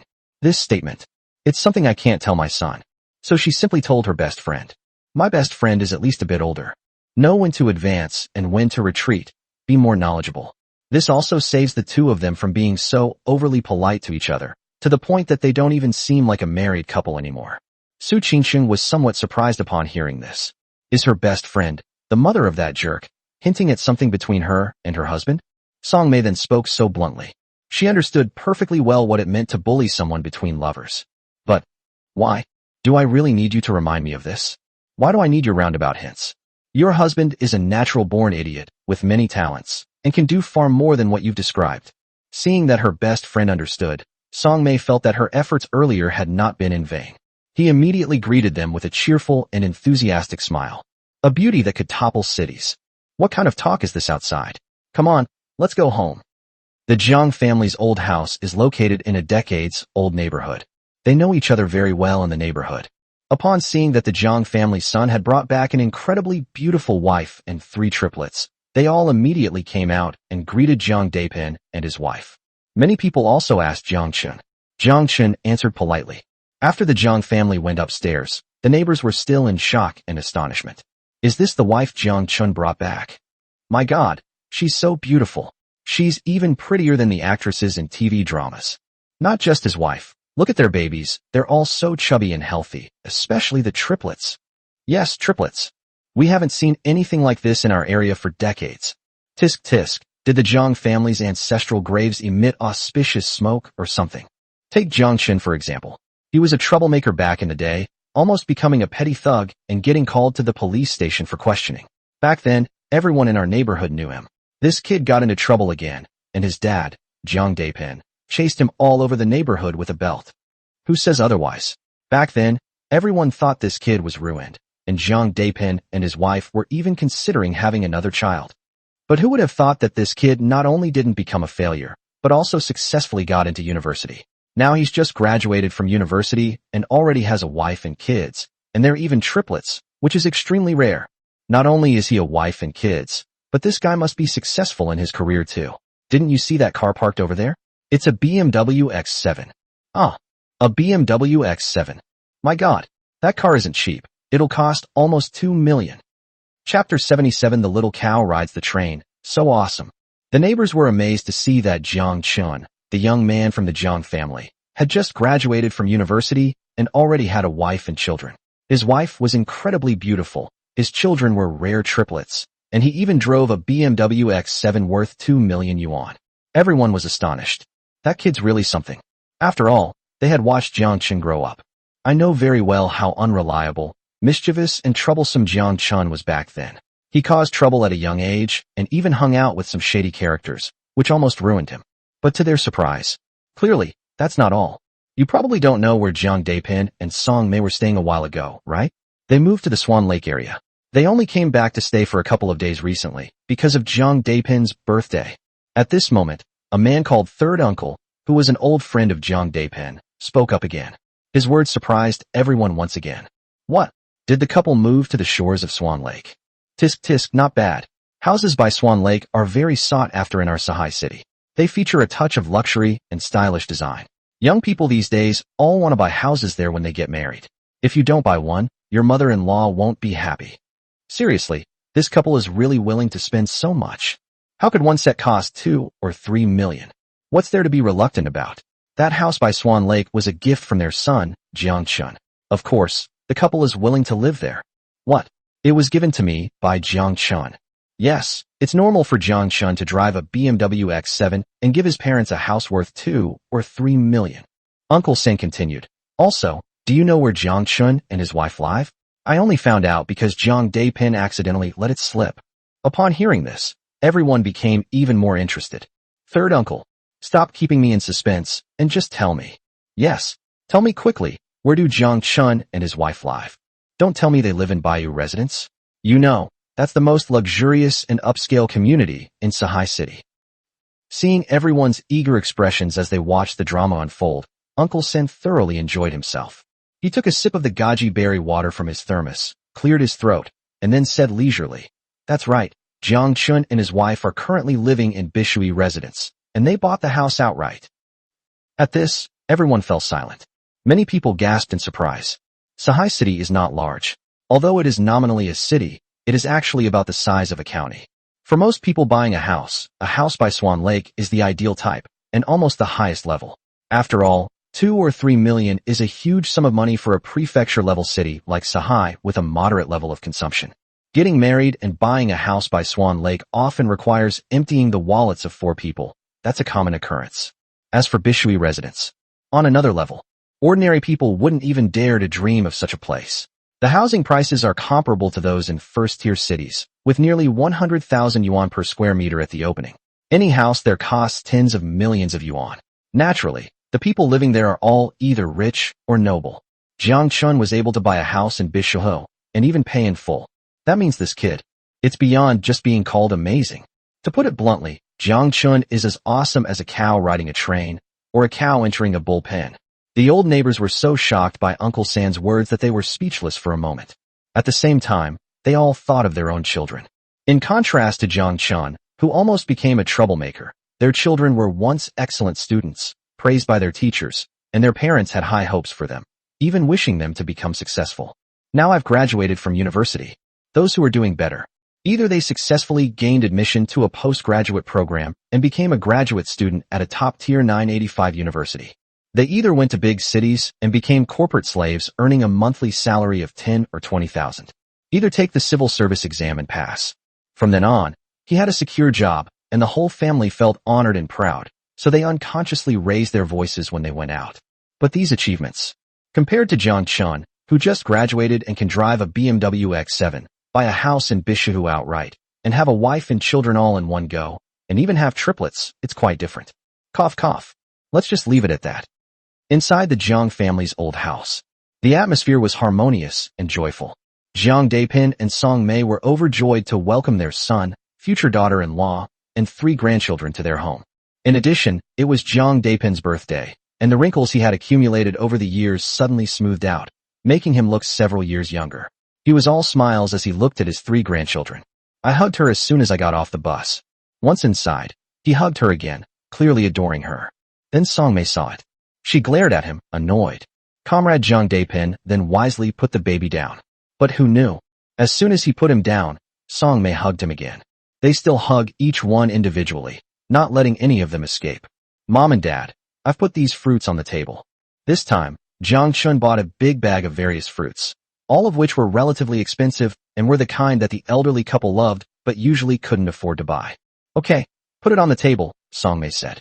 Look at you, you little rascal. We're so happy you brought Qingcheng and your grandchildren. Your dad and I are overjoyed. Why did you even buy fruit? He said with a cheerful but slightly disdainful tone as he washed some fruit and brought it to the living room. That is, and they only buy the most expensive fruits. Son, you bought so much. Your mother and I can't possibly eat it all. You're just wasting money. Jiang Depin also came over and echoed. Like Song Mei, she complained verbally, but her expression was all smiles. Seeing this, Jiang Chen felt somewhat ashamed. Because I've grown up this much. Not only have I never bought birthday gifts for my parents, but I've also rarely bought them fruit. At home, I'm always the one who treats them to meals and entertainment. But this will not happen again. Yo, what's this? Jiang Depin noticed the bag containing the Bodhi seed. Uncle, this is a type of Jian Shaoqing from Yunnan province, Su Qingxing explained as she stepped forward. Seeing the blue? From Yunnan province? Is it the kind of mushroom that makes you see villains if you eat it? Jiang Depin immediately realized, because it has been on the news so much that the name Boletus luridus is now deeply ingrained in people's minds. Yes, it's that kind of mushroom. Su Qingxing explained with a smile. However, Jiang Chen knows how to do it. If you cook according to his method, there definitely won't be any problems. Okay, that works. Jiang Depin nodded. He knew that Boletus italus was a delicious dish, but if it wasn't cooked properly, it could cause poisoning. However, his son's cooking skills were now exceptional, and if he followed his son's method and the son said it was fine, then it must be fine. Afterwards, the elderly couple were in the living room. After playing with his grandchildren for a while, he chatted with Jiang Chen and Su Qingxing for a bit. Then I went to the kitchen and started making lunch. It was both a family lunch and Jiang Depin's birthday banquet. In addition, it was Su Qingxing's first time visiting, so even though it was a family banquet, the food was very plentiful. The elderly couple had prepared the menu and ingredients 2 days ago. However, she went to the kitchen. Jiang Depin, who was originally cheerful, now had a frown and a bitter expression. Didn't you say that Brad had prepared a birthday present for me? Where is it? All I saw the young couple brought was some fruit and a few pounds of Bodhi seeds. Could this be a gift for me? Jiang Depin felt somewhat uneasy. Although I don't mind, after all, he's my child, so whether I bring a birthday present or not doesn't matter. It's enough that he comes to see me. Of course I'm happy to receive it. Or you can refuse to send it. Or they might just send some fruit and Boletus luridus. But of course, that doesn't feel quite right. Look how anxious you are as a father. How can you be so petty with your own child? Weren't the fruit that our son and Qingshang gave us gifts? Wasn't that Bodhi seed that they gave us gifts? Song Mei was also somewhat puzzled. However, when faced with the choice between her son and her husband, she would still resolutely choose her son. That's right. What kind of father argues with his own son like that? Besides, I looked at those fruits, and they weren't cheap at all. They'd cost at least 200 or 300 yuan. And that Jian Shaoqing, a type of herb, according to the market price, it's at least 200 yuan per gene, 500 grams, and the better quality ones can easily cost 400 or 500 yuan per gene. That bag of Jian Shaoqing, I saw, must weigh at least 3 gene. You do the math. The fruit and the Bodhi seed together should cost at least 1,000 yuan. A birthday present worth 1,000 yuan or so. What more could you possibly want? All right then. After hearing Song Mei's words, Jiang Depin rubbed his forehead. To be honest, 1,000 yuan was a lot of money. Normally, he wouldn't be willing to buy those fruits and bonito flakes. My son has done a great job. Besides, other people's sons might not be as sensible as your own. Jiang Depin tried to comfort himself. Suddenly my heart. It didn't feel so bad anymore.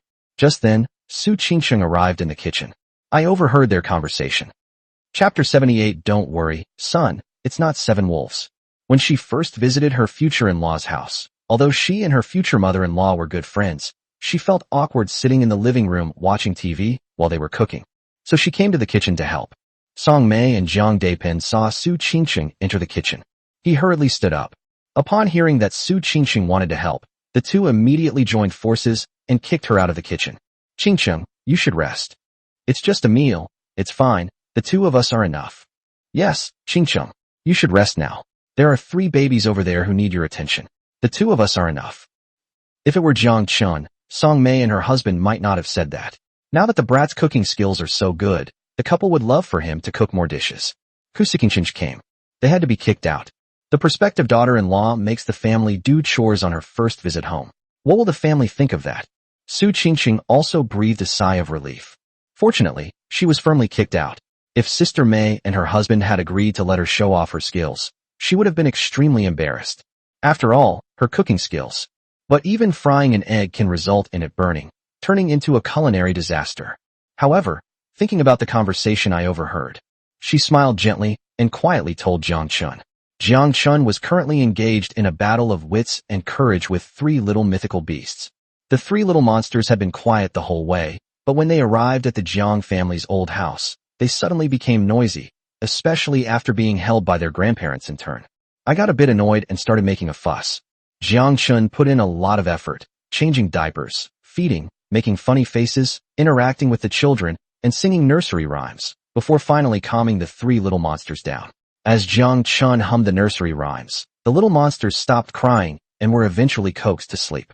When he turned around and heard Su Qingqing's words, he couldn't help but smile. It seems the old man is really thinking about his birthday present. Luckily, I was really prepared. He had originally planned to announce the gift during dinner to give the old man a big surprise, but seeing the old man's attitude, Jiang Chen decided not to wait any longer and told the old man now to save him from overthinking. Dad, I've prepared a birthday present for you. Jiang Chen went straight to the kitchen and said to Jiang Daipen. Okay, I got it. Jiang Daipen replied casually, thinking to himself, it's just fruit and Boletus luridus. I know that. Dad, my gift might be a little different from the usual ones. I've prepared this for you. Jiang Chen took out the car key for the new M7. Yes, I understand. Jiang Daipen buried himself in picking vegetables and replied without looking up. My heart says, of course it's different. Sending fruit and Bodhi seeds for Dad's birthday is indeed unique. Song Mei, who was standing next to him, looked up and was immediately surprised. She nudged Jiang Daipen with her elbow. Jiang Daipen, who was a little sullen, looked up and saw what Jiang Chen was holding. He was immediately stunned. Car keys. Yes, Dad. My birthday present to you is a car. Our old Volkswagen has been driven for 10 years. It's time to replace it. Jiang Chen said, shoving the car keys into Jiang Daipen's hand. No. Seriously, no way. What's wrong with driving an old Volkswagen for 10 years? It's not like it can't be driven anymore. Hey, you brat. If I wanted a new car, I could have just bought one myself. Why are you wasting so much money on this? It's useless. Jiang Daipen was filled with mixed feelings of surprise and joy. I had already given up and resigned myself to my fate. The birthday present my son finally gave me was just some expensive fruit and some Boletus luridus. To my surprise, my son actually gave me a car. OMG, is the sun rising in the west?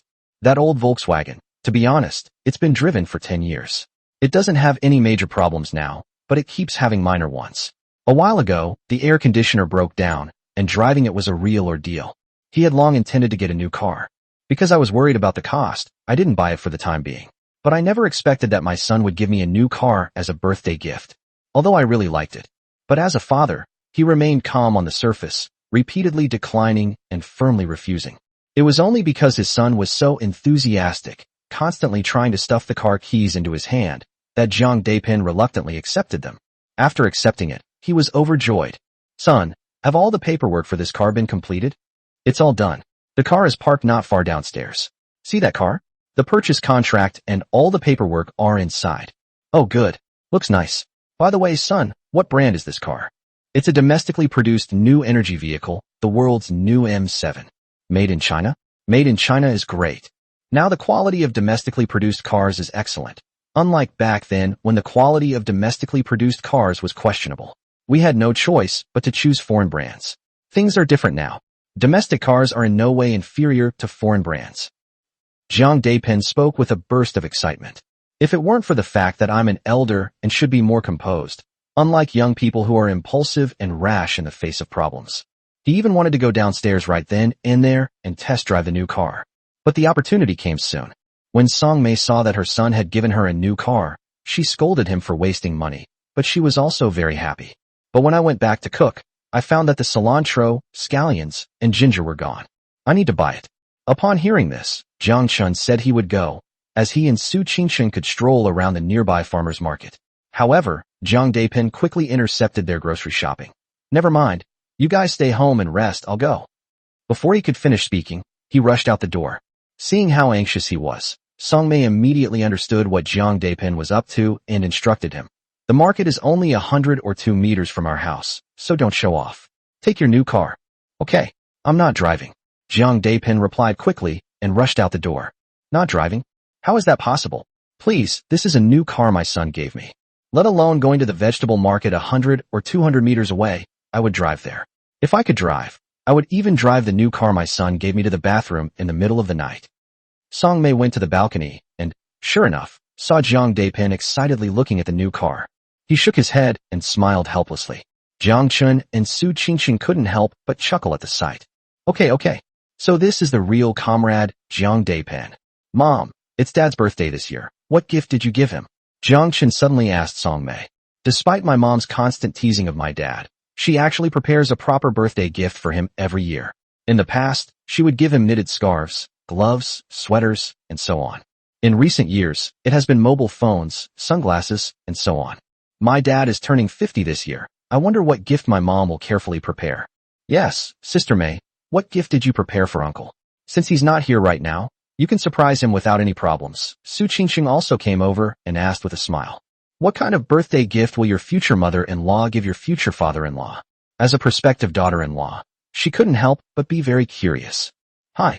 Actually, I didn't prepare any surprises. We've been married for decades, and the gifts I give you are all very ordinary and practical. Seeing that the two of them asked together, Songmei didn't intend to hide anything. The son gave his father a new car as a gift, and she, as his mother, was naturally very pleased. She sighed that her son had grown up, and, even though he could earn money now, he hadn't forgotten his parents. I was incredibly happy. So he immediately went into the bedroom and found the gift he had prepared in advance. The main feature of my gift is its practicality. The price is alright, exactly 1,000 yuan. As Songmei spoke, she opened the gift box in her hand. Jiang Chen and Su Qingqing, filled with curiosity, quickly went closer to take a look, only to discover that Songmei's gift was actually a belt. Upon seeing this, Jiang Chen felt a sudden panic and tried to run away. Fortunately, Songmei reacted immediately. He quickly called out to Jiang Chen, "Don't worry, son, it's not 7 wolves." Chapter 79. Not expensive? It really isn't expensive. Only a few million. When Songmei saw her son and realized it was a belt, she tried to run away. I almost burst out laughing. Why? Her son is so big. This is a gift from your mother to your father. You're all grown up now, with a wife and kids. No matter if the belt is 7 wolves or not, how can your mother and father still use it to whip you? When Su Qingqing saw this, she couldn't help but giggle. It seems that what that big jerk said was true. The two best friends both had smiles in their eyes, while Jiang Chen sighed helplessly. Why? All these years have been tough for me. Jiang Depin went out to buy groceries. The market was only 100 or 2 meters away, and he only bought things like cilantro and scallions. Yet, he spent almost an hour outside. Needless to say, naturally, he drove his new car around and around. He then boasted and bragged to his old buddies for a bit. That's when I got back. Fortunately, there was no rush to cook, and since it was his birthday, Songmei only glanced at him, who was still in high spirits after returning, and then let it go. Mom and Dad, how about I help cook a few dishes for lunch? Jiang Chen volunteered to go to the kitchen. In the past, Songmei and her husband would have kicked him out without even thinking about it, but things are different now. Last time they ate at Jiang Chen's house, a simple cucumber salad made Jiang Depin's mouth water. Good job, son. Then you make a few dishes. By the way, make sure to get me a few more plates of smashed cucumber. Okay, no problem. Why bother with cucumber salad? My son brought some bok choy this time, so I might as well make a few more bok choy dishes. Alright, I'll have 2 plates of smashed cucumber and 3 dishes of jian shou qing, a type of green vegetable. Good. Excellent. Let's do it that way. Seeing that Jiang Chen had gone to the kitchen to help, Su Qingqing, as the Jiang family's prospective daughter-in-law, didn't want to leave the impression that she was just doing nothing, so she also wanted to help. Of course, unsurprisingly, she was once again kicked out by Songmei and her husband. But in the end, at least they weren't idle. Songmei assigned her the task of picking scallions and cilantro, as well as peeling garlic. Su Qingqing did it very seriously. With the family's efforts, lunch, which was also Jiang Depin's birthday feast, was finally prepared. It included dishes made by Jiang Chen and Songmei, totaling about 20 dishes, featuring both land and sea cuisine. For a family dinner with only 4 adults, it was quite a feast. scallion-dressed preserved eggs, tune sprouts with tofu, sweet and sour pork, salt-baked razor clams, stir-fried prawns, boiled sliced pork, stir-fried sea cucumber with scallions, herb-baked fish, crispy fried squid rings, steamed blue crab, chicken stew with mushrooms, roasted pigeon, pork ribs, and kelp soup, longevity noodles. 2 cucumber salads, 3 bonito flakes dishes, braised bonito flakes, kung pao bonito flakes, and bonito flakes stir-fried with cured pork. Because it's my own home, Jiang Chen wasn't particular about such things. He didn't prepare any longevity peaches or anything like that, and he never cared much for cakes, so a bowl of longevity noodles was enough for him. Well, today is my 50th birthday. Thank you so much to my wife, son, Jiang Chen, and the 3 adorable babies for celebrating my birthday. I'm so happy. Oh, and thank you so much to my son for the birthday present. To be honest, I really love it. I won't say anything else, it's all in the wine. Come on, let's drink. Cheers. Cheers. As the protagonist of the birthday banquet, Jiang Chen stood up without hesitation, raised his wine glass, and said a few words with a ruddy complexion and high spirits. The others also stood up, raised their glasses, and clinked them together with Jiang Chen's. Happy birthday, Chen. Happy birthday, Dad. Happy birthday, Uncle. Among the 4 people's glasses, Jiang Chen and Jiang Chen had baijiu, Chinese liquor, while Song Mei and Su Qingxing had Sprite. Let's eat, everyone. After the toast, Jiang Chen called out again and was the first to pick up his chopsticks. The table was laden with delicious dishes, but his chopsticks skipped over the 2 cucumber salads he had requested and went straight for the plate of stir-fried cured pork with bok choy. After taking a bite, he was immediately taken aback. It's truly the most delicious thing in the world. After I came to my senses, I felt so good that I almost swallowed my tongue. TSK. This boleticidalus is really delicious. That kid's got some skills. There are several dishes inside that are Song Mei's specialties, such as sweet and sour pork, chicken stew with mushrooms, and pork rib and kelp soup, which Jiang Chen has basically eaten since he was a child. Song Mei specially served these dishes to Su Qingxing. After Su Qingxing found out, she ate with great relish, finishing every last bit of food that was served to her. Come, Chen. Happy birthday. This is my gift to you this year. At the birthday banquet, the family enjoyed a happy meal together, and Song Mei promptly took out her prepared birthday gift, a gold-lined belt. She was used to being called Chen. Back when they went on blind dates, Jiang Chen even pulled her into a grove of trees, and she kept calling him Chen. I've gotten used to it over the years. As for affectionate terms like husband, she might be okay with them in certain situations and on certain occasions, but she simply couldn't bring herself to use them in front of others, especially her son and future daughter-in-law. Jiang Chen is shameless, Song Mei's original words. Ever since the two went to the grove, Song Mei has always been treated like a wife. They address people that way too. Hey, a belt. Thank you, honey. Thank you, honey. Jiang Chen saw it and grinned from ear to ear. Gold lion belt, not bad. Didn't I overpay? No, it's only around 1,000 yuan. 1,000 yuan isn't expensive? It's already quite expensive, okay? My usual clothes cost less than 1,000 yuan. Jiang Chen complained for a moment, then happily accepted the belt. After Jiang Chen accepted the belt, he couldn't help but glance at his son with a smug look. Jiang Chen was exasperated. Dad, you're putting away your belt. Why are you even looking at me? Su Qingxing saw this. I couldn't help but cover my mouth and chuckle softly. After laughing for a while, she took out a delicate little black box from her bag, stood up, and said to Jiang Chen, Happy birthday, uncle. This is a gift for you. As he spoke, he handed over the small box. Jiang Chen was still feeling quite pleased with himself. He had finally received gifts from his wife and son this year. His wife gave him a belt worth 1,000 yuan, and his son gave him a new car. Not bad at all. Suddenly, Su Qingxing stood up, also wanting to give him a gift. I was a little surprised. How could this be? He hurriedly stood up. He felt that receiving a gift from his son was already quite good, and he never expected that Su Qingxing would also prepare a gift for him. Dad, please accept it. Jiang Chen immediately noticed the Patek Philippe logo on the small box and knew that Su Qingxing had given him a Patek Philippe watch, which must be quite valuable. While it was surprising, it was also within expectations. It seems. My wife is truly extraordinary. She really is a rich woman. If a wealthy wife starts comparing her new car purchase to her own, wouldn't that mean this watch would cost at least hundreds of thousands? Or even millions? Jiang Chen is currently not short of money. I was still a little surprised. Just accept it. Song Mei said. Seeing that her son had already spoken, and after exchanging a glance with Su Qingsheng, she also advised him. In terms of seniority, Su Qingsheng was her future daughter-in-law and a junior, so it was only right to prepare a gift for him. All right then, I've troubled you, Qingsheng, to spend so much. Jiang Depin politely declined, but accepted the gift. Upon receiving the small box, I was struck by how surprisingly heavy it felt, even though it was just a watch. Where? Uncle, you're too kind. It's just a watch, it's not expensive, and it won't cost much.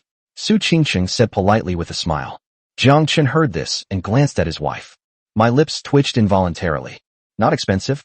It's really not expensive. A Patek Philippe watch only costs a few $100,000 or a few million. Chapter 80. I haven't fully recovered yet. Jiang Depin received 3 gifts in a row from his wife, son, and future daughter-in-law. He was overjoyed. So they caught their son, and the two of them drank 7 or 8 cups in a row. Song Mei was overjoyed, and then she took out a large red envelope, stood up with a smile. Qingsheng, we're best friends, so I'll speak my mind. You were with my son and gave me and Jiang Depin 3 grandsons and granddaughters. I am extremely satisfied with this. Our relationship is even closer than family. But we should still show you the proper etiquette. This is your first time visiting our home, and as your future mother-in-law, I should give you a gift as a token of my appreciation, she said, handing over the red envelope. Ah. Su Qingsheng was somewhat surprised by Song Mei's actions. She had never experienced anything like this before and had no idea what to do. Helpless, she looked at Jiang Chen and asked him for his opinion with her eyes. Take it. This is our local custom. It's the future mother-in-law's way of approving of her future daughter-in-law. Jiang Chen said with a smile. Oh. Su Qingsheng blushed and accepted the red envelope, saying, Thank you, Sister Mei. Do you still call me Sister Mei? Song Mei asked with a smile. Then, what should I call her? Should I call her Mom? Su Qingsheng asked hesitantly. Should she call someone Mom just because she gave them a gift?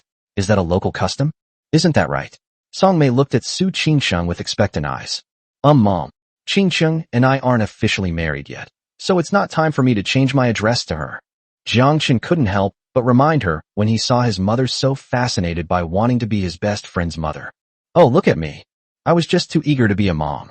Upon hearing this, Song Mei slapped her forehead, immediately realizing her mistake, and smiled apologetically at Su Qingsheng. But Qingsheng, you'll have to call me Mom someday, right? Of course. On the day Jiang Chen and I get married, I'll definitely start calling you Mom. Su Qingsheng smiled sweetly. But deep down, I can't help but wonder, what did you say when you advised me to be with your son, Sister Mei? Even if I'm with that jerk, we'll still keep to ourselves. Now look at them. They can't wait to become my mom. So this is you? My best friend of many years? Song Mei, upon hearing Su Qingsheng's answer, was overjoyed and felt a great sense of accomplishment. Okay, then I'll wait for the day you marry my son. When the birthday banquet was almost over, the birthday cake Jiang Chen ordered has arrived. Jiang Depin and Song Mei thought that since they were at home, they didn't need to be particular and longevity noodles would be fine. However, Jiang Chen still secretly ordered a large cake for them. When the cake was delivered, Jiang Depin complained, but judging from his wide smile, he clearly loved it. So, amidst laughter and commotion, the birthday celebrant, Jiang Depin, blew out the candles and made a wish, then cut the cake for the others. Jiang Chen then took the opportunity to become a photographer, taking many photos of his parents, wife, and children. Of course, there will be plenty of family selfies. There are photos of Song Mei and Su Qingsheng with their parents and 3 babies, as well as photos of Song Mei and Su Qingsheng with their best friends. There's also a photo of Jiang Chen and Su Qingsheng's 3 babies. Jiang Depin was probably a bit drunk. Suddenly, I became vain. He then pulled Jiang Chen to take several photos of him wearing a new leather belt and a new watch. Jiang Chen agreed to all of them. After that, with nothing else to do, the family started playing cards, specifically Do Dizu, a popular Chinese card game. Among the group of old friends, they were almost invincible when playing Do Dizu in their spare time. So when the 4 of them played Do Dizu, Jiang Depin was full of confidence from the start, but unexpectedly, one surprise after another happened. The first 4 hands, Jiang Chen won 3 games as the landlord, and Su Qingsheng won 1 game as the landlord. He and his wife, Song Mei, didn't win a single game. Again. I refused to believe it. Another hand of cards began, and Jiang Chen was still the landlord. The 3 of them teamed up to fight him. Jiang Chen had a very good hand. In the end, he simply revealed his cards, leaving him with only a bomb and 4 threes. But Su Qingqing also revealed her hand. She had a better hand, with only 4 twos and 2 kings left. You brat, let's see how you win this time. Jiang Depin was smug. His hand was a mess, but a mess didn't matter. Su Qingqing only had 4 twos and 2 royal flushes left. How could we possibly lose this game? That's impossible. However, to Jiang Depin's utter surprise, Su Qingqing played her next card. 3 twos with 2 kings. Jiang Chen was stunned for a moment, then glanced at his wife and said without hesitation, 4 threes, bomb. Jiang Chen won again. Jiang Depin was dumbfounded. Song Mei was also dumbfounded. Is this even allowed? With 4 twos and 2 kings, it was a sure win, but then they played 3 twos and 2 kings. Seriously, what kind of operation is this? Qingqing, what are you doing? Why did you play like that? Song Mei, who had lost another game, couldn't help but rub her forehead and ask Su Qingqing. I didn't do anything. I saw Jiang Chen wanted to win, so I just let him win. Su Qingqing said with a sweet smile. This. Both Song Mei and Jiang Depin were caught off guard by Su Qingqing's answer. Alright, it was just a game of cards, and I got forced to eat dog food, a Chinese slang term for witnessing public displays of affection. Burp. The key point is, the two of them were even full. Ugh, that's outrageous. The family played cards for a while, chatted for a bit, and then the 3 little monsters woke up. She immediately started crying and making a fuss. Jiang Chen went over to take a look and realized that the person was hungry. Don't rush, little ones. Here's your food. Jiang Chen pushed the stroller into his bedroom, with Su Qingqing following behind. Song Mei and Jiang Depin knew what was going on, so they didn't disturb him and went about their own business. Jiang Chen's bedroom is the bedroom he grew up in. It's been around for quite some time. The items and decorations are all rather old. However, Song Mei had cleaned it beforehand, so it was quite tidy and clean. Facing the 3 hungry little beasts opposite her, Su Qingqing quickly nursed them, one on each side. For the last one, Jiang Chen put a pacifier in its mouth, and the little one sucked on it no longer cried. Jiang Chen took the opportunity to open the red envelope his mother had given to Su Qingqing and counted the money. How much money is inside? Su Qingqing asked with concern. A total of 8,888 yuan. 8,888? What an auspicious number. It means we'll get rich. Su Qingqing exclaimed. However, there are other implications as well. What other meanings are there? That's right. Mom hopes we'll keep up the good work and try to have quadruplets next time. Oh, Pa, I don't want to be a so. Su Qingqing gave Jiang Chen a coquettish look. While the two were talking for a while, the 3 babies finished nursing and were full. They lay on the bed, looking cute and comfortable, which was quite a delightful sight. But suddenly, Su Qingqing saw Jiang Chen lean over and reach out to her. I was quite surprised. What is that big jerk trying to do? He suddenly got a sudden urge, and his animalistic instincts kicked in. No way. What are you doing? My uterus hasn't fully recovered yet. Su Qingqing exclaimed in alarm. Chapter 81. If I can't afford to offend them, can I at least avoid them? Su Qingqing couldn't help but panic. She thought to herself, this is the big pig's territory, his bedroom where he grew up. If he wants to, how can I resist? Cough cough. Actually, she can't resist anywhere else either. The location is not a problem. The problem is that Big Pig's trotter's actions right now are too blatant. Jiang Chen was taken aback. What are you doing?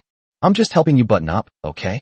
You're here in broad daylight, having just finished breastfeeding the baby, and you're still leaving your chest exposed like that, all white and disheveled.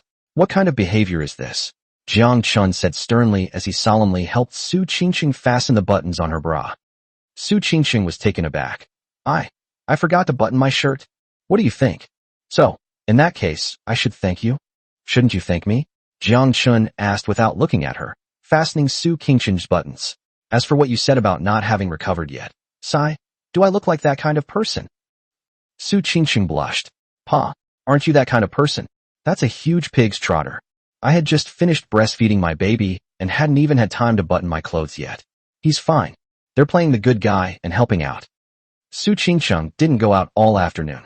Jiang Depin was suddenly called to work overtime due to a last-minute company matter, which made things much quieter for Song Mei. She originally wanted to take Su Qingqing and the 3 babies downstairs for a stroll around the neighborhood. I also took the opportunity to chat with the old neighbors. Seeing that Su Qingqing didn't want to go out, and thinking of the neighbors and their gossipy old men and women, Jiang Chen didn't force her. So I took my 3 babies and went downstairs with my mom. The neighborhood is a place where a group of elderly men and women gather year-round. Since it's not usually during the Lunar New Year and their children aren't around, they often have nothing to do, so they often get together to chat, play cards, play chess, and kill time. Of course, there was also plenty of gossip and chatter about everyone's business. Jiang Chen and the others had just come downstairs. A group of middle-aged women who were chatting nearby saw this and immediately gathered around. Tisk tisk. Sister Song, you've got triplets, a boy and a girl, all in one go. Yes, it's really rare. This kind of thing only happens once every few decades in our area. Triplets are great, but I'm worried that raising them will cost a lot of money. Don't you understand? One son and two daughters is like having one China construction bank and two China merchants banks. Song Miai's family should be secretly overjoyed. Really, Sister Song, to be honest, your son is really capable. Absolutely. Although whether or not to have twins or triplets is mainly the woman's decision, the man also has to be supportive. Song, I think your son is quite capable, a young and strong calf, robust and full of bull-like energy. It's all right. Faced with the lavish praise from the older women, Song Mei remained modest. She glanced at Jiang Chen with a hint of disdain on her face, but inwardly she was overjoyed. These days, who doesn't like to hear nice things? She's praising her son again. Besides, how could my son not be amazing? Not only did he give me 3 grandsons and granddaughters, but he also ruined my best friend of many years. He's just too amazing. Jiang Chen was standing right next to him. Hearing the auntie's praise, I almost tripped and fell. This brat, how could he even say such a thing? Please, if you're going to praise someone like that, please don't do it in front of me, okay? I'm right here next to you. It's been so many years. You still have such a silver tongue. Why? Your auntie is truly something else. If I can't afford to mess with them, can I at least avoid them? Jiang Chen, pushing the stroller, tried to avoid the crowd and decided to take a walk outside the residential area. Unexpectedly, a group of middle-aged women swarmed around him and surrounded him. Jiang Chen, is it true that you're living in Bayou residence now? You drive a car worth over 2 million? It's not rented, is it? And also, did you buy the house your parents own by Swan Lake? Jiang Chen, how come you're making so much money all of a sudden? Did you rob a bank? That's right. My son, Fan Ziajian, was a top student since he was little, with excellent grades. Now he's graduated from a top university, but he works very hard. I've heard about the 996 work schedule, and he only earns 300,000 yuan a year. The older women started asking Jiang Chen a barrage of questions. There was no way around it. After hearing about Jiang Chen's story this morning, many of the older women couldn't sleep well during their afternoon nap. They couldn't understand how this former underachiever had almost gone astray. I never expected him to be so capable now. Luxury cars are available if you want them. If you want a luxury house, you can have one. She has a beautiful wife, and good heavens, she also has 3 incredibly cute little bundles of joy. They are so much better than their own children. Therefore, after exchanging a few polite words with Song Mei, this group of middle-aged women rushed to the person in question, wanting to understand the situation and learn from her, because it wasn't that they didn't believe her. Instead, many people simply don't believe it at all. Let's be reasonable. Jiang Chen, that kid, he just graduated. He was just a mediocre student whom nobody thought highly of back then. He has a beautiful wife, which can be attributed to his good looks. He gave birth to 3 babies at once, which can be attributed to his strong physique. But this car costs 2 million. The Bayou residence luxury mansion, worth tens of millions.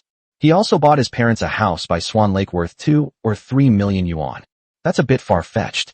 If this kid isn't some rich kid, where did he get so much money? If this wasn't a scam, then something fishy is definitely going on. Of course, they're all neighbors. He still leaves room for maneuver in his words, and is not always so sharp-tongued and sarcastic. Bite. The host faces a choice. Option 1. A good man doesn't fight with a woman. Stay far away from older women and you'll earn the title of coward. Option 2. Unable to refuse their hospitality, I engaged in friendly conversation and enthusiastic interaction with the aunties, earning the title of real man. 2 more options. How can a coward tolerate this? We have to choose option 2. Jiang Chen originally thought it was better to avoid trouble, but since the dog system got involved, he had no choice but to stay and chat with these kind and respectable neighbor aunties for a while. As for that so-called friendly exchange and enthusiastic interaction, that's so evil. This system is fucking ridiculous. Are you serious? Chapter 82. The aunties' mentality exploded one by one. Ladies, why would I lie to you? I really do live in Bishui residence and drive a BMW X7.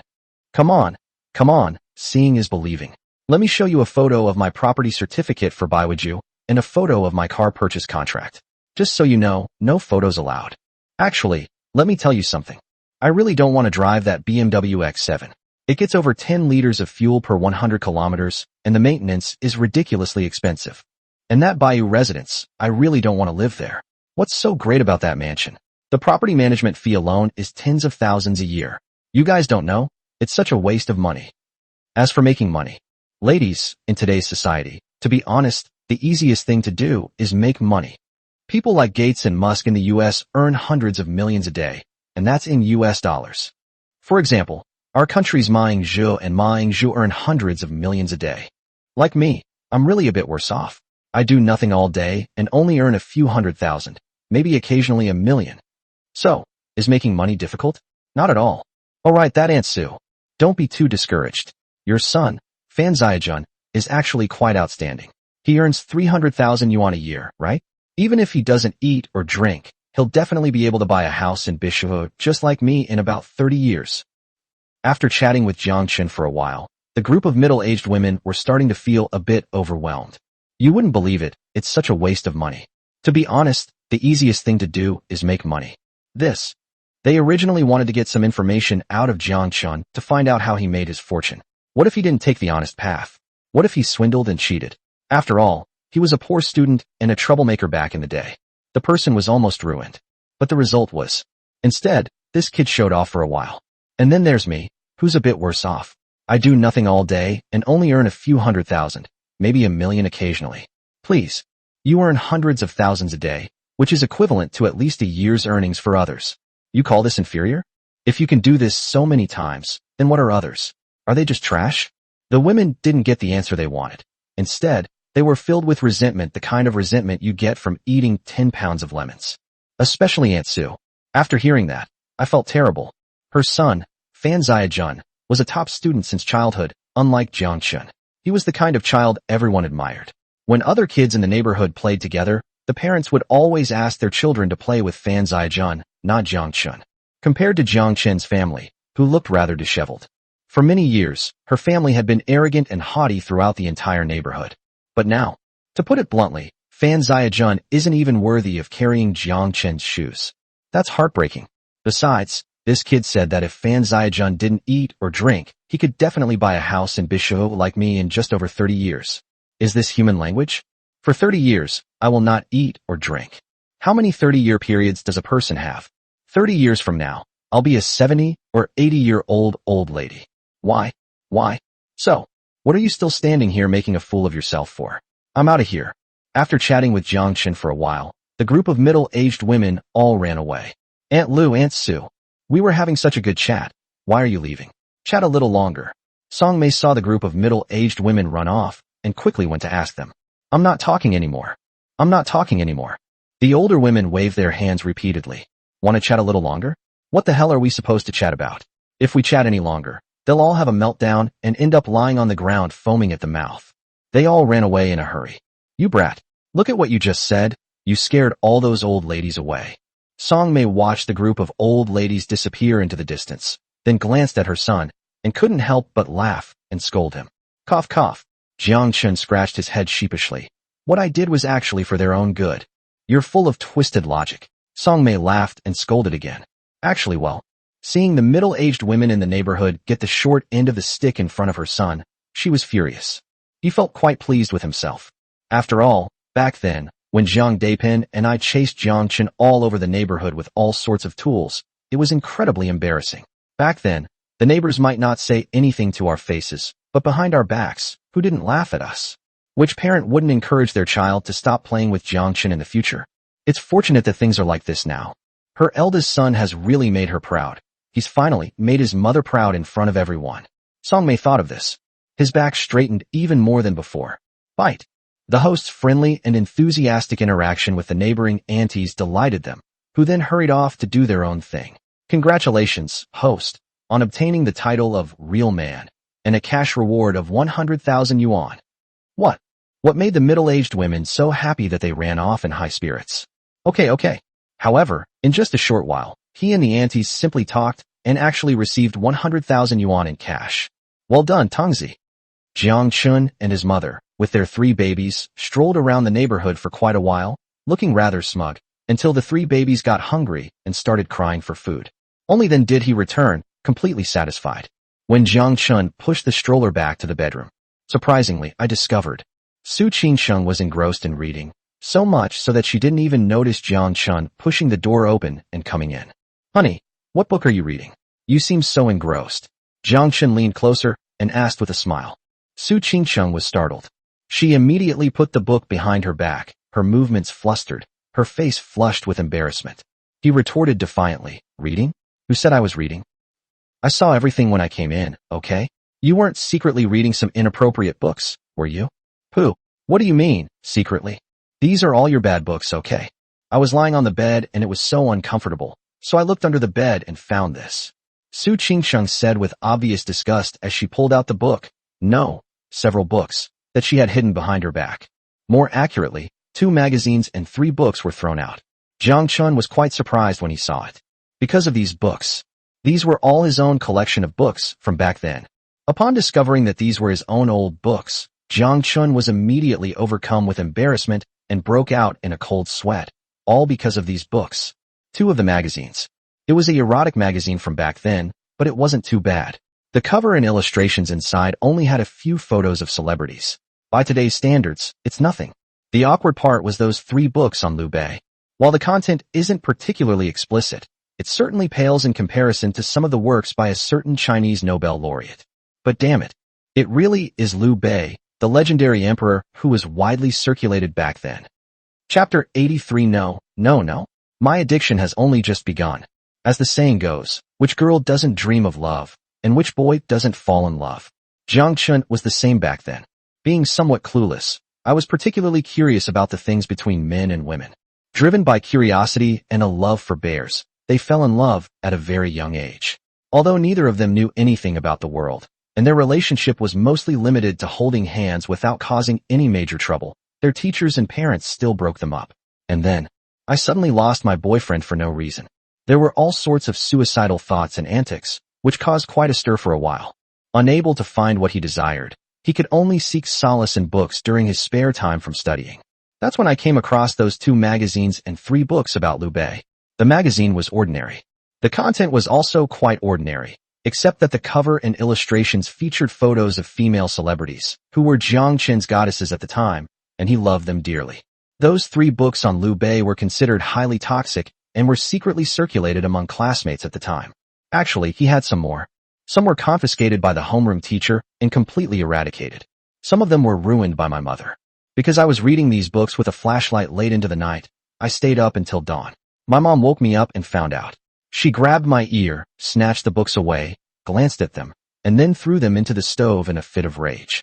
Therefore, when you calculate it, these treasures, which had survived numerous calamities, were hidden under the bed by Jiang Chen, which is why they have been safely preserved to this day. However, at this time, Jiang Chen has been through this before. Liu Bei and his ilk had absolutely no interest in the highly poisonous weeds they had treasured back then. I just found it absurd and laughable. I still don't quite understand. What's so special about those things between men and women? It's just that kind of thing. Is it really necessary to be so curious? Is it really necessary to be so mysterious? Besides, this time, it was Su Qingsheng who discovered it on her own initiative. Their relationship had only just begun to improve. How would the girl view him in the future? Was he a bad kid who didn't learn anything good at such a young age? Full of cunning schemes? Please. I'm actually a pretty serious person. Therefore, without a doubt, after seeing the things Su Qingsheng threw over, Jiang Chen felt embarrassed and mortified. His first reaction was to destroy the evidence. Jiang Chen found a lighter. They were prepared to burn these things to the ground. Su Qingsheng smiled and said with a playful expression, "These are treasures hidden under your bed. I went to great lengths to find them. Aren't you going to waste burning them? It's not a pity. But these are all classic works. Classics my foot. They're all just frivolous and poisonous weeds. How about I keep these books of yours?" Su Qingsheng suddenly said after a pause. "Oh." Jiang Chen was immediately surprised. Su Qingsheng's request was somewhat unexpected. These 3 books, one is Ruined Capital, one is A Step into the Past, and the other is Norwegian Wood. It can be considered a classic. But damn it, the content is truly toxic. You want to collect it? Jiang Chen asked in surprise. Yes. Su Qingqing nodded. But these are all pretty frivolous. To be honest, I used to think of them as Liu Bei's works. Improper? That depends on how you look at it. Su Qingqing said, these books are all works by famous authors and have great literary value. If you look at them from the perspective of literature and art, what you see in these books is literature and art. If you look at it with improper intentions, then you'll only see some improper things in these books. The most famous example is Jin Ping Mei. The saying, if you have Buddha in your heart, you will see Buddha. If you have shit in your heart, you will see shit, perfectly illustrates this principle. Upon hearing this, Jiang Chen nodded in agreement. You know what the girl said actually makes a lot of sense. If you have Buddha in your heart, you will see Buddha. If you have shit in your heart, you will see shit. So, back then, wasn't I always actively looking for shit in books? Oh wait, how could it be looking for poop? At the time, I was actually looking at it from a learning and critical perspective. So, are you going to tell me whether you'll give it to me or not? Su Qingqing urged again. Yes, of course I'll give it to you. Jiang Chen handed over the 3 Liu Bei magazines and casually asked, would you like some magazines? A magazine? Su Qingqing glanced at the photo of the female celebrity on the cover, her eyes showing a hint of appreciation. You don't want it anymore? Then I can have the magazine. Good. Jiang Chen never expected this. What was supposed to be an awkward and socially awkward situation? In the end, this is how the little girl actually handled it. Seeing that Su Qingqing had accepted them all and was still flipping through 3 copies of Lu Huangshu in her hands, he couldn't help but ask again. By the way, have you read these 3 books before? No, I've only read Ruin City and Norwegian Wood before. You read the abridged version of Ruin Capital, right? Like the one where the author deleted a certain number of words here. Jiang Chen couldn't help but become interested. I've seen them all. Does that mean you've seen both the censored and uncensored versions? This is amazing. Jiang Chen couldn't help but exclaim. In fact, even though he was very curious, he had only seen the censored version back then. And what about Norwegian Wood? I've read Norwegian Wood once, and I thought it was alright. I was reading that book when you came back just now. However, I haven't read much of the other 3 books, A Step into the Past. I only watched the TV series online before. Really? Then you'd better take a good look. Why? Because, according to you, this A Step into the Past is a work by a famous author, so its literary value must be considerable. Moreover, the novel and the TV series adapted from it are vastly different in content. Oh, in that case, I'll have to study it carefully. Su Qingqing immediately became interested and picked up the book, A Step into the Past. How about we wait a bit? Why? The 3 little babies are still waiting for you to breastfeed them, Jiang Chen said. When the 3 little ones came back, they cried because they were hungry. Jiang Chen then gave each of them a pacifier to suck on, and the 3 little ones calmed down. However, after sucking on pacifiers for a long time without eating, the 3 little babies started to throw tantrums again. Oh okay. Su Qingqing glanced apologetically at the 3 babies, then unbuttoned her clothes. But it's alright. You helped me out while I read. We won't bother each other. Jiang Chen rubbed his forehead, but still agreed. With Jiang Chen's full assistance. While breastfeeding her child, Su Qingqing took the time to read the novel version of A Step into the Past. After all, it was a work by a famous author, and she had a good impression of the TV series A Step into the Past, so she couldn't help but have high expectations for the novel version and watched it with great interest. As a result, Jiang Chen had to awkwardly hold the 3 babies one after another and try his best to feed them. Fortunately they are already very familiar with the process. It's not that he can't persevere. About 7 or 8 minutes later, Jiang Chen asked Su Qingqing, how's the research going? Have you had any insights into literature or art? To be honest, of the 3 books about Liu Bei back then, this one, A Step into the Past, was the most enjoyable to read. Their imagination runs wild. His writing style is unrestrained. He dares to write about anything. Poisonous weeds are poisonous weeds. But in reality, this is a masterpiece that combines elements of history, time travel, martial arts, and comedy. Therefore, Jiang Chen unconsciously looked at Su Qingqing with a somewhat expectant expression. However, upon being asked, Su Qingqing, who was reading a book, blushed instantly. Pooh, what kind of insights can you possibly gain from this kind of book? It looks good, but in reality, it's just a wish fulfillment story. A wish fulfillment novel. Isn't a wish fulfillment novel good? Well then, maybe you shouldn't read it. My arms are getting sore. No. Just hang in there a little longer. I've already read over 10 chapters, and I'm really getting hooked. Bite. The host's childhood collection of books was unexpectedly discovered by his wife. The two of them nursed their baby together, read literary classics together, and discussed the philosophy of life together. Their marital relationship was extremely harmonious and fulfilling. Congratulations, host, you have received a hidden reward, 100,000 yuan in cash. Jiang Chen. Chapter 84. Su Qingsheng's Melancholy. I'm scared. Su Qingsheng was watching that show called A Step into the Past. He was instantly captivated. I skimmed through it all in one go, and it was almost evening by then. Thanks to the efforts of Mr. and Mrs. Song Mei, Jiang Chen and Su Qingsheng had already decided to stay another night. So even though it was already evening, they weren't in a hurry. Finished watching? How does it feel? I don't really feel anything. It's just not bad. As long as it's good enough. Jiang Chen didn't get any useful information from Su Qingsheng's answer, but from the lingering shyness on her face, he could tell that the girl thought the book's content was indeed not bad.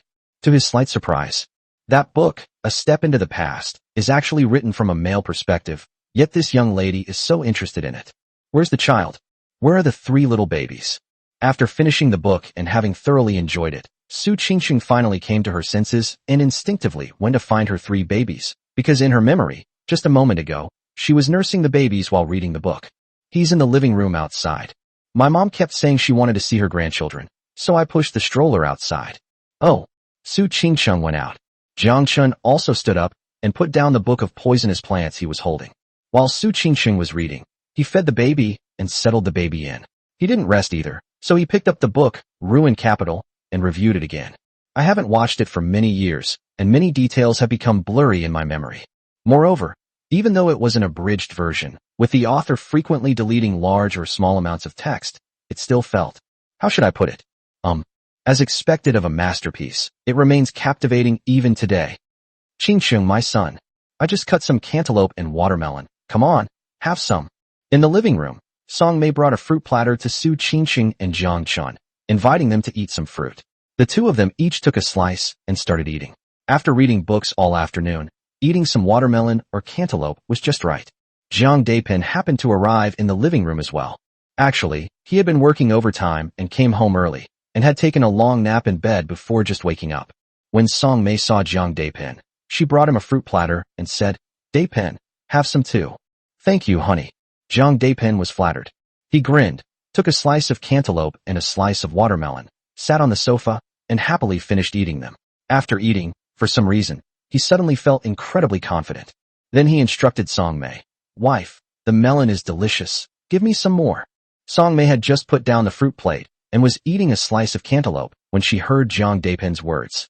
She turned her head and saw him sitting with his legs crossed, looking exactly like an old man. I got angry immediately. Don't you have hands? If you want some, take it yourself, she retorted without any politeness. The situation immediately became awkward. Have to. The imperial throne within the family. Family brother position. Jiang Chen felt a pang of sympathy for his father for a second, then spent the remaining 99 seconds laughing. Why? Dad. Speaking of which, why did you have to marry my mother, that tigress, in the first place? Su Qingsheng tried to avoid bursting into laughter. Seeing that Song Mei had finished eating the melon, wiped her hands, and was about to go to the kitchen to cook, he said, Sister Mei, let me help you pick the vegetables. So he and Song Mei went to the kitchen. As for comrade Jiang Dapin himself, who misjudged the situation, he shook his head, indicating that nothing was wrong. There's nothing we can do, we're used to it. With an awkward laugh, Jiang Dapin got up and went to the fruit plate, taking a slice of cantaloupe and then a slice of watermelon. Hi. If you don't want to help me carry it, you don't have to. What's the big deal? If the fruit won't come to me, can't I at least come to the fruit? As he spoke, he plopped down on the sofa, crossed his legs, and began to eat with relish. Then, Jiang Dapin said to Jiang Chen with great enthusiasm, Son, it's been a long time since we've played chess. How about we play a few rounds today? Okay. So the father and son started playing chess. By playing chess with his son, Jiang Dapin finally regained some dignity, winning 7 or 8 out of 10 games. As for how he won, of course, he won by taking back moves and using all sorts of cheating tactics. Jiang Chen asked him this. Jiang Dapin still argued vehemently. When you were a kid, I taught you to play chess. Can you honestly say you never took back a move? You never cheated? Now that you're all grown up, it's my turn. Is that not allowed? Jiang Chen. Okay. You're the father, you're in charge. Bite. The host plays chess with his father, a testament to filial piety. Congratulations, host. You have received 80,000 yuan in cash. Jiang Chen. In the kitchen, Song Mei still harbored some resentment towards Jiang Daipan. Thinking to myself, this Jiang Daipan. They're really taking advantage of us. They'll become overly enthusiastic if given a little sunshine and overflow with affection if given a little rain. Actually, she was harboring resentment towards Jiang Daipan. The fruit incident just now was nothing special. What really annoyed Song Mei was that Jiang Daipan came back from working overtime in the afternoon, saying he was a little tired and wanted to sleep. But instead of sleeping, he insisted on dragging Song Mei to sleep with him. You're talking about this in broad daylight. They're all in their 40s or 50s. Besides, his son and future daughter-in-law were right there, and he dared to be so shameless. Song Mei got angry and kicked Jiang Daipan off the bed. This man. We can't spoil them. Song Mei really wanted to share her experience with Su Qingqing, but then she thought, no matter what, she couldn't help her future daughter-in-law deal with her own son.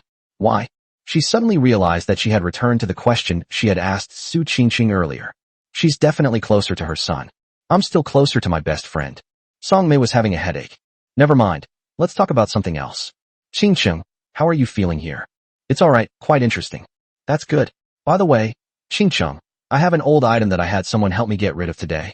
I'll send it to you tomorrow after it's taken care of. Okay, but Sister Mei, can you tell me what it is? Not yet, but it's related to Jiang Chen anyway. I'll tell you, you're guaranteed to like it after you read it. Alright, I'll be waiting.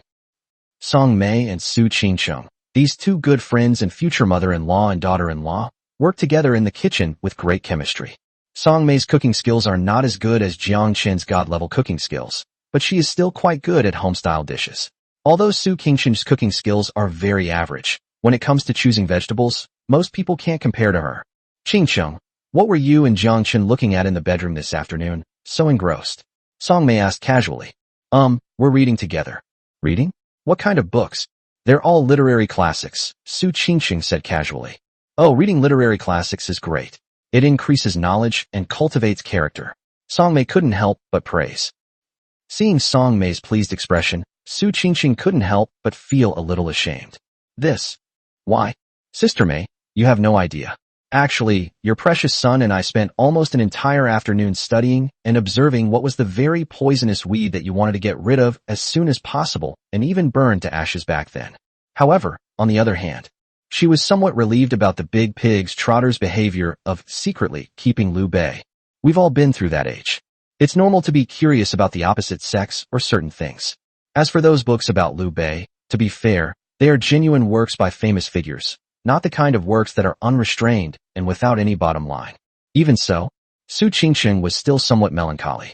The melancholy stems from those magazines, because, no matter what, the photos of the female celebrities in them back then inevitably stirred up many fantasies in me, and quite possibly even influenced my imagination. That night, Su Qingqing lay on the bed where Jiang Chen had slept years ago. Because of a little knot in my heart, I tossed and turned, unable to sleep.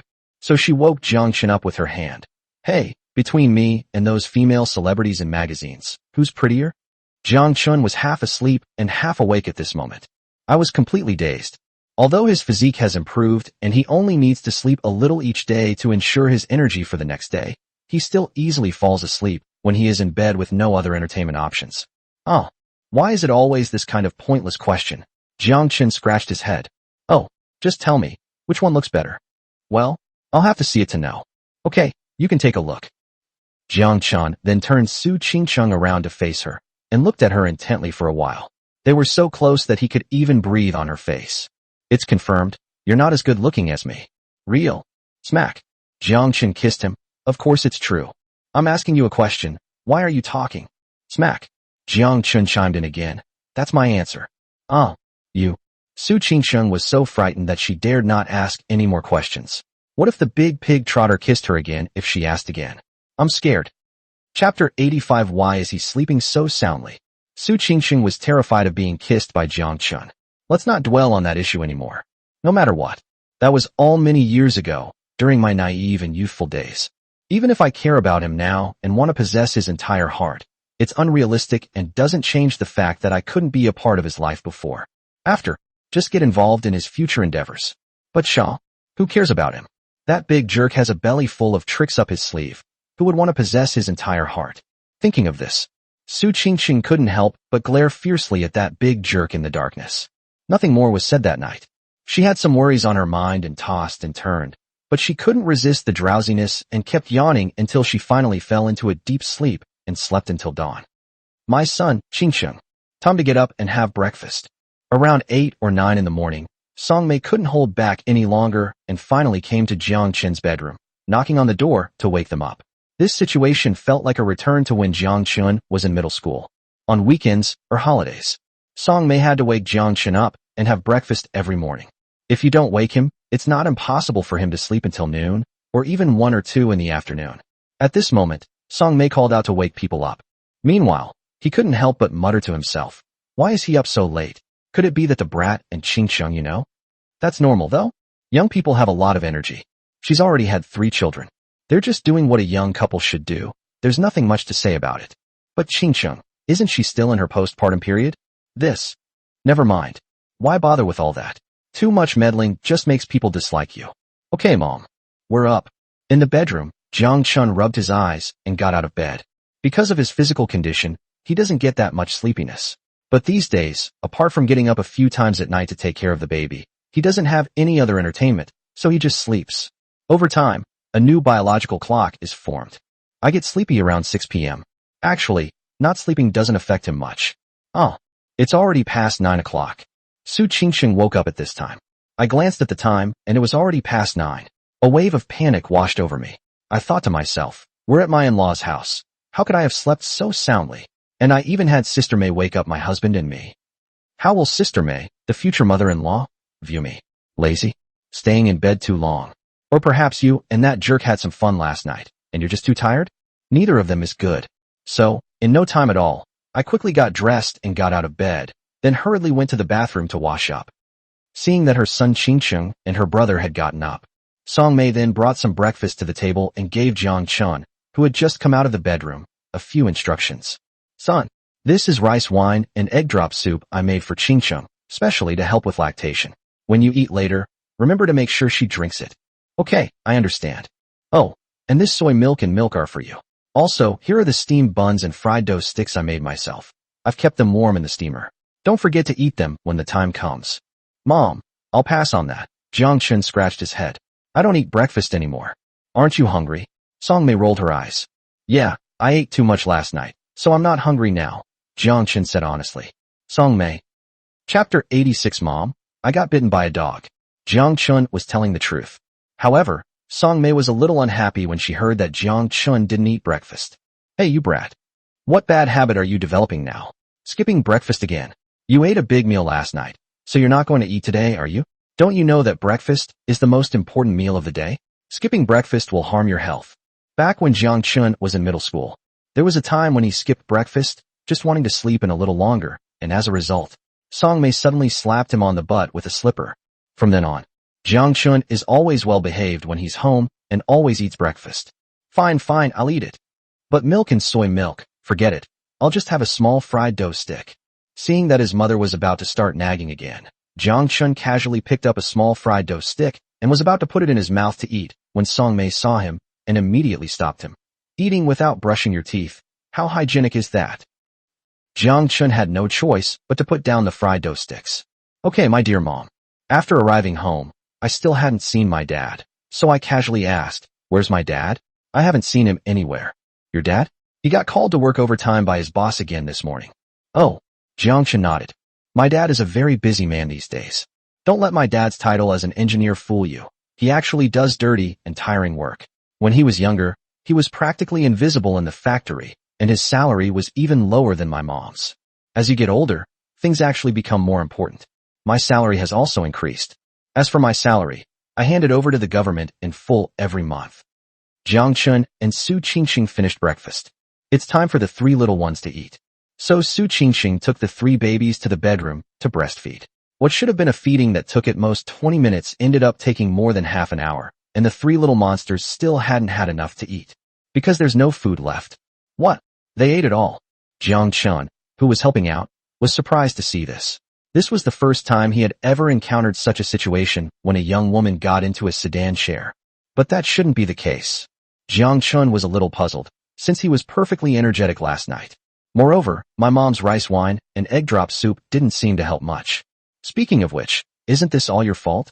Su Qingqing's face flushed, her eyes filled with reproach. This? Harmful. Jiang Chen rubbed his forehead, wanting to explain, but felt utterly speechless. So what do you want to do? What do I want to do? I want to bite you. Su Qingqing said hatefully. Without saying another word, she grabbed Jiang Chen's arm and bit him with utter ferocity. Oops. Jiang Chen let out an exaggerated scream, looking at the faint teeth marks on his arm, speechless. Are you a dog? You actually bite. So what if I bit you? I was just teaching you a lesson. Su Qingqing said angrily, grinding her little silver teeth. In the living room, Song Mei was cleaning with a mop. Suddenly, she heard her son scream in pain from the bedroom, and couldn't help but ask with concern, "What's wrong, son?" I got bitten by a dog." "Oh, bited by a dog." Song Mei was startled upon hearing this. Recently, I don't know which kind person has brought a few stray dogs into the building. This is an old building with many nooks and crannies, and the stray dogs run around everywhere. They sneak into homes through half-open doors and steal food. It also bites people at the drop of a hat. So when she heard Jiang Chen say that, she really believed that a stray dog had sneaked in and bit her son. He immediately grabbed the mop. He stormed into the bedroom, his face contorted with rage. "Son, are you biting your dog?" Jiang Chen and Su Qingqing. Seeing Song Mei barge in and overhearing the conversation between Song Mei and her son, Su Qingqing blushed instantly. She was already angry, and seeing Song Mei like this, she simply grabbed Jiang Chen's arm and bit him again. In terms of strength, it's a little bit bigger than before. Of course, it's far less forceful than a baby grabbing someone's hair. It's just a token gesture. Su Qingqing couldn't bear to bite the big pig's trotter hard. What if she damaged it? She couldn't afford to pay for it. Even so, Jiang Chen cried out in pain again. Then, looking up, she said helplessly to Song Mei, "See, Mom? That's how I got bitten by a dog." Ugh, it was awful. Song Mei, somewhat dumbfounded. Chapter 87. The mantis stalks the cicada, unaware of the oriole behind. Song Mei genuinely believed that her son had been bitten by a stray dog that had sneaked into the house. He angrily swung a mop and rushed into the bedroom intending to kill the dog. Result: but I never expected it to turn out like this. The dog that bit her son was actually Qingqing, and it even gave her a demonstration right in front of her. Song Mei was stunned for a moment. Young people really know how to have fun, and they know how to have fun in creative ways. As someone with experience, how could she not know that when a woman bites a man, it has many meanings? It doesn't necessarily mean anger or hatred. In most cases, it's just flirting and some kind of playful banter. It's not to be taken seriously at all. Moreover, judging from the current situation, why was Qingqing so ashamed and angry? Why did he bite his son? What other reason could there be? It can't be anything other than that her son took advantage of her. Especially at this moment, while Su Qingqing was still feeling embarrassed and angry, she was unaware that she was breastfeeding her baby with her arms wide open. You guys should sort this out yourselves." After giving a few perfunctory words, Song Mei grabbed the mop and hurriedly went out again. As she left, she kept exclaiming, "The sun is so bright this morning. No, I mean, the sun is so round." In short, I was both surprised and embarrassed. Why? I shouldn't have barged in. What if the young couple is in the middle of their wedding? Never mind. In the future, I really need to learn from this experience. Once a child grows up, he's no longer under his mother's control. I'll just let these young people do whatever they want. After Song Mei hurriedly left. In the bedroom, Jiang Chen and Su Qingqing stared at each other blankly. Jiang Chen was just being silly. To my surprise, my mom actually came in after hearing that. He came in, saw the little girl biting him, but didn't help him, and actually ran away again. On Su Qingqing's side, she was extremely embarrassed and annoyed. That bastard. He's inhuman. Not only did he steal food from his own child, but he also accused me of being bitten by a dog, especially in front of Sister Mei. This uncle can be tolerated, but this aunt cannot. Also, I'm a dog. What are you? Is it a male dog? Ugh, I mean my dog husband. So after Song Mei left, Su Qingqing got into a fighting stance again, determined to give that big pig's trotter another good bite. Judging from that aggressive attitude, the force this time must have been about the same as when a baby pulls someone's hair. But Su Qingqing came with overwhelming force. Jiang Chen did not sit idly by and wait for his doom. In a flash, he pulled his arm away, avoiding Su Qingqing's fatal bite. Su Qingqing missed her first attack, so she launched another. Jiang Chen was caught off guard. He didn't expect the girl to be so persistent and try again. Therefore, there is no way to avoid it. Su Qingqing grabbed one of his legs. Su Qingqing couldn't help but feel smug, thinking, "You big jerk, you're so shameless, taking so many advantage of me, and now you've finally met your match. I mean, itayaya." Thinking like that, she then opened her blood-red mouth and bite down hard. Jiang Chen resigned himself to his fate.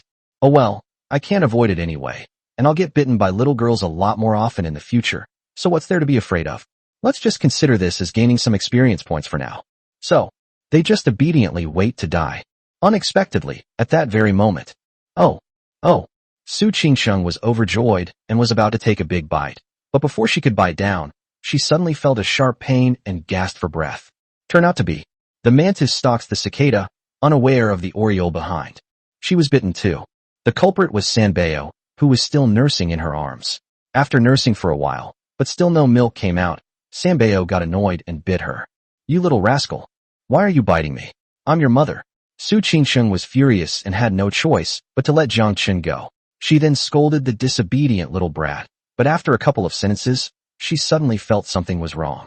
"It hurts so much when my little one bites. Is he teething? That shouldn't be happening. She's only 4 weeks old. What teeth could she possibly have?" As Su Qingqing spoke, she glanced into Sanbeo's mouth and exclaimed in surprise, "Huh?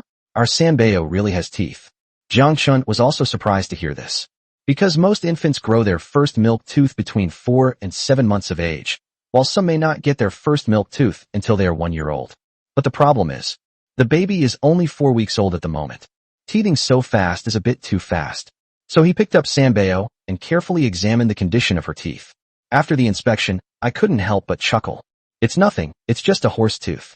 Medically, it's called epithelial pearls, which are formed by the accumulation of epithelial cells. After a while, the milk teeth will fall off on their own. Hearing Jiang Chen's explanation, Su Qingqing breathed a sigh of relief.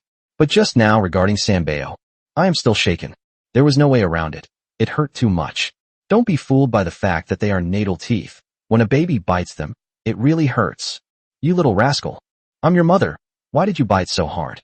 If you bite it off, I'll see what you eat in the future." Su Qingqing gently tapped Sanbeo's little nose with her finger, warning him with an angry expression. Chapter 88. Su Qingqing almost ended up living in Bangbu. Faced with a warning from his elderly mother, Sanbeo looked bewildered, blinked his dark eyes, and looked around haphazardly. She kept sucking her lips. "I still want to eat." "Come on, Sanbeo, eat." Jiang Chen had just prepared a bottle of formula with warm water, and then came over to gently hold Sanbeo in her arms and feed her. Sanbeo found a pacifier. He started drinking it, and watching the 3 babies happily drinking formula in his arms. Jiang Chen's eyes were full of doting affection. At the same time, I was overjoyed. These 3 little treasures, even though they are the youngest of the 3, truly deserve to be called their father's little darlings. Just now, that's really something. She really got revenge for her father. "Sister, I've come today to see you and your brother-in-law. We originally planned to come yesterday because we heard it was my brother-in-law's birthday, but something came up at home and we had to postpone it until today." Around 11 a.m., Jiang Chen and Su Qingsheng wanted to take the 3 little ones outside for a stroll and let them soak up some sun. Suddenly, guests arrived at our house. She was Jiang Chen's aunt, and she brought her 2 daughters with her, Jiang Chen's cousin Sun Qian and her younger cousin Sun Wan. Song Mei was flattered and surprised to see this. And wouldn't you know it, during a holiday, my older sister and her 2 nieces came to visit. He greeted them with a smile. "Sister, what do you mean, see me and Jiang Daipen? You want to see me, Qingsheng, and the 3 little babies, don't you?" Song Mei said with a smile, affectionately holding her older sister Song Qing's hand. "Look at you. You were absolutely right. I really came here this time to see your daughter-in-law and your 3 grandsons and granddaughters, huh?" Song Qing laughed loudly. After the 2 sisters, Song Qing and Song Mei, said that, as the person directly involved, Su Qingqing obviously couldn't escape it. Since Jiang Chen had just told her who the visitor was and how to address them, Su Qingqing immediately stepped forward confidently and greeted Song Qing. "Hello, Annie." "Oh, you're Qingqing." Song Qing looked Su Qingqing up and down, then showered her with compliments. "Tisk tisk, he's really handsome. Before I met you, Xiaoqian kept telling me how beautiful and pretty you were, even more eye-catching than female celebrities. I didn't believe it at all. But after meeting you in person, I was really impressed by your stunning good looks. You are much prettier than the female celebrities in TV dramas." No, Auntie, you flatter me," Su Qingqing said modestly, and then greeted the two sisters, Sun Qian and Sun Wan. Cousin and younger cousin. You two, come in quickly. Sun Qian was someone she had met before. She was an obstetrician at the Sahai City Maternal and Child Health Hospital. It was also this Sun Qian who performed her cesarean section, so they were old acquaintances. Qing, how's your health doing these past few days? Fortunately, everything is going quite well. That's fine then. Next was Sun Wan. Compared to her older sister Sun Qian's maturity and composure, her younger sister Sun Wan, although equally beautiful, has a more girlish personality. Upon arriving in front of Su Qingqing, he was surprised and looked her over from left to right. Before she came, Sun Qian told her that her sister Su Qingqing was very beautiful. After meeting her in person, she did feel that she was indeed very, very beautiful. But what amazed her even more was Su Qingqing's figure. Wow, sister-in-law, you're so beautiful, and they're way too big. Faced with Sun Wan's frank expression of her feelings, Su Qingqing almost ended up living in Bangbu. It's so beautiful and so big. Have to. Who compliments someone like that the moment they meet? What are you saying, you little bunny? If you can't speak properly, then don't talk nonsense. Sun Qian immediately scolded Sun Wan. Sun Wan, am I not telling the truth? Qingqing, don't take it to heart. Your cousin Sun Wan is straightforward and has a childlike nature, but she really doesn't have a bad heart. Sun Qian quickly explained to Su Qingqing. It's all right, it's all right. Su Qingqing waved her hand, thinking to herself that Jiang Chen's little cousin was indeed a bit too blunt. Chapter 89. Bunnies are so cute. They're really tempting. Where are the three little babies? Come quickly and let your great aunt take a look. Having seen Su Qingqing and satisfied her craving, Song Qing now wanted to see the triplets babies. Besides, this was her main purpose for this trip. Auntie, here it is. Jiang Chen pushed the stroller over. When Song Qing, Sun Qian, and Sun Wan saw this, the three of them, mother and daughters, all surrounded her. Wow, these are triplets. Oh my God, this is wonderful. One man and two women, it's perfect. Song Qing caught the three little babies and showered them with praise, her eyes filled with deep envy. Then she stuffed a red envelope into each baby's clothes. Nice to meet you all. This is a gift from your great aunt. Upon seeing this, Song Mei quickly stopped her. Sister, you can take care of the child now. Su Qingqing also said, Yes, Auntie, look, you already have a child. What are you doing? No. This is just a small token of my appreciation for the child. There's not much money in it. Song Qing said with a smile, then grabbed Su Qingqing's hand and stuffed a red envelope into her own. Me too, Su Qingqing asked, somewhat surprised. Yes, it's our old custom here, just don't mind it, Song Qing said with a smile. This? Su Qingqing was a little unsure what to do with the red envelope in her hand, so she looked at Jiang Chen, but then thought that Jiang Chen probably wouldn't know either, so she looked at Song Mei, hoping she could give her some advice. Song Mei realized that her older sister had made her point clear, so he could only advise Su Qingqing. Take it. It's your aunt's thoughtfulness. Okay then. Thank you, Auntie. Su Qingqing put away the red envelope. No need to thank me. It's all thanks. Song Qing had a beaming smile. He looked Su Qingqing up and down again, feeling even more envious. Tisk, she's incredibly beautiful, and she also seems gentle, virtuous, and poised. Ah, how wonderful it would be if she were his daughter-in-law. Pity. I only have 2 daughters. But no matter how much I envy him, I still have to envy Jiang Chen. He is everything. Xiao Chen, you have such a wonderful wife who has given you 3 adorable babies. You are so blessed. Auntie, it's all right. It's all right. Jiang Chen scratched his head, feigning modesty. Actually, he was quite satisfied with his wife in every way. She was beautiful, tall, and gentle. Who wouldn't like her? It's just that recently, for some reason, he actually likes to bite people at the drop of a hat. It hasn't been long, and the little girl has already bitten me several times. Although it doesn't hurt much, she's gotten too carried away. I need to find a way to cure this biting habit. Cuckoo, quack. At that moment, a series of shouts and rustling sounds came from the bags that my aunt, older cousin, and younger cousin had brought over. Oh dear, I forgot about these.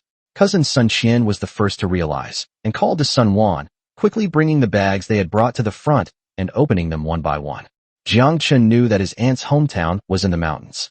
The area has mountains and rivers, and is rich in natural resources. Over the years, roads have been built, and the economy has improved. The aquaculture industry is particularly thriving. But when Jiang Chen opened the bags, he was still quite surprised. Because inside, there were actually 3 pheasants, 2 fat geese, 2 big fish, more than a dozen big crabs, and a fat rabbit. Yes, a really big rabbit. In addition, there were 2 large glass bottles. One contains wild honey. One of them contains mulberries that have been soaked in alcohol. The 2 glass bottles were very large. They were more like jars than bottles, each with a capacity of at least 4 or 5 liters. Seeing this scene, not to mention Su Qingqing, even Song Mei was almost dumbfounded. This, what are you doing, sis? Why did you bring so much stuff? Are you trying to bring all the old stuff from home? Hi. They're all raised by ourselves. They're not worth much. What I brought you before were just ordinary free-range chickens and ducks. This time I'm changing things up and bringing you some newly raised pheasants, plump geese, crabs, and the like, so you can have a taste. I brought it here. It's so heavy. It was such a hassle. Yes, Auntie. If it weren't so inconvenient to load them into the car, my mom would have liked to bring one of the sheep we raise at home over to you. Also, I was planning to rest for a day, but my mom found out I had brought too much stuff, so she dragged me over to help. How dare you say that I kidnapped you? Wasn't it you who wanted to see what your sister-in-law looked like, and your 3 nephews and nieces, so you volunteered to come? Mom, you've only mentioned so much stuff. Without my sister and my help on the way, can you really bring it all by yourself? Song Mei knew that it was her own sister and 2 nieces. I need to be even more polite to them. That would be too formal. So, without saying anything more, she called Jiang Chen over to help her clean up. This old house is quite old, but it's still in the city, so raising poultry at home isn't a good idea. Recently, there have been special inspections, supposedly to prevent bird flu or something, so the pheasants and fat geese have to be disposed of and put in the refrigerator. 2 big fish can't be finished in one meal. It can be made into fried fish pieces and stored temporarily. Those dozen or so crabs definitely won't last long. To eat them fresh, it's best to finish them off by noon. That's it. There's also a big, fat rabbit. Auntie, what kind of rabbit is this? It's so fat. Jiang Chen looked at the rabbit. It was much larger than usual, weighing at least 7 or 8 pounds. This is a male ram rabbit, also known as a lop-eared rabbit. It's a specially bred meat rabbit. It's large, has high economic value, and the meat is delicious. This one is actually just average in size. The larger ones that have grown up weigh around 10 kilograms. We only started raising these rabbits in the last 6 months, Song Qing explained. After hearing his aunt's words, Jiang Chen couldn't resist the urge to cook some rabbit meat, so he discussed it with his mother and decided to make another pot of rabbit meat for lunch. At the same time, I also developed some interest in the mountainous area where my aunt's hometown is located. He went there when he was a child. Back then, transportation was inconvenient. It took a whole day by car and a long walk on a dirt road to get there. Now it only takes 1 or 2 hours. Look at all the local products my aunt brought. Pheasants, crabs, honey, mulberries. The area has mountains and water, a beautiful place, and they've even developed a nice hot spring there. I'll find some time tomorrow. With my wife and kids, I can go visit my aunt.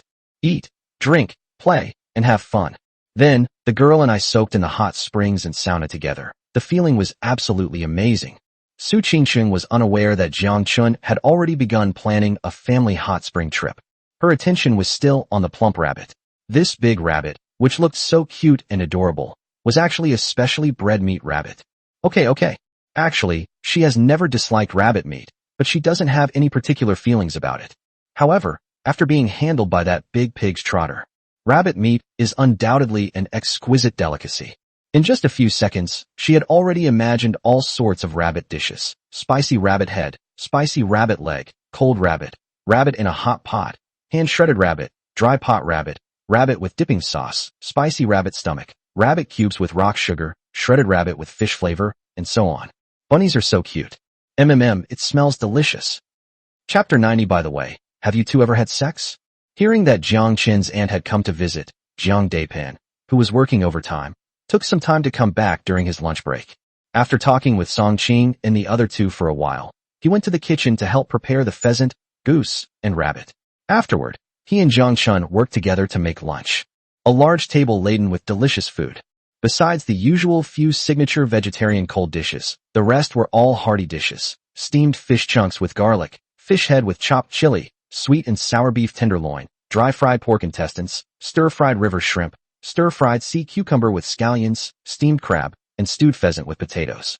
In addition, there are 3 rabbit dishes: braised rabbit meat, spicy rabbit leg, and shredded rabbit with fish fragrant sauce. Of course, the most popular meats are pheasant and rabbit. Because the pheasant was small, it was quickly devoured. Therefore, What made everyone enjoy the meal was those 3 plates of rabbit meat. Song Mei and Jiang Chen, along with Su Qingcheng, knew Jiang Chen's capabilities, and they all ate heartily, needless to say. This was the first time that Song Qing and her 2 daughters had tasted Jiang Chen's cooking. They all praised it highly. I was tired of eating rabbit meat at home, no matter how delicious it was. But here, I turned into a rice-eating pro again and devoured 3 large plates of rabbit meat in no time. Fortunately, the rabbit meat was gone, but there were other good dishes. Every single dish was incredibly delicious. So this meal. Everyone enjoyed the meal. Sister, and Xiaoqian and Zioan, I'm busy with work, so I won't be able to talk to you anymore. As soon as Jiang Chen finished eating, he realized it was time, so he apologized to Song Qing and Sun Qian and then went to work overtime again. Song Qing also expressed her understanding. After Jiang Chen left in a hurry, Song Qing lowered her voice and praised him to Song Mei. Tisk tisk, sister, I didn't expect that after all these years, your husband is still so busy with work. Moreover, not only is he busy with work, but he also takes care of his family. He is truly a model husband. Upon hearing this, Song Mei blushed. Hi. He's just busy doing nothing. He won't make much money. As for the model husband, what is he even emulating? Now, she keeps asking me to fulfill my previous promises, saying she'll make another small account, preferably with a little girl or something. But he didn't even look. Thanks to that brat, he's already a grandfather before he's even retired. She now has 3 grandchildren. That's not enough. He wants to level up an alt account? Forget about it. At this rate, who knows, this brat might suddenly have a few more granddaughters and grandsons. After lunch, Jiang Chen and Su Qingshang went back to the bedroom to feed the 3 mythical beasts. After a morning of preparation, Su Qingcheng's embarrassing situation of being completely drained did not repeat itself. While Jiang Chen was changing the diapers for the 3 little ones, he discovered that he had run out of the diapers he brought. Just in case, he had to go downstairs to buy some immediately. Son, when you buy diapers, also buy some fruit. Song Mei instructed. Okay, Mom. Jiang Chen went out. In the living room, Song Qing and her 2 daughters, who were chatting with Song Mei, all turned their gazes toward the bedroom. Just then, Su Qingcheng came out with her 3 babies. So everyone gathered around Su Qingcheng and the 3 babies, excitedly asking all sorts of questions. Song Qing, being an elder, came up to ask some casual questions. Su Qingcheng answered politely one by one. Then it was Sun Qian's turn. Sun Qian is Su Qingcheng's cousin and also her obstetrician during her delivery, so her questions were relatively more professional. Is it all cleared up? It's already clean. Has the wound healed? Yes, it's healed. It's all better now. That's good. A C-section incision will definitely leave a scar, and there are stretch marks on your belly. They don't look good right now, but it's okay. They will gradually recover after a while. Su Qingcheng nodded. What wasn't mentioned was that, thanks to that scar-removing lotion from that big pig's trotter, her surgical scars and stretch marks on her belly had completely disappeared, leaving her skin smooth and delicate, even in some aspects. Of course, this is something that can only be understood intuitively and cannot be spoken aloud. Not bad. Sun Qian smiled and praised. It seems you've recovered quite well in all aspects. Then, with a mischievous grin, she added, by the way, is my cousin good to you? Has he ever bullied you? It has to be good. If he treats me badly, Sister Mei will stand up for me first. As soon as Su Qingcheng finished speaking, everyone present, including Song Mei, smiled knowingly. Thanks to Sun Qian's word, Song Qing and Song Wan now know that Su Qingcheng and Song Mei were originally best friends. So while they laughed, they couldn't help but secretly click their tongues in amazement. Reality is more dramatic than any TV drama. Sun Qian asked Su Qingcheng some more questions, then suddenly changed the subject. After you were discharged from the hospital, did you and my cousin have sex? A simple question, yet it suddenly struck like a thunderclap from a clear sky. Song Mei was startled. He couldn't help but glance at Sun Qian, thinking to himself, this niece of mine really dares to ask questions. But, to be fair, she was also interested in this question.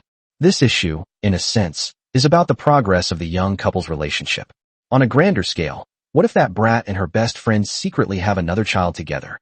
Well, she should be prepared in advance. Song Mei was intrigued, her gossip instincts were kicking in, and so was Song Qing. After all, a woman who could give birth to triplets must have an extraordinary constitution. Sun Wan was also curious. They interrupted and started asking questions.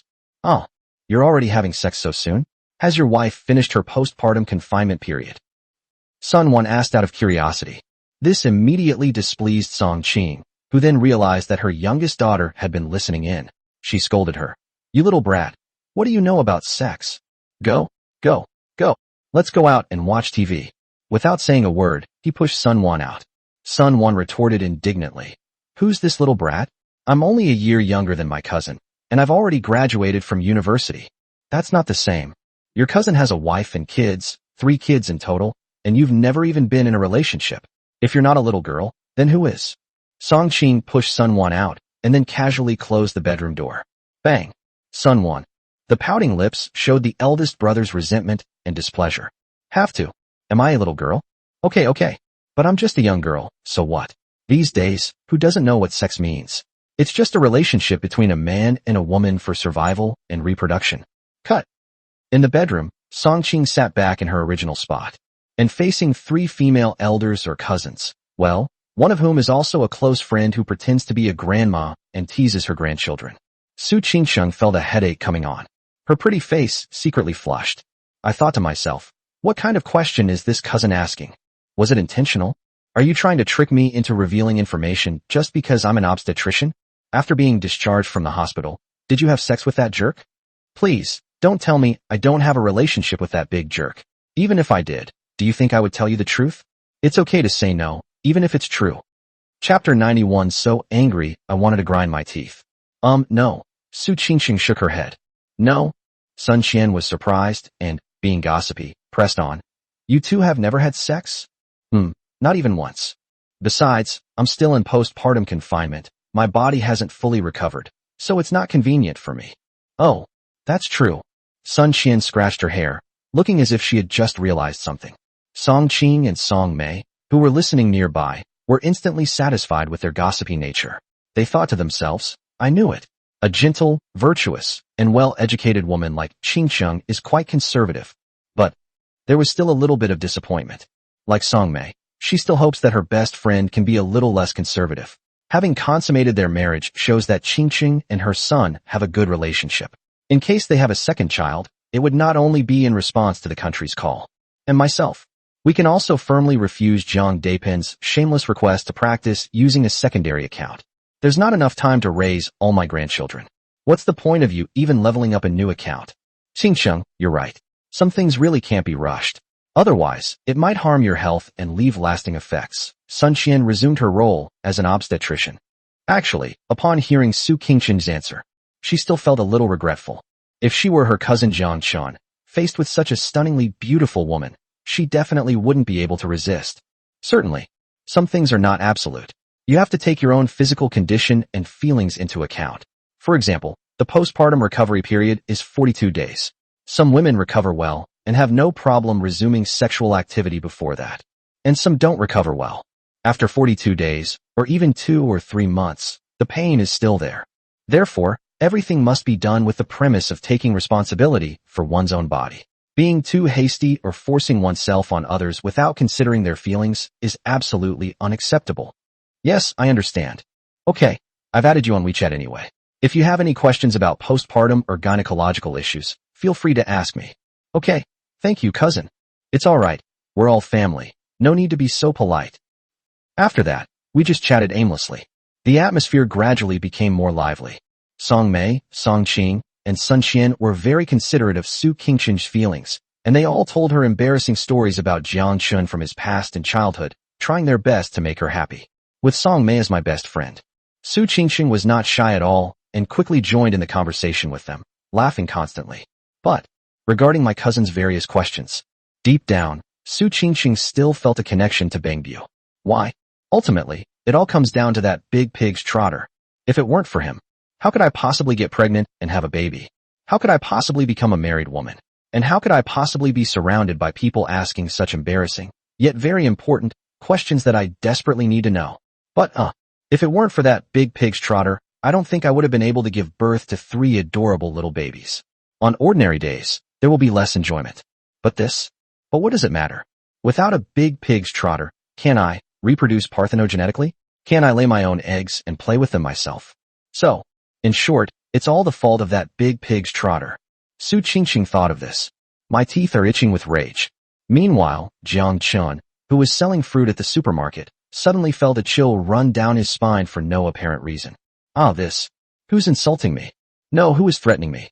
Why do I suddenly feel so cold all over? Xiaowan, why are you watching TV alone in the living room?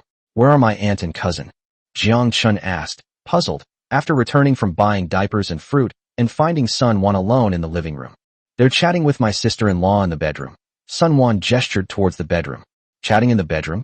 Jiang Chen asked in confusion. Then why don't you go? I wanted to go, but my mom said I was too young and shouldn't be listening, so she kicked me out. Sun Wan pouted, looking dissatisfied. Jiang Chen. So, what exactly were they talking about? Is it no longer suitable for children? Cousin, do you think I'm too young? Sun Wan suddenly asked again. It's alright, it's not too small. That's right, cousin. Actually, I'm not little at all. I'm quite grown up, okay? What haven't I seen? What don't I know? It's just that my mom looks down on me now, still thinking I'm a little kid, a little brat. Snort. While watching TV, Sun Wan complained to Jiang Chen. Jiang Chen glanced at Sun Wan, then at the television she was watching with great interest. He shook his head secretly. So, you're not a kid anymore, and you're still watching Ultraman? Ultraman Jinga? Xiao Chen, you're back. We were just talking about you. Yes, speak of the devil, and he appears. Hearing that Jiang Chen had returned, Song Qing, Song Mei, and Sun Qian happily came out of the bedroom. Each one of them had a satisfied expression after their gossip-loving heart had been satisfied. What did she say about me? Jiang Chen asked, scratching his head. He figured it probably wasn't anything nice, especially coming from his cousin who had always doted on him since childhood. Of course I say you're lucky. And they'll compliment you because you're handsome. Song Qing and Sun Qian looked at Jiang Chen and immediately burst into laughter. Alright, hurry up and go inside. It looks like a baby has peed, Song Mei said. She wasn't joking. After all, he was her own son, and she couldn't just stand by and watch. Okay. Jiang Chen went inside carrying a bag of diapers. As soon as I entered the bedroom, I sensed that something was wrong with Su Qingqing. Her cheeks were flushed, and when she saw him come in, she pouted and stared at him. She had the air of a resentful little wife. What's wrong with this girl? Who teased or bullied you? What do you want? Jiang Chen asked, noticing the strange look in Su Qingqing's eyes. I don't want to do anything. I just want to bite you. Su Qingqing said bluntly, her expression fierce. Take a bite out of me? Well, you'll have to wait a bit. Let me change the baby's diaper first. Jiang Chen chuckled wryly. This little girl actually wanted to do that. It's okay, I'll wait for you. Su Qingqing said magnanimously. Anyway, she was determined to take a bite of the big pig's trotter. If one bite wasn't enough, she'd take another. Otherwise, she'd feel really stifled. 1 minute later, Jiang Chen finished changing the diaper. Su Qingqing, on the other hand, showed no mercy. Before Jiang Chen could catch his breath, she immediately grabbed his arm and bit him hard. Ouch! Jiang Chen, seeing this, had gotten used to it and followed suit with an exaggerated cry of pain. You actually bit me? So what if I bite you? It's your own fault for getting so angry the moment I see you. I'll bite you. I'll bite you anyway. And I want to bite you again. Su Qingqing started to become somewhat unreasonable. As she spoke, she took another bite.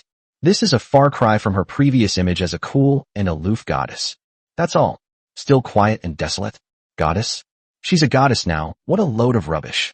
She's more like a tigress that's just learned to grind her teeth and bite.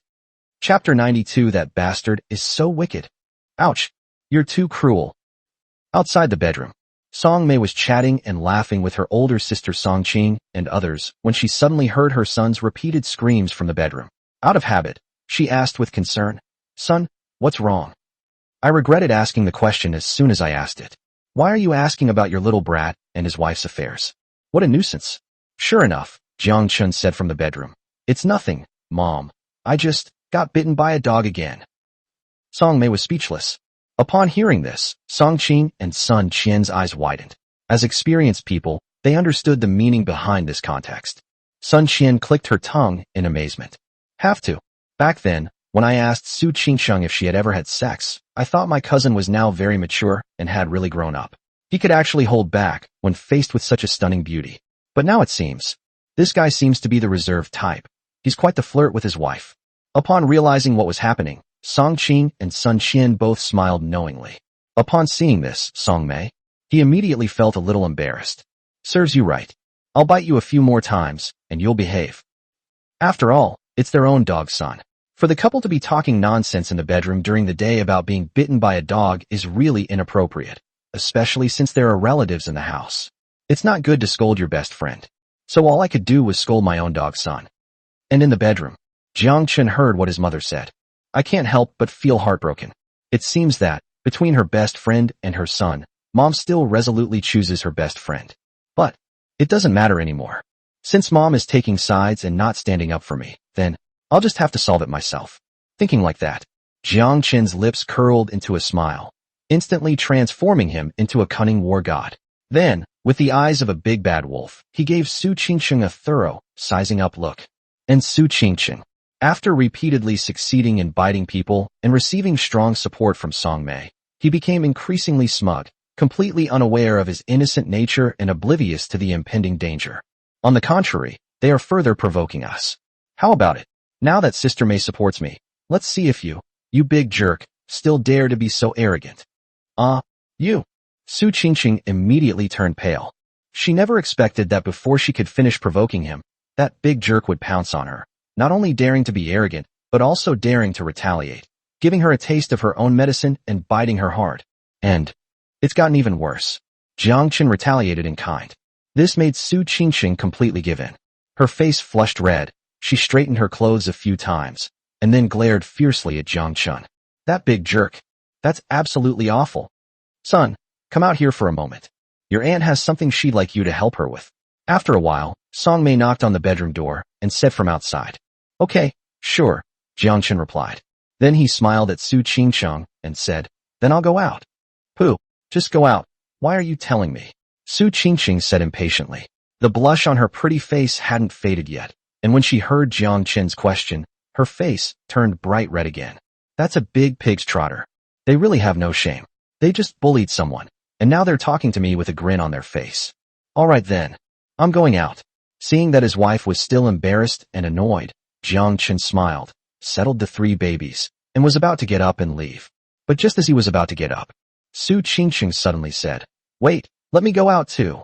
With Jiang Chen's aunt, cousin, and younger cousin outside, it wouldn't be right for her, as a prospective daughter-in-law of the Jiang family, to stay hidden in her bedroom and not go out. I know. I realized she was simply in the bedroom and hadn't actually done anything. I don't know. I thought she and that jerk had done something shameful. So, as Jiang Chen went out, Su Qingcheng also tidied up and pushed the stroller out. Upon seeing this, Song Mei, Song Qing, and the others quickly came to greet her. Auntie, what do you want me to do for you? After Jiang Chen settled down on the sofa, he asked. This. Song Qing was a little embarrassed and pulled Sun Wan closer. Hi. Actually, it's because of your cousin Zioan. Your cousin Zioan graduated from university this year and is looking for a job. However, her school is not well known and she doesn't have any special skills. After graduation, she has repeatedly run into obstacles in her job search, unable to find a job that is too good for her or too bad for her. I've been staying home all this time, just eating and doing nothing. Although the family's financial situation has improved, and it's just a matter of having an extra pair of chopsticks for her to eat at home, it's not a long-term solution. Your uncle and I have been wanting to stand it for a long time. I heard recently, Xiao Chun, that you've made it big, haven't you? At such a young age, you drive a $2 million luxury car and live in a mansion worth tens of millions. You're doing very well in Sahai City, a promising young entrepreneur. Look at Xiao Chun. Could you help your cousin find a job or something? I don't need a great job, just something that's at a decent level is fine. As for me, I just can't stand seeing her doing nothing at home. Song Qing pulled Sun Wan aside and began to tell her story. Jiang Chen understood what he meant. It's just that he's doing well now, so I want him to help my cousin find a job. It shouldn't be too difficult. Only, is he doing very well now? Future young entrepreneurs? Although, cough cough, this is basically true. But since it was his aunt who said it, Jiang Chen wanted to say something modest, but before he could say it, Sun Wan immediately became unhappy when she heard her mother's words. Eating free meals. Who's just sitting at home doing nothing? Mom, let me ask you this. Who's been washing pots and pans, cooking, sweeping, and wiping tables for you every day lately? Besides, I'm trying to find a job, but I haven't found a suitable one yet. You have the nerve to say you cook at home? What you're making is more like pig swill than food. The pig feet I made. Yeah, so you're asking me if you and Dad ate the pig feet I made. All right. Stop arguing, we're still at Andy's house. Let's hear what Xiao Chen has to say. Seeing that her mother and sister were about to start arguing, Sun Qian quickly intervened and changed the subject back to finding a job. Jiang Chen had witnessed the argument that had just taken place. He couldn't help but mutter to himself. Speaking of my little cousin, She's quite rebellious these days. I also love watching Ultraman. However, even my own aunt had to ask for help. I have to lend a hand, no matter what. Xiaowan, what's your educational background? A regular second-tier university, majoring in accounting. So what are your requirements for the job and salary?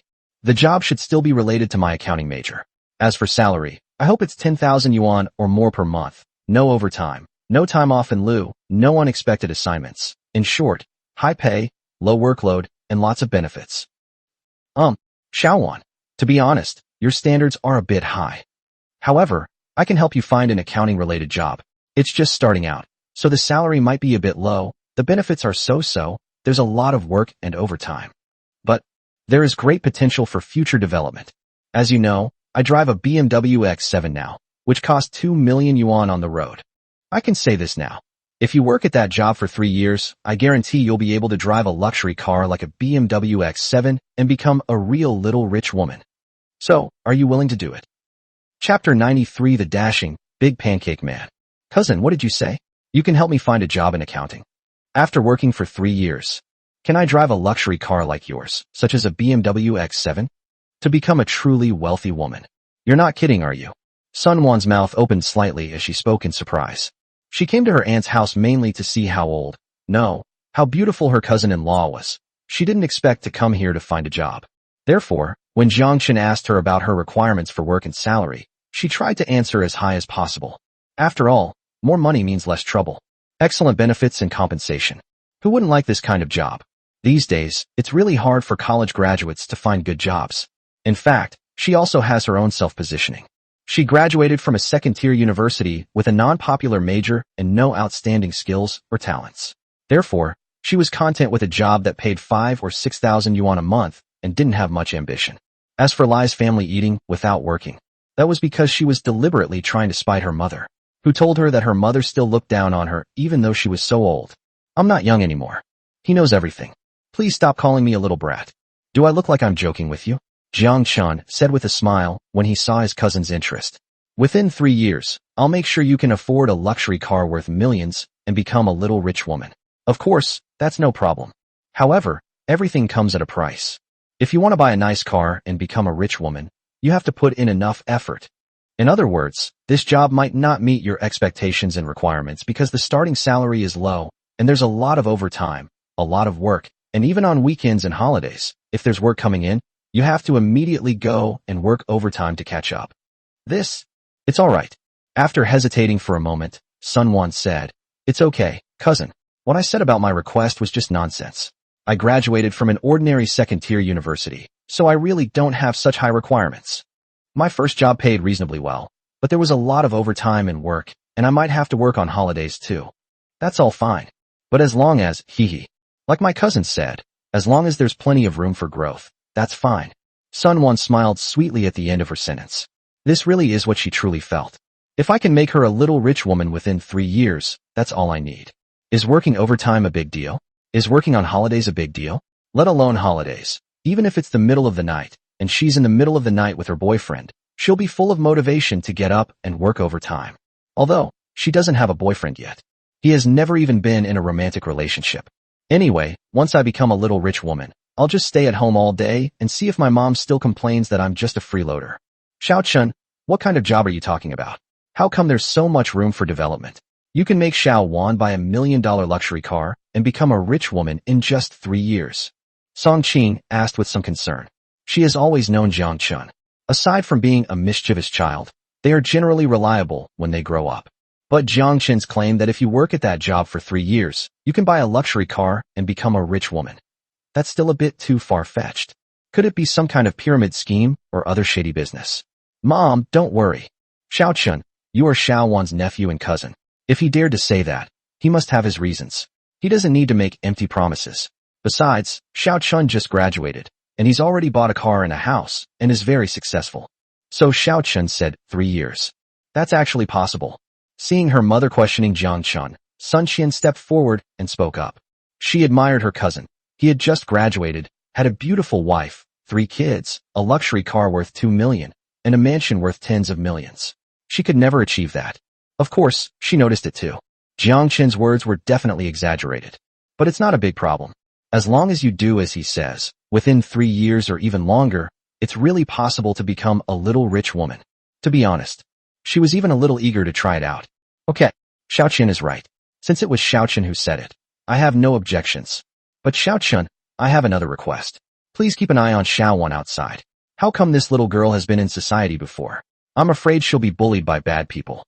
After hearing Sun Qian's words, Song Qing put aside her doubts and happily gave her another instruction. One way or another.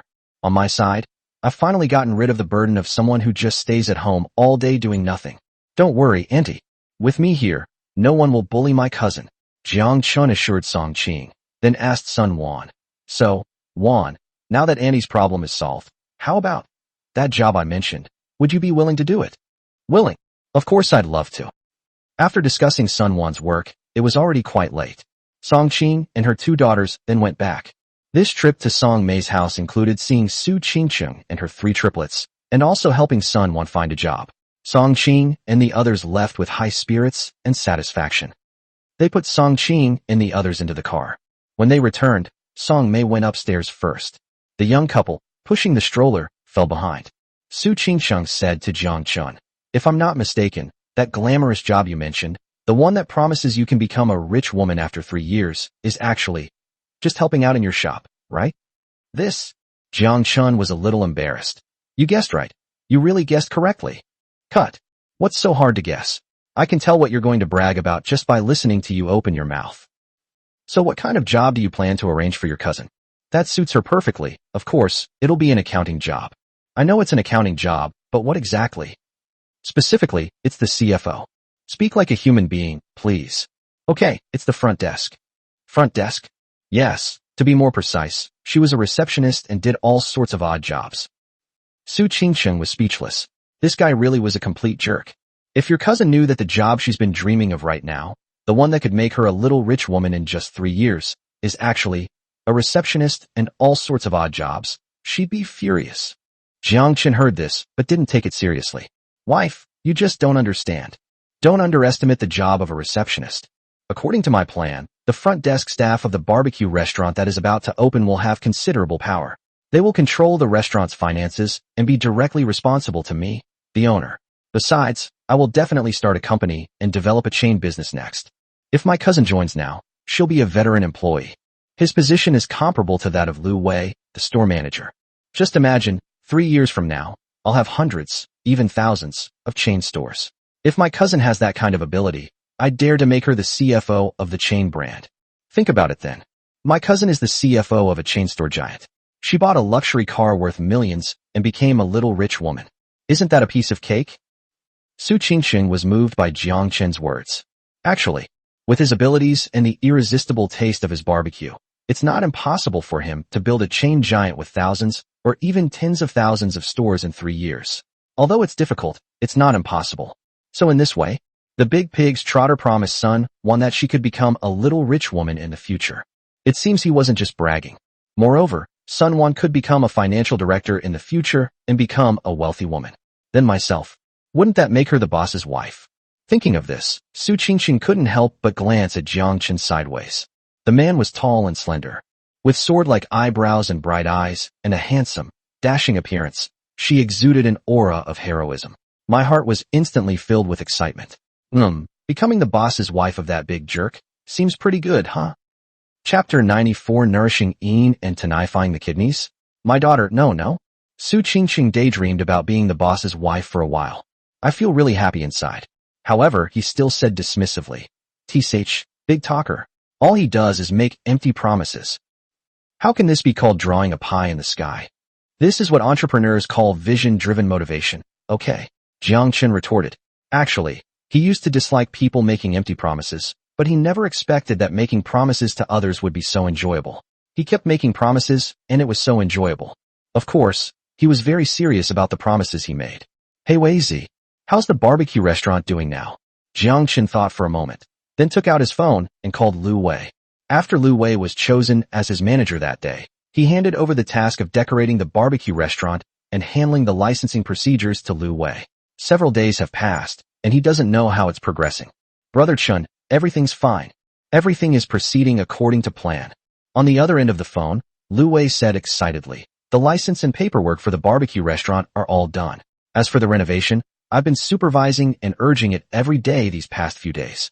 It's completely in accordance with your requirements and standards, and it should be completed within the next half day. It can be finished in half a day? Jiang Chen was a little surprised. He thought it would take at least half a month, but it was almost finished. Well done. Wei Zi, besides keeping an eye on the renovation, could you also take some time to go to the labor market and hire a few quick and efficient dishwashers? Okay, Brother Chen, but how much will the salary be? As for salary, just pay according to the market rate, plus a performance bonus of 500 to 1,000 and a full attendance bonus. Okay, do you need a receptionist or something? We don't need a receptionist. I've already found someone.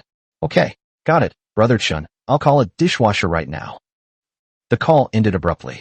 Without saying a word, Lu Wei went to the labor market to recruit people. Jiang Chen secretly gave him a thumbs up. From the current perspective, putting everything else aside, having your good friend as the store manager seems like a pretty reliable option. Mom, we've stayed for a day, it's time to go back. Around 4 or 5 in the afternoon, Jiang Chen felt it was about time and said to Song Mei, all right, then I won't keep you any longer. This time, Song Mei did not try to persuade her to stay. Since we're both in Sahai City anyway, you two are welcome to visit us anytime. But if you want to visit your dad and me again, you should go to the Swan Lake area. We plan to stay there from now on. Okay, Mom, Jiang Chen replied. Oh, right, son, take this with you. Song Mei took out a dark red notebook and solemnly handed it to Jiang Chen. Jiang Chen took it and was initially a little surprised. Mom, why did you give me the household registration booklet? What do I need this for? Are you stupid, son? Why would I give you this? You need this household registration book to get a marriage certificate, Song Mei said with a smile, then asked Su Qingsheng standing next to her. Qingsheng, don't you think so? Well, of course. Su Qingsheng was caught off guard by Song Mei's question. Thinking to myself, this Sister Mei, you asked that on purpose, didn't you? Are they already pushing for marriage registration so soon? Sigh. With her little schemes, she's just eager to become my rightful mother-in-law as soon as possible. Why? She truly is my best friend. All right then. Jiang Chen put away the household registration book and settled the 3 babies in the car. Song Mei stepped forward to help. Without saying a word, they moved all the food and household items from their home into Jiang Chen's BMW X7. Jiang Chen tried to persuade her, but it was no use. Judging from his mother's attitude, it was as if she and his father could survive on Earth without eating or drinking, just by photosynthesis. Luckily, Dad went to work overtime. Otherwise, the car will be even more crammed in. Mom, we're leaving. All right, let's go. Go back and take good care of Qingsheng and my 3 grandchildren. And take good care of yourself too. Okay, goodbye, Mom. Goodbye, Sister Mei. About an hour later, Jiang Chen and his family of 5 returned to their home in the Bishuhu residential area. When I got home, I was busy all day. It took almost half an hour to unload the things from the car. In addition to what Song Mei and her husband bought themselves, they also gave Jiang Chen and his family a goose and a pheasant that their aunt had given them. The remaining 2 rabbit legs were also delivered. Did you see that? You used to doubt yourself all the time, wondering if you were even their biological child, or if you were picked up from a garbage dump. Shouldn't we have an answer now? You must be your mother's biological child, Su Qingsheng exclaimed, clicking her tongue as she looked at the mountain of things being unloaded from the car. She then joked with Jiang Chen. Yes. Jiang Chen nodded, thinking to himself, the hearts of parents are all the same. Nothing more to say. I need to treat my parents better too. Huh. Why did your mom send over these mulberries soaked in wine as well? Su Qingsheng was surprised to see the large glass jar of mulberries soaked in wine among the small pile of fruit. Don't underestimate mulberries used for making wine. Actually, this thing is a good thing. Not only does it taste good, but it also has the effects of clearing heat and improving eyesight, beautifying the skin and nourishing the kidneys. Jiang Chen stepped forward and explained. Nourishing yin and tonifying the kidneys? So, you mean your mom gave it to you specifically? No, you can eat it too. Who said only men need to nourish their kidneys? Cut. I'm a woman, so I don't need tonics for my kidneys. By the way, Jiang Chen, actually, before you left, your mother secretly gave me a gift?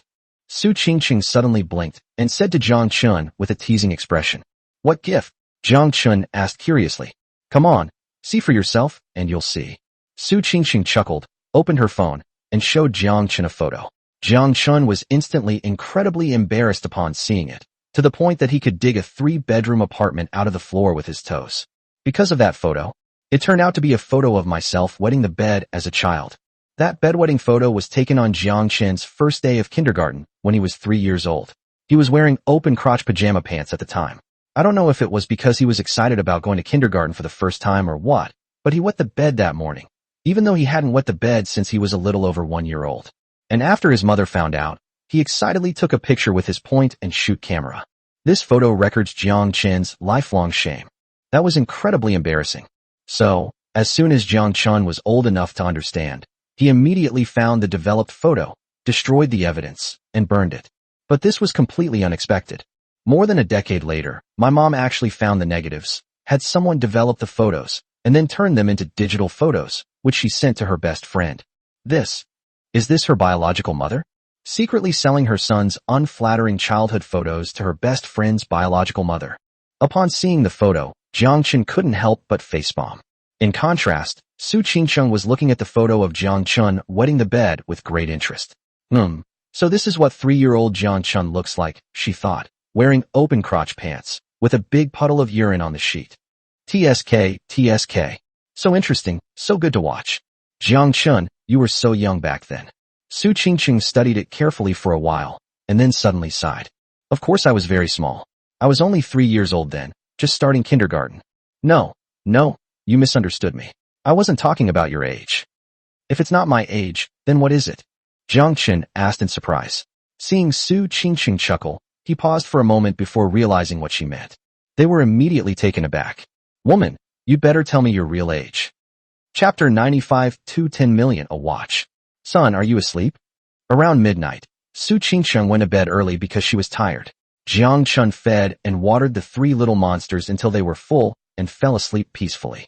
He scrolled through his phone for a while, and then prepared to turn off the lights and go to sleep. But just then, I suddenly received a call from my dad. I'm about to go to sleep. What's wrong, Dad? Jiang Chen asked. Is Qingcheng next to you? Jiang Dapin asked hesitantly. No. Jiang Chen glanced at the sleeping Su Qingcheng. It's nothing.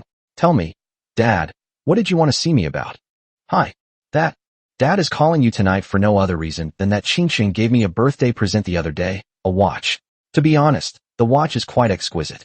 I don't know what brand it is, but I like it. Just now, I was just curious. I just looked it up by the letters Patek Philippe on the packaging, and I didn't expect this watch to be so expensive. It's Patek Philippe? Dad, you just realized that watch is a Patek Philippe? Jiang Chen laughed. Absolutely. I'm busy with work all day. I don't know anything about watches. I'd heard before that Rolex watches were quite expensive, but I'd never actually seen what they looked like. For my 50th birthday, I received a Patek Philippe as a birthday gift, which was ridiculously expensive. A single watch from it cost tens of thousands, hundreds of thousands, or even millions. This thing. I think one watch is enough to buy a house anywhere in the world. Jiang Dapin said with some shock in his voice. That night, he was also being vain. With their sons gone, it's just the two of them at home again. He showed off in front of Song Mei, driving the new M7 that Jiang Chen had given him, wearing the watch that Su Qingcheng had given him, and taking Song Mei for a nice drive since he had nothing to do that night. For a moment, it felt like we were back in our youth. Romantic and heartwarming. On the way back, Jiang Dapin saw an inn called Finglin Wan and didn't even want to go back. He wanted to drag Song Mei there to experience it as well. Song Mei rolled her eyes at him repeatedly. Jiang Dapin then obediently went home. Back home, still full of enthusiasm, he pulled Song Mei along to do some yoga. Later, out of boredom, he took the watch out of its box, searched for it online by the letters on it, and figured it must be expensive, probably worth several thousand. A search revealed. My jaw almost dropped. Because it was a Patek Philippe, and even a single watch from it costs tens or hundreds of thousands of dollars. Jiang Dapin examined the watch in his hand. It would cost at least several hundred thousand. Upon discovering this, Jiang Dapin was shocked. He could accept that a car costing hundreds of thousands of yuan, since it was a big purchase, but a watch costing hundreds of thousands of yuan was something he genuinely found hard to accept. And even that might be an underestimation. So at midnight, Jiang Dapin couldn't hold back any longer, so he called Jiang Chen to tell him about it. Otherwise, he won't be able to sleep all night. After listening to his father's words, Jiang Chen expressed his understanding. There's a saying that the poor play with cars and the rich play with watches. A watch that looks ordinary at first glance can be worth hundreds of thousands, millions, or even tens of millions or hundreds of millions of dollars. In fact, it's all true. If he hadn't specifically looked into it beforehand. He couldn't believe that a mere watch could be so ridiculously expensive. And someone like my dad. For honest, hardworking, ordinary people, their wives and children occupy most of their attention. I cannot accept this. That's perfectly normal. Dad, Patek Philippe watches are indeed very expensive. A watch can easily cost hundreds of thousands. But that's too expensive. I'm just an ordinary person, simply celebrating my birthday. I never expected to receive such an expensive gift. I'll also give you a car, which costs several hundred thousand. That's different, Jiang Chen argued. You're my son. I'll accept whatever you give me, no matter how expensive it is. But Qingcheng, after all, isn't she married into the family yet? So, Dad, what do you want? Jiang Chen asked with a smile. You found out the watch was quite expensive, so you returned it and said you didn't want it anymore. It's definitely not appropriate to return it, Jiang Chen said, sounding troubled. Since it's not appropriate, what else do you want to do? Just accept the gift that Ren Qingcheng gave you. No matter how expensive it is, it's still a gift, and it's for you. Besides, you're an elder, so it's only natural for you to accept a gift from a junior. Okay then, I'll accept the gift, Jiang Chen sighed. And just before hanging up, he suddenly remembered and asked again, by the way, son, what is Qingcheng's family background? Do you know anything about it? Jiang Chen scratched his head. To be honest, his knowledge of her was extremely limited. He only learned from the beautiful class monitor's few words that the girl's family background must be extraordinary. But he genuinely didn't know the specifics. Dad, I know this all too well. Why don't you ask my mom? Qingcheng and my mom have been best friends for many years. Maybe my mom will know more about it. All right. After finishing the phone call with my dad, Jiang Chen couldn't fall asleep for a while. So he got up and decided to investigate how much the Patek Philippe watch Su Qingcheng had given him was worth. He had taken a lot of photos on his father's birthday that day. One of the photos was of that watch. Jiang Chen didn't know much about watches. However, my intuition tells me that the watch Su Qingcheng gave me must be very valuable, at least several hundred thousand, or even several million. My dad has spent hundreds of thousands on a watch like this. That would really be worth millions. My dad'll go crazy if he finds out. Jiang Chen opened the photo of the watch and then carefully compared various options online, trying to find a relatively fair price for that watch. After studying it for more than half an hour, he finally roughly determined which Patek Philippe watch it was. But when Jiang Chen saw it, he was stunned. Because this watch is a Grandmaster chime timepiece launched by Patek Philippe in 2014. Exquisitely designed and extremely luxurious. Only 7 were ever produced. The case is 18K rose gold. The dial is made of fine amber. The watch strap is made of handcrafted crocodile leather. At a Christie's auction in 2019, a Patek Philippe watch of this model sold for a record-breaking $31 million. That's equivalent to 210 million renminbi in the Chinese yuan. Chapter 96. A woman follows her husband wherever he goes, whether he's a chicken or a dog. Holy crap. A watch. 210 million yuan. No way. Jiang Chen jolted awake, rubbed his eyes, and felt he must have seen wrong. He checked the photos of the watch Su Qingcheng had given him and the one that had sold for a staggering 210 million yuan online. I checked it carefully for another 10 minutes or so. The final conclusion is that the styles, details, and so on of the two are not just almost identical, but practically exactly the same. Jiang Chen couldn't help but gasp. He checked the time. It was almost 1 a.m., but he wasn't sleepy at all. After the system awakens, he spends his days eating, drinking, and having fun with his wife and children. Even if he just lies around doing nothing, he still earns tens of thousands of yuan a day. It's common for him to earn hundreds of thousands or even millions of yuan a day, to the point that he's starting to not value money as much anymore. Even if Su Qingcheng gave him a Patek Philippe watch worth several million, he wouldn't care much about it. Is a few million a lot? It will only take me a day or two to complete. However, when Jiang Chen saw the watch's sky-high price of 210 million, he was stunned and shocked. Damn it, 210 million. That's millions of dollars. Could it be that his wife is actually a wealthy woman? No. She casually gave away a watch worth 210 million. She must be an ultra-rich woman. Certainly, it cannot be ruled out that what Su Qingcheng sent out was a counterfeit or fake. However, Jiang Chen himself felt it's not impossible, but the chances are probably not high. Jiang Chen was stunned and couldn't help but turn to look at Su Qingcheng, wondering just who this resentful wife of his, this super-rich woman he'd hooked up with, really was. Could she be the daughter of the richest man? Their family is worth trillions, a super-rich family, or even a legendary reclusive clan. It's not impossible. At this time, Su Qingcheng was sleeping soundly. She was lying on her side, her face turned towards Jiang Chen. Under the light, her eyes were closed, her skin was fair and delicate, her features were exquisitely sculpted, and her small face was captivating and stunning. A top-quality product is a top-quality product. Even when she's asleep, she's indescribably graceful, charming, and beautiful. But as for sleeping positions, that's a bit unseemly. Besides a panda-shaped plush pillow she was holding, she also had a blanket tucked between her legs. Actually, Su Qingqing always slept like this. This sleeping position made her very comfortable. However, the blanket was so tight that Jiang Chen often felt cold in the middle of the night and tried to pull the blanket away, but he couldn't. "Wife, wake up. Can I ask you something?" Jiang Chen called out to Su Qingqing. At this point, he couldn't hold back any longer. He really couldn't sleep if he didn't ask about this exorbitantly priced watch. "Stop it." She was sleeping.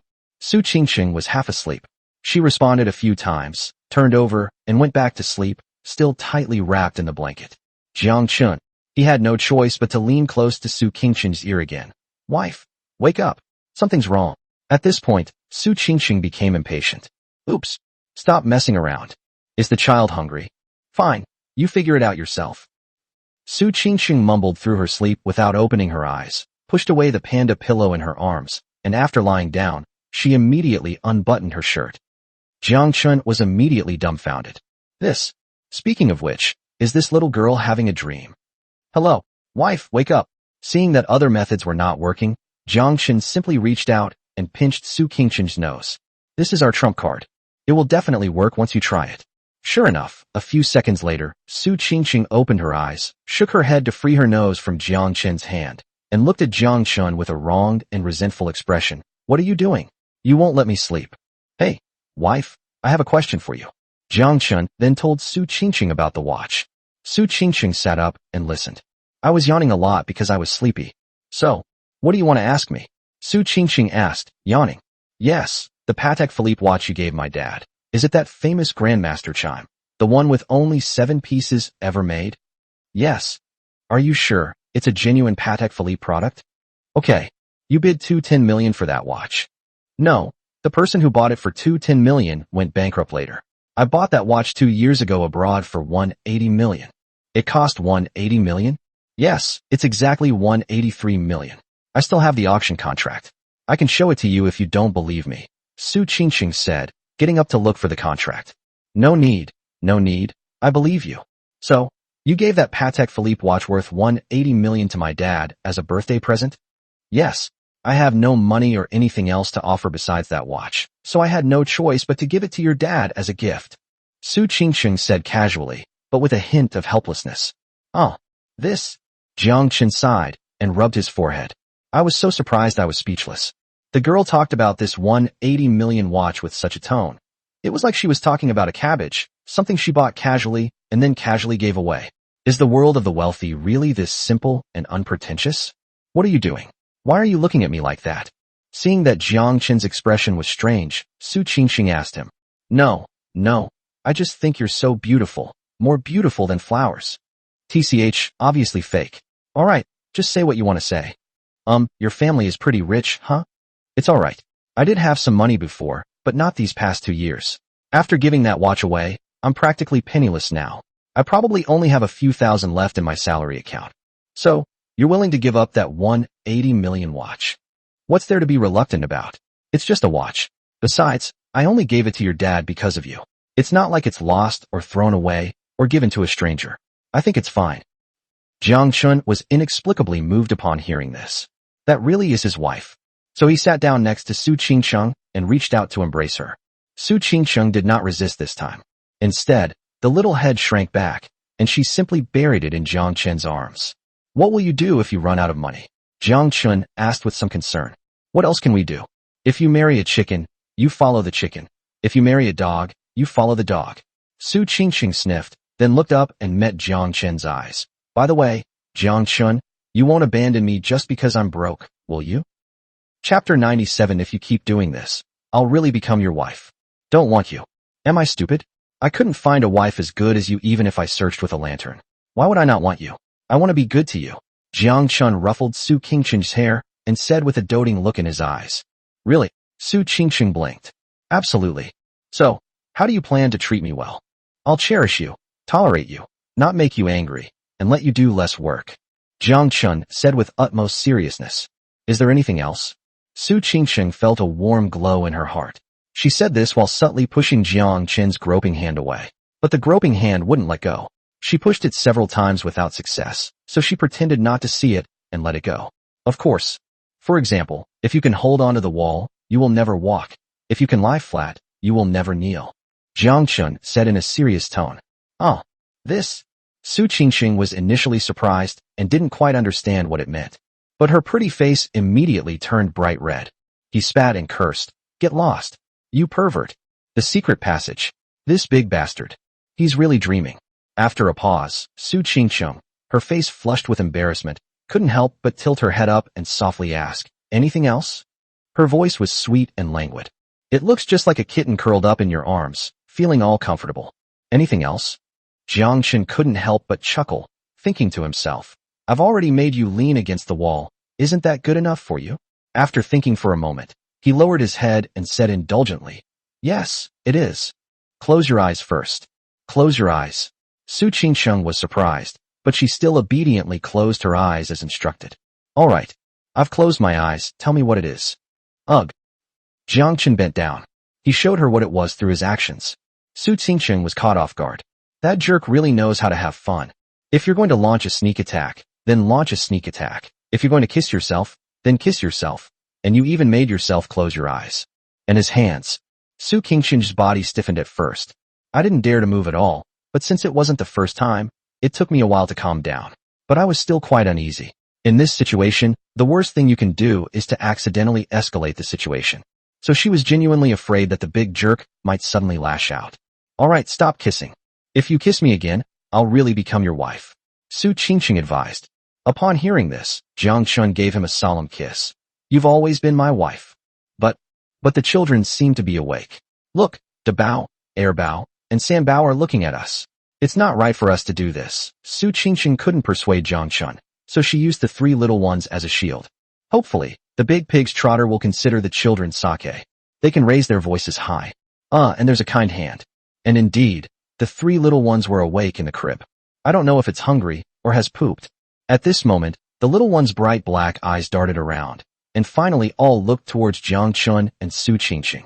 Because of their limited vision, it was unclear whether they saw anything or not, but they were all very curious. Jiang Chen turned his head and glanced at the three little ones. I disagree. It's okay, they won't understand anyway. Saying that, she went even further and gave him a kiss. Su Qingsheng. The three little babies. Bite. The host is actually flaunting his affection for his children in front of them, forcing them to eat dog food at such a young age. This is utterly heinous and makes him an unfit father. Ding. Host has triggered a hidden reward. Congratulations, host. You have received 1 million yuan in cash. What? I'm just kissing my wife. How is that such a heinous crime that I shouldn't be a father? Wipe. The Jiang family's old house. Although it was already midnight, Jiang Daipen was wide awake. The reason, as it turns out, is still because of that Patek Philippe watch. Too expensive. A watch can be worth hundreds of thousands. He only earns a few dollars a year with his salary and bonuses, so after talking to his son on the phone, he still felt a little uneasy. But at least he had a better understanding of the situation. Regardless of whether the watch is a Patek Philippe or not, or how expensive it is, the current situation is, this watch belongs to him. He can do whatever he wants with it. Honey, wake up, I want to talk to you for a bit. What are you talking about? We'll talk about it tomorrow. Song Mei had done a lot of work during the day, and then Jiang Daipen showed off to her in the evening, taking her out for a ride. She was really exhausted at the moment. It's still that watch. I just called the brat and confirmed it's real. So what if it's real? It's just a watch. Song Mei turned over and found a more comfortable sleeping position, since she didn't want to get up anyway. What do you mean just? Jiang Daipen was somewhat dissatisfied. Honey, you have no idea. That's not an ordinary watch. It's a luxury watch brand called Patek Philippe, a watch worth hundreds of thousands. It could even be worth millions. After taking a stroll outside, Song Mei came back and went to sleep. So he really didn't know anything about Jiang Daipen's watch. What did you say? You said that watch is worth hundreds of thousands, or even millions. Upon hearing Jiang Daipen's words, Song Mei immediately sat up in bed, her face full of surprise. Yes. Jiang Daipen looked at his wife with amusement. Sure enough, when it came to money, the tigress is smarter than anyone else. After that, she explained how she found out about the Patek Philippe brand, how she called her son, and so on. Song Mei was shocked upon hearing this. Just like Jiang Chen. She also felt that a watch costing hundreds of thousands of yuan, even equivalent to a house, was simply outrageous. But wife, after talking to my son on the phone, I've come to terms with it. No matter how expensive this thing is, it's just an object, a watch. I'll wear it when I want to, and put it away when I don't. Jiang Chen summarized for Song Mei. As he spoke, he was about to put the watch back on and go to sleep. Unexpectedly, Song Mei snatched the watch away. Want to wear it? What are you going to do with it? It's so expensive, what if you lose it? What if a savvy thief sets their sights on it? He opened a small, treasured iron box, placed the watch inside, and locked it. Jiang Chen felt helpless, thinking to himself, I only wear it to sleep. How could I lose it? You're such a tigress. However, as for attracting thieves, he was genuinely a little worried. It's worth hundreds of thousands of yuan, so fine, it's better to just put it away. It'll save me from always wanting to go out and show it off, and in case I'm not careful, I might actually lose it. Comrade Jiang Chen immediately understood. Wife, let's go to sleep, Jiang Chen said with a smile, reaching out to put his arm around Song Mei's waist, wanting to sleep together under the same covers. Okay, go to sleep. Song Mei did not object. Jiang Chen was momentarily pleased with himself. He had solved the watch problem and felt much better. Before going to bed, he could even have a little bit of entertainment. Not bad, not bad. By the way, honey, there's something else I want to discuss with you. What's up?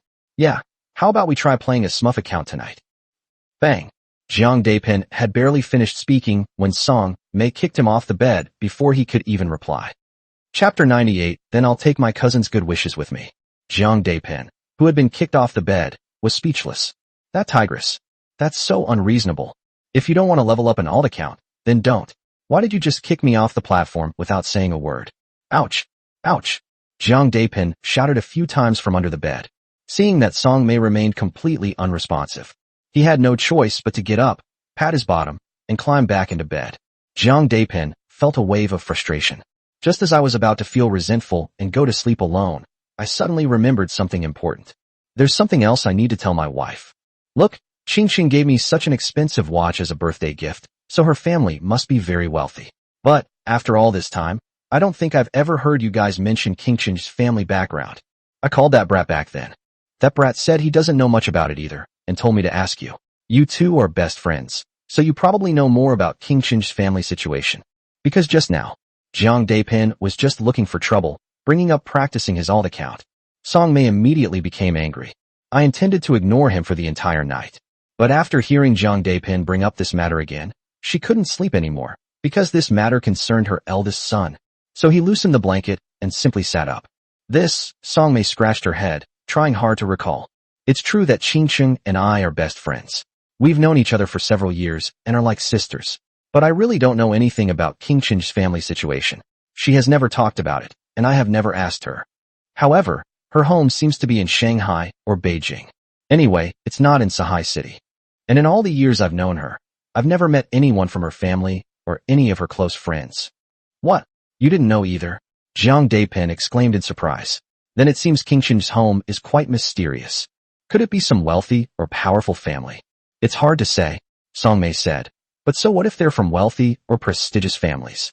Our son is really capable, and he and Qingqing are actually quite a good match. They already have 3 children, so there's definitely nothing going to happen between them in the future. I hope so. Jiang Chen sighed. It was a little after 7 in the morning. In Bishuhu residential area, Jiang Chen had just finished making breakfast when his aunt called. Hey Xiao Chun, you're up early, right? Your cousin Zion is planning to come to your place today. Didn't you tell her about a job the other day? I think Zion really likes it. She happens to be home right now. She thinks I'm annoying, and I think she's just freeloading. Either way, it's not a good idea. So she set off very early in the morning. I want to go to the company in person and see for myself what the job you told her is really like. No problem, Auntie. Letting Zion get familiar with the work environment as soon as possible will help her get started quickly, Jiang Chen said on the phone. Judging from the time, the barbecue restaurant should be able to open soon. My cousin being able to come to work is just what I need. Okay, Xiao Chen. I'm relieved to hear you say that, Auntie said with a smile. By the way, Xiao Chen, why don't you go pick up Xiaowan now? She should be here by now. Where is Xiaowan? She just texted me saying she's at the entrance of your neighborhood. Alright, Auntie, I'll go pick her up right away. Jiang Chen hung up the phone and went to the entrance of the residential area. After picking up Sun Wan, they took her home. Sun Wan put on makeup and changed into a new outfit that day. It's clear that she was quite looking forward to and valued the job Jiang Chen mentioned. Because my aunt's whole family are all beautiful. Therefore, Jiang Chen's little cousin is naturally quite beautiful. Dressed like this, she would definitely be a pretty girl on the university campus, attracting the attention of many boys. However, compared to Jiang Chen's girl, there are still many differences in all aspects. Wow. Cousin, as expected of Bayou residents, the most luxurious high-end community in the entire Sahai city. The community environment is designed like a beautiful little garden, and the interior decoration is so luxurious and high-end. Sun Wan praised the environment and interior decoration of Bishuhu community. So how about it? Would you like to have a house like this too? Jiang Chen asked, seizing the opportunity. Well, an excellent boss must be good at making empty promises anytime, anywhere. Of course I want to. Since you're interested, then do the job I told you about. In 3 years, you might not only be able to afford a luxury car worth millions, but also a mansion worth tens of millions like Bayou residents. Alright, I'll take my cousin's good wishes. Because guests were coming to the house, Su Qingsheng got up earlier than usual. Hello, sister-in-law. Sun Wan stepped forward to greet her. Oh, it's Xiao Wan. Haven't had breakfast yet? Come on, let's have breakfast together. Your cousin's breakfast is pretty good. Su Qingsheng greeted Sun Wan warmly and invited her over to have breakfast together. Okay, I'll go wash my hands first. Sun Wan was not a coy person. It was at my cousin's house again, and the various breakfasts on the table looked delicious. I was hungry right away. Sun Wan and Su Qingsheng sat together and ate breakfast. Sun Wan came up and ate a pan-fried bun. The incredibly delicious aroma of the pan-fried buns instantly tantalized her taste buds, making her almost swallow her tongue. To be honest, she had never tasted such delicious pan-fried buns since she was born. Wow, cousin, the breakfast you made is so delicious. Sun Wan couldn't help but exclaim in surprise. Chapter 99 Boyfriend? Huh, aren't younger, more adorable guys better? Sun Wan ate until she was stuffed in no time. Her appetite was almost the same as her usual regular meals. In the past, she would have a steamed bun and a cup of soy milk for breakfast. Sister-in-law, why do you always drink milk? After Sun Wan finished eating, she suddenly noticed something else. Su Qingsheng had spent most of her time drinking milk, except for eating some spring rolls and shredded potatoes. In no time, she had finished 2 large glasses of milk.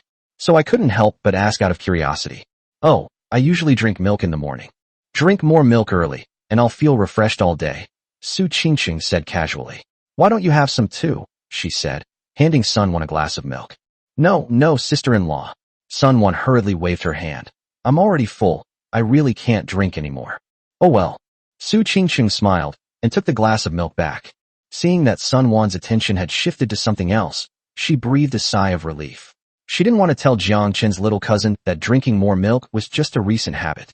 As for the reason, it's simply because the consumption was too high, and they want to replenish it with other things. Why?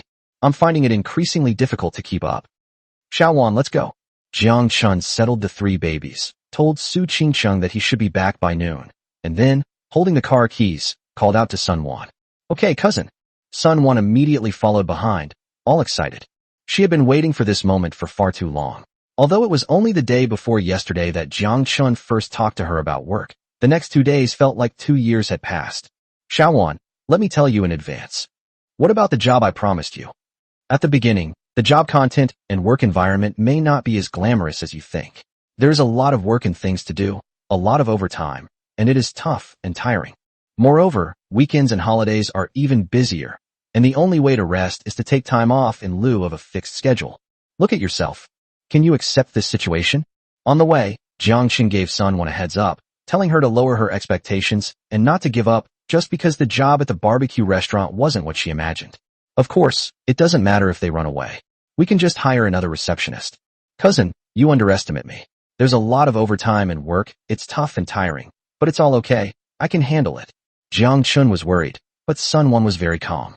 Really? Certainly. But cousin, there's one condition, that I really become a little rich woman in 3 years. Sun Wan said excitedly, her eyes full of anticipation. If she can become a little rich woman in 3 years, what's a little overtime? What's a little hardship? Like I said, if she could become a wealthy woman, she'd be on a date with her boyfriend and, well, you know, she'd still dare to dump him. That's right, If she became a wealthy woman, why would she need to be in a relationship? Boyfriend? Huh, aren't young, handsome men more appealing? Don't worry, Shaoan. If I say you can become a wealthy woman, then you definitely can. Upon hearing Sun Wan's words, Jiang Chen immediately responded. Then, he couldn't help but look at his little cousin with newfound respect. Back in the day, before he had any special abilities, he had also considered living off a woman and taking shortcuts. But my cousin is doing well now. At such a young age, he directly wants to become a shortcut. This situation, she's much taller than her cousin. More than half an hour later, Jiang Chen drove Sun Wan to a barbecue restaurant on the university town's food street. The barbecue restaurant has been renovated. Young and down to earth, yet with impeccable taste, Lu Wei was busy cleaning the place with two other people, thoroughly enjoying himself. I saw that it was Jiang Chen's car. Lu Wei stopped what he was doing and hurriedly went to greet him. Brother Chen, you're here. How's the barbecue restaurant doing now? Jiang Chen asked as he got out of the car. Very, very good, Lu Wei said with great excitement. Everything is going smoothly. The renovation work finished a day early, perfectly meeting your requirements and standards. I also hired 2 dishwashers and general helpers from the labor market. They're both strong and efficient. Come on, Aunt May, Aunt Wu, come and meet your boss. Lu Wei waved to 2 middle-aged women who were cleaning. Hello, boss. Hello, boss. Aunt May and Aunt Wu came over. Upon seeing Jiang Chen, everyone was somewhat surprised. They hadn't expected the store manager to be such a young man. It turned out the boss was also a young man, seemingly a recent college graduate. In particular, the boss was incredibly handsome. Compared to their idols like Jin Dong and Shou Kai, he's so much more handsome. Chapter 100 Wife, do you want some grilled sausage? Brother Chen, this is Aunt May, named Mei Miao, and this is Aunt Wu, named Wu Chou. They both have many years of experience working in the catering industry. They are very capable at washing dishes and doing all sorts of odd jobs. Lu Wei stepped forward and introduced them one by one. Aunt Meryl Streep, Aunt Wu. Both are nice ways to address someone. Jiang Chen glanced at them and saw that the 2 women had simple, honest appearances and were not the kind who would cheat or swindle. He guessed that they were probably rural women from the neighborhood who had come to the city to work. So he nodded to the 2 of them in greeting. Hello. As the owner of this barbecue restaurant, I don't have any other requirements. Just do your jobs well, be responsible, and you'll be rewarded for good work and punished for bad work. Do you understand? Understood, boss. Aunt May and Aunt Wu both responded. All right, if there's nothing else, go ahead and get busy. Yes, boss. Okay, boss. Aunt May and her companion continued cleaning. By the way, Brother Chen, didn't you say you hired a receptionist for me? Where is she? Lu Wei suddenly said. If the receptionist comes, our barbecue restaurant can actually be tidied up and open for business. I've brought the receptionist with me. As Jiang Chen spoke, he looked back, wanting to introduce his little cousin. But all I saw was nothing. That little cousin. They haven't gotten off the bus yet. Shaoan, get out of the car, we've arrived. Jiang Chen said helplessly as he went to the back of the car and knocked on the window. Sun Wan in the back seat of the car. Along the way, she dreamed of becoming a rich woman. At the same time, she kept thinking to herself, if she really became a rich woman, should she choose a younger, more masculine man or a younger, more handsome one? If all else fails, then we can have both. As for Jiang Chen parking the car just now, she genuinely believed that her cousin was just temporarily busy and would take her to that place that could help her achieve her dream of becoming a rich woman once he was done. However, at this moment, when she heard Jiang Chen's words, I was completely dumbfounded. What? We've already gotten off the bus and arrived at our destination? Please. For a job that can make me a rich woman in 3 years, the workplace has to be an office building, or if that doesn't work, a residential house will do. That's damn good. This is the food street in the university town. Could it be?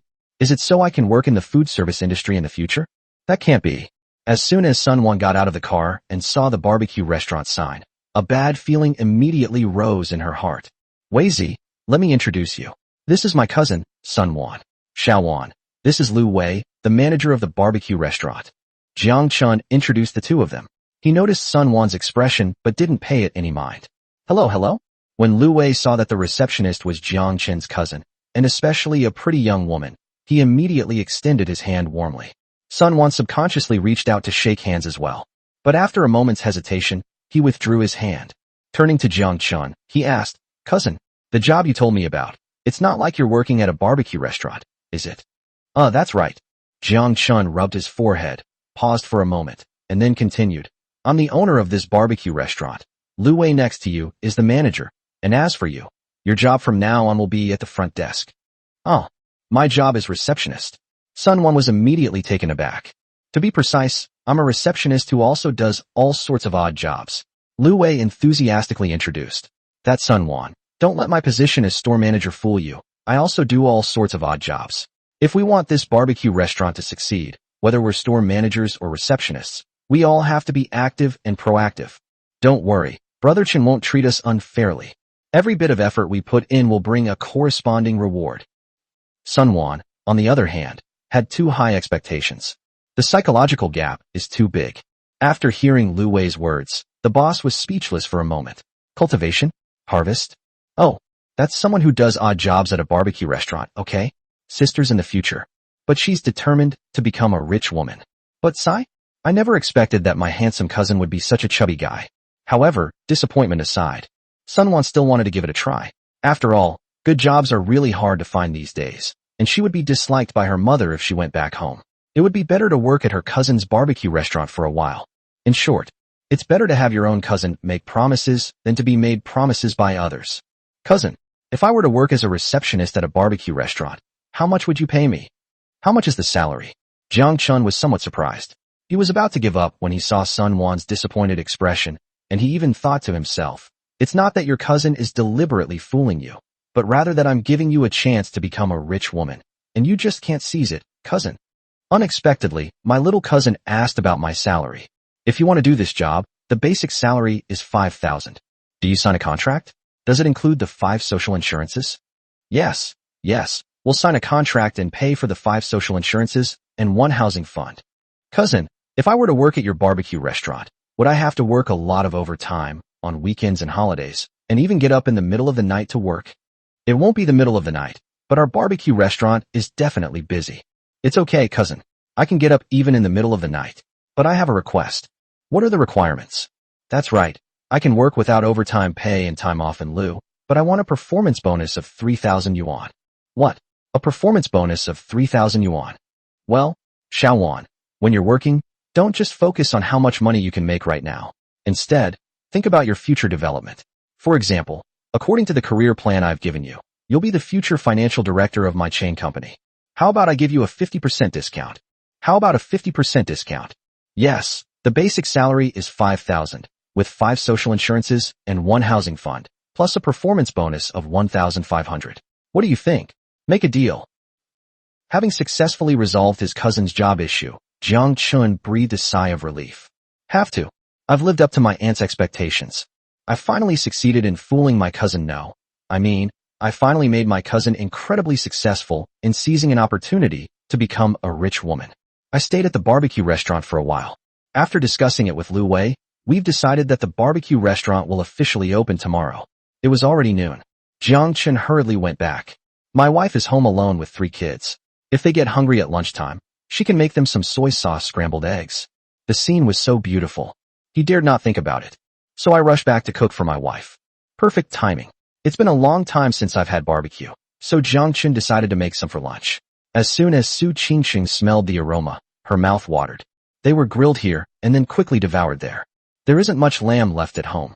The food was quickly baked, and Su Qingqing finished eating. Jiang Chen had no choice but to grill another batch of sausages. Daughter-in-law, all that's left is grilled sausage. Do you want some? Eat. We absolutely have to eat. All right, you can have this large sausage then. Okay, bite. Host has successfully persuaded his cousin to join the front desk. Congratulations. You have received a reward of 50,000 yuan in cash and a lucky draw prize. What? A hoax? System. I'm giving you one more chance to rephrase your words. Chapter 101 Barbecue Restaurant Opening. Lottery. Jiang Chen said using his mind. Bite. Giveaway successful. Congratulations, host. You have received a mysterious reward. Vacuum Apron X1. A vacuum apron, as the name suggests, is an apron that creates a vacuum-like atmosphere when worn. No matter what clothes you wear before putting it on, once you put it on, everything around you is as if in a vacuum. Special note. This vacuum-sealed apron is for men. Upon hearing the system's voice in his mind, Jiang Chen couldn't help but complain. Vacuum apron? A men's version? By the way, what's the difference between this and the ripped stockings that were a reward before?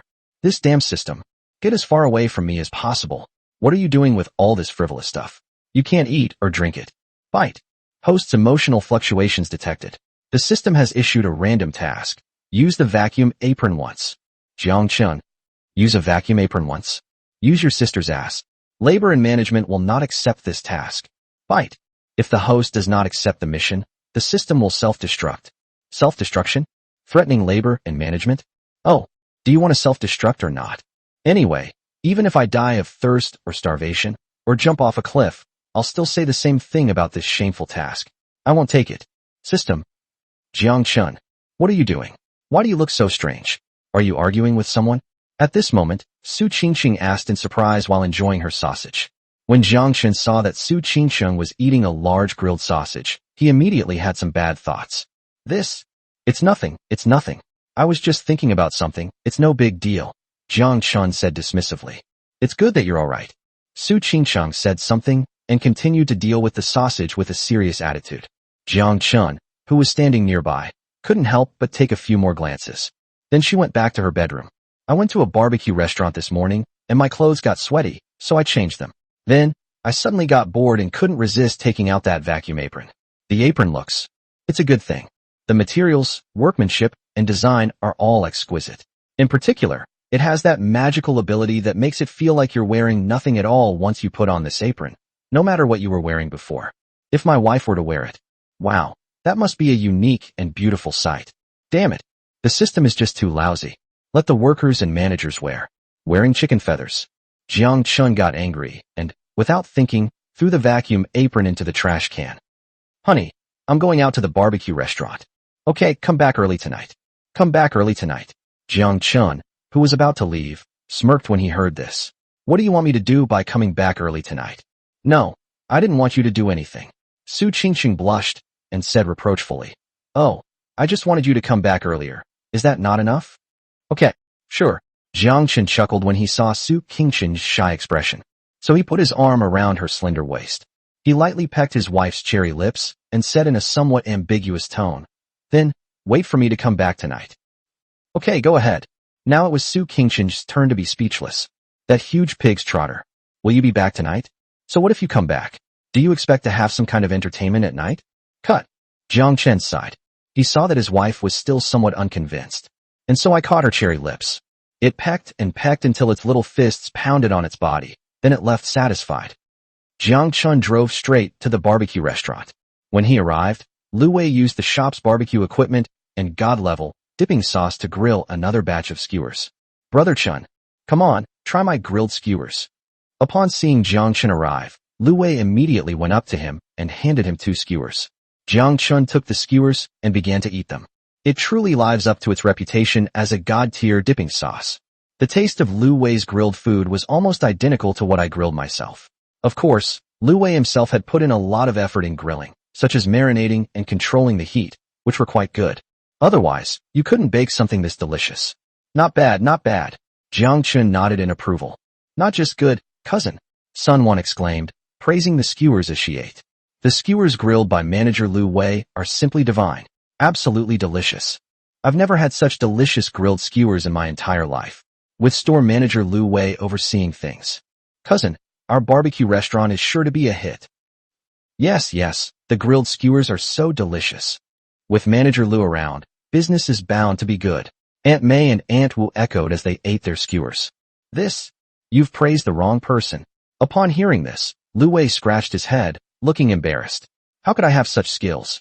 To tell you the truth, my barbecue skills were all taught by Brother Chen. And this crucial barbecue dipping sauce. It was given to me by Brother Chen. Without Brother Chen's dipping sauce and guidance, with my old barbecue skills, my skewers would be utterly unappetizing. Lu Wei said frankly. What? It's my cousin. Okay. Sun Wan was astonished upon hearing this. I originally thought that the barbecue was Lu Wei's skill.